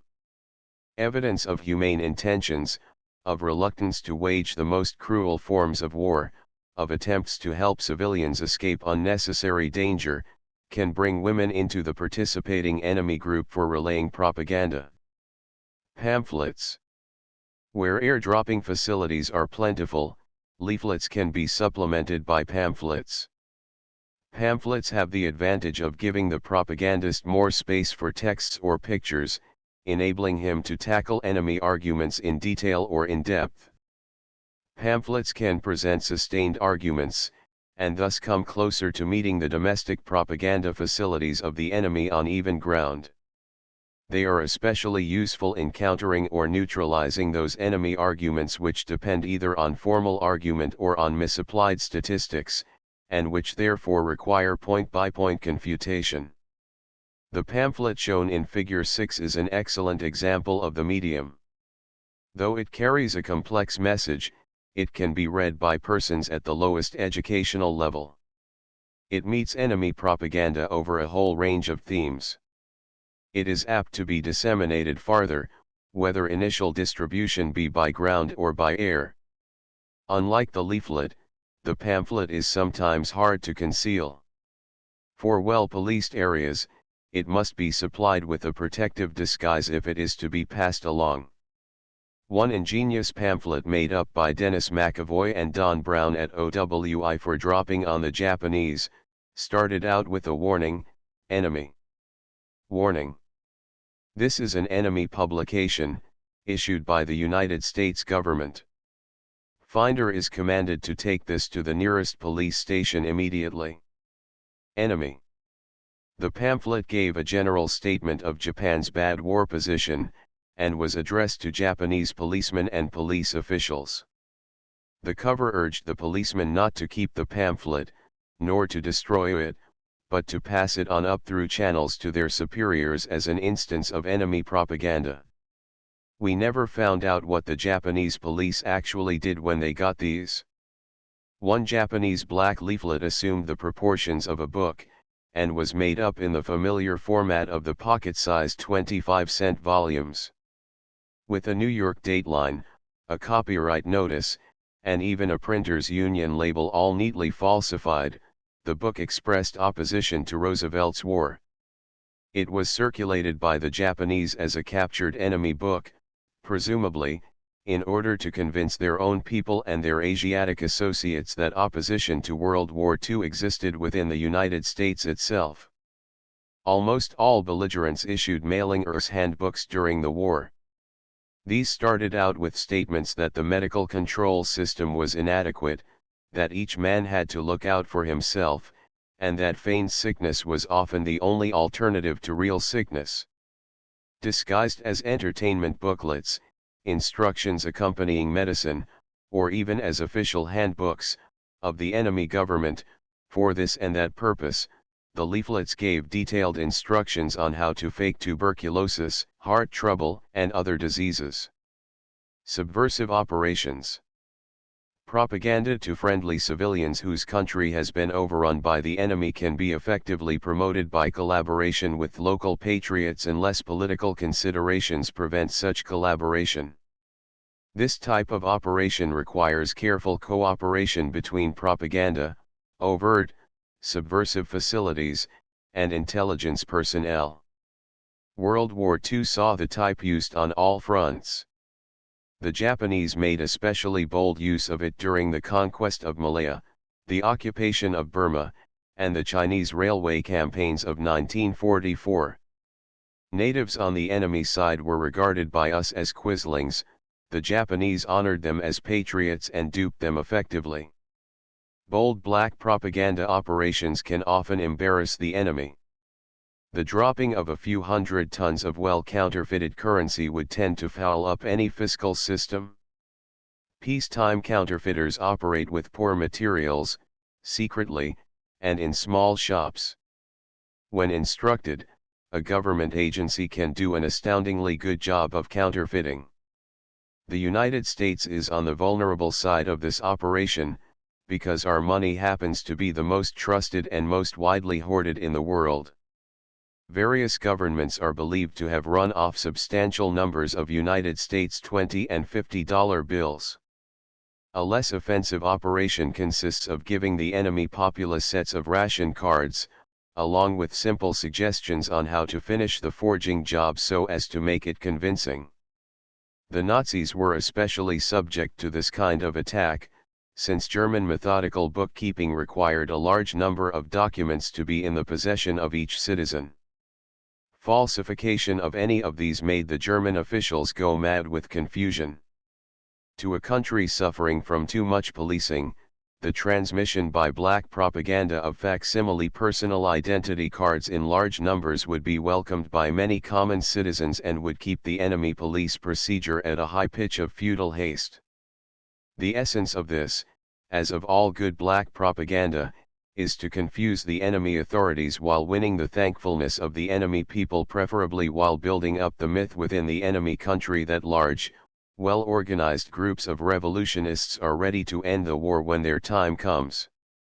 If white propaganda is to be compared to incendiary bombing, in that it ultimately affects the enemy armed services by disorganizing the homeland behind them, black propaganda may be compared to the tinfoil strips used in anti-radar. Black propaganda strikes directly at enemy security. It gives him too much to do, and thus increases the chances for agents down on the ground to succeed in their lonely, dangerous work. Motion pictures. In consolidated areas, Allied or neutral territory, and the home jurisdiction, motion pictures for civilians can be employed as a major propaganda instrument. The combination of visual and auditory appeal ensures a concentration of attention not commanded by other media. In both world wars, the U.S. made extensive use of film. Procurement can be either through direct governmental manufacture of the finished product, or by subcontracting to non-governmental agencies. Propaganda films normally make a point of displaying the military prowess and civic virtue of the distributor. Officially distributed films are, however, almost always overshadowed by pure entertainment films. The wartime official movie can penetrate no deeper than can the unofficial picture. Financial and commercial control, plus censorship, limits the periphery into which motion picture showings can be extended. Often the private film will be shown when a public one would be suppressed. And in time of peace, the propaganda movie has ever sharper competition from its private competitors. Few propaganda movies have ever achieved the spectacular impact of some private films in portraying the American way of life. Tahitians, Kansumen, Hindus, and Portuguese would probably agree unanimously in preferring the USA of Laurel and Hardy to the USA of strong-faced men building dams and teaching better chicken raising. Only rarely does the cinema penetrate enemy territory or reach clandestine audiences. Its direct contribution to critical zone psychological warfare is therefore slight. Perhaps television may in course of time combine attention holding with transmissibility. Chapter 13 Operations against troops. In every instance of systematic American use of psychological warfare against enemy troops during World War II, Affirmative results were discerned after the operation had been in effect for a short while. Figure 46 shows the consummation of the troop propaganda program. These Germans are surrendering and they carry the Allied leaflets with them. By the latter phases of the liberation of France, 90% of the enemy prisoners reported that they had seen or possessed Allied leaflets, and the most famous leaflet of them all, the celebrated Passierschein, see figure 4, came to be as familiar to the Germans as their own paper money. 41 Since every enemy who surrenders is one less man to root out or destroy at a cost of life to one's own side, the sharp upswing of enemy surrenders was a decided military gain. Two separate types of psychological reaction are to be sought in the enemy soldier's mind. The first consists of a general lowering of his morale or efficiency even when he is not in a position to perform any overt act, such as surrendering, which would hurt his side and help ours. This may be called MO, or morale operations. The second type of action is overt action, surrendering, deserting his post of duty, mutinying, which can be induced only if the appeal is expertly timed. Operations against troops must be based on the objective military situation. Suffering and exertion increase realism. Plain soldiers are not apt to be talked over by propaganda unless the propaganda is carefully cued to their actual situation. All propaganda should be based on fact. Propaganda to troops must be based not merely on fact, but must show shrewd appreciative touches of understanding the troops' personal conditions. Propaganda is not much use to a nation undergoing abject defeat, for the troops on the victorious side will be buoyed up by the affirmation of victory from their own eyes. Troop propaganda must therefore aim at eventual willing capture of the individual, not at surrender by his individual initiative. It must implant the notion that he may eventually be trapped, and that if that happens he should give up. The propaganda must not meet the soldier's loyalty in a head-on collision, but must instead give the enemy soldier the opportunity of rationalizing himself out of the obligations of loyalty. True loyalty requires survival and therefore surrender. The steps, therefore, needed for good propaganda to actual combat troops include the following. First, the notion that the enemy soldier may have to surrender as his side loses or retreats. Other named units have surrendered, with so and so many men, you will have to. 2.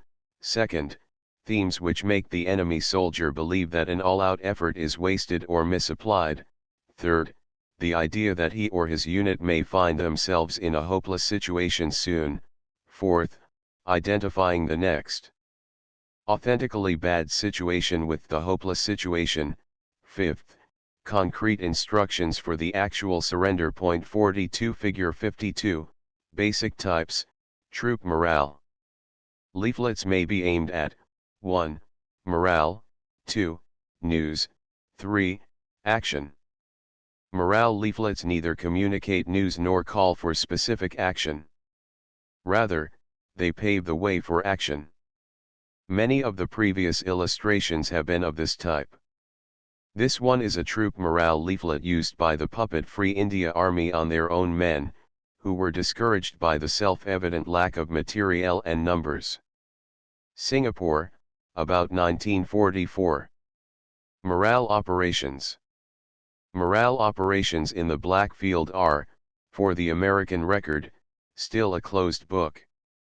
German black operations against the French included such enterprises as sending French soldiers letters from their hometowns telling them that their wives were committing adultery or were infected with venereal diseases, or calling out names and unit designations to French troops facing them in the Maginot Line, or giving away mourning dresses to women who would wear them on the streets of Paris, or intercepting telephone communications in the field and giving confusing or improper orders. Figure 53, Paired Morale Leaflets. The Christmas card showing the Nativity was dropped by General MacArthur's psychological warfare people on the Filipinos. The Christmas cards with bells were prepared by the Japanese for the U.S. Army. The former were designed to cheer on the Filipinos, the latter, to depress the Americans with the defeatist messages inside the cards. Morale operations on the white side included such items as the following: sending mournful poetry leaflets to Japanese units which were known to be demoralized for lack of home furlough, China Theater, dropping beautiful colored pictures of luscious Japanese victuals on starving troops, North Burma, showing the Japanese sad sack in a cartoon, fighting everywhere while his officers get all the liquor, all the food, all the girls, and all the glory, while the common soldier ends up cremated. Southwest Pacific, demonstrating that the Nazi pets on the German high command have disrupted the splendid German military tradition and have thrown out the really competent professional generals. Soviet-German front, pinning the nickname, Der Sturber, roughly, old let's go get killed, on a German general who had boasted of his willingness to expend personnel, Anglo-American and Soviet radio, telling the German troops they were dying for a cause already lost. Italy, reporting back to the Germans the statements made by prisoners, to the effect they were damned glad that they were out of the fighting. France, telling the Japanese on Attu and Kiska that just as surely as the kiri leaf, symbol of death, would fall in the autumn, they too would fall. North Pacific, telling the Japanese homeland and troops that the Japanese emperor had loved peace but that the militarists had dragged the sacred empire into war. Peaceful is Morning in the Shrine Garden leaflet, designed for Aleutians, used over Japan, telling the Chinese in China that the Americans would soon cut the Japanese conquered empire in two with Asiatic landings, and then dropping the leaflet, written in simple Chinese which could be figured out by Japanese, on the Japanese troops, China, congratulating imaginary agents in ostensible code over the voice radio for the excellent work they have allegedly done in the enemy home country, all theaters. Figure 54, Troop Morale Leaflet, Gray. This German leaflet from the Italian front attempts to remind American troops of the bonus troubles of 1932, a year in which most of the American soldiers were still in school. Only to older men could the appeal carry much weight. The drawing and typography are distinctively German. In terms of source, this leaflet is gray. Figure 55, Chinese Communist Civilian Morale Leaflet. This leaflet attempts to raise peasant morale while calling in general terms for economic action. It shows a peasant family welcoming home the father, who has been made a hero of labor. Given the author by Political Department, Border Area Government, at Yenin in September 1944. Figure 56, General Morale, Matched Themes.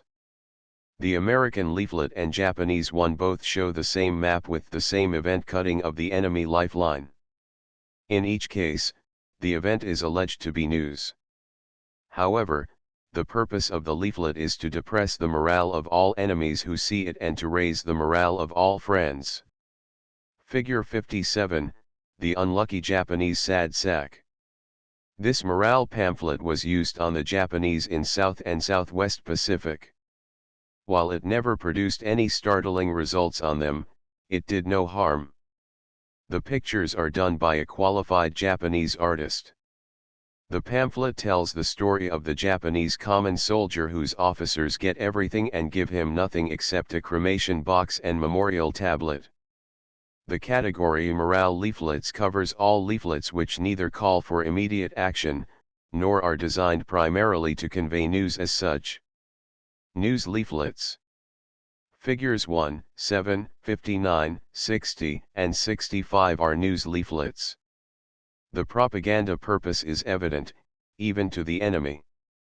But in the best of these leaflets there is a tendency to let the facts speak for themselves, and to show the enemy just what the actual situation is. Tactical defensive psychological warfare. Morale operations are designed, therefore, to obtain responses other than immediate action. Several possible goals can be sought, singly or jointly. The commonest is preparation of the enemy soldier's mind for the actual physical act of surrender, the moral act of doing no more for his own side. Whenever surrender requires nothing more than passivity, morale leaflets are even more promising. In such cases all that is asked of the enemy is that he sit tight, fight inefficiently, and put up his hands when he is told to do so. Other purposes of morale operations include the irritation of enemy groups against each other, the general depression of enemy morale, the discouragement of enemy troops, officers, or commanders. Morale operations, to be effective, must be aimed at the actual, specific morale with which they are concerned. Well-fed troops cannot be frightened by the remote prospect of starvation. Well-officered troops cannot be induced to mutiny. Troops with good mail service cannot be made homesick. However, weak points in the enemy organization can and do provide targets for morale operations. The defeat situation imposes tremendous strain on both the individual soldier and on officers in positions of responsibility. At such times, disunity rises to the surface, rumors spread more readily, and propaganda operations against morale can have devastating effect. Allied psychological warfare against Germans in 1944–45 was aimed both at general officers and at the mass of the German troops. Operations against the officers being founded on the common-sense premise that if large-scale German surrenders were sought, they could best be obtained by influencing those Germans who had the authority to surrender. Figure 58, Civilian Personal Mail. A common stunt in black or gray morale propaganda is the printing of facsimile personal letters. The letter shown at left is given in the original German form, along with its English twin, which was as usual prepared for administrative clearance, records, and information. Europe, Allied, 1944–45. Figure 59, Basic Types, Newspapers. Newspapers were prepared by almost every belligerent for almost every other. The examples shown above are Luftpost, Shave for Germans, and Rakuten News, Yosefpa for Japanese. Each newspaper copies the form of enemy civilian newspapers. The gross circulation of these airborne papers reached in some cases up into the millions. A curious point developed. German morale in the higher grades was worse than in the lower. In the very last year of the war, despite the terrible air raids on their homeland behind them, the German troops on the Western Front underwent only slight morale deterioration in comparison with what they should have undergone had their morale borne a direct relationship to the strategic position of Germany as a whole. On the other hand, the morale among general officers and staff officers became wretched. The putsch of the generals the previous summer was merely a foretaste of the demoralization of the German higher command. This unusual situation arose from the fact that the National Socialist propaganda machinery was still working on the masses of the troops.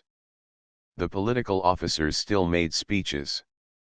The troops were given pep talks, information about the war, hopelessly distorted information, but information nonetheless, and promises of privileges and comforts which, while they rarely materialized, were cheering.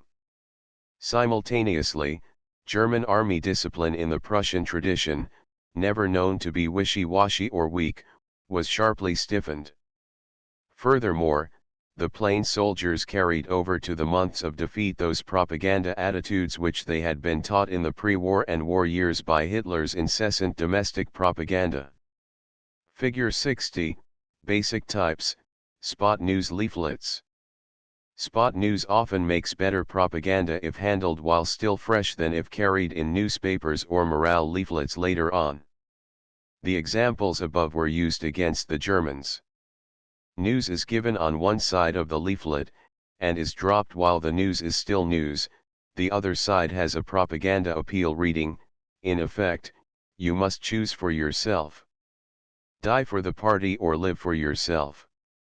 In contrast with common troops, the officers had the professional skill to understand the advantages possessed by the Allied armies.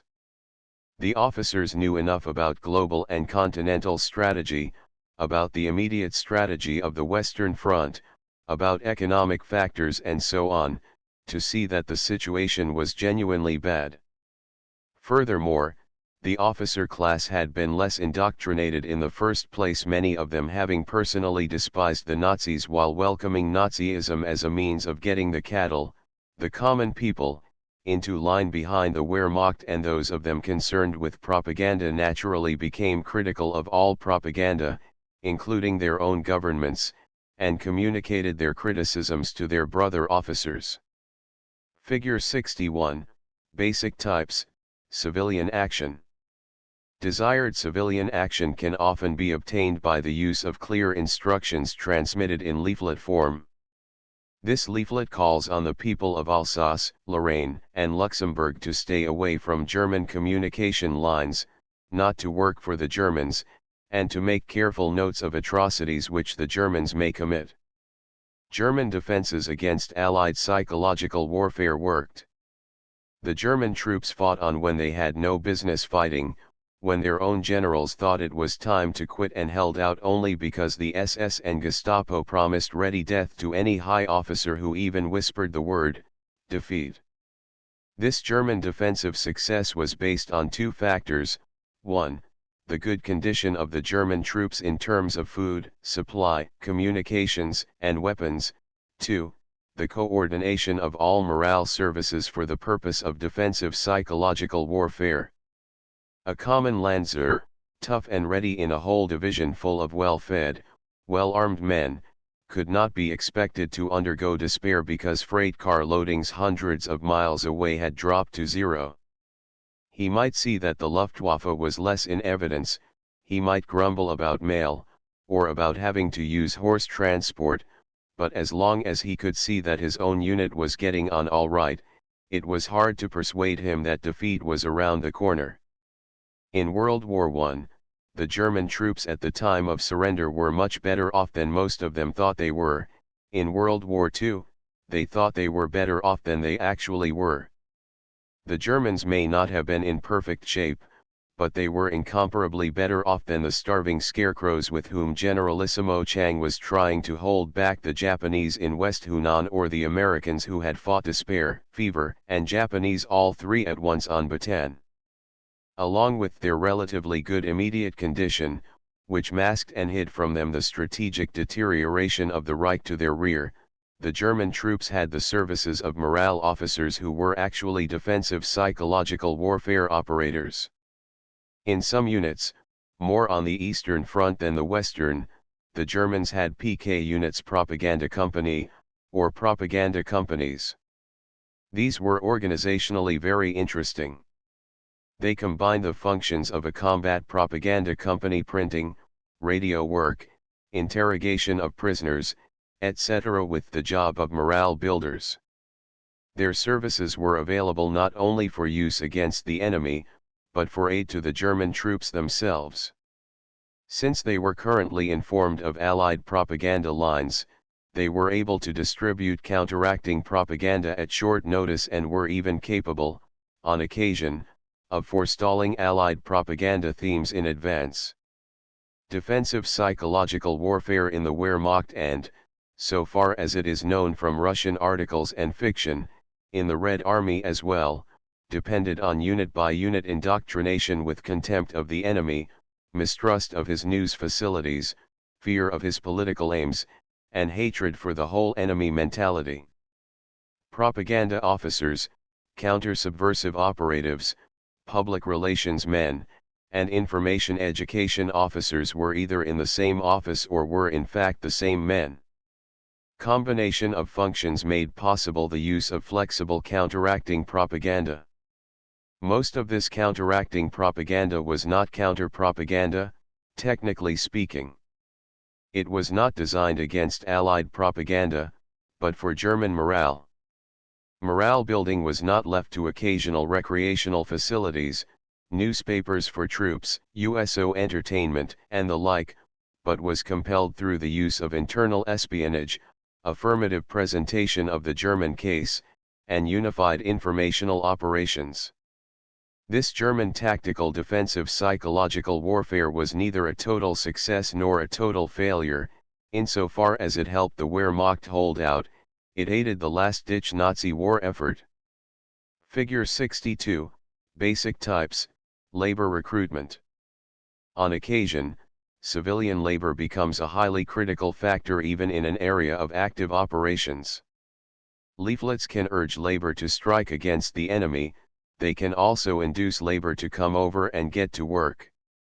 This leaflet was dropped on the Burmese, Shans, and Kachins, showing all the good things of life, promising high wages and bonuses and adding that, anyhow, it was patriotic.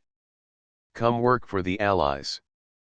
The American Army did not employ defensive psychological warfare in World War II. Troop indoctrination was extremely spotty. American morale remained good, not because it was made good by professionals who knew their job, but because Providence and the American people had brought up a generation of young men who started out well and since the situation never approached hopelessness kept on going with their spirits high. For the future, the American and British armies face the problem of devising arrangements whereby within the limits of a free society soldiers can be affirmatively indoctrinated in the course of operations. USO, Red Cross, public relations, information and education at home, morale staffs in the theaters, Armed Forces Radio Service, OWI, the American press and the overseas military papers, these went their separate and uncorrelated ways without doing any harm, last time.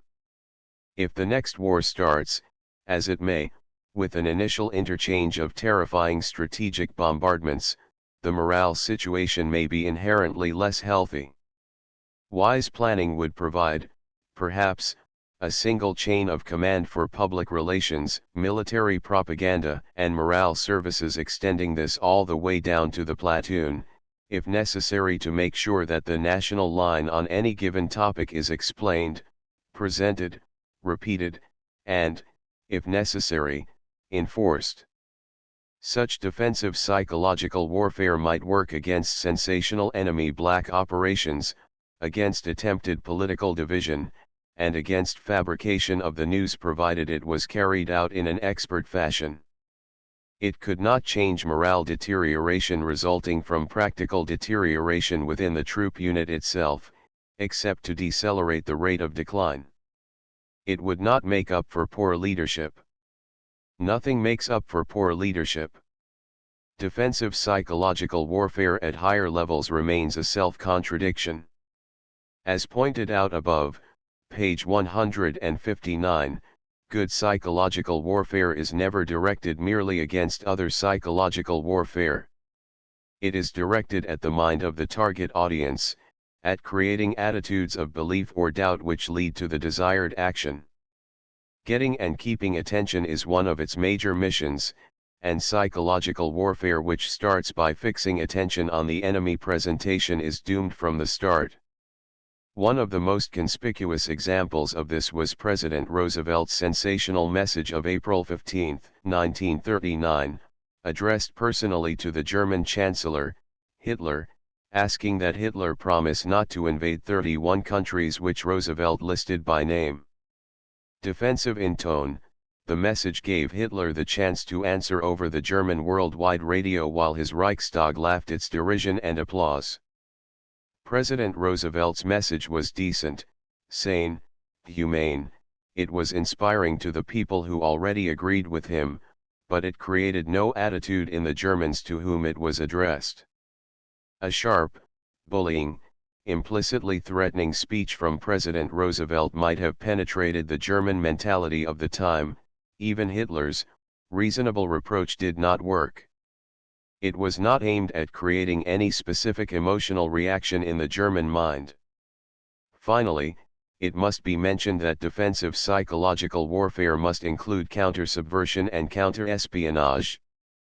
The Cheka Soviet secret police in its first form once boasted that capitalist troublemakers and saboteurs could not long function in Russia because the counter-subversive police were over 100 million strong. What they meant was that they had trained and bullied the population into reporting anyone and everyone who seemed out of line.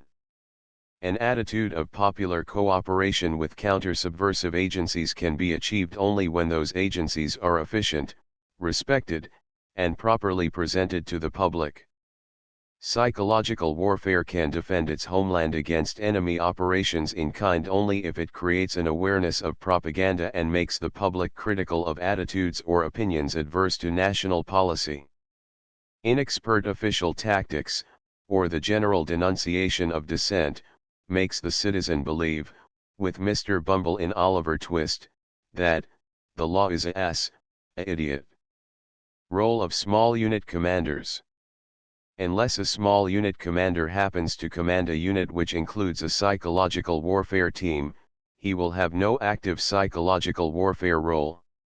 Psychological warfare operations require the services of experts, and it would be easy for a small unit commander to jeopardize the propaganda effort of an entire front by well-meant but ill-conceived interference in psychological warfare operations.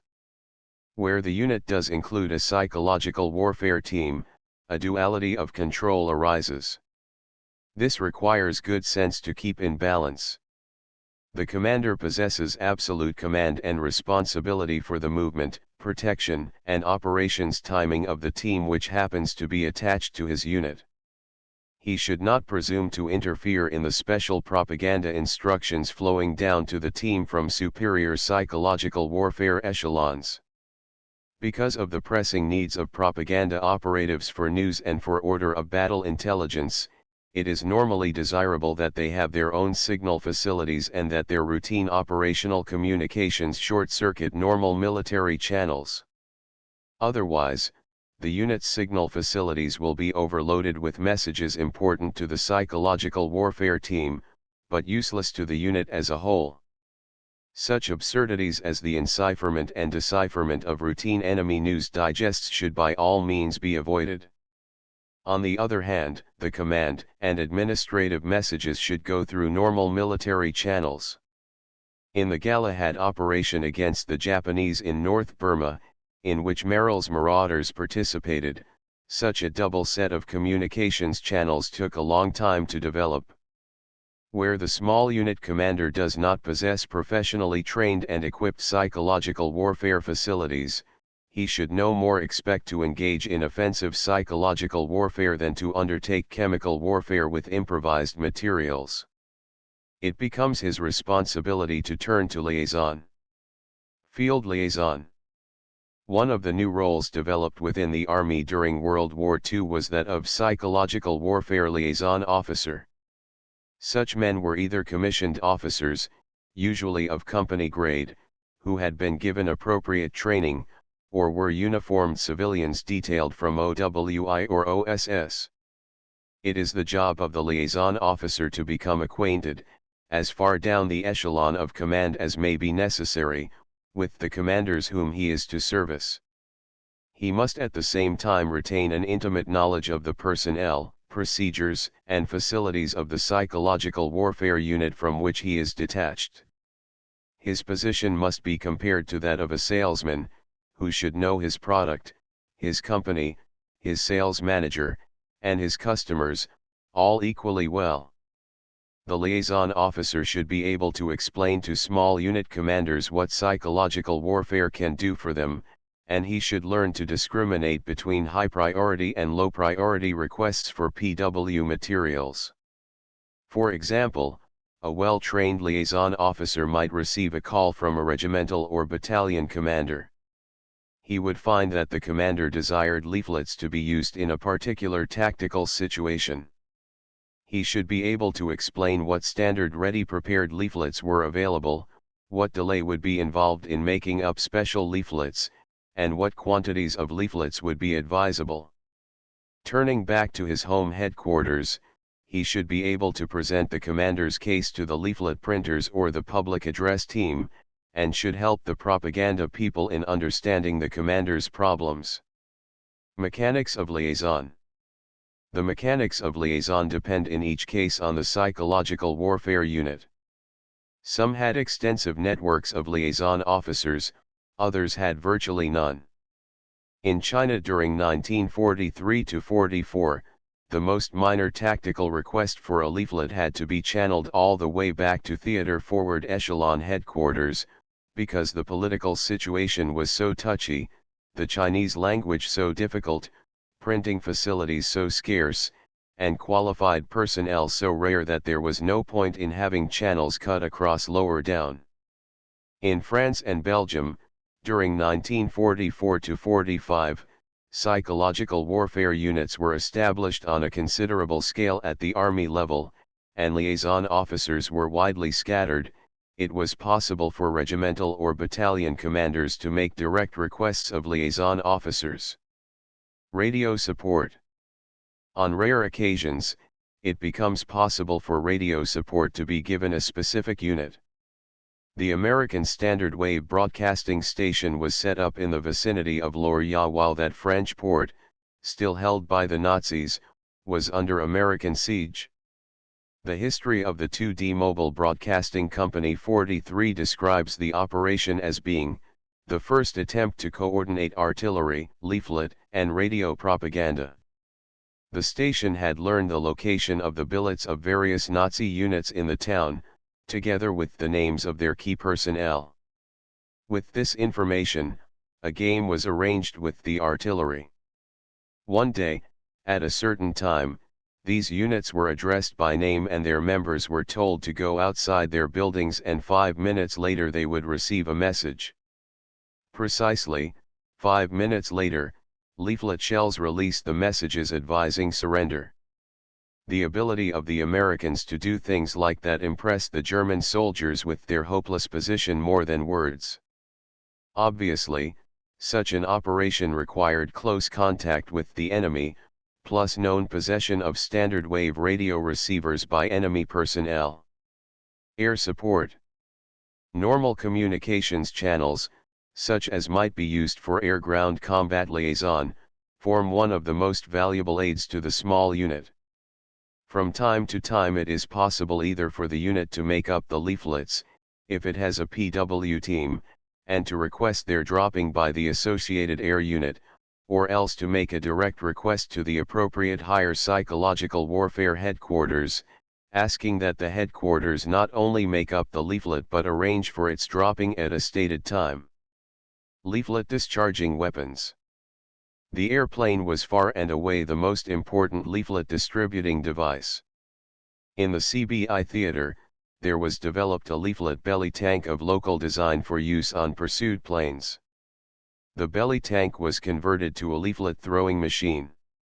Adjustment of the controls could regulate the speed at which leaflets were discharged, so that the pilot could give enemy units or installations bursts of leaflets in precisely the same way that he would strap them with machine guns. This, however, was exceptional, owing to the tremendous dispersion of the Japanese in the jungle and the need to conserve leaflets.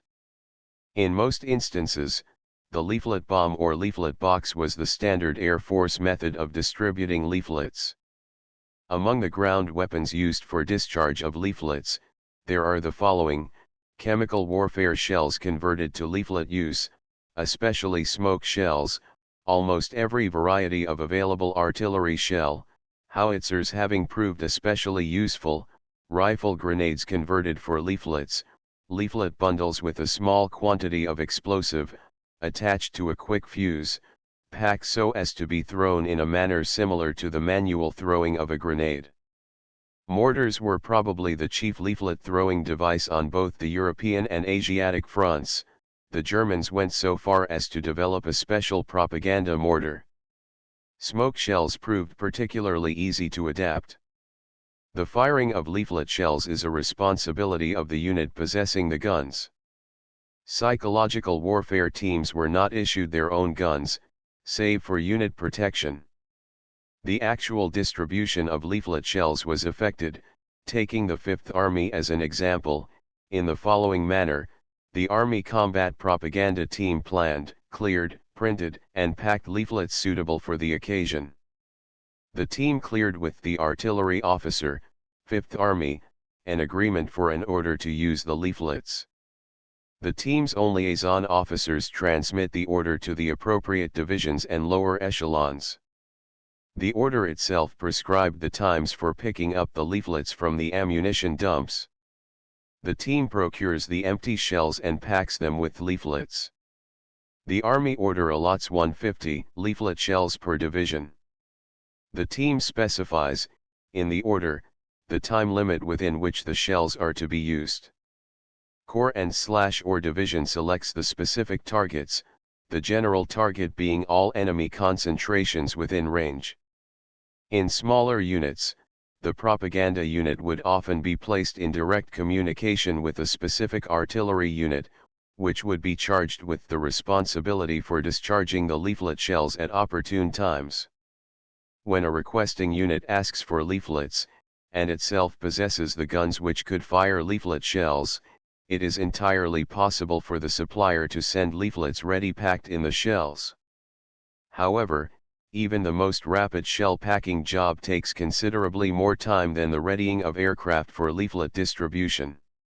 When it is considered that the plane not only discharges the leaflets, but delivers them from the supply point, all in one operation, it will be seen that close air-ground coordination will often do a quicker, bigger job of leaflet saturation than could be achieved by the requesting, preparing, transporting, and firing of leaflet shells. Contingencies of the future. This text refers to known experience. Short of turning to the field of futuristic fiction, it is impossible to provide discussion of situations which have not been known in the American Army.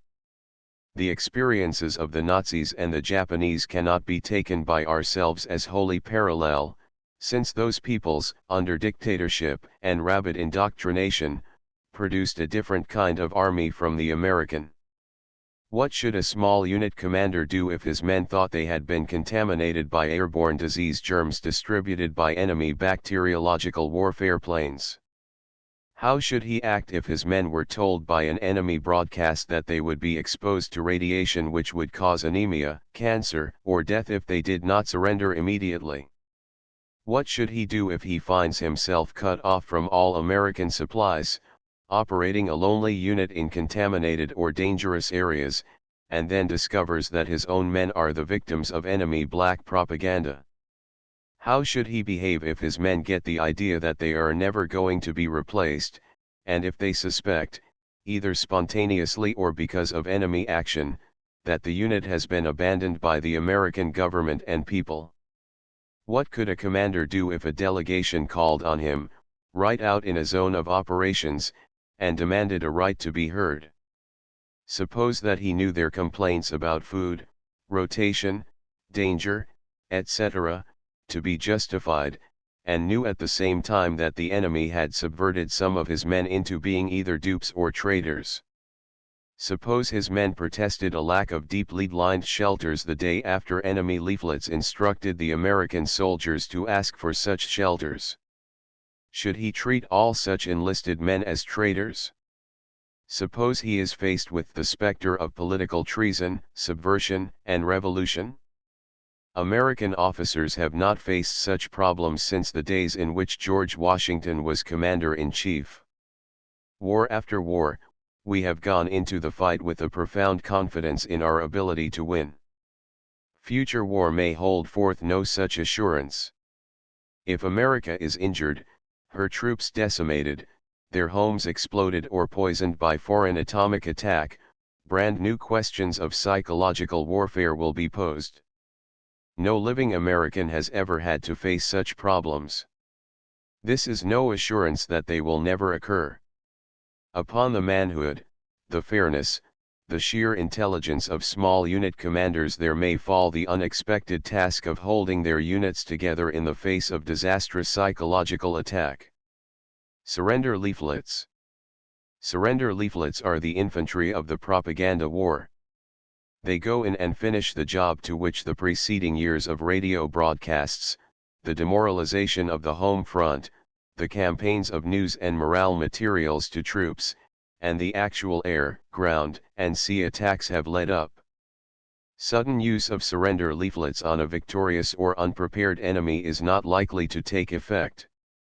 The Japanese surrender leaflets dropped on the Americans in Southwest Pacific were issued without previous materials readying the Americans.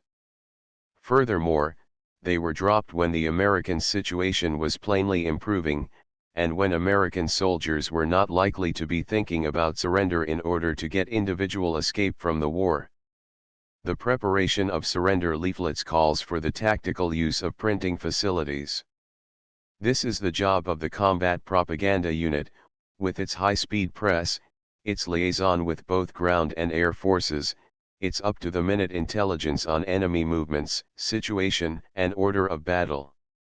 The enemy should be given leaflets showing him how clearly he is pinned down, identifying him, generally stripping him of the sense of secrecy and the trust in his commanders that make it possible for him to go on fighting.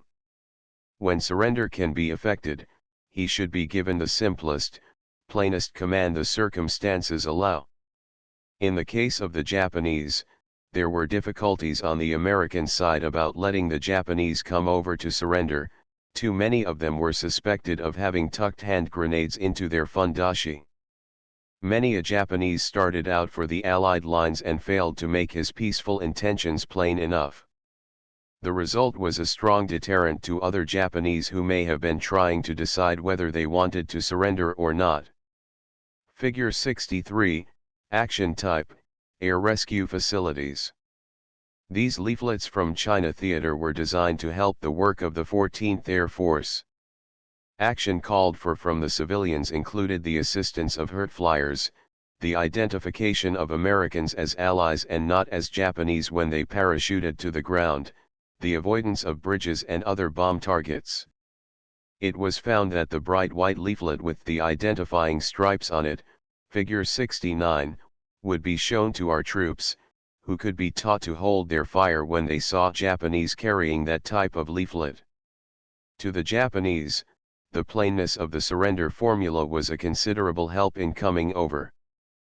Figure 64, Pre-Action News. Psychological warfare facilities can be extremely helpful in favorable situations. One of the most important ways of developing a favorable situation is to predispose enemy soldiers toward the idea of surrendering. News of surrender, emphasis on the comforts and relief of prisoners of war, and above all, emphasis on their numerousness can contribute to the actual act of surrender. This newspaper looks like a newspaper, but its chief emphasis is on the extent of surrenders. Variations on the surrender leaflet include the following devices: letters, with signatures blacked out, of prisoners of war who have found conditions decent and who are enjoying rest, good care, and good food; photographs, with the faces blocked out when security procedures or the rules of war so require, showing enemy prisoners actually enjoying the benefits of being out of the war; political arguments to the effect that the highest duty of the soldier is to his country, or emperor, and that, if he dies for the sake of some general in a foolish war, he will be denying his country a fine post-war citizen like himself, needed for reconstruction and progress. A list of the foods available to surrenderees, see Figure 13, from World War I, a statement of the conditions of military imprisonment, reaffirming the rules of the Geneva Convention, the promise that the potential prisoner will be allowed mail communication with home, anger motif, showing scum and profiteers at home, and attempting to induce surrender by telling the soldier that he is being made a sucker, obscene pictures, showing naked women, designed to make the involuntary celibate so desirous of women that he surrenders out of bad nerves. Japanese idea, and did not work. The troops naturally kept the pornography but merely despised the Japanese as queer little people for having sent it. This type cannot be illustrated. The Library of Congress has copies in a locked file. Figure 65, Direct Commands to Enemy Forces. As the situation develops against the enemy, it becomes possible to use leaflets to force the surrender of enemy troops by direct command. This kind of appeal is lost when enemy morale remains irrationally high because of a beloved commander or some other unpredictable factor, but in normal situations it either forces the enemy commander's hand or leaves him with a deteriorating force. Figure 66, Basic Types, Contingency Commands. Leaflets can be made up in advance to govern typical situations which may arise. This command to the scattered German troop units orders all isolated German remnants to surrender to the nearest Allied force. Figure 67, Tactical Surrender Leaflets. Enemy troops often fail to understand why they should surrender. Under such circumstances, it is useful to send them a map, showing them plainly what their situation is. If misrepresentation is done at this point, it will be at the cost of loss of credence later on. These leaflets were prepared to prevent Japanese units in the Philippines from staging last-ditch fights after surrender of Japan. Similar maps had been used for tactical purposes earlier. The effective surrender leaflet frequently turns language difficulties into an asset. Whole series of leaflets will teach the enemy soldier how to say, "I surrender," in the language of the propagandist. The words, "I surrender," were made familiar to every German soldier. It is simply the phonetic spelling of English for Germans to pronounce. Surrender is not merely a case of transferring loyalties, it is a highly dangerous operation for most infantrymen. It takes nerve if done deliberately.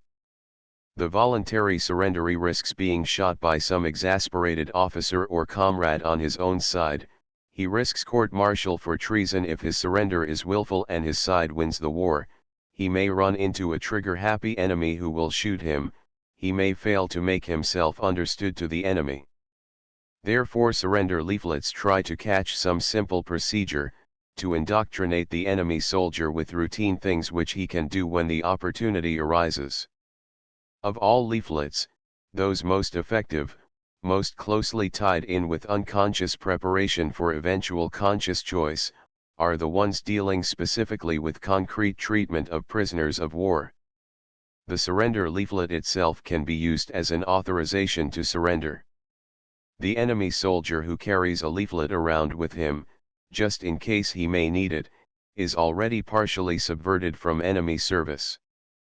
Figure 68, Basic Types, Surrender Leaflet.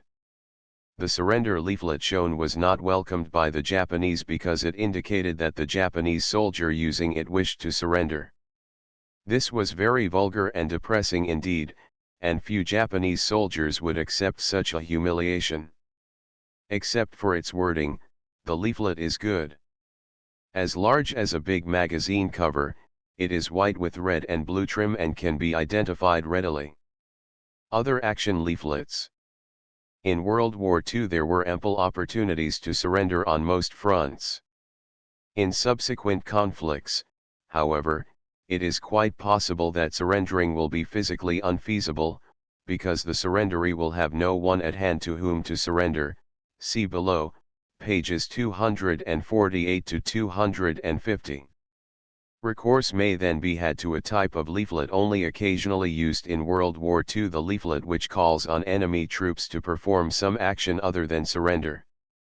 The commonest of these is desertion, when it is known that enemy forces are being held in a dangerous spot by their own command, and when there is a fair probability that heavy artillery or air attack can be concentrated on the area which has been strewn with leaflets. A bluff normally fails, and moreover discredits later operations of the same kind, whereas a successful and fulfilled threat builds up cumulative credibility among the enemy audience. When long-range weapons are used, it may be possible to address troops by leaflet before the attack, suggesting that they remove themselves, as individuals, to places of safety. Such an operation would assist enemy disorganization. The author knows of no case where the Germans did this with their VL or V2 bombs, but Figure 3 applied to both civilians and troops in the cities marked for destruction by incendiary B-29 raids. Black action appeals may teach the enemy troops how to may present political or ethnic arguments to troops known to be members of minorities or satellite nationalities, for example, Poles in Nazi service, with the intent that these mutiny, or may at the very end of a war call upon enemy troops as units to cease resistance and to await a later opportunity for organized surrender. Loudspeaker units. The use of the amplified human voice developed slowly in World War II. Improvised units were set up in North Africa, in the Italian landings, at Anzio, and in the Normandy operations. At times these talked over valuable groups of enemy prisoners, but their range did not go beyond 200 yards, which sharply limited their utility. The Navy was simultaneously experimenting with polyplanes in the Pacific, which flew at considerable altitudes over islands and talked to the Japanese troops on the ground. Figure 69, Improved Surrender Leaflet. The new leaflet which did bring the Japanese in was better phrased. It did not mention the nasty word, surrender, but said, "I cease resistance." It also showed the Japanese how to carry the leaflet so as to persuade the triggery Americans that he was not holding a hand grenade behind it. The back of the leaflet, instead of being left blank, showed happy Japanese prisoners enjoying American captivity, their faces left identifiable as Japanese but blanked out enough to head off individual identification. Compare this with Figure 4, the Passierschein we used on the Germans. Ultimate success came with the development of loudspeakers on tank mounts. These developed a range of 2 miles with the result that they had real value in combat operations. In April 1945, a loudspeaker tank with the 19 Corps made an average of 20 broadcasts a day during action. Short talks were given to the enemy troops just before attack. Attacks were then withheld long enough to permit prisoners to come in. The attacks were then launched, lifted after a pause to permit more prisoners to come in, and finally pushed through. This tactic worked particularly well at roadblocks where enemy troops were flanked. In the Teutoburger Wald a whole platoon was persuaded to surrender. At Hildesheim 250 prisoners came over together.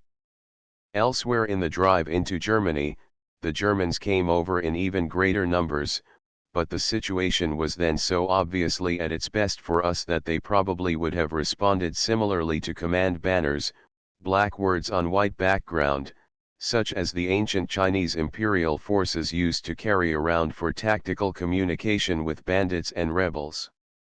On Okinawa tank-mounted loudspeakers were ingeniously hooked up. The American tank officers and crews obviously could not speak good colloquial Japanese. The Japanese troops were dug in like rodents, and in a condition of desperation that made them fight cruelly and suicidally. Even if the Americans shelled the openings of their cave mouths or ran armored bulldozers over the holes, burying Japanese alive, there was the chance that the Japanese would run through long underground passages and pop up later, possibly at night, to cause more damage before they were killed. With Americans and Japanese unable to talk to one another, this condition might have led to a severe loss of American life in mopping up hundreds upon hundreds of such minute Japanese strongholds.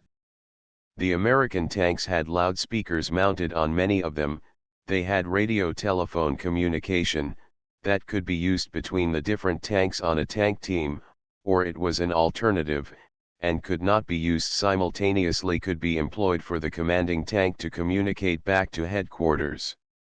At headquarters, American Japanese, whose American accents had been trained out of their voices in special public speaking classes, sat ready and waiting. The tank team would come into the valley, and the American commander would look the situation over.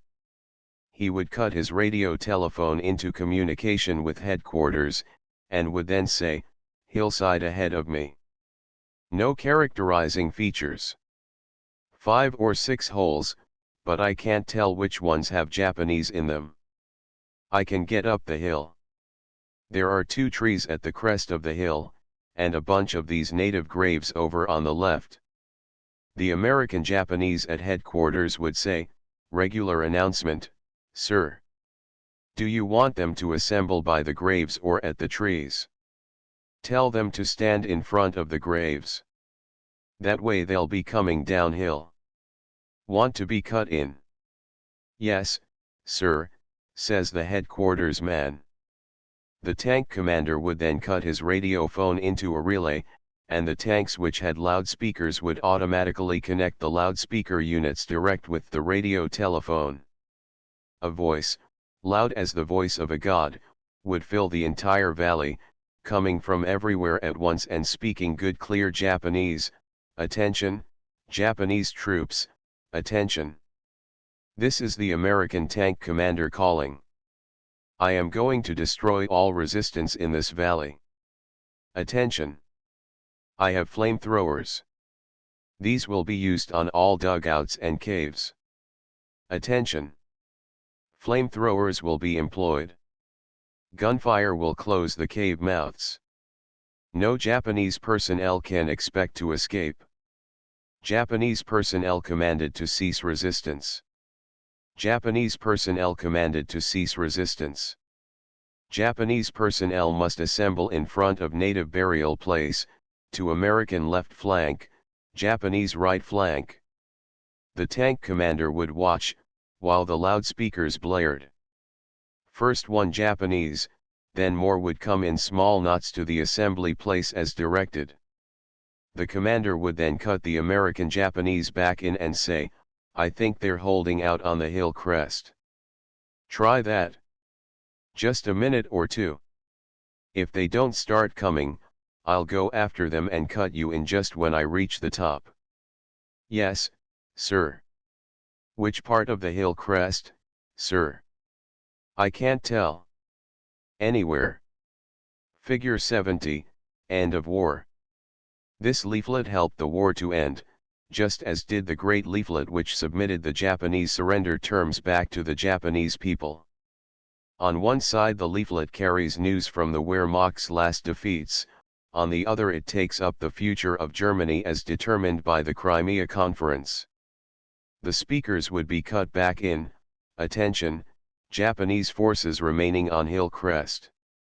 Japanese forces just behind us under command of Colonel Musashi surrendered last night and are now well taken care of. You are being given the same chance. Attention, I will soon come up the hill.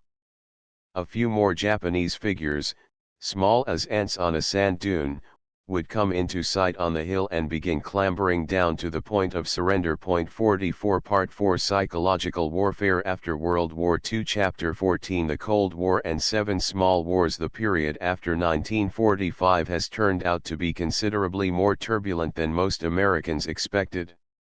Though the victory over fascism and Japanese militarism has proved to be psychologically and historically complete, the struggles between the victors have developed such mistrust and bitterness as to create a present-day equivalent of the 30 Years' War, rather than a period of peace as it was understood by educated men of the 19th century. Along with many other military and political phenomena, psychological warfare has been thrust into a period of no war and no peace, which has proved to be extraordinarily difficult for Western men to deal with either emotionally or intellectually. Point 45 Such phrases as Churchill's term, the Iron Curtain, and Walter Lippmann's coinage, the Cold War, have become a part of civilized speech throughout the world. They have obscured almost as much as they have explained. It is entirely conceivable that an adequate description of the present historical period will only be written after the forces now operating have ceased to be significant.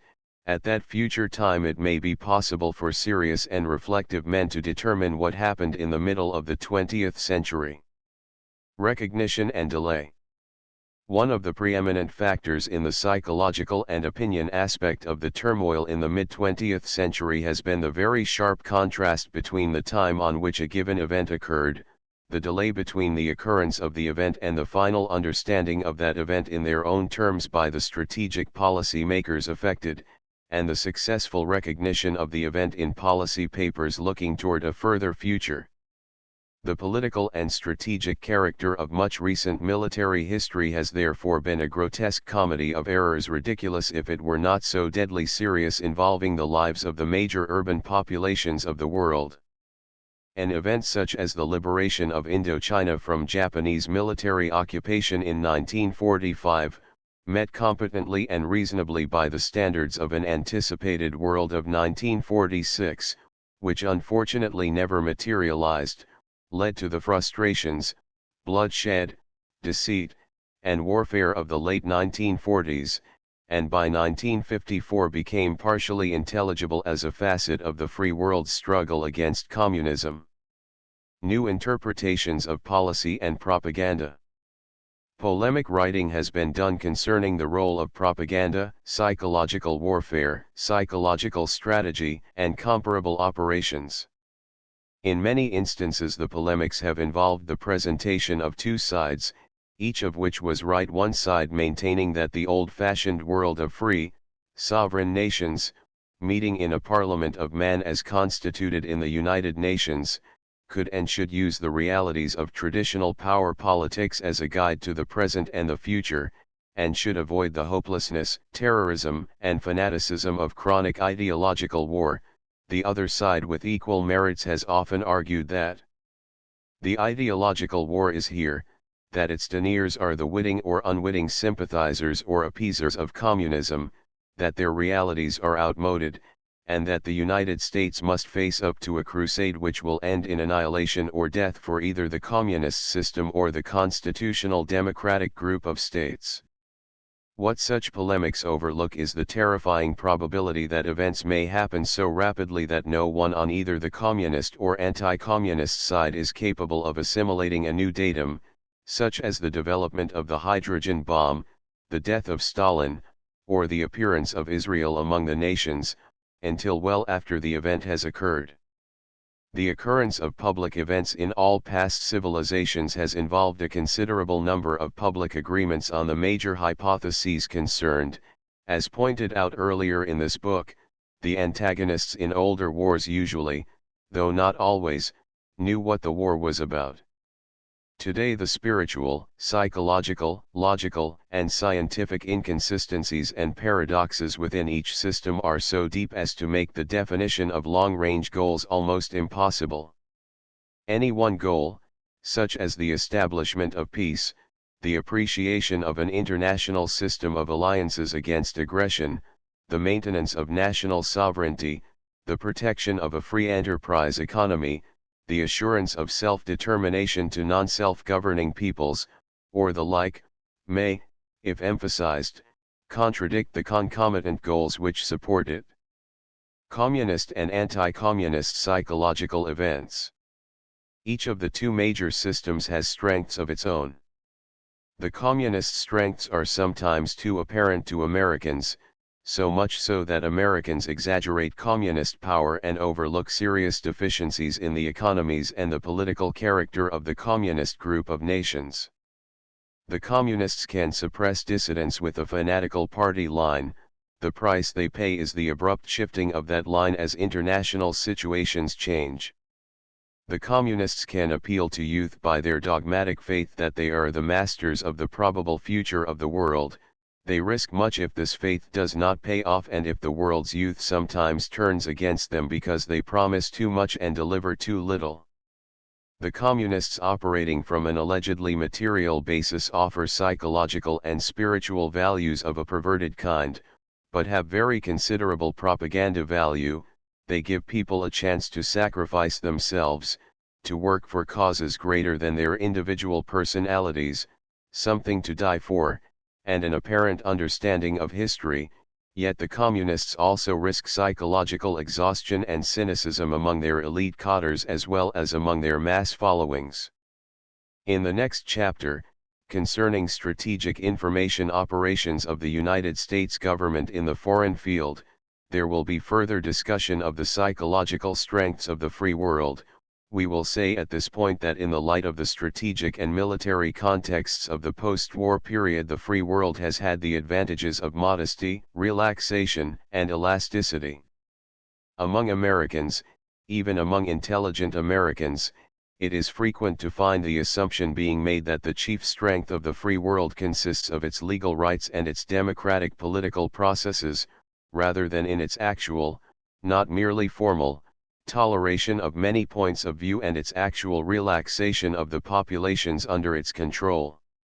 Since the free world is not committed to victory as much as is the communist world, it can afford more defeats without a corresponding loss of morale. Since the free world has not promised a utopian future, it can go from the reality of the 1950s to whatever realities the 1960s or the 1970s may bring without a sharp letdown in morale or widespread heartbreak among its most gifted advocates. In Cold War terms, the free world is committed to fighting, but not to victory, while the communists are committed to the actual though remote promise of triumph for their system throughout the world. The citizens of the United States can therefore contemplate the survival of the USSR or its annihilation and replacement by a democratic Russia with equanimity. Their Soviet opposite numbers, group for group and class for class, cannot be as detached from the struggle. Over all of us there hangs the entirely uncertain future raised by possible use of atomic bombs, hydrogen bombs, and other novel weapons, a future about which former Governor Adlai Stevenson felt so gloomy that he said another war would end civilization. The rejoinder can, of course, be made that if another war would end civilization anyhow, win, lose, or draw, the United States might as well disband its defense forces now and enjoy life for the few short years that remain. The Cold War. In some respects the Cold War is not novel. It resembles the intercivilizational wars of the past in which competing civilizations with definite moral and political foundations fought one another for final survival. This kind of warfare is very different indeed from struggles waged between nations which have a common civilization and which have a common interest in the preservation of that civilization. The Americans of the 1950s are waging a struggle much more like that between the Protestants and Catholics in the years 1618 to 48 than they are to the Civil War of 1861 to 65 or the Revolutionary War of 1775 to 81. In some respects we Americans are back all the way to the fight between the Aztecs and Cortez or the struggle between Chinese and Chams in ancient Annam. What Mr. Lippmann calls merely a Cold War is something deeper, bigger, and worse than any war Americans have ever known before. The only parallel to it was the struggle between settlers and Indians on our own frontier. Our battles with the Indians at least had the advantage of never leaving us with the hideous dread that the American Indians might sweep a white and Christian civilization from this continent. Nature of the Cold War. The Cold War is therefore a struggle, the beginnings of which can be found at any one of several dates, 1848, 1917, and 1943 are some of those given, which is now being waged between non-communist states and a communist group of nations. No one now living can speak with assurance of the outcome. Only the most foolhardy of optimists could visualize a world in which the better aspects of each system would be developed and the factors common to each would be underscored and strengthened as supports for a peace-seeking international system under the UN. The struggle is larger than a war because it comprises pre-belligerent, belligerent, and post-belligerent activities both in global wars and in a possible general war. On the communist side the techniques include sabotage, revolution, conspiracy, and fanatical organization.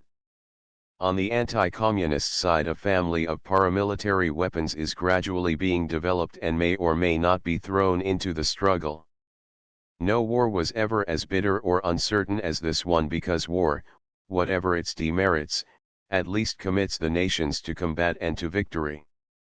War has the supreme merit of decision. The Cold War does not.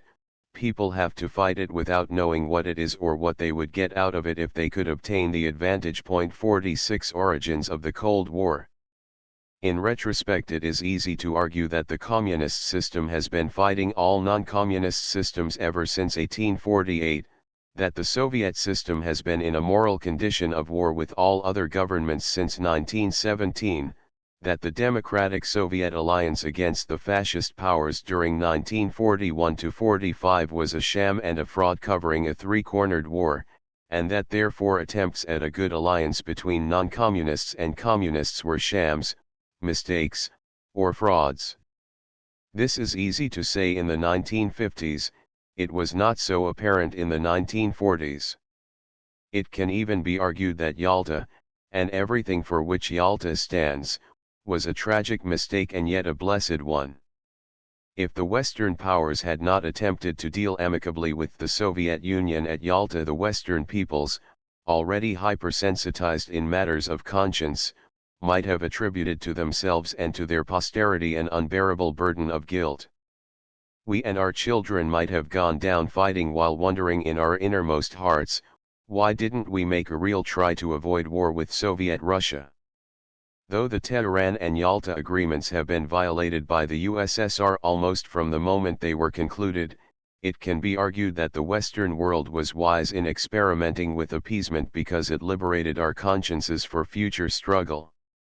No one can possibly argue that we did not try to get along with the communist system, that we failed to offer the communists a reasonable share in the world of power politics, or that we threatened the communists with aggression during the course of our anti-fascist struggle.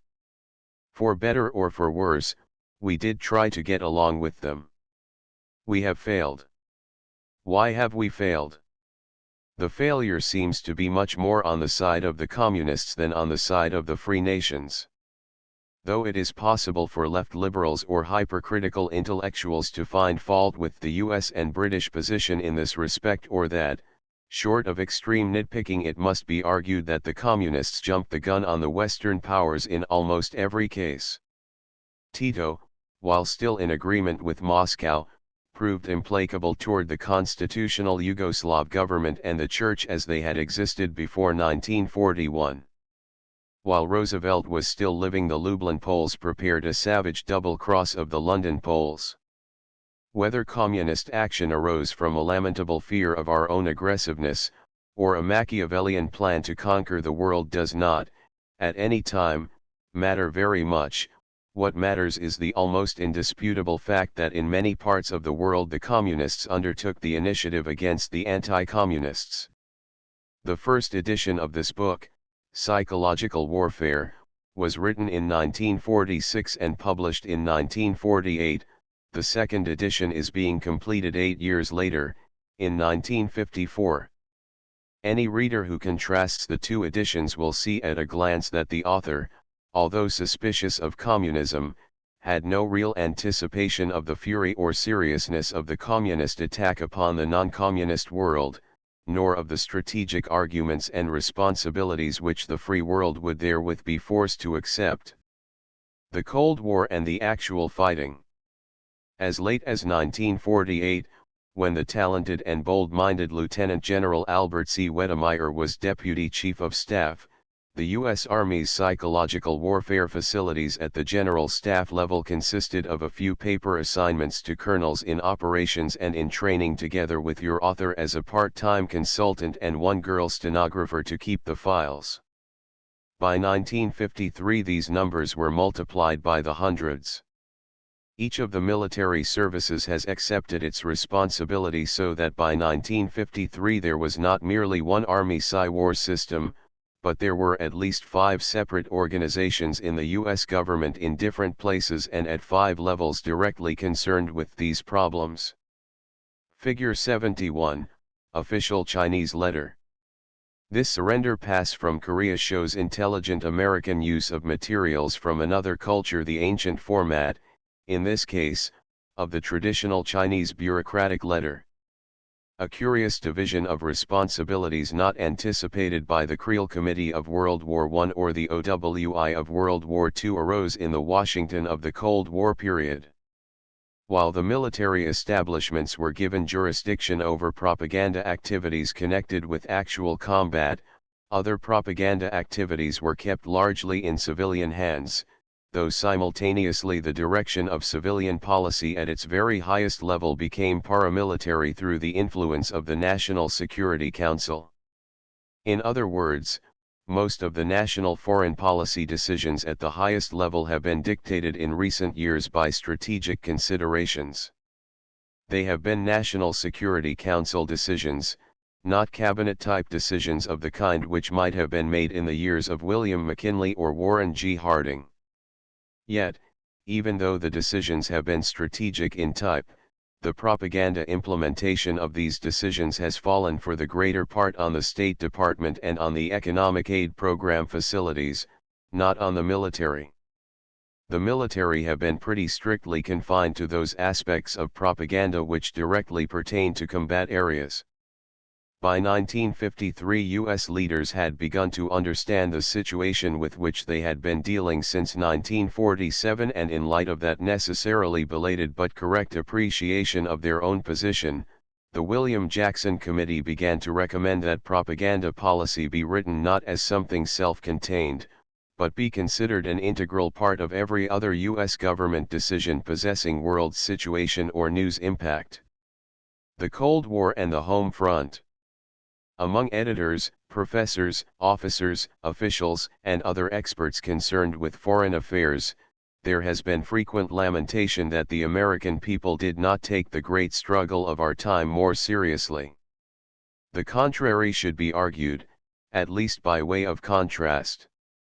If it is true that the United States is engaged in a major struggle, if it is further true that this struggle has no visible end, if this struggle threatens all of us and our children as well with lifetimes of tension and violent deaths under ultra-destructive weapons, one may quite reasonably ask the question, which is the better reaction for the bulk of the American population: normality, emotional health, mild irresponsibility, and the stockpiling of nervous and physical strength for a time of trial which may lie far ahead, or, alternatively, tension now, worry now, responsibility now, fatigue now, all the way through from the uncertain present across the bitter and perilous future to the months of near Armageddon which may lie 15, 20, or 30 years ahead.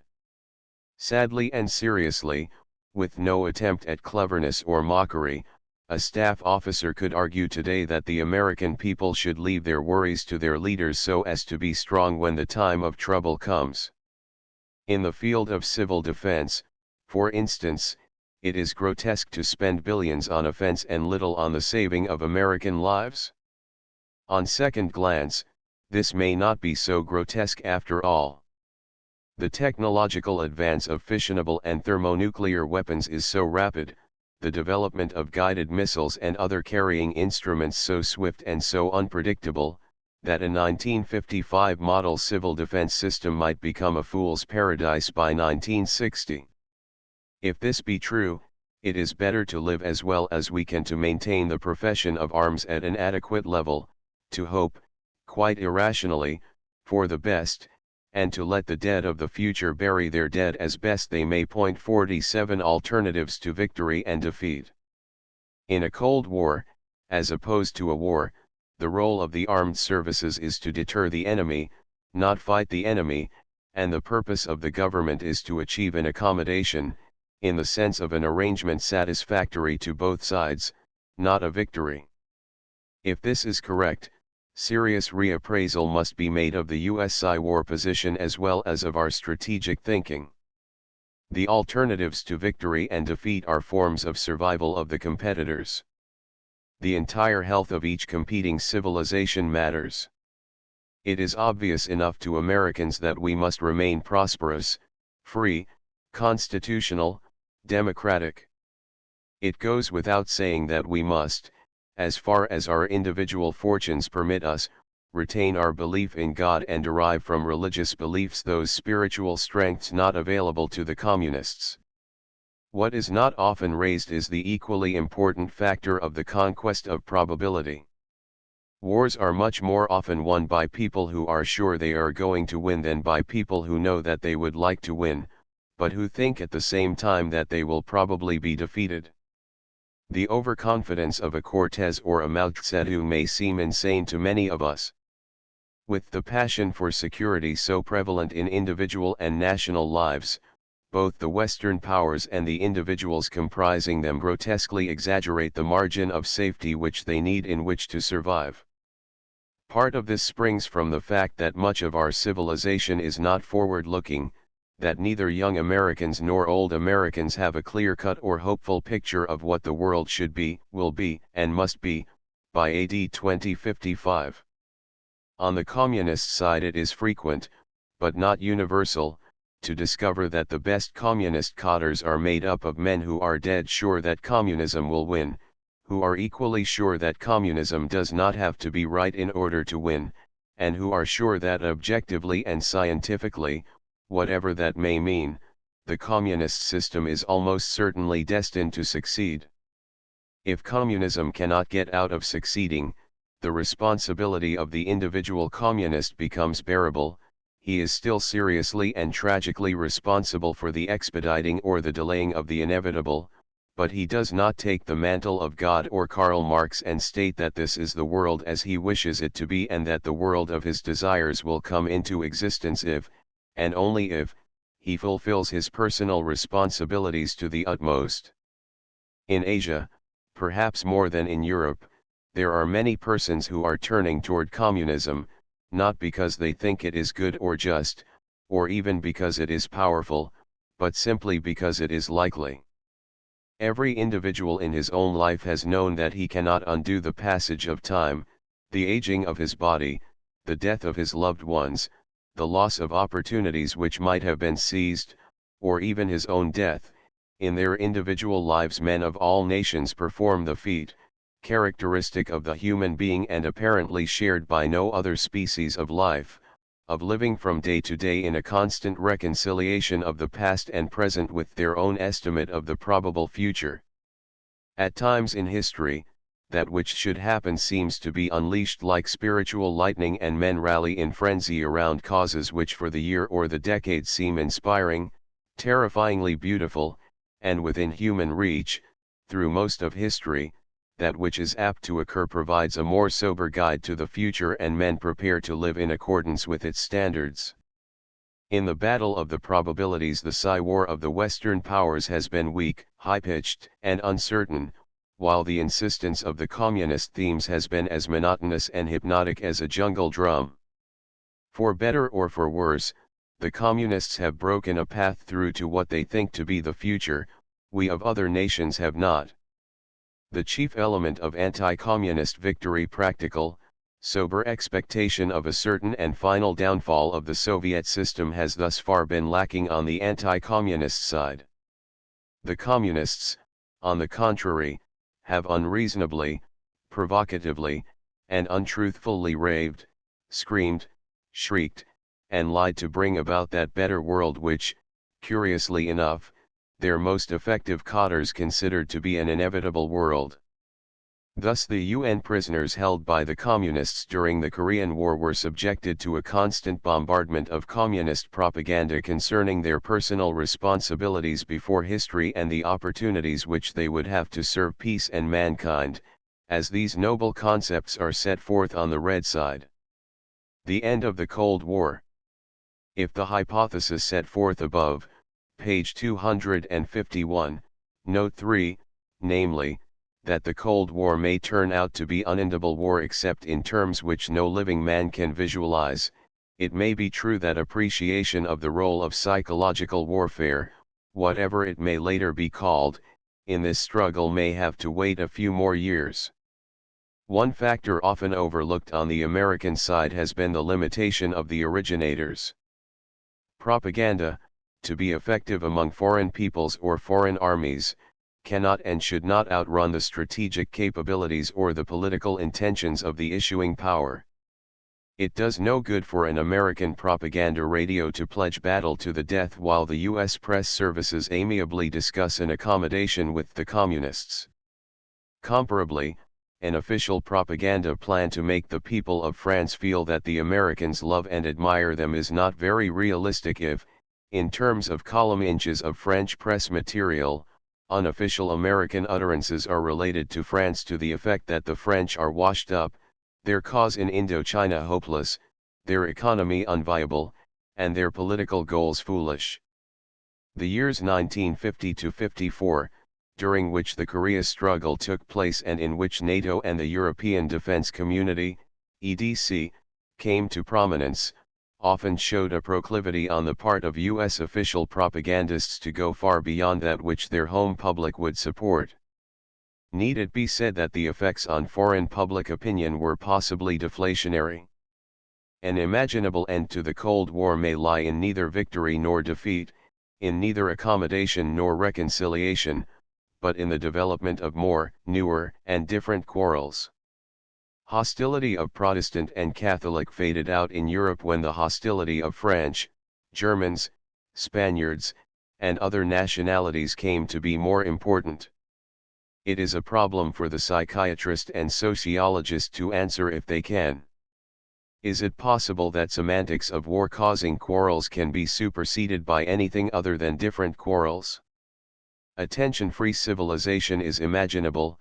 Given the characteristics of most present-day cultures, it is scarcely more than merely imaginable. 48 If within the limits of practical possibility one were to list the hypothetical requirements for an end of the Cold War, the following might stand forth. 1.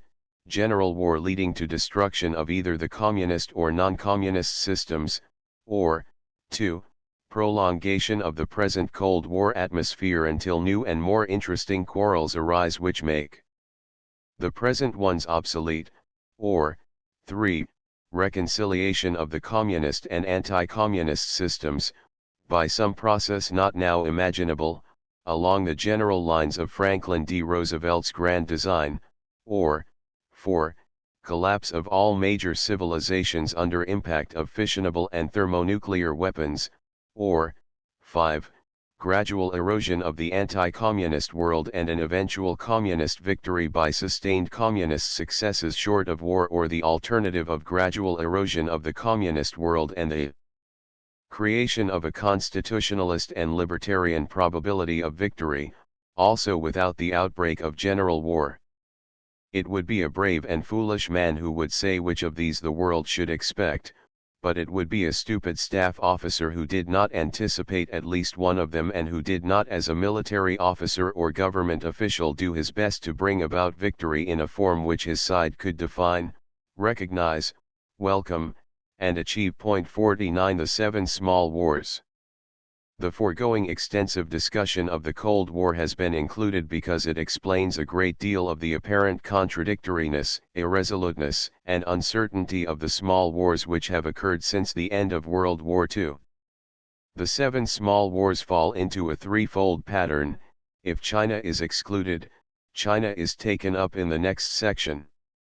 This is the first pattern.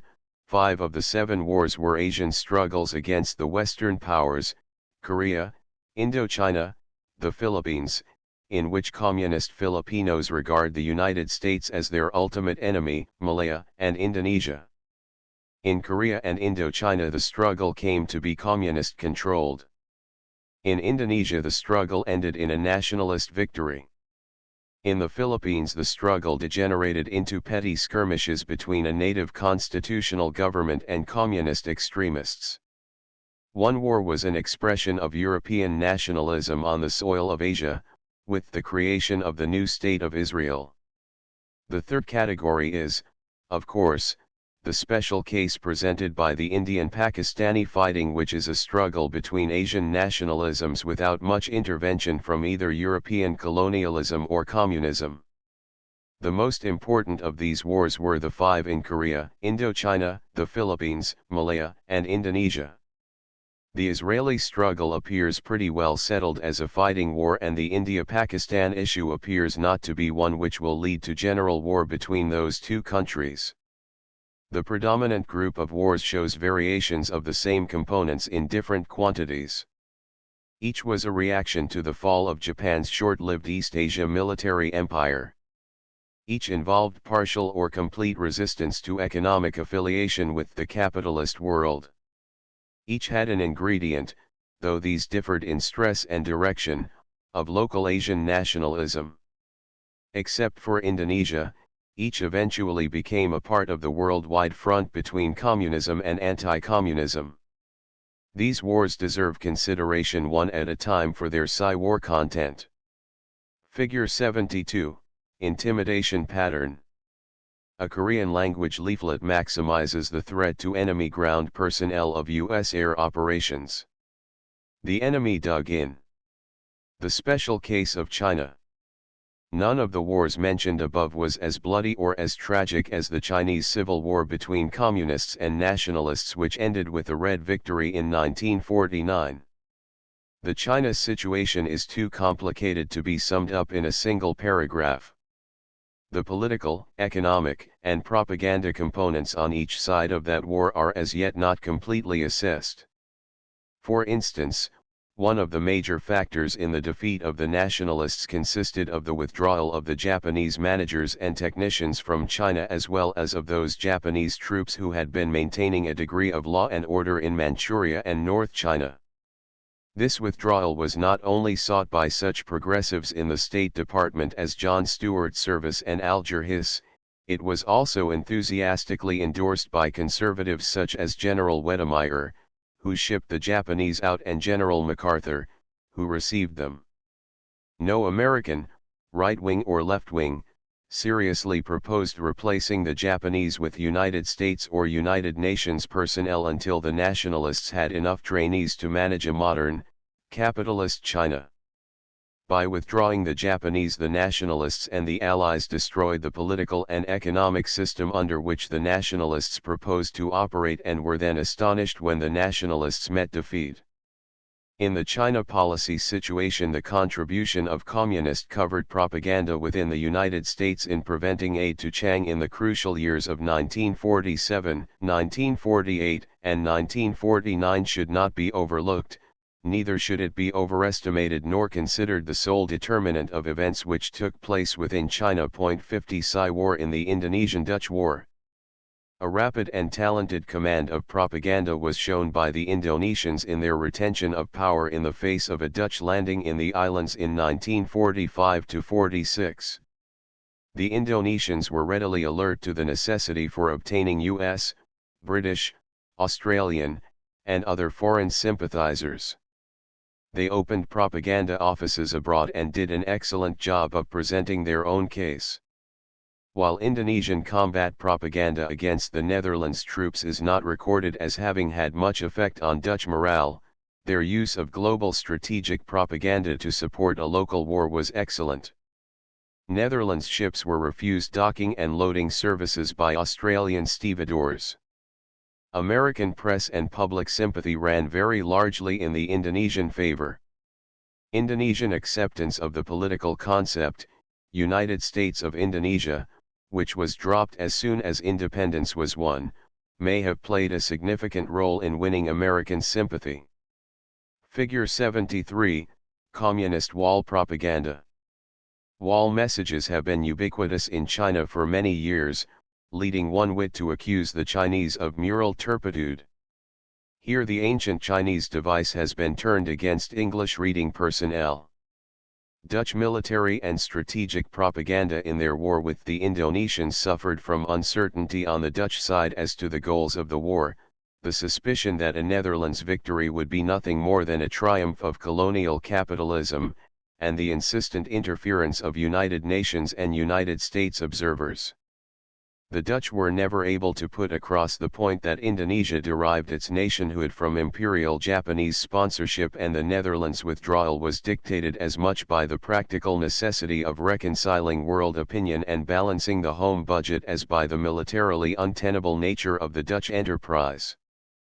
The Philippine War against the Hooks.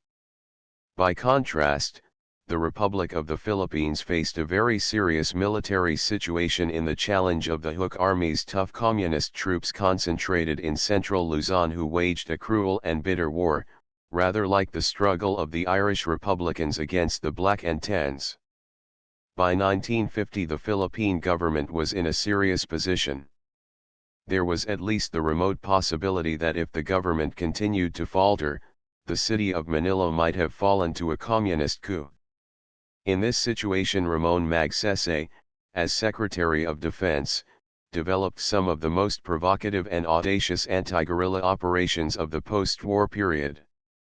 To meet the communist claim that the struggle was one of the landless against the rich, he offered all surrendered Hooks resettlement in a new land project. he visited the project himself frequently enough to make sure it remained a valuable demonstration area. To allow the common people to help the government, without their suffering from communist reprisals against themselves or their families, he disseminated secret methods whereby the people could communicate with the government forces. He established a psychological warfare office under Major José Crisal. This office was doing as good a job of tactical psy-war with leaflets, mimeographs, loudspeakers, light planes, and other field and headquarters equipment as any army installation which the author has seen.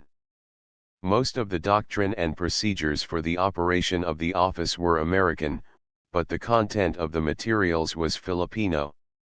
Catholicism, Filipino patriotism, Malayan nativism, and peasant common sense were some of the factors used to underscore the Philippine Army's appeals.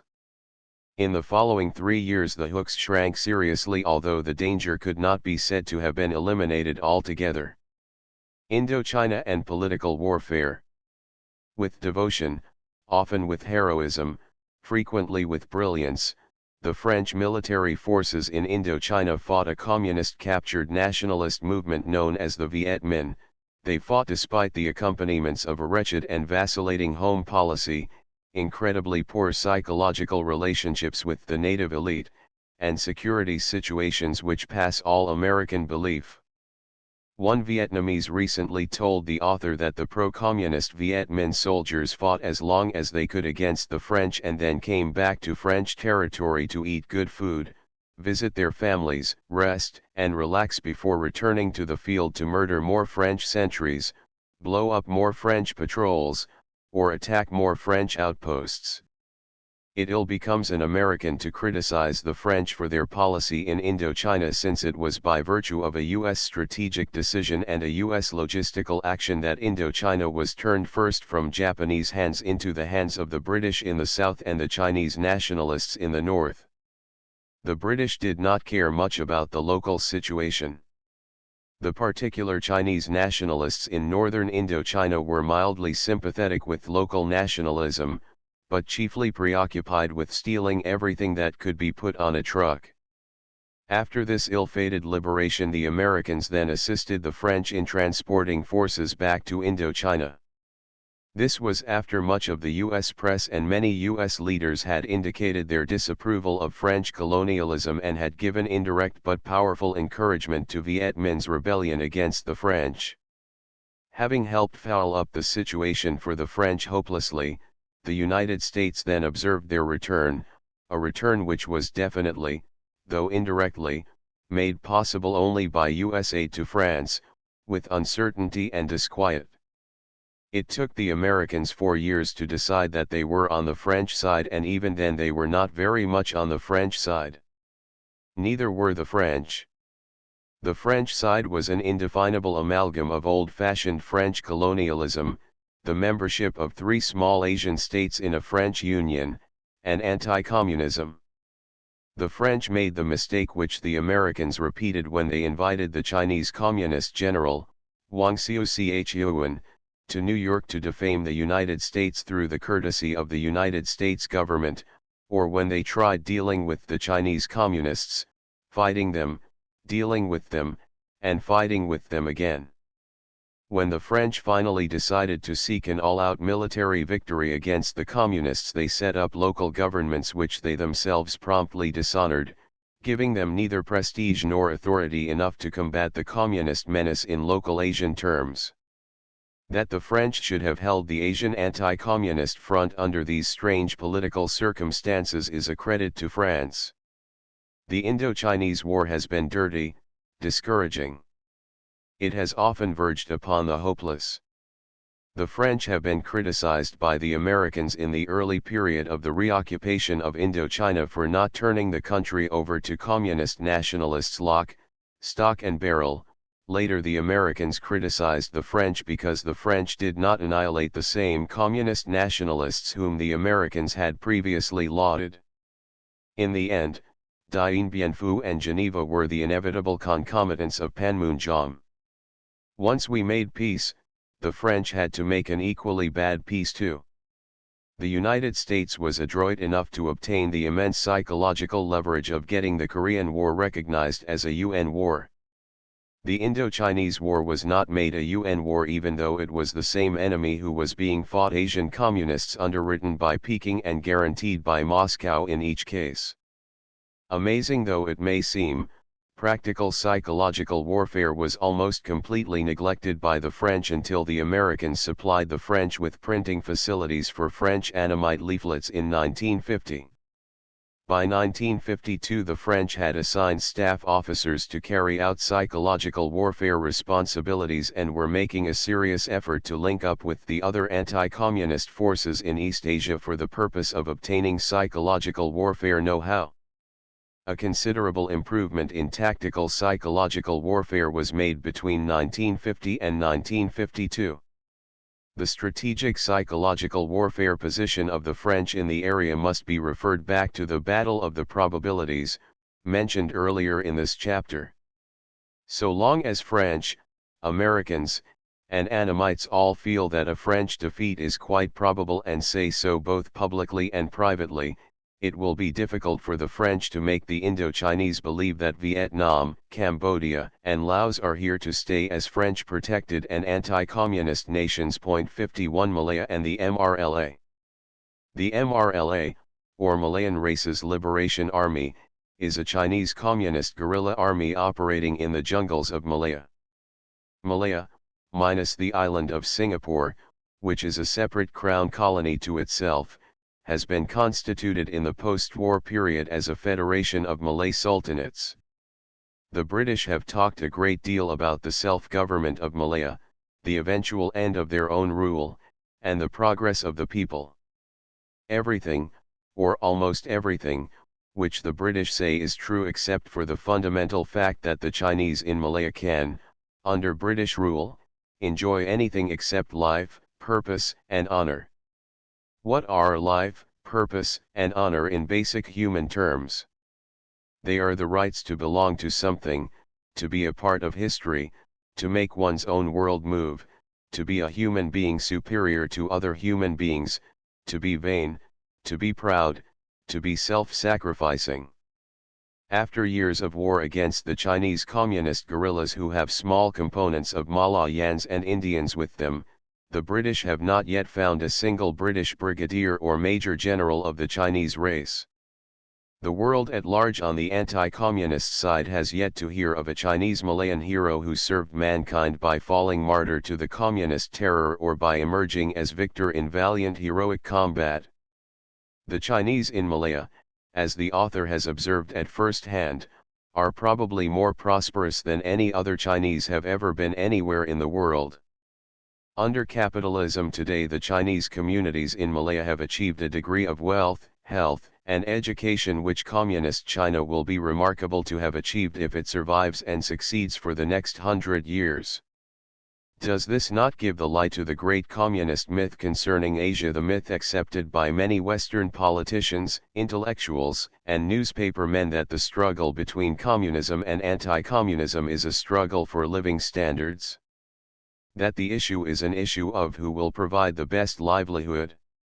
On the pro-communist side in Malaya, Chinese who are not religious and who are known for their practicality and secularism, struggle for the chance to go forth and suffer, to serve in an army with bad medical service and no pensions, to face an almost certain death in the jungle, to lose life and property, which they could keep on the British side, in order to gain that other kind of life with honor and purpose, on the communist side.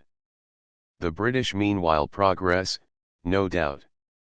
In many respects the British administrations in Singapore and Malaya are more enlightened than some of the local governments in the United States.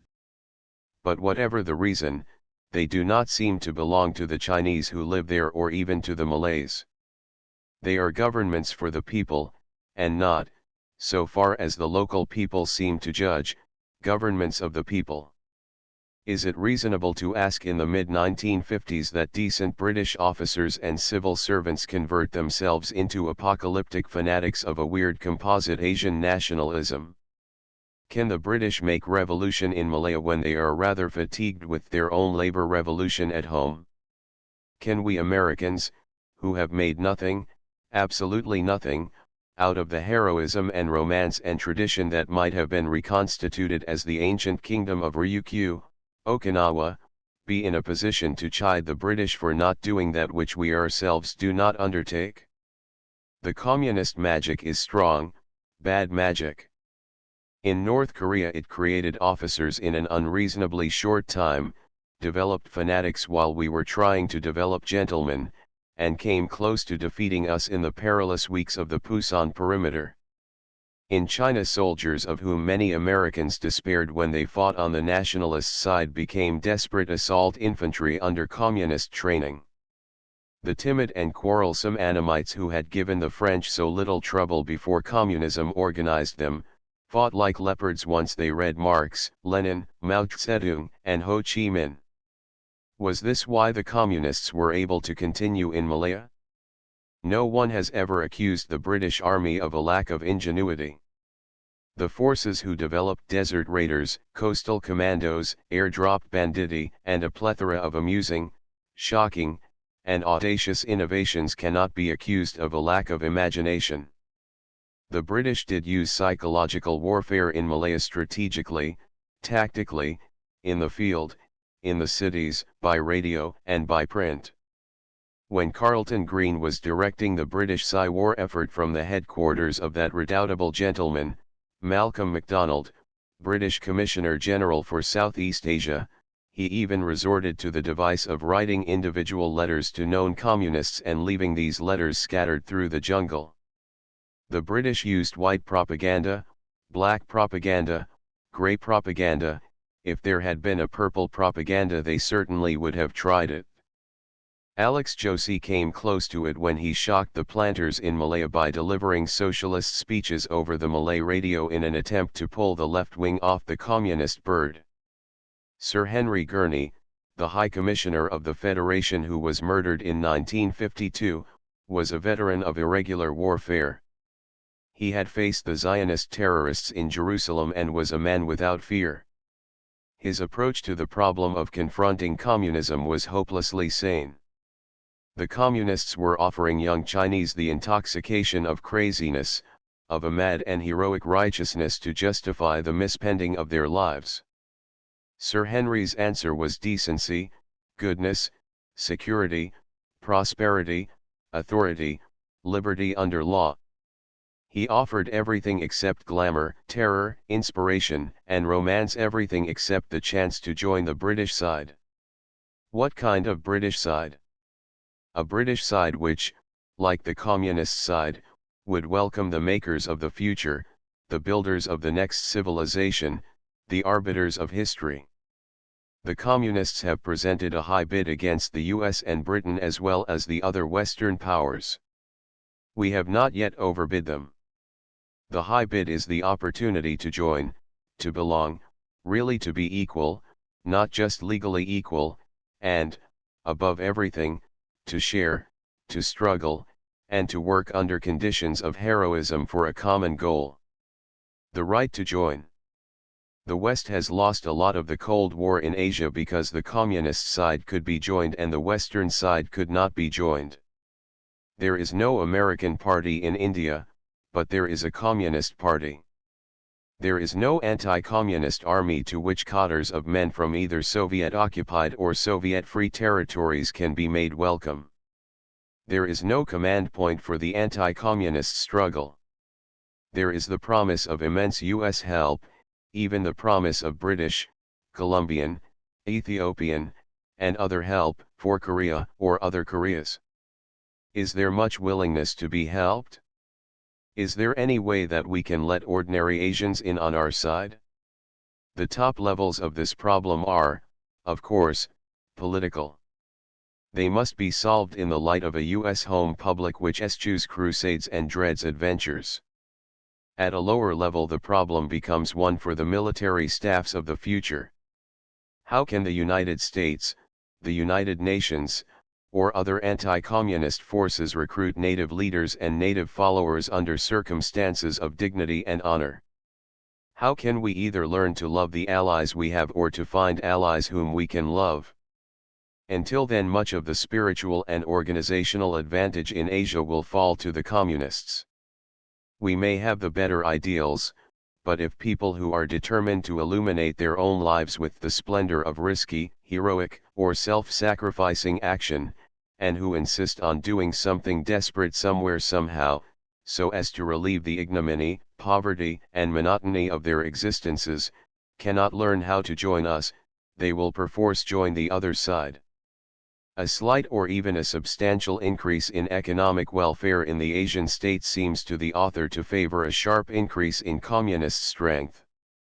When people are desperately poor or sick, they cannot worry about causes. When they become moderately well enough off to know that they are despised, poor by our standards, ignorant by our standards, then the point of psychological frenzy comes in. Propaganda techniques in the Seven Wars. Neither in the Chinese Civil War nor in the 7 other wars listed has there been much refinement of propaganda techniques over World War II.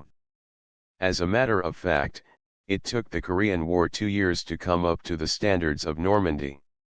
It is amazing how many propaganda techniques had become lost arts between 1945 and 1950. The author himself flew under the Chinese Communist forces along the Han River in March 1951 when the voice plane in which he rode as an observer had to hug the valley bottoms in order to get its message to the Chinese ground forces past the sound of its own propellers, instead of ingenious, up-to-the-minute gadgets to dispense leaflets. The author joined the young officers in the plane in throwing the leaflets out of the plane door by hand. He thought ruefully about the leaflet bombs and leaflet dispensers which had been used in Europe and in Burma, and when he returned unharmed to Taegu he submitted one more red-hot memorandum recommending the obvious. Figure 74, Divisive Propaganda, Korean Model. In this leaflet an attempt is made to show the Asians die for the Kremlin theme. The strategic Psy-war self-limitations imposed by the United States on the United States in the Korean War were also crippling. The United States did not desire anything which a professional soldier would recognize as victory. U.S. opinion was divided as to whether all of Korea should be liberated by UN forces. At the policy-making level, certainly among our allies, there was pretty general agreement to remain at peace with the supply dumps and high command of the Chinese Communist forces in Manchuria and China while fighting the forward echelons of those forces in Korea. The United States would not accept defeat, nor would it seek a decisive victory, because victory might have involved the risk of war. Under these conditions it must be pointed out that General MacArthur had the first and only Psy-war establishment ready to operate the moment the Korean War began. Colonel J. Woodall Green ably managed the Tokyo headquarters for most of the period of the Korean War. The Department of the Army showed great good judgment in bringing back Brig General Robert McClure, who had been Eisenhower's Psy-war chief in Europe, to the new Department of the Army's Psy-war establishment, which was created on January 15, 1951 in the Pentagon as a part of Special Staff, United States Army, with the title of Office of the Chief of Psychological Warfare, OCPW. When General McClure departed for Tehran, he was succeeded at OCPW by Brig General William Bullock. The last period of the Korean War found Korean local Psy-war at the headquarters of 8th U.S. Army in Korea, Yosak, under the command of Colonel Donald Hall, who had probably seen more continuous Psy-war service than any other officer in the U.S. Army.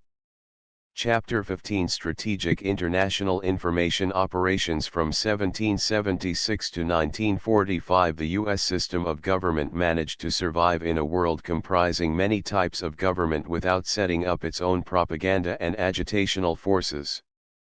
Propaganda through most of the 20th century was pretty clearly limited by the U.S. conception of propaganda as a weapon auxiliary to war.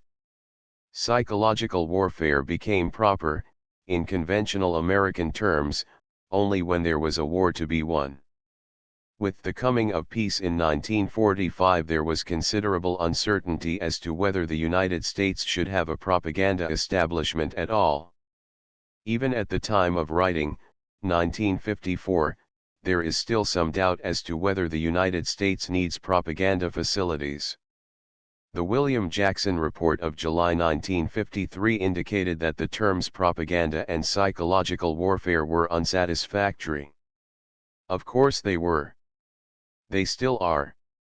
The world itself is unsatisfactory in terms of the traditional, humane, rational U.S. point of view. The story of U.S. peacetime propaganda since the end of World War II is a very complicated one. Quantity, direction, purpose, and quality have shifted with the various turns of the international situation. The subject has become much more difficult to write about since the time the first edition of this book was written in 1946. In the first place, governmental secrecy has been very sharply restored. Even very routine State Department operations for putting across the U.S. point of view have been shrouded in masses of classified documents. For reasons not always evident to the outside observer, the assumption has become prevalent that the normal operations of the United States government should be kept confidential, secret, or even top secret. Often it would seem that the attempt to maintain secrecy in non-sensitive functions is not worth the security effort at all or, contrariwise, may even reassure the antagonists of the United States by not letting them realize how serious and how unfriendly our plans or policies with respect to them may be. This is not the time or place to discuss the problem of secrecy as a protection against domestic criticism, which secrecy, of course, has often become, to the detriment of both the government and the citizens of the United States. In the second place, not only have information activities become more hush-hush, they have also become more complicated. It is difficult to do justice to an intricate moving panorama of activities, some of which may not be mentioned or described under existing law. Demobilization and remobilization. The ending of the OWI and the installation of the International Information Service, mentioned above on page 184, in turn changed into the information activities of the Department of State. These were headed from 1945 to 1953 by an Assistant Secretary of State for Public Affairs. In 1953 a director of the United States Information Agency, not under the Department of State but mysteriously attached to the National Security Council, was inaugurated. The overseas operating component of USIA remained the United States Information Service, USIS, transferred from State Department control. In other words, there were 8 years in which the Department of State had primary responsibility for the conduct of peacetime propaganda of the United States. This was the first and only time that the United States government had in a period of relative peace undertaken a sustained propaganda effort. The effort had ups and downs because neither the citizenry nor the officials knew whether the country was in a condition of peace or at war and, if at war with whom. To some the enemy was communism, the ideology, to others, communism the movement, to still others, the USSR, to others, the Korean communists, but not the Chinese communists, to others, the Chinese communists in Korea, but not the Chinese communists in China, and so on, ad infinitum. The general history of these 8 years was, by and large, a first phase in which the United States demobilized or destroyed propaganda facilities which had been built up with great skill and at great cost during World War II, and a second phase in which those facilities were partially rebuilt and the skills rediscovered. The low point in this development was probably the winter of 1947–48. For a while, the rumor went around Washington that the Secretary of Defense, Louis Johnson, would not tolerate the utterance of the words propaganda or psychological warfare, and that the Secretary of the Army, Kenneth C. Royall, refused to have the topic mentioned to him. That may be the exaggeration characteristic of newspapermen, but it epitomized the spirit of that time. While psychological warfare almost disappeared from the Department of Defense and the 3 services during this low point, the State Department never quite demobilized. For one thing, the State Department had inherited the OWI facilities and the Army facilities in the occupied countries Austria, Germany, Korea, and Japan. As the heir to substantial informational facilities, the State Department kept a certain minimum activity going. Facilities such as American Broadcasting Station in Europe, ABSI, radio in the American sector of Berlin, RIAS, the Information Control Commands in the American sector of Germany, Information and Education, INE, section of the General Headquarters of the Supreme Commander for the Allied Powers, SCAP, in Japan. These, though sometimes renamed, represented going propaganda concerns which required a Washington command post. Meanwhile, it became standing operating procedure in the U.S. diplomatic establishment to attach some kind of an informational facility to every diplomatic establishment and to most of the major consulates. Since there were always advocates of complete propaganda dismantlement, as well as enthusiasts for the maintenance of information programs, the issue of remaining in the propaganda business or getting out was always more or less in doubt. The economy and the demobilization phases of 1947 and 1948 were stimulated by evidence of Soviet bad faith in Europe during 1949 and brought into sharp focus by the outbreak of the Korean semi-war in 1950. It is not possible to do justice to all these different systems in a single phrase. Even as late as the present, it is sometimes difficult to determine why the U.S. need have an information program operating in such entirely friendly countries as Cuba, Haiti, Ireland, or Australia. There is some point to the argument set forth by ultra-conservatives that what was good enough for Theodore Roosevelt ought to be good enough today, that, in other words, the United States should be known for what it is and not by what a few hired promoters can say about it. As in so many other fields of activities, however, the past is irrecoverable. The United States can no more return to the pre-atomic age in propaganda matters than it can in defense matters. The world we have built is with us, and the only alternative to survival seems death. With respect to the specific field of propaganda, this leads to occasional curious political alliances. Sometimes the conservatives in U.S. politics are so conservative they want no propaganda at all. At other times these same conservatives are so anti-communist that they want more propaganda. On occasions the left within the USA has viewed U.S. propaganda with alarm, and at other times has demanded that there be more of it and that more of the content be left. Assistant Secretary of State for Public Affairs. The Assistant Secretary of State for Public Affairs has been the principal officer of government responsible for the conduct of U.S. propaganda during 1945 to 53.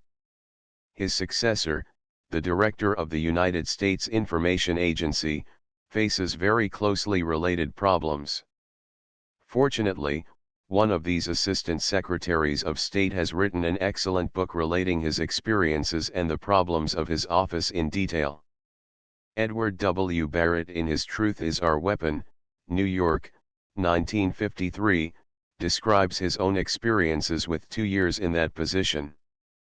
The Assistant Secretary had the help of an interdepartmental committee which, under various labels and with various degrees of secrecy, attempted to coordinate the foreign informational activities of the various departments of the United States government to common goals. Later, as will be described, the Assistant Secretary of State for Public Affairs was supplemented by a psychological strategy board outside of the Department of State, and still later by a White House assistant in charge of informational policies at the highest level. What can be said of this first U.S. peacetime performance in the propaganda field? The Assistant Secretaries themselves have been men of varied capacities and interests. Mr. Barrett was an OWI veteran and a journalist of high standing. George Allen was a tough-minded career diplomat. Howland Sargent was a distinguished government official. William Benton was the founder of the most successful canned music system for restaurants and the most vigorous promoter which the Encyclopedia Britannica ever had. Later he became a senator. Men such as these can scarcely be called tight-lipped fanatics emerging from the hidden recesses of a U.S. Politburo. They and their colleagues did a surprisingly good job. American travelers overseas were often amazed to find that the U.S. propaganda effort was far more polished and purposeful than an observer within the United States could expect it to be.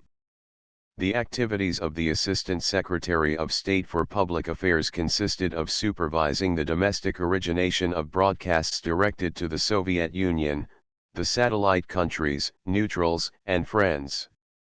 The radio system was generally known as the Voice of America. To this degree he had charge of a propaganda system operated within the United States by Americans, but speaking to foreigners, sometimes by transmitters located within the USA and more often with relay transmitters which picked up programs originating in the continental United States and rebroadcast overseas. One echelon removed, there were installations attached to the diplomatic and consular establishments of the United States which were usually known as USIS, although in some particular cases quasi-private facilities were sponsored instead. In each foreign country there was at the embassy or legation level a public affairs officer, PAO, who was the information specialist for the diplomatic mission and in theory at least in charge of all U.S. propaganda or informational activities, whichever one preferred to call them, in the country to which he was accredited. A complex hierarchy of officials routed, relayed, screened, and coordinated programs from headquarters to the PAOs in the field and proposals or requests from the PAOs back to headquarters. Other U.S. facilities. A complicated element in the State Department's conduct of propaganda was the fact that at no time did the State Department enjoy even a monopoly of the governmental mass communications of the United States abroad.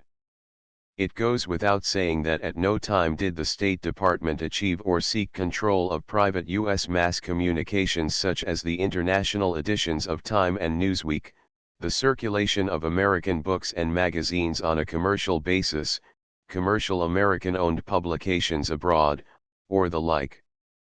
At the very least level of competition the State Department had the Armed Forces Radio Service, AFRS, broadcasting to most of the countries in which the State Department was active, often broadcasting in quite a different tone of voice and with very different content. In many instances, foreigners who understood English preferred to listen to the lively radio programs transmitted for the edification of U.S. service personnel stationed abroad, rather than to listen to canned programs made up for the benefit of themselves as a foreign target. The author has seen Chinese shopkeepers in Singapore listen very seriously to a sergeant giving the news of the day at dictation speed from an armed services transmitter somewhere in the Pacific Ocean area. In 1948 there was virtually no coordination between the armed services and the Department of State.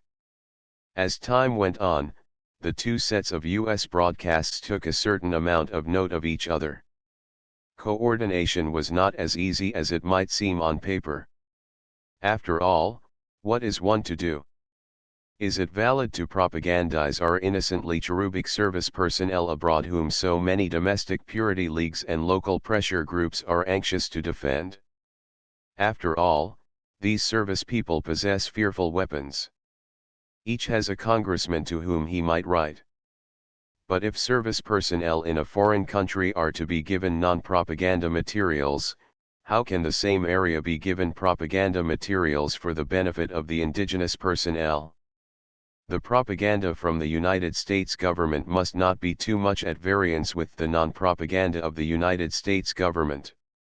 If the two extremes of communication were too far apart, the United States government might look like an S. That would be most unhappy.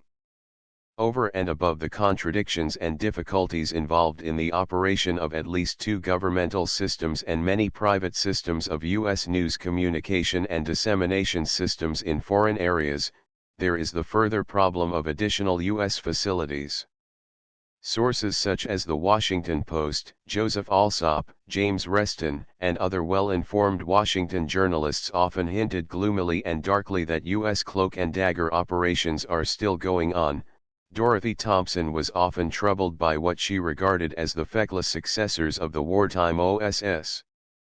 Many times Americans resident in local areas concerned seemed never to have heard of the hush-hush operations in their own overseas homes, operations which were denounced with purple prose in Washington. We can say that covert operations, when they have been really uncovered, as in the case of the Times story about overzealous U.S. support of a German nationalist resistance group, turn out to be much more pale than the lurid columnists or inside stories from Washington would lead one to believe. More serious have been the duplication and triplication and occasional quadruplication of official informational activities. The Overseas Economic and Military Aid Program, known successively as Economic Cooperation Administration, ECA, Mutual Security Administration, MSA, and Foreign Operations Administration, FOA, has not only supplemented the existing leaflet, broadcast, and other informational activities of the State Department and the Armed Forces with a third set of information programs, it has itself had a fourth rival in the Point 4 administration, the Technical Cooperation Administration, TCA, which was both a part of state and not a part of state, depending upon the particular situation overseas. Radio Free Europe and Radio Free Asia. Over and above the government's operations in this field, there have been the quasi-private undertakings of the Committee for a Free Europe and the Committee for a Free Asia. These have been privately sponsored and privately financed by altruistic organizations dedicated to broadcasting those things which the State Department finds it impolitic to put on the air. The degree of governmental contribution or participation is not known, although it is often touched upon in the U.S. press. That the organizations are to a definite extent private is evident in their ability to broadcast local and controversial news to particular Iron Curtain countries and by the fund drives which they have waged with little contribution boxes inside the USA. The advantage of the RFE and RFA type of operation is that by giving voice to independent non-governmental resistance to communism, it has often been possible to go far beyond the limits which intergovernmental protocol would impose upon U.S. official broadcasts. That is, the United States can scarcely describe a deputy minister in the Romanian government as a scoundrel, thief, pervert, or renegade. Romanian exiles allowed access to Radio Free Europe stations need have no such limitations.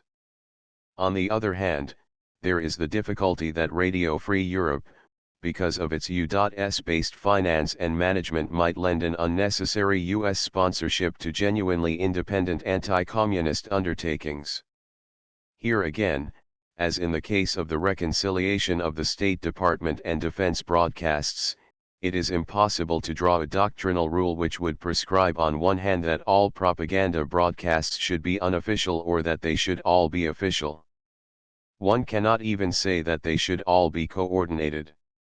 The Psychological Strategy Board.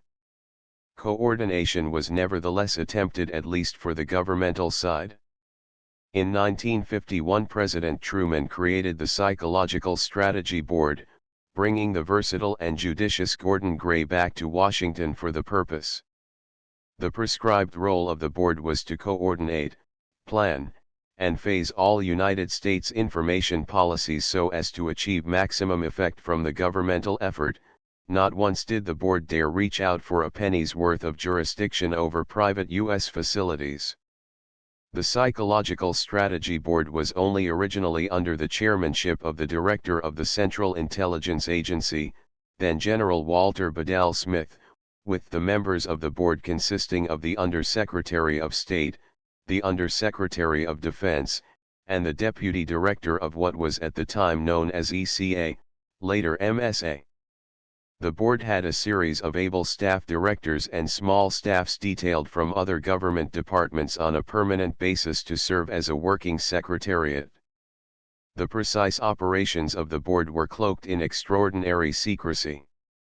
It cannot be said that U.S. propaganda worsened in the 2 years following the establishment of the board, neither can it be said that U.S. war operations scored any coups so striking as to deserve a position in the annals of international affairs. William Jackson Report. After the Republicans came into office in 1953, President Dwight D. Eisenhower moved to overhaul the information establishment. He appointed a committee under the chairmanship of William Jackson, a former OSS official and investment banker, and under the secretaryship of Abbott Washburn, who had headed the superlatively successful advertising department of General Mills Incorporated, which had successfully given away millions of prizes for millions of box tops from cereals consumed by American youth or flowers relished by the American housewife. Some of the liberal press commentators eyed the committee gloomily as it went to work. Nevertheless, that portion of its report which was made public turned out to be a document of remarkable finesse and sophistication. The report, released in July 1953, pointed out the Psychological Strategy Board had erred in trying to plan informational activities in its own light instead of considering the informational aspects of every single U.S. government activity possessing international significance. The report recommended the replacement of the Psychological Strategy Board by a more realistic policy coordinating organization which would coordinate not merely propaganda policies, but all policies and, having coordinated all policies, would then resolve upon maximum psychological exploitation of the policies which had been decided. In a sense, this is rather like saying that the United States should have a president, since the powerful chief executive of this government has, since 1789, been the final arbiter of executive matters, both foreign and domestic. In another sense, it can be interpreted to mean that the responsibilities of the presidency are so great that no one man could perform in his head all the staff work necessary to see through the opinion reactions which might develop abroad to U.S. executive decisions made here at home. If the latter supposition is true, it means that the United States is saddled with one more intricate governmental process made necessary by the closeness, dangerousness, and importance of international affairs in the lives of Americans and their government. Operations Coordinating Board. On September 3, 1953, President Eisenhower, then at Denver, Colorado, issued an executive order abolishing the Psychological Strategy Board and creating the Operations Coordinating Board. According to informed press comment at the time, it was the intention of the White House to carry out the recommendation to this effect made by the President's Committee on International Information Activities. The new board was located immediately under the National Security Council. C.D. Jackson was a significant member of the board, but not as chairman. The chairman was Walter Bedell Smith.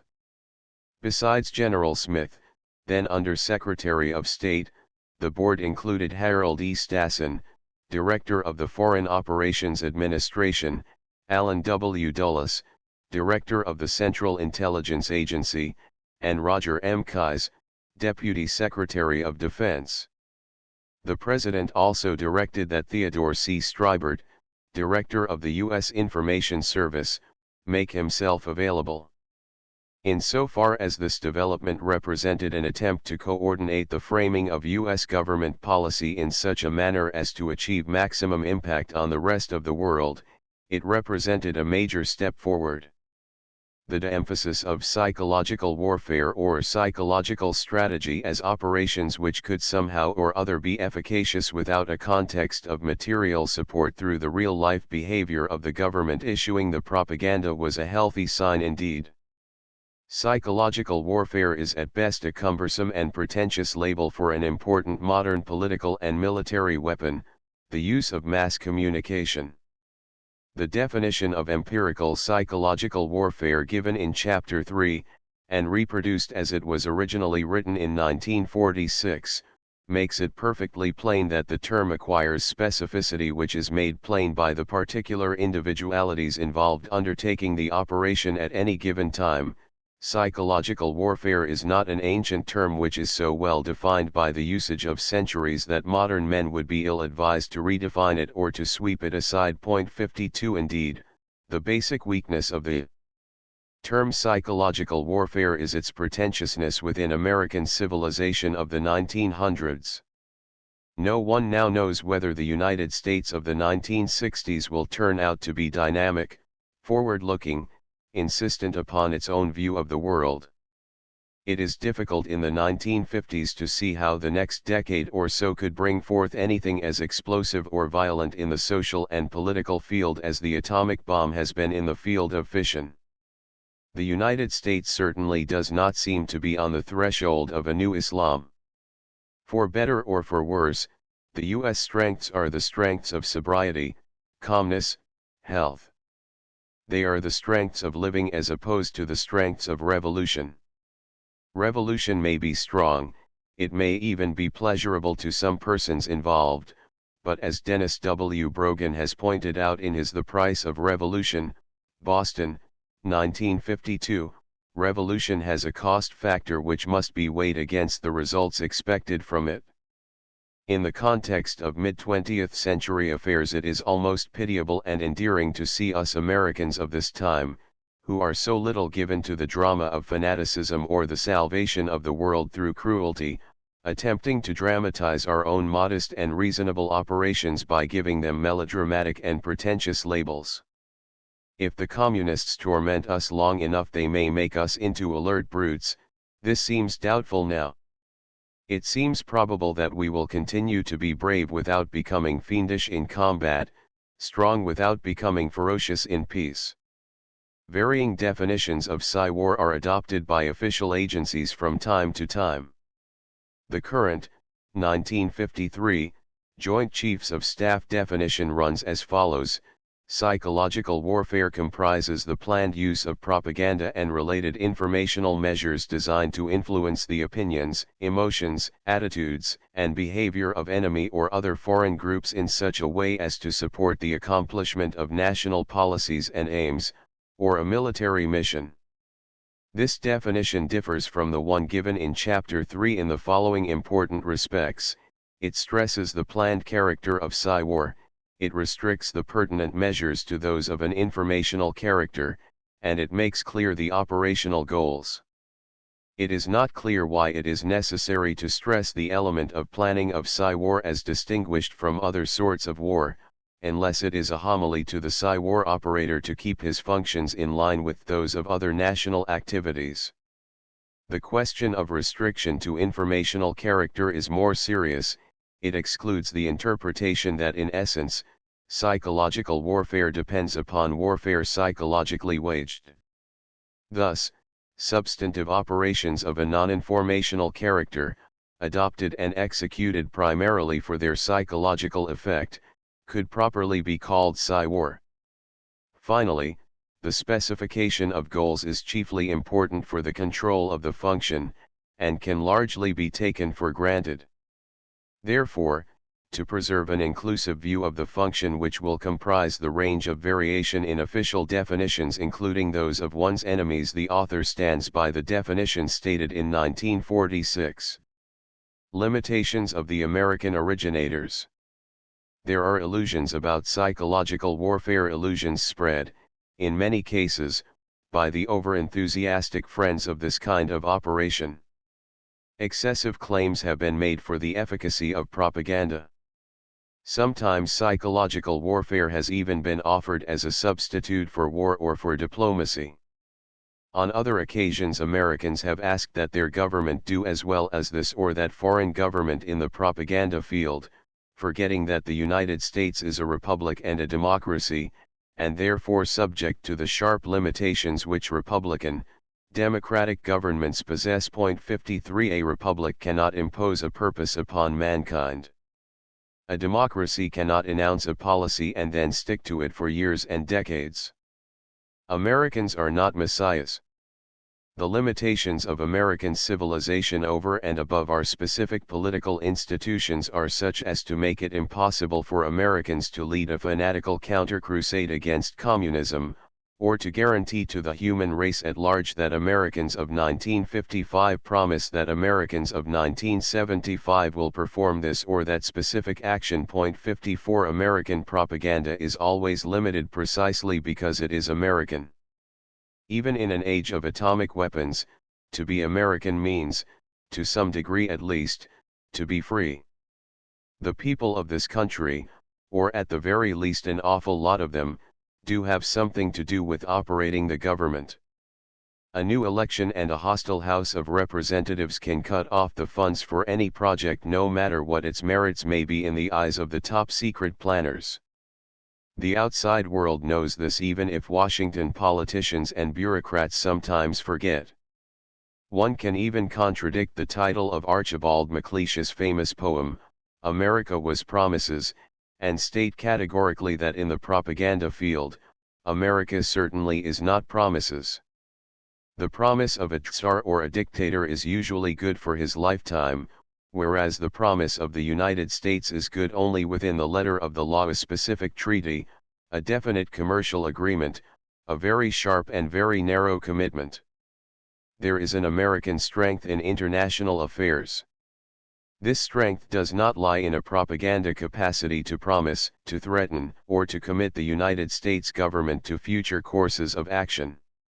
It lies, rather, in the immense probabilities of American life, in the virtual certainty that the American people will react in such and such a fashion to a new aggression, that the American people will, if attacked, in all probability destroy their attackers, whoever those attackers may be, and that the American people, despite their occasional shortcomings in matters of racial tolerance, political freedom, and economic injustice, will in the long run be solidly ranged behind whatever policies seem to promise equality, prosperity, and freedom for all mankind.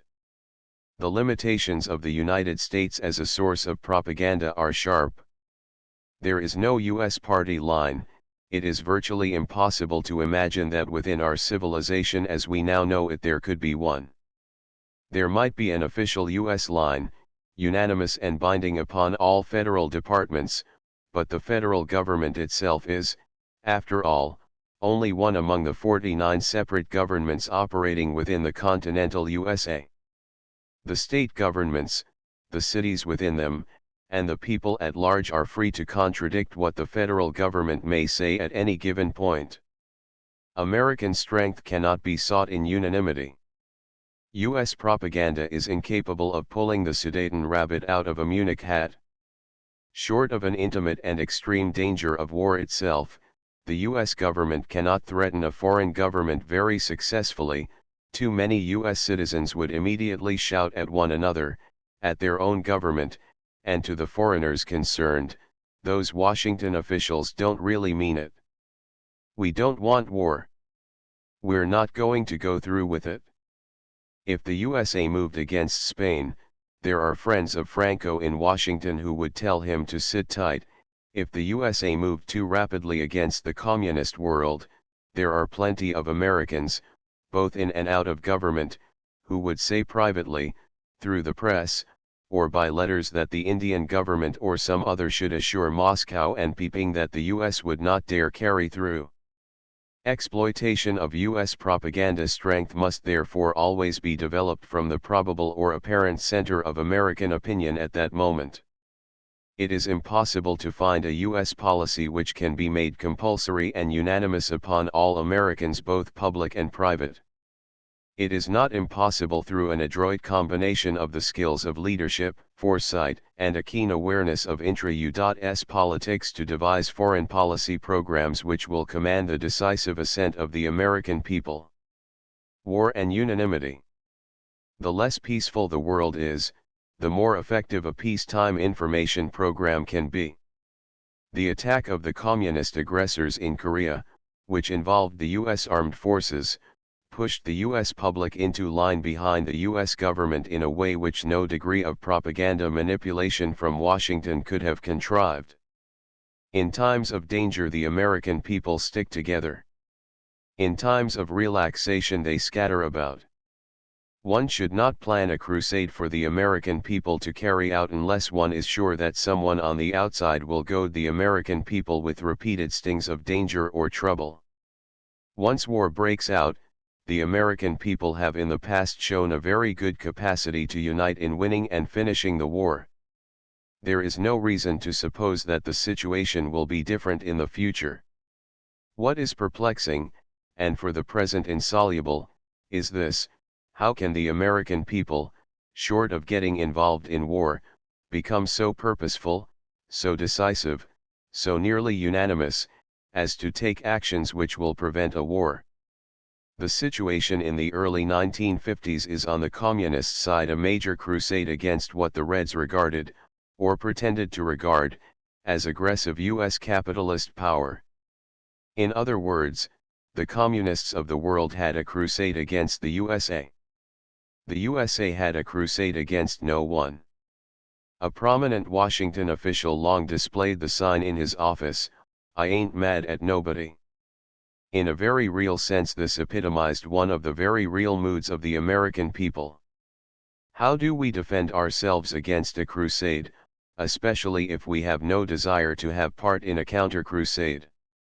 U.S. propagandists sometimes forget that they are not speaking for a mere nation, but are the representatives of something which is far bigger than any single nationality. They are the spokesman, whether they like it or not, for a way of life which is new in the world, for a kind of freedom which, though coarse, is real.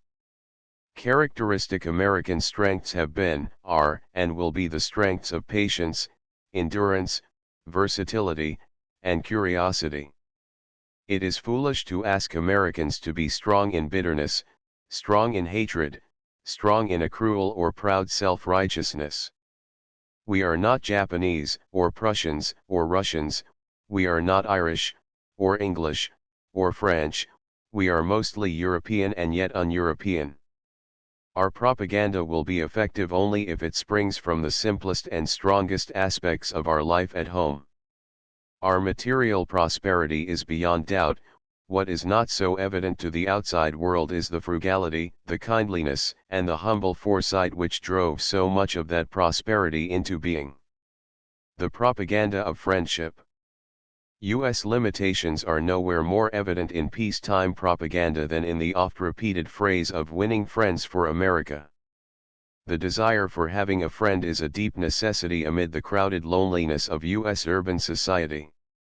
The necessity to be liked leads to grotesquely exaggerated inferences as to what being liked may involve. Americans in and out of government often argue that America should make friends on the naive assumption that friends are useful to nations in time of trouble. This is, of course, not true. The Swedes were very good friends of the Norwegians. Nevertheless, the Swedes saved their Swedish skins by sitting back when the Nazis overran Norway. Did Lithuania have an enemy? Did Latvia have an enemy? Did Estonia have an enemy? These countries were the good friends of all the Western powers. These countries have disappeared. The United States was a friend of China, a friendship boastfully and sentimentally proclaimed for more than 100 years, from the days of Daniel Webster to the finale of George C. Marshall. What use was it to the Chinese to have the United States as a friend? When they fell upon trouble, a U.S. Secretary of State denounced their government as corrupt and told the Chinese how good the United States was. Friendship does not usually lead to war or peace. War and peace depend upon survival. Any veteran will remember men whom he disliked intensely in his own wartime outfits. He never daydreamed of turning them over to the enemy just because he was personally antagonistic to them. A common danger from something more complicatedly, a common interest in something is a far more potent assurance of future strength and strategic action than is friendship.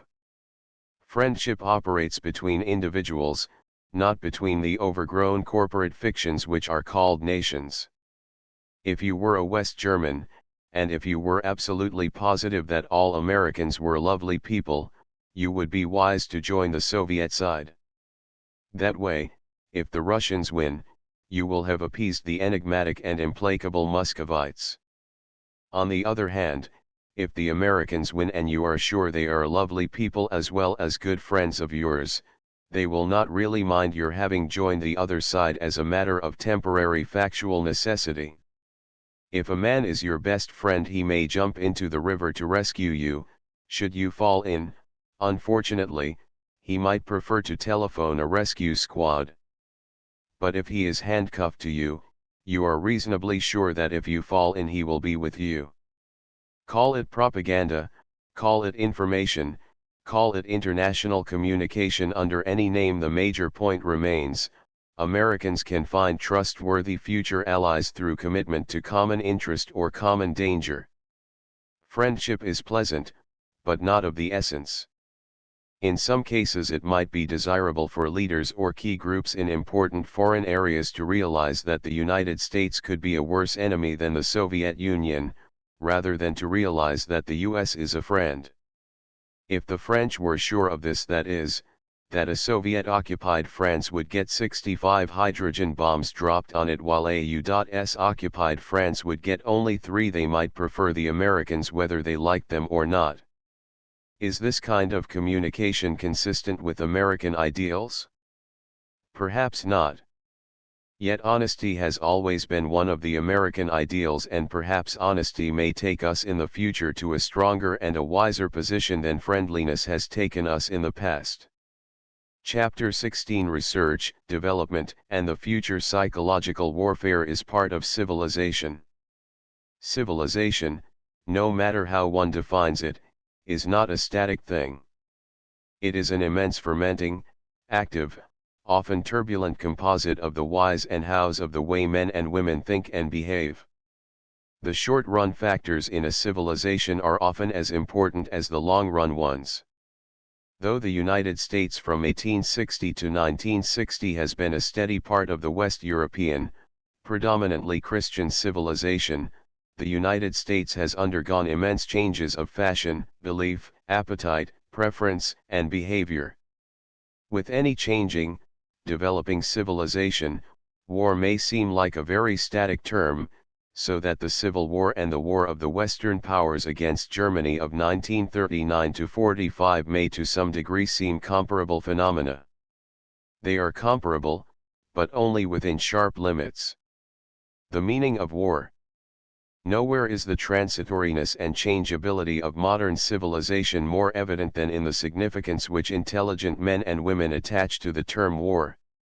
War was noble in 1861 to 65, but in 1941 to 45 it was noble only for the most perfunctory and most hollow oratory. Push the contrast farther, psychological warfare was an unknown element in 1861 to 65, by 1941 to 45 it had become fashionable. One can seriously doubt that President Lincoln ever worried about Northern citizens becoming un-American under that rubric, though he had plenty of traitors to worry him. The years 1945 to 53 were momentous. A whole string of new ideas, new terms, and new behavior patterns appeared within the USA in a mere 8 years. What the next 20 years will bring is deeply uncertain. War is coming to mean the effectuation or prevention of revolution, not the half-savage, half-courteous armed conflict of sovereign nations.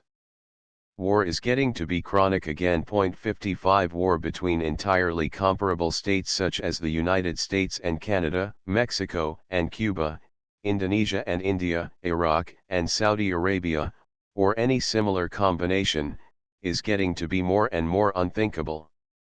War between ideologically dissimilar states, such as North Korea and South Korea, Communist China and Nationalist China, Viet Minh and Vietnam, USSR and USA, is getting to be virtual normality. Research into tension. It is true of all people that they solve particular problems, in many cases, some time after the occasion for solving the problem has passed. What is called decision in government, politics, and in personal affairs is very often not the selection of one very real course of action as against another equally real course of action, but the confirmation of a commitment already made. If this is true of everyday life, it is even more true of scholars and experts. One of the disabilities of our time in the field of the social and psychological sciences and the humanities lies in the fact that although government officials recognize problems some months or years after they have arisen and finally attempt to deal with them, Scholars frequently get around problems decades after any practical occasion for decision has passed. Point 56. Nowhere is this more evident than in the discussion of tensions as a cause of war. Tension certainly contributed very much to the outbreak of war in 1914. It is possible that the tensions and hostilities of Europe in the 1930s, which allowed fascism and communism to become threatening and powerful, also contributed in the end to the outbreak of war in 1939. It is difficult, however, to suppose that the coming of war in September 1939 was itself the result of tension except as a very remote and indirect cause. This author believes that tension leads to a perpetuation of a kind of civilization in which wars are possible, but cannot persuade himself that an additional factor of tension within civilization as we know it can be an immediate cause of war. Point 57. Research into tensions has been carried fairly far. It may be that the wartime role of tension can be ascertained by scientific methods, so that the psychological warfare of Power A can cause so much more tension than Power B, either among the elite or among the general population, that Power B cannot further continue the war. Alternatively, it is imaginable that Power A may be able to relax tension so sharply among the elite or broad population of Power B that Power B's potentiality for war, or decision to wage war, can be postponed. For purposes of research, it seems worthwhile to suggest that tension appears to be highly prevalent in the two most powerful military civilizations on Earth today, the USSR and its satellites, on the one hand, and the cluster of Western powers, on the other. Tension appears to be caused by the complexity of everyday life, the demands made upon the psychophysiological organization of each individual human being, by the technological facilities available, and through the relief offered within each civilization by the opportunity to discharge hatred against members of the other civilization instead of recognizing self-hatred for the very real problem which it is. In other terms, it is tough to be modern. The difficulty of being modern makes it easy for individuals to be restless and anxious. Restlessness and anxiety lead to fear. Fear converts freely into hate. Hate very easily takes on political form. Political hate assists in the creation of real threats such as the atomic bomb and guided missiles, which are not imaginary threats at all. The reality of the threat seems to confirm the reality of the hate which led to it, thus perpetuating a cycle of insecurity, fear, hate, armament, insecurity, fear, and on around the circle again and again. Revolutionary possibilities in psychology. It is possible, but by no means probable, that the rapid development of psychological and related sciences in the Western world may provide whole new answers to the threats which surround modern Americans, including the supreme answer of peace as an alternative to war or the secondary answer of victory in the event of war. Nothing in the existing academic literature on the subject of psychology of war, the psychiatry of modern mass behavior, the psychology or psychiatry of present-day power politics, justifies the inference that an applicable solution to our problems is at all near. The problems are almost all aspects of our entire lives, and one cannot solve life like a Delphic riddle or a single scientific experiment. It would be unwise of U.S. military and political leaders to overlook developing strengths within American everyday talk and thinking, whether academic or popular. Too specific a concentration on the problem of winning a war may cause a leader or his expert consultants to concentrate on solutions derived from past experience, therewith leading him to miss new and different solutions which might be offered by his own time. Changes need not always be thought of as weaknesses, which they are if past criteria are retained as absolute standards. Men born in the period 1910 to 20 may have endowments which are not commonly found among men born in the period 1930 to 40, yet it is entirely possible that the generation born during 1930 to 40 may have capacities and resistances which the older generation does not altogether appreciate. Apply this concept to communism. Communism loses strength every day that it exists, each day deprives it of novelty, each day makes it a littler more familiar, each day makes its leaders one day older. If Americans can learn how to be flexible and imaginative and to understand themselves as they really are, they might find that the real American appeal to the youth of the world would be much greater than the communist appeal. It was unfortunately characteristic of the United States in the early 1950s of the Cold War that U.S. propaganda was based on ideals and standards older than the ideals and standards competitively presented by the communists, and that therefore in many parts of the world the struggle between Americans and communists appeared to be a struggle on our side of the old against the young. Nothing could be farther from the truth. The United States Army in Korea in 1950–53 was one of the most revolutionary armies in history, an army dedicated to non-victory, pledging allegiance to a shadowy world government of the United Nations behind the practical reality of the government of the United States. Perhaps never before in many centuries have men fought so matter-of-factly, so calmly, so reasonably. They fought well and did not need to be jazzed up with the hashish of making the world safe for democracy or establishing the four freedoms. The temper of the U.S. forces in Korea in 1951 was demonstrated by a reserve sergeant who scarcely knew he was in the reserves until he was on a boat bound for Busan. He was a practical man, anxious to get home, but willing to do his share in this war as long as he had to. He was given the assignment of testing the voice plane of U.S. headquarters at Taegu. The loudspeaker was not working quite right, and he was instructed to test the plane at 500, 1000, and 1500 feet. The plane flew low over U.S. headquarters.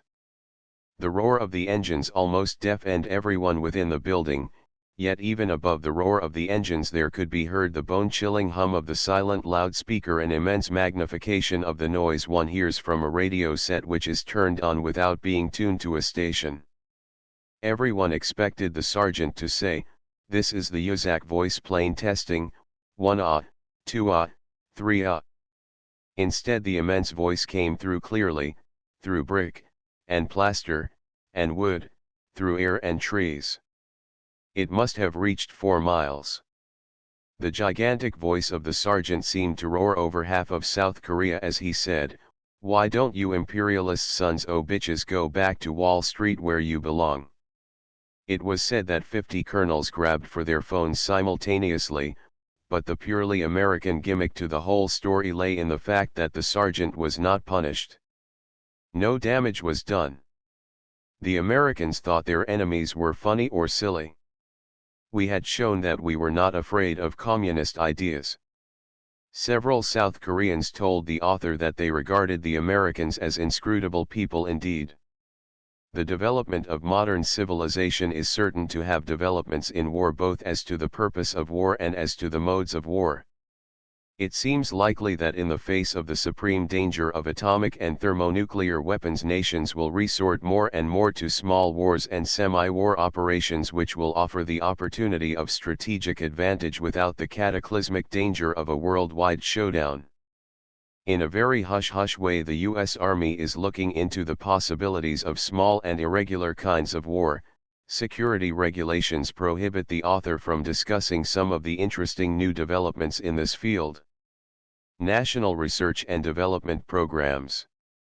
The United States government considered as a whole has developed a very adequate scientific research program. Most of this is quite properly keyed to the physical and mechanical sciences, in which the most tangible results are obtained. Substantial strides are being made in the medical and allied fields. Some research is, however, being carried out in fields pertaining to psychological warfare. These are worth describing, but it must be remembered that research on psy-war may not affect psy-war itself as much as research in other fields which, by changing the character of war, will change psy-war too. Within the general research field, two basic approaches have been recognized by the U.S. Army as being distinct from one another: developmental research and operations research. Developmental research consists of that research which creates new weapons, new methods of war, new devices or procedures, doing so by digging through modern science, investigating its applicability to military problems, and then advancing the frontier of science, when necessary, in the military interest. The goals of operations research are more modest and, in some respect, more provocative. Operations research takes operations as they exist and re-examines them from beginning to end to discover how much of each operation is scientifically pertinent to its stated goal, what economies, modifications, or changes might be introduced, and how the operation might be improved. Developmental research in Psy-War. At the time of the close of the 1950-53 phase of Korean hostilities, the Psy-War being conducted by the United States Army in Korea showed little sign of having been influenced by developmental research into this field of activity. The leaflets were not better than the leaflets of World War II, nor even very different. Because of the peculiar political limitations of the war, the radio program was not as good as the performance of ABZI under Eisenhower. The tactical use of loudspeakers had shown a very marked improvement over World War II standards, but to a non-engineer such as the present writer neither the communist loudspeakers nor our own seemed strikingly better or different. Developmental research had a great deal to offer, but the gap between initial scientific advance and practical military application appeared to be too broad to warrant the assumption that the research had transformed the U.S. Psy-War program. Operations research in Korea. Operations research, sometimes slangily called OpSearch, was applied to the Korean War with highly uneven results. 58 Among other things, Army officers in the Psy-War field showed, early in the Korean War, that land forces possessed tactical opportunities which combat propaganda could exploit very effectually. Various experiments were tried, none of them so decisive as to affect the outcome of the war, but some of them of real tactical value and others of great importance in obtaining Chinese prisoners. One of the points examined was surrender as a process. Surrendering does not depend upon the disposition of the individual enemy soldier to say yes or no to the war as a whole. He could say no 1,000 times and still be on the other side shooting at us. The actual physical process of surrender is an elaborate one consisting of the psychological processes of getting ready to give up on the other side, the physical capacity to surrender when the opportunity for getting captured presents itself, and the alternative, more difficult process of deliberately leaving the other side and getting to our side alive. In 1951 and 1952 there were considerable developments along this line. Americans learned much about how to teach enemy soldiers to surrender. Late in 1952 and early in 1953 the front had become so static that it took extraordinary heroism for soldiers outside of a tiny minority engaged in reconnaissance patrols to get away from their own side and surrender to the enemy without being killed by their friends as deserters or by the enemy as sneak attackers. The U.S. public did not realize that throughout the Korean War the Communists, Russian, North Korean, and Chinese enjoyed a distinct radio advantage over the UN side both as to funds available for programs and as to number of station hours on the air. The language gap between the Americans and Chinese was so extreme that it was hard for Americans to realize that the Chinese broadcasts covered wider audiences and covered them better than did our own. American restraint in this field may have been dictated in part by the fact that the war was a limited war consisting of combat only with those armed Chinese communists on North Korean territory, but not with armed Chinese communists elsewhere in the Far East. Philosophy and propaganda development. In terms of specific literature of Psy-War it is difficult to find many contributions of professional philosophers to Psy-War since the end of World War II. This is curious, in view of the communist propagation of philosophy, no matter how perverted its form, as a major weapon. The American philosopher, Dr. George Morgan, who became a career diplomat, was simultaneously a Soviet-era expert and a key figure in the Psychological Strategy Board. There were not many others like him. Philosophy offers an opportunity for the re-examination of cultural values. The indoctrination of those professors who will teach the teachers of the generation after next will influence the capacity of future Americans to have a worldview which will give them the utmost opportunities for action in the military field while retaining as far as possible the blessings of U.S. civilian civilization. That U.S. civilization is still civilian and not military is, of course, beyond cavil. The William Jackson Committee was a voice crying in the wilderness when it asked for new terms and new ideas against which to set U.S. propaganda operations in the world of modern strategy. Philosophers may have had the capacity for finding some of the answers, but philosophers, of all people, do not like to be jostled or hurried. The author has never heard of a philosopher employed on a confidential basis by the United States government to think through the historical and cultural rationale of a U.S. military victory for the future. Writers such as F.S.C. Northrop and Eric Fromm, to name only two sharply contrasting personalities, have written books which possess high significance for the international propaganda field. The connection appears, however, to be tangential. Literary contributions.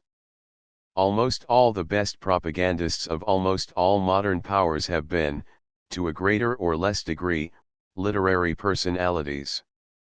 The artistic and cultural aspect of writing is readily converted to propaganda usage. Elmer Davis is a novelist as well as a commentator. Robert Sherwood is one of America's most distinguished playwrights. Benito Mussolini wrote a bad novel. Mao Zedong is a poet and philosopher, as well as a Communist Party boss. Down among the workers in the field, such American novelists as James Gould Cozzens, Pat Frank, Jerome Weidman, and Murray Dyer, have worked on U.S. psychological warfare. 59 Though literary men have converted their writing to propaganda purposes, few of them have gone on to define the characteristics of a specific conversionary literature or to compile canons of literary style applicable to the propaganda field. The contributions may lie in the future. The social sciences.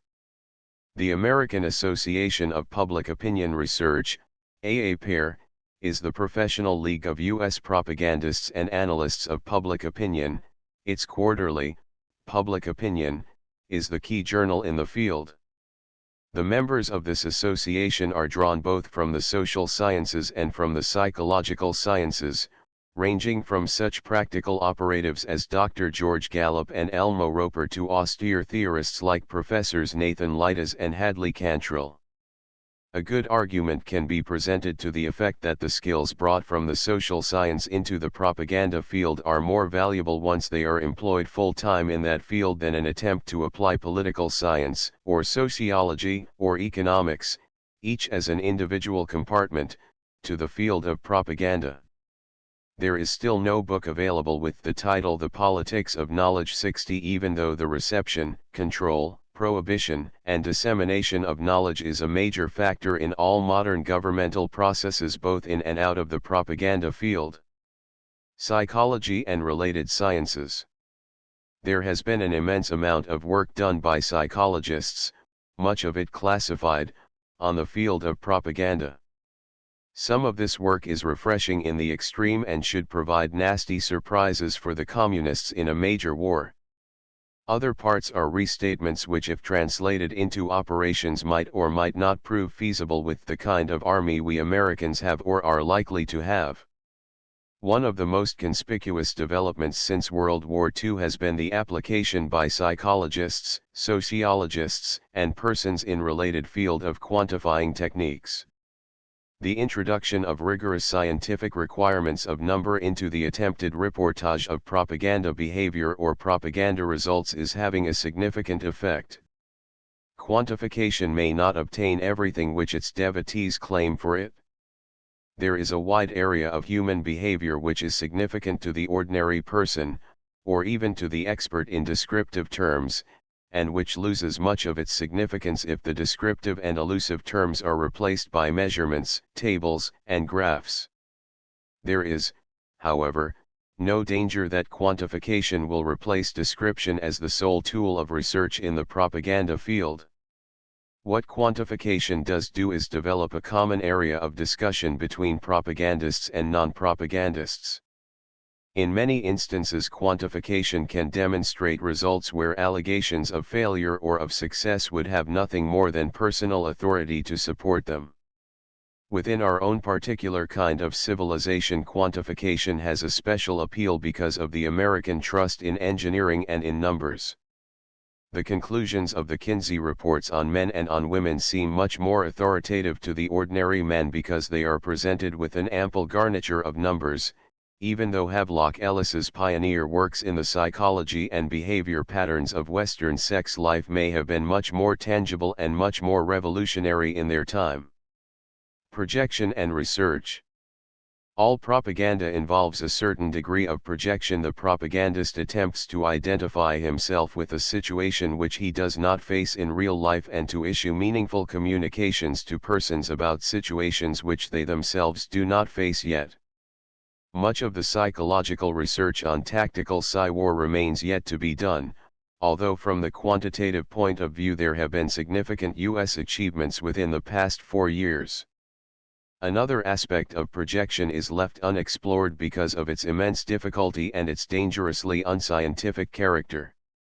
Consider the problem this way: the United States one day before the outbreak of war with a hypothetical enemy, such as the Soviet Union, will possess a certain group of characteristics. Representative individual lives within this country can be determined to possess certain habits concerning mass communication, trust in mass communication, and response to symbols which may come through press, radio, or other mass devices. One day after the outbreak of war, the United States will change because the war has broken out. 1 month after the outbreak of war, the United States will no longer be the USA 1 which existed on war day. It may well have become USA 25 because of the rapidity and variety of change. 3 Soviet hydrogen bombs and 12 Soviet atomic bombs might change many of our national, economic, political, and psychological characteristics, and no one, not even an American, could predict this change in advance. The best he could do would be to get ready to study the change as it occurred, to understand the rate and direction of the change, and to assess the meaning of the change in light of the conduct of war. The same would be true of the USSR. That country, like any other major country, would change under the impact of war. Who could have predicted the renaissance of Russian patriotism and traditionalism resulting from the Nazi invasion of 1941? Even if we know where the Russians are as of the outbreak of war, we won't know where they will head or how fast they will head there, once war has broken out. The scientific problem presented by attempted serious study of a U.S. Soviet war is therefore very difficult indeed. It is really a problem involving 3 clusters of moving bodies. The first cluster will be the American people, their behavior, and their institutions; the second cluster, the Russians and allied peoples, their behavior and their institutions; the third cluster, the changing methods of communication existing between them. It can be said even now, simply by referring to the character of the American people and their past history, that if the communist leaders of the USSR start a general war, the end of that war is sure, under sets of words and ideas which have yet to be developed in the future, to involve the reconciliation of the inhabitants of the USA with the Russian people. In other words, USAV and USSRV can and must have certain relationships with each other, preeminent among which are attempts at undoing war damage, at political and cultural reconciliation, and the undertaking of the rebuilding of a world which both these great peoples can support with enthusiasm and hope. 61 USAV and USSRV are imaginable. USA 1 and USSR 1 for the day preceding the outbreak of war, or, alternatively, the day on which the war occurs, will be known elements. American science in many fields can help U.S. mass communications and therewith help our armed forces if we learn how to ascertain how the Soviet leadership changes, how Soviet elite groups change, and how the Soviet population changes during the course of the war. We must not only be able to guess what is happening to them physically, but must try to appreciate and to understand what is happening to them psychologically and semantically. This is an immense task. It is by no means certain that our research and development facilities can give us an adequate research program to handle the problem. This much can be said: if the Americans understand the Russians before the war and during the war, it will be the first time that a nation has kept its enemy in wide-awake sight. The usual process in the past has been the acceptance of a few exaggerated stereotypes of the national characteristics of the potential enemy, the ascription of every possible kind of infamy and inhuman characteristic to the enemy during the war, and the redefinition of the enemy as a friend after the war. It would be strange and wonderful if the U.S. government and the U.S. propagandists, or conceivably as much as a large minority of the U.S. population, could learn how to fight the USSR in order to help the Russians escape from a tyranny which has already hurt them much more than it has hurt us. The Germans suffered a tragic, overwhelming, and perhaps decisive psychological defeat in the Russian Soviet Federated Socialist Republic and in the Ukraine, when they carried with their field forces such naive and tragic Nazi misconceptions of Russian and Ukrainian character as to defeat every opportunity they may have had for a serious anti-communist alliance of Germany with the Russian and Ukrainian peoples. They destroyed themselves not through ignorance, but through what they thought they knew. If they had been more calm, less assured, more willing to learn from immediate experience, and less indoctrinated with their own preposterous misconceptions of Russian and Ukrainian character, they might have found Russian and Ukrainian allies who would have joined them in the final extermination of the Soviet system. The world communist movement has already suffered very serious setbacks because of its failure to project U.S. behavior successfully from the summer of 1950 onward. If the Russian and Chinese communists had understood Americans well and had made a correct evaluation of the American response to the invasion of South Korea, they would not have driven the United States from lethargy to alertness, from weakness to military strength, from vulnerability toward communist and crypto-communist propaganda to sharp and angry recognition of communist manipulation of symbols such as progressives, people's governments, and liberation. Communist developments. If the U.S. government agencies know about the scientific development of Soviet propaganda techniques in the last few years, they have certainly not told this author. What is here presented is therefore derived from first-hand interrogation of communists, from escapers in both Europe and Asia, and unclassified materials. Sociologically, it would seem that the Russian communists attempted definite improvements of the techniques of communist revolution and that these improvements have in large part failed in the European satellites.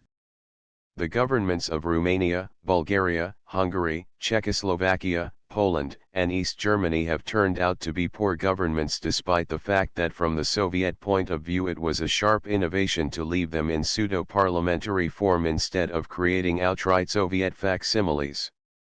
At the Chinese end of the Moscow-Peking axis, the sociology of revolutionary propaganda and organization appears to have worked out much more successfully than at the Russian end.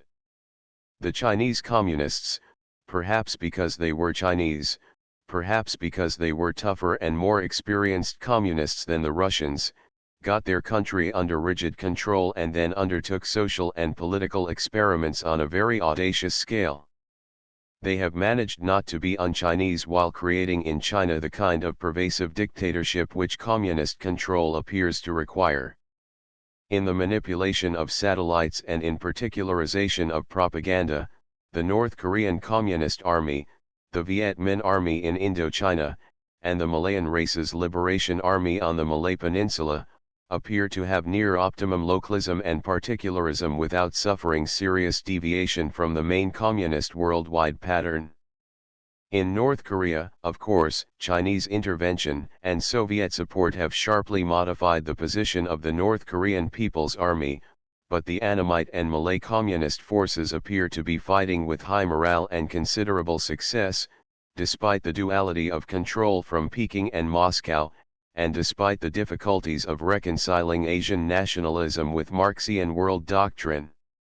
Another communist technique is now known through Edward Hunter's provocative pioneer book 62 by its correct name of brainwashing. This involves the transformation of a human personality. The author has himself interrogated victims of brainwashing and can attest to the terrifying depth to which this process is carried. The victim of brainwashing is subject to very slight persuasion at the rational level. He is not even given much propaganda, as US propagandists of recent years might recognize the product. Instead, the process of brainwashing consists of a frontal attack on all levels of the personality, from the most conscious to the most hidden. The communists seek through fatigue and sustained interrogation to create a condition similar to what is called nervous breakdown in popular parlance. Then they rebuild the personality, healing their victim into communist normality. One victim to whom the author talked had been so subject to communist brain changing that he thought himself a real communist even though he had been reared a Catholic. He was completely convinced of the communist cause and of his own life and place in that cause after the brainwashing had been completed. Unfortunately for communism, the man got into serious sexual difficulties of a kind which any American psychiatrist would recognize as potentially devastating. As a result of his sexual frustrations, he suffered a mild equivalent of the medically recognized phenomenon of the schizophrenic break, that terrible moment of false enlightenment in which the psychotic personality cuts loose with a truth of his own and shuts off most or all communication with normal people, with the consequence that he was walking along Nanking Road in Shanghai, a normal communist in one instant of time, and, as he put it to the author, in a millionth of a second he suddenly realized he was a Catholic, an anti-communist, the enemy of every man, woman, and child in sight, and at war with his entire environment. As this writer understood it, the poor man, though adjusted to the communist environment after brainwashing, happened to go crazy enough to come back to our side. Who can say which is sane, which insane? When two social and cultural systems are completely at odds with one another, it may be impossible to be normal in both of them. Scientifically, the Chinese process of personality transformation lacks some of the pharmaceutical features apparent in the Western communist conversions for purposes of confession. It appears to be a combination of audacious practical experimentation with well-known procedures from textbooks of Pavlovian psychology. It is, of course, an interesting scientific question to ask oneself: could communist psychological researchers do enough psychological research to understand their own difficulties and to decommunize themselves in the very act of seeking better psychological weapons for communism? If the people in charge of communist psychological techniques were scientists, as American psychologists generally are, there might be a real point of discussion.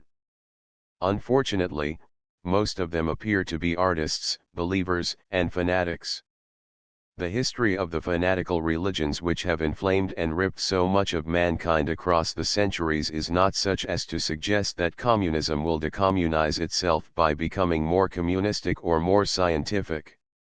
Logically considered, the United States remains the largest extant revolutionary experiment in the world, the first immense human community which survives without profound dogma or profound hatred, and which attempts to make short-range, practical, and warm-hearted, though ideologically superficial, concurrence the foundation for a political and industrial civilization. If the United States wins a few more wars, it may be that the rest of mankind will be persuaded that our kind of practicality is not only humanly preferable, but scientifically more defensible than the philosophies of competing civilizations.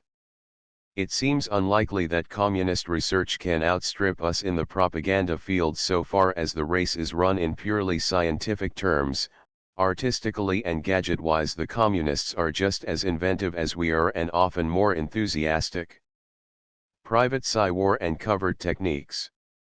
Another aspect in the development of Psy-war was the inevitable possibility that skills learned in wartime would not be forgotten in time of peace. Many of the background studies made for OWI during World War II have been developed, on the constructive side, into serious scientific contributions to ethnology, anthropology, or psychology.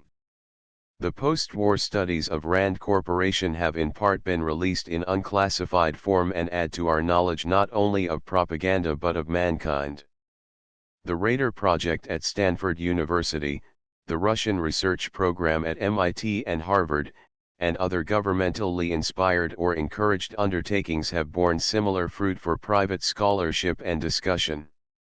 On the other side of the coin, it is very hopeful to note that the many and dangerous techniques developed by OSS for covert propaganda, some of which were applied with considerable success in Europe, have not been introduced into domestic U.S. politics, commercial competition, or other forms of private life.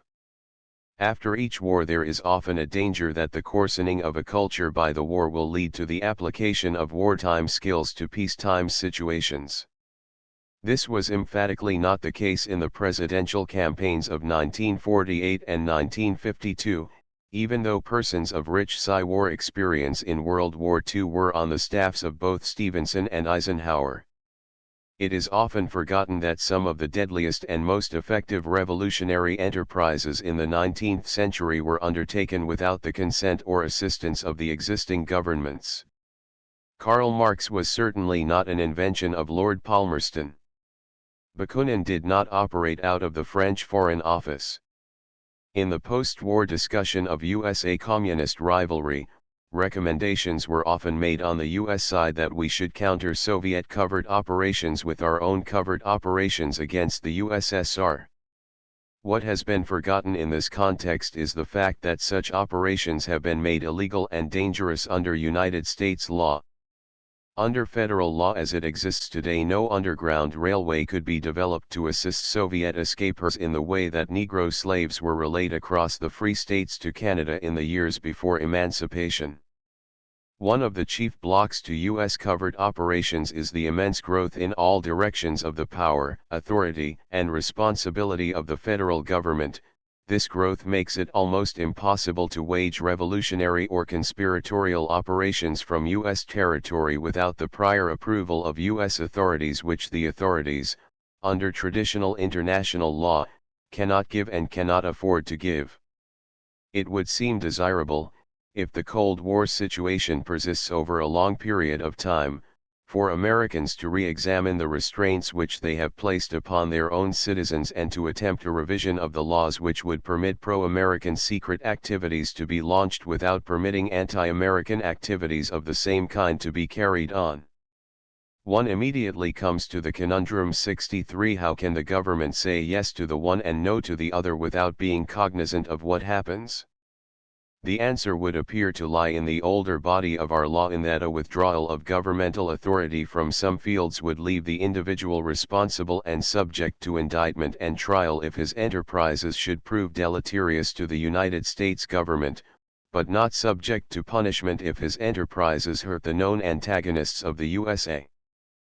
Phrased in another way, this means that the USA might, in a long-range Cold War situation, be required to make some domestic recognition of the fact that the communist states are the antagonists but not the military enemies of the U.S. system of government, and that as antagonists of the system of government such states, their representatives, their property, and their organizations, should not be afforded any more protection under our laws than is given to the National City Bank of New York in the laws applicable to the city of Moscow, or the American Telephone and Telegraph Company in the laws which apply in Budapest. For a long time the communist states have treated even the most innocent business enterprise and social club on our side as though they were adorned with an inherent factor of criminal and subversive intent. The withdrawal of U.S. legal protection from all things communist might allow the American people, or those among them who so chose, to develop proclivities for adventure and trouble-making against the communists. These proclivities are now sternly repressed by federal statute. The future of psychological warfare. Psy-war has become an existing art.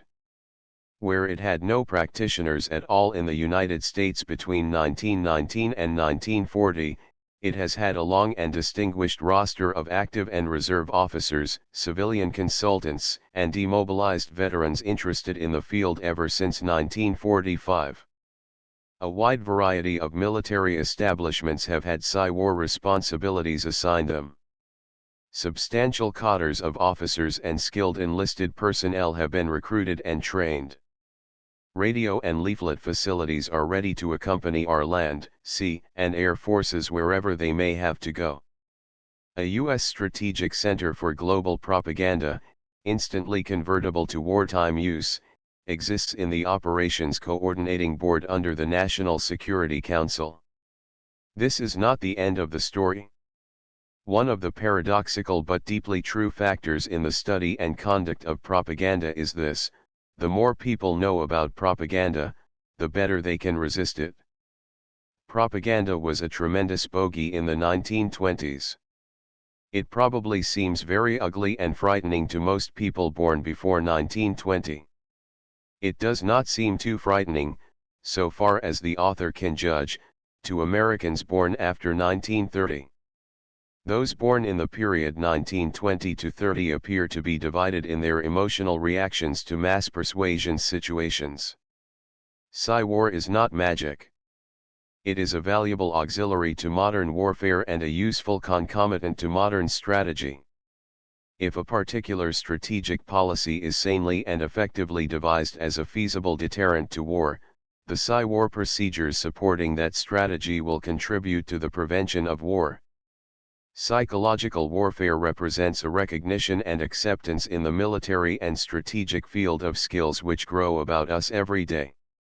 Insofar as ultra-destructive weapons may have increased the tenseness and bad temper of people who must live under the perpetual but remote threat of atomic bombing, one can say that physicists have upset the nerves of mankind and that it is now up to the propagandists to reassure and to reconcile the peoples. Whatever Psy-War does, it certainly does not and should not increase the bitterness of war. Fighting itself is the supreme bitterness. Radio broadcasts and leaflets even in wartime only rarely should promote hatred. The situation which the world faces is dangerous because of technological development, not because of psychological knowledge. Psy-War ranks as a weapon, but it is almost certainly the most humane of all weapons. Apart from Psy-War, what military weapon destroys the enemy soldier's capacity to fight by saving his life? Psy-War tries to bring him over alive and tries to send him home as our friend. No rival weapon can do this.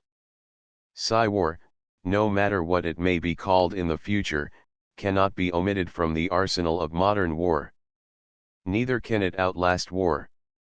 Its improvement is a cheap, valuable, and humane way of increasing the military potential of any country, whether we think that country to be politically right or politically wrong. Since 1945 we Americans have written more, studied more, and talked more about Psy-War than have any of the other free peoples. This is a hopeful sign. It can be read as an indication that the American love of the gadget, the American quest for a novelty, can be turned to the arena of the soul. The communists are better liars, better schemers, better murderers than we shall ever be. They start off by being better fanatics. Is it not in the American spirit that we should out-trick them, out-talk them, and outmaneuver them? We have a very creative and resourceful civilization at our backs. We have no Führer to guide us and no party line to comfort us. We don't even want such things. Hard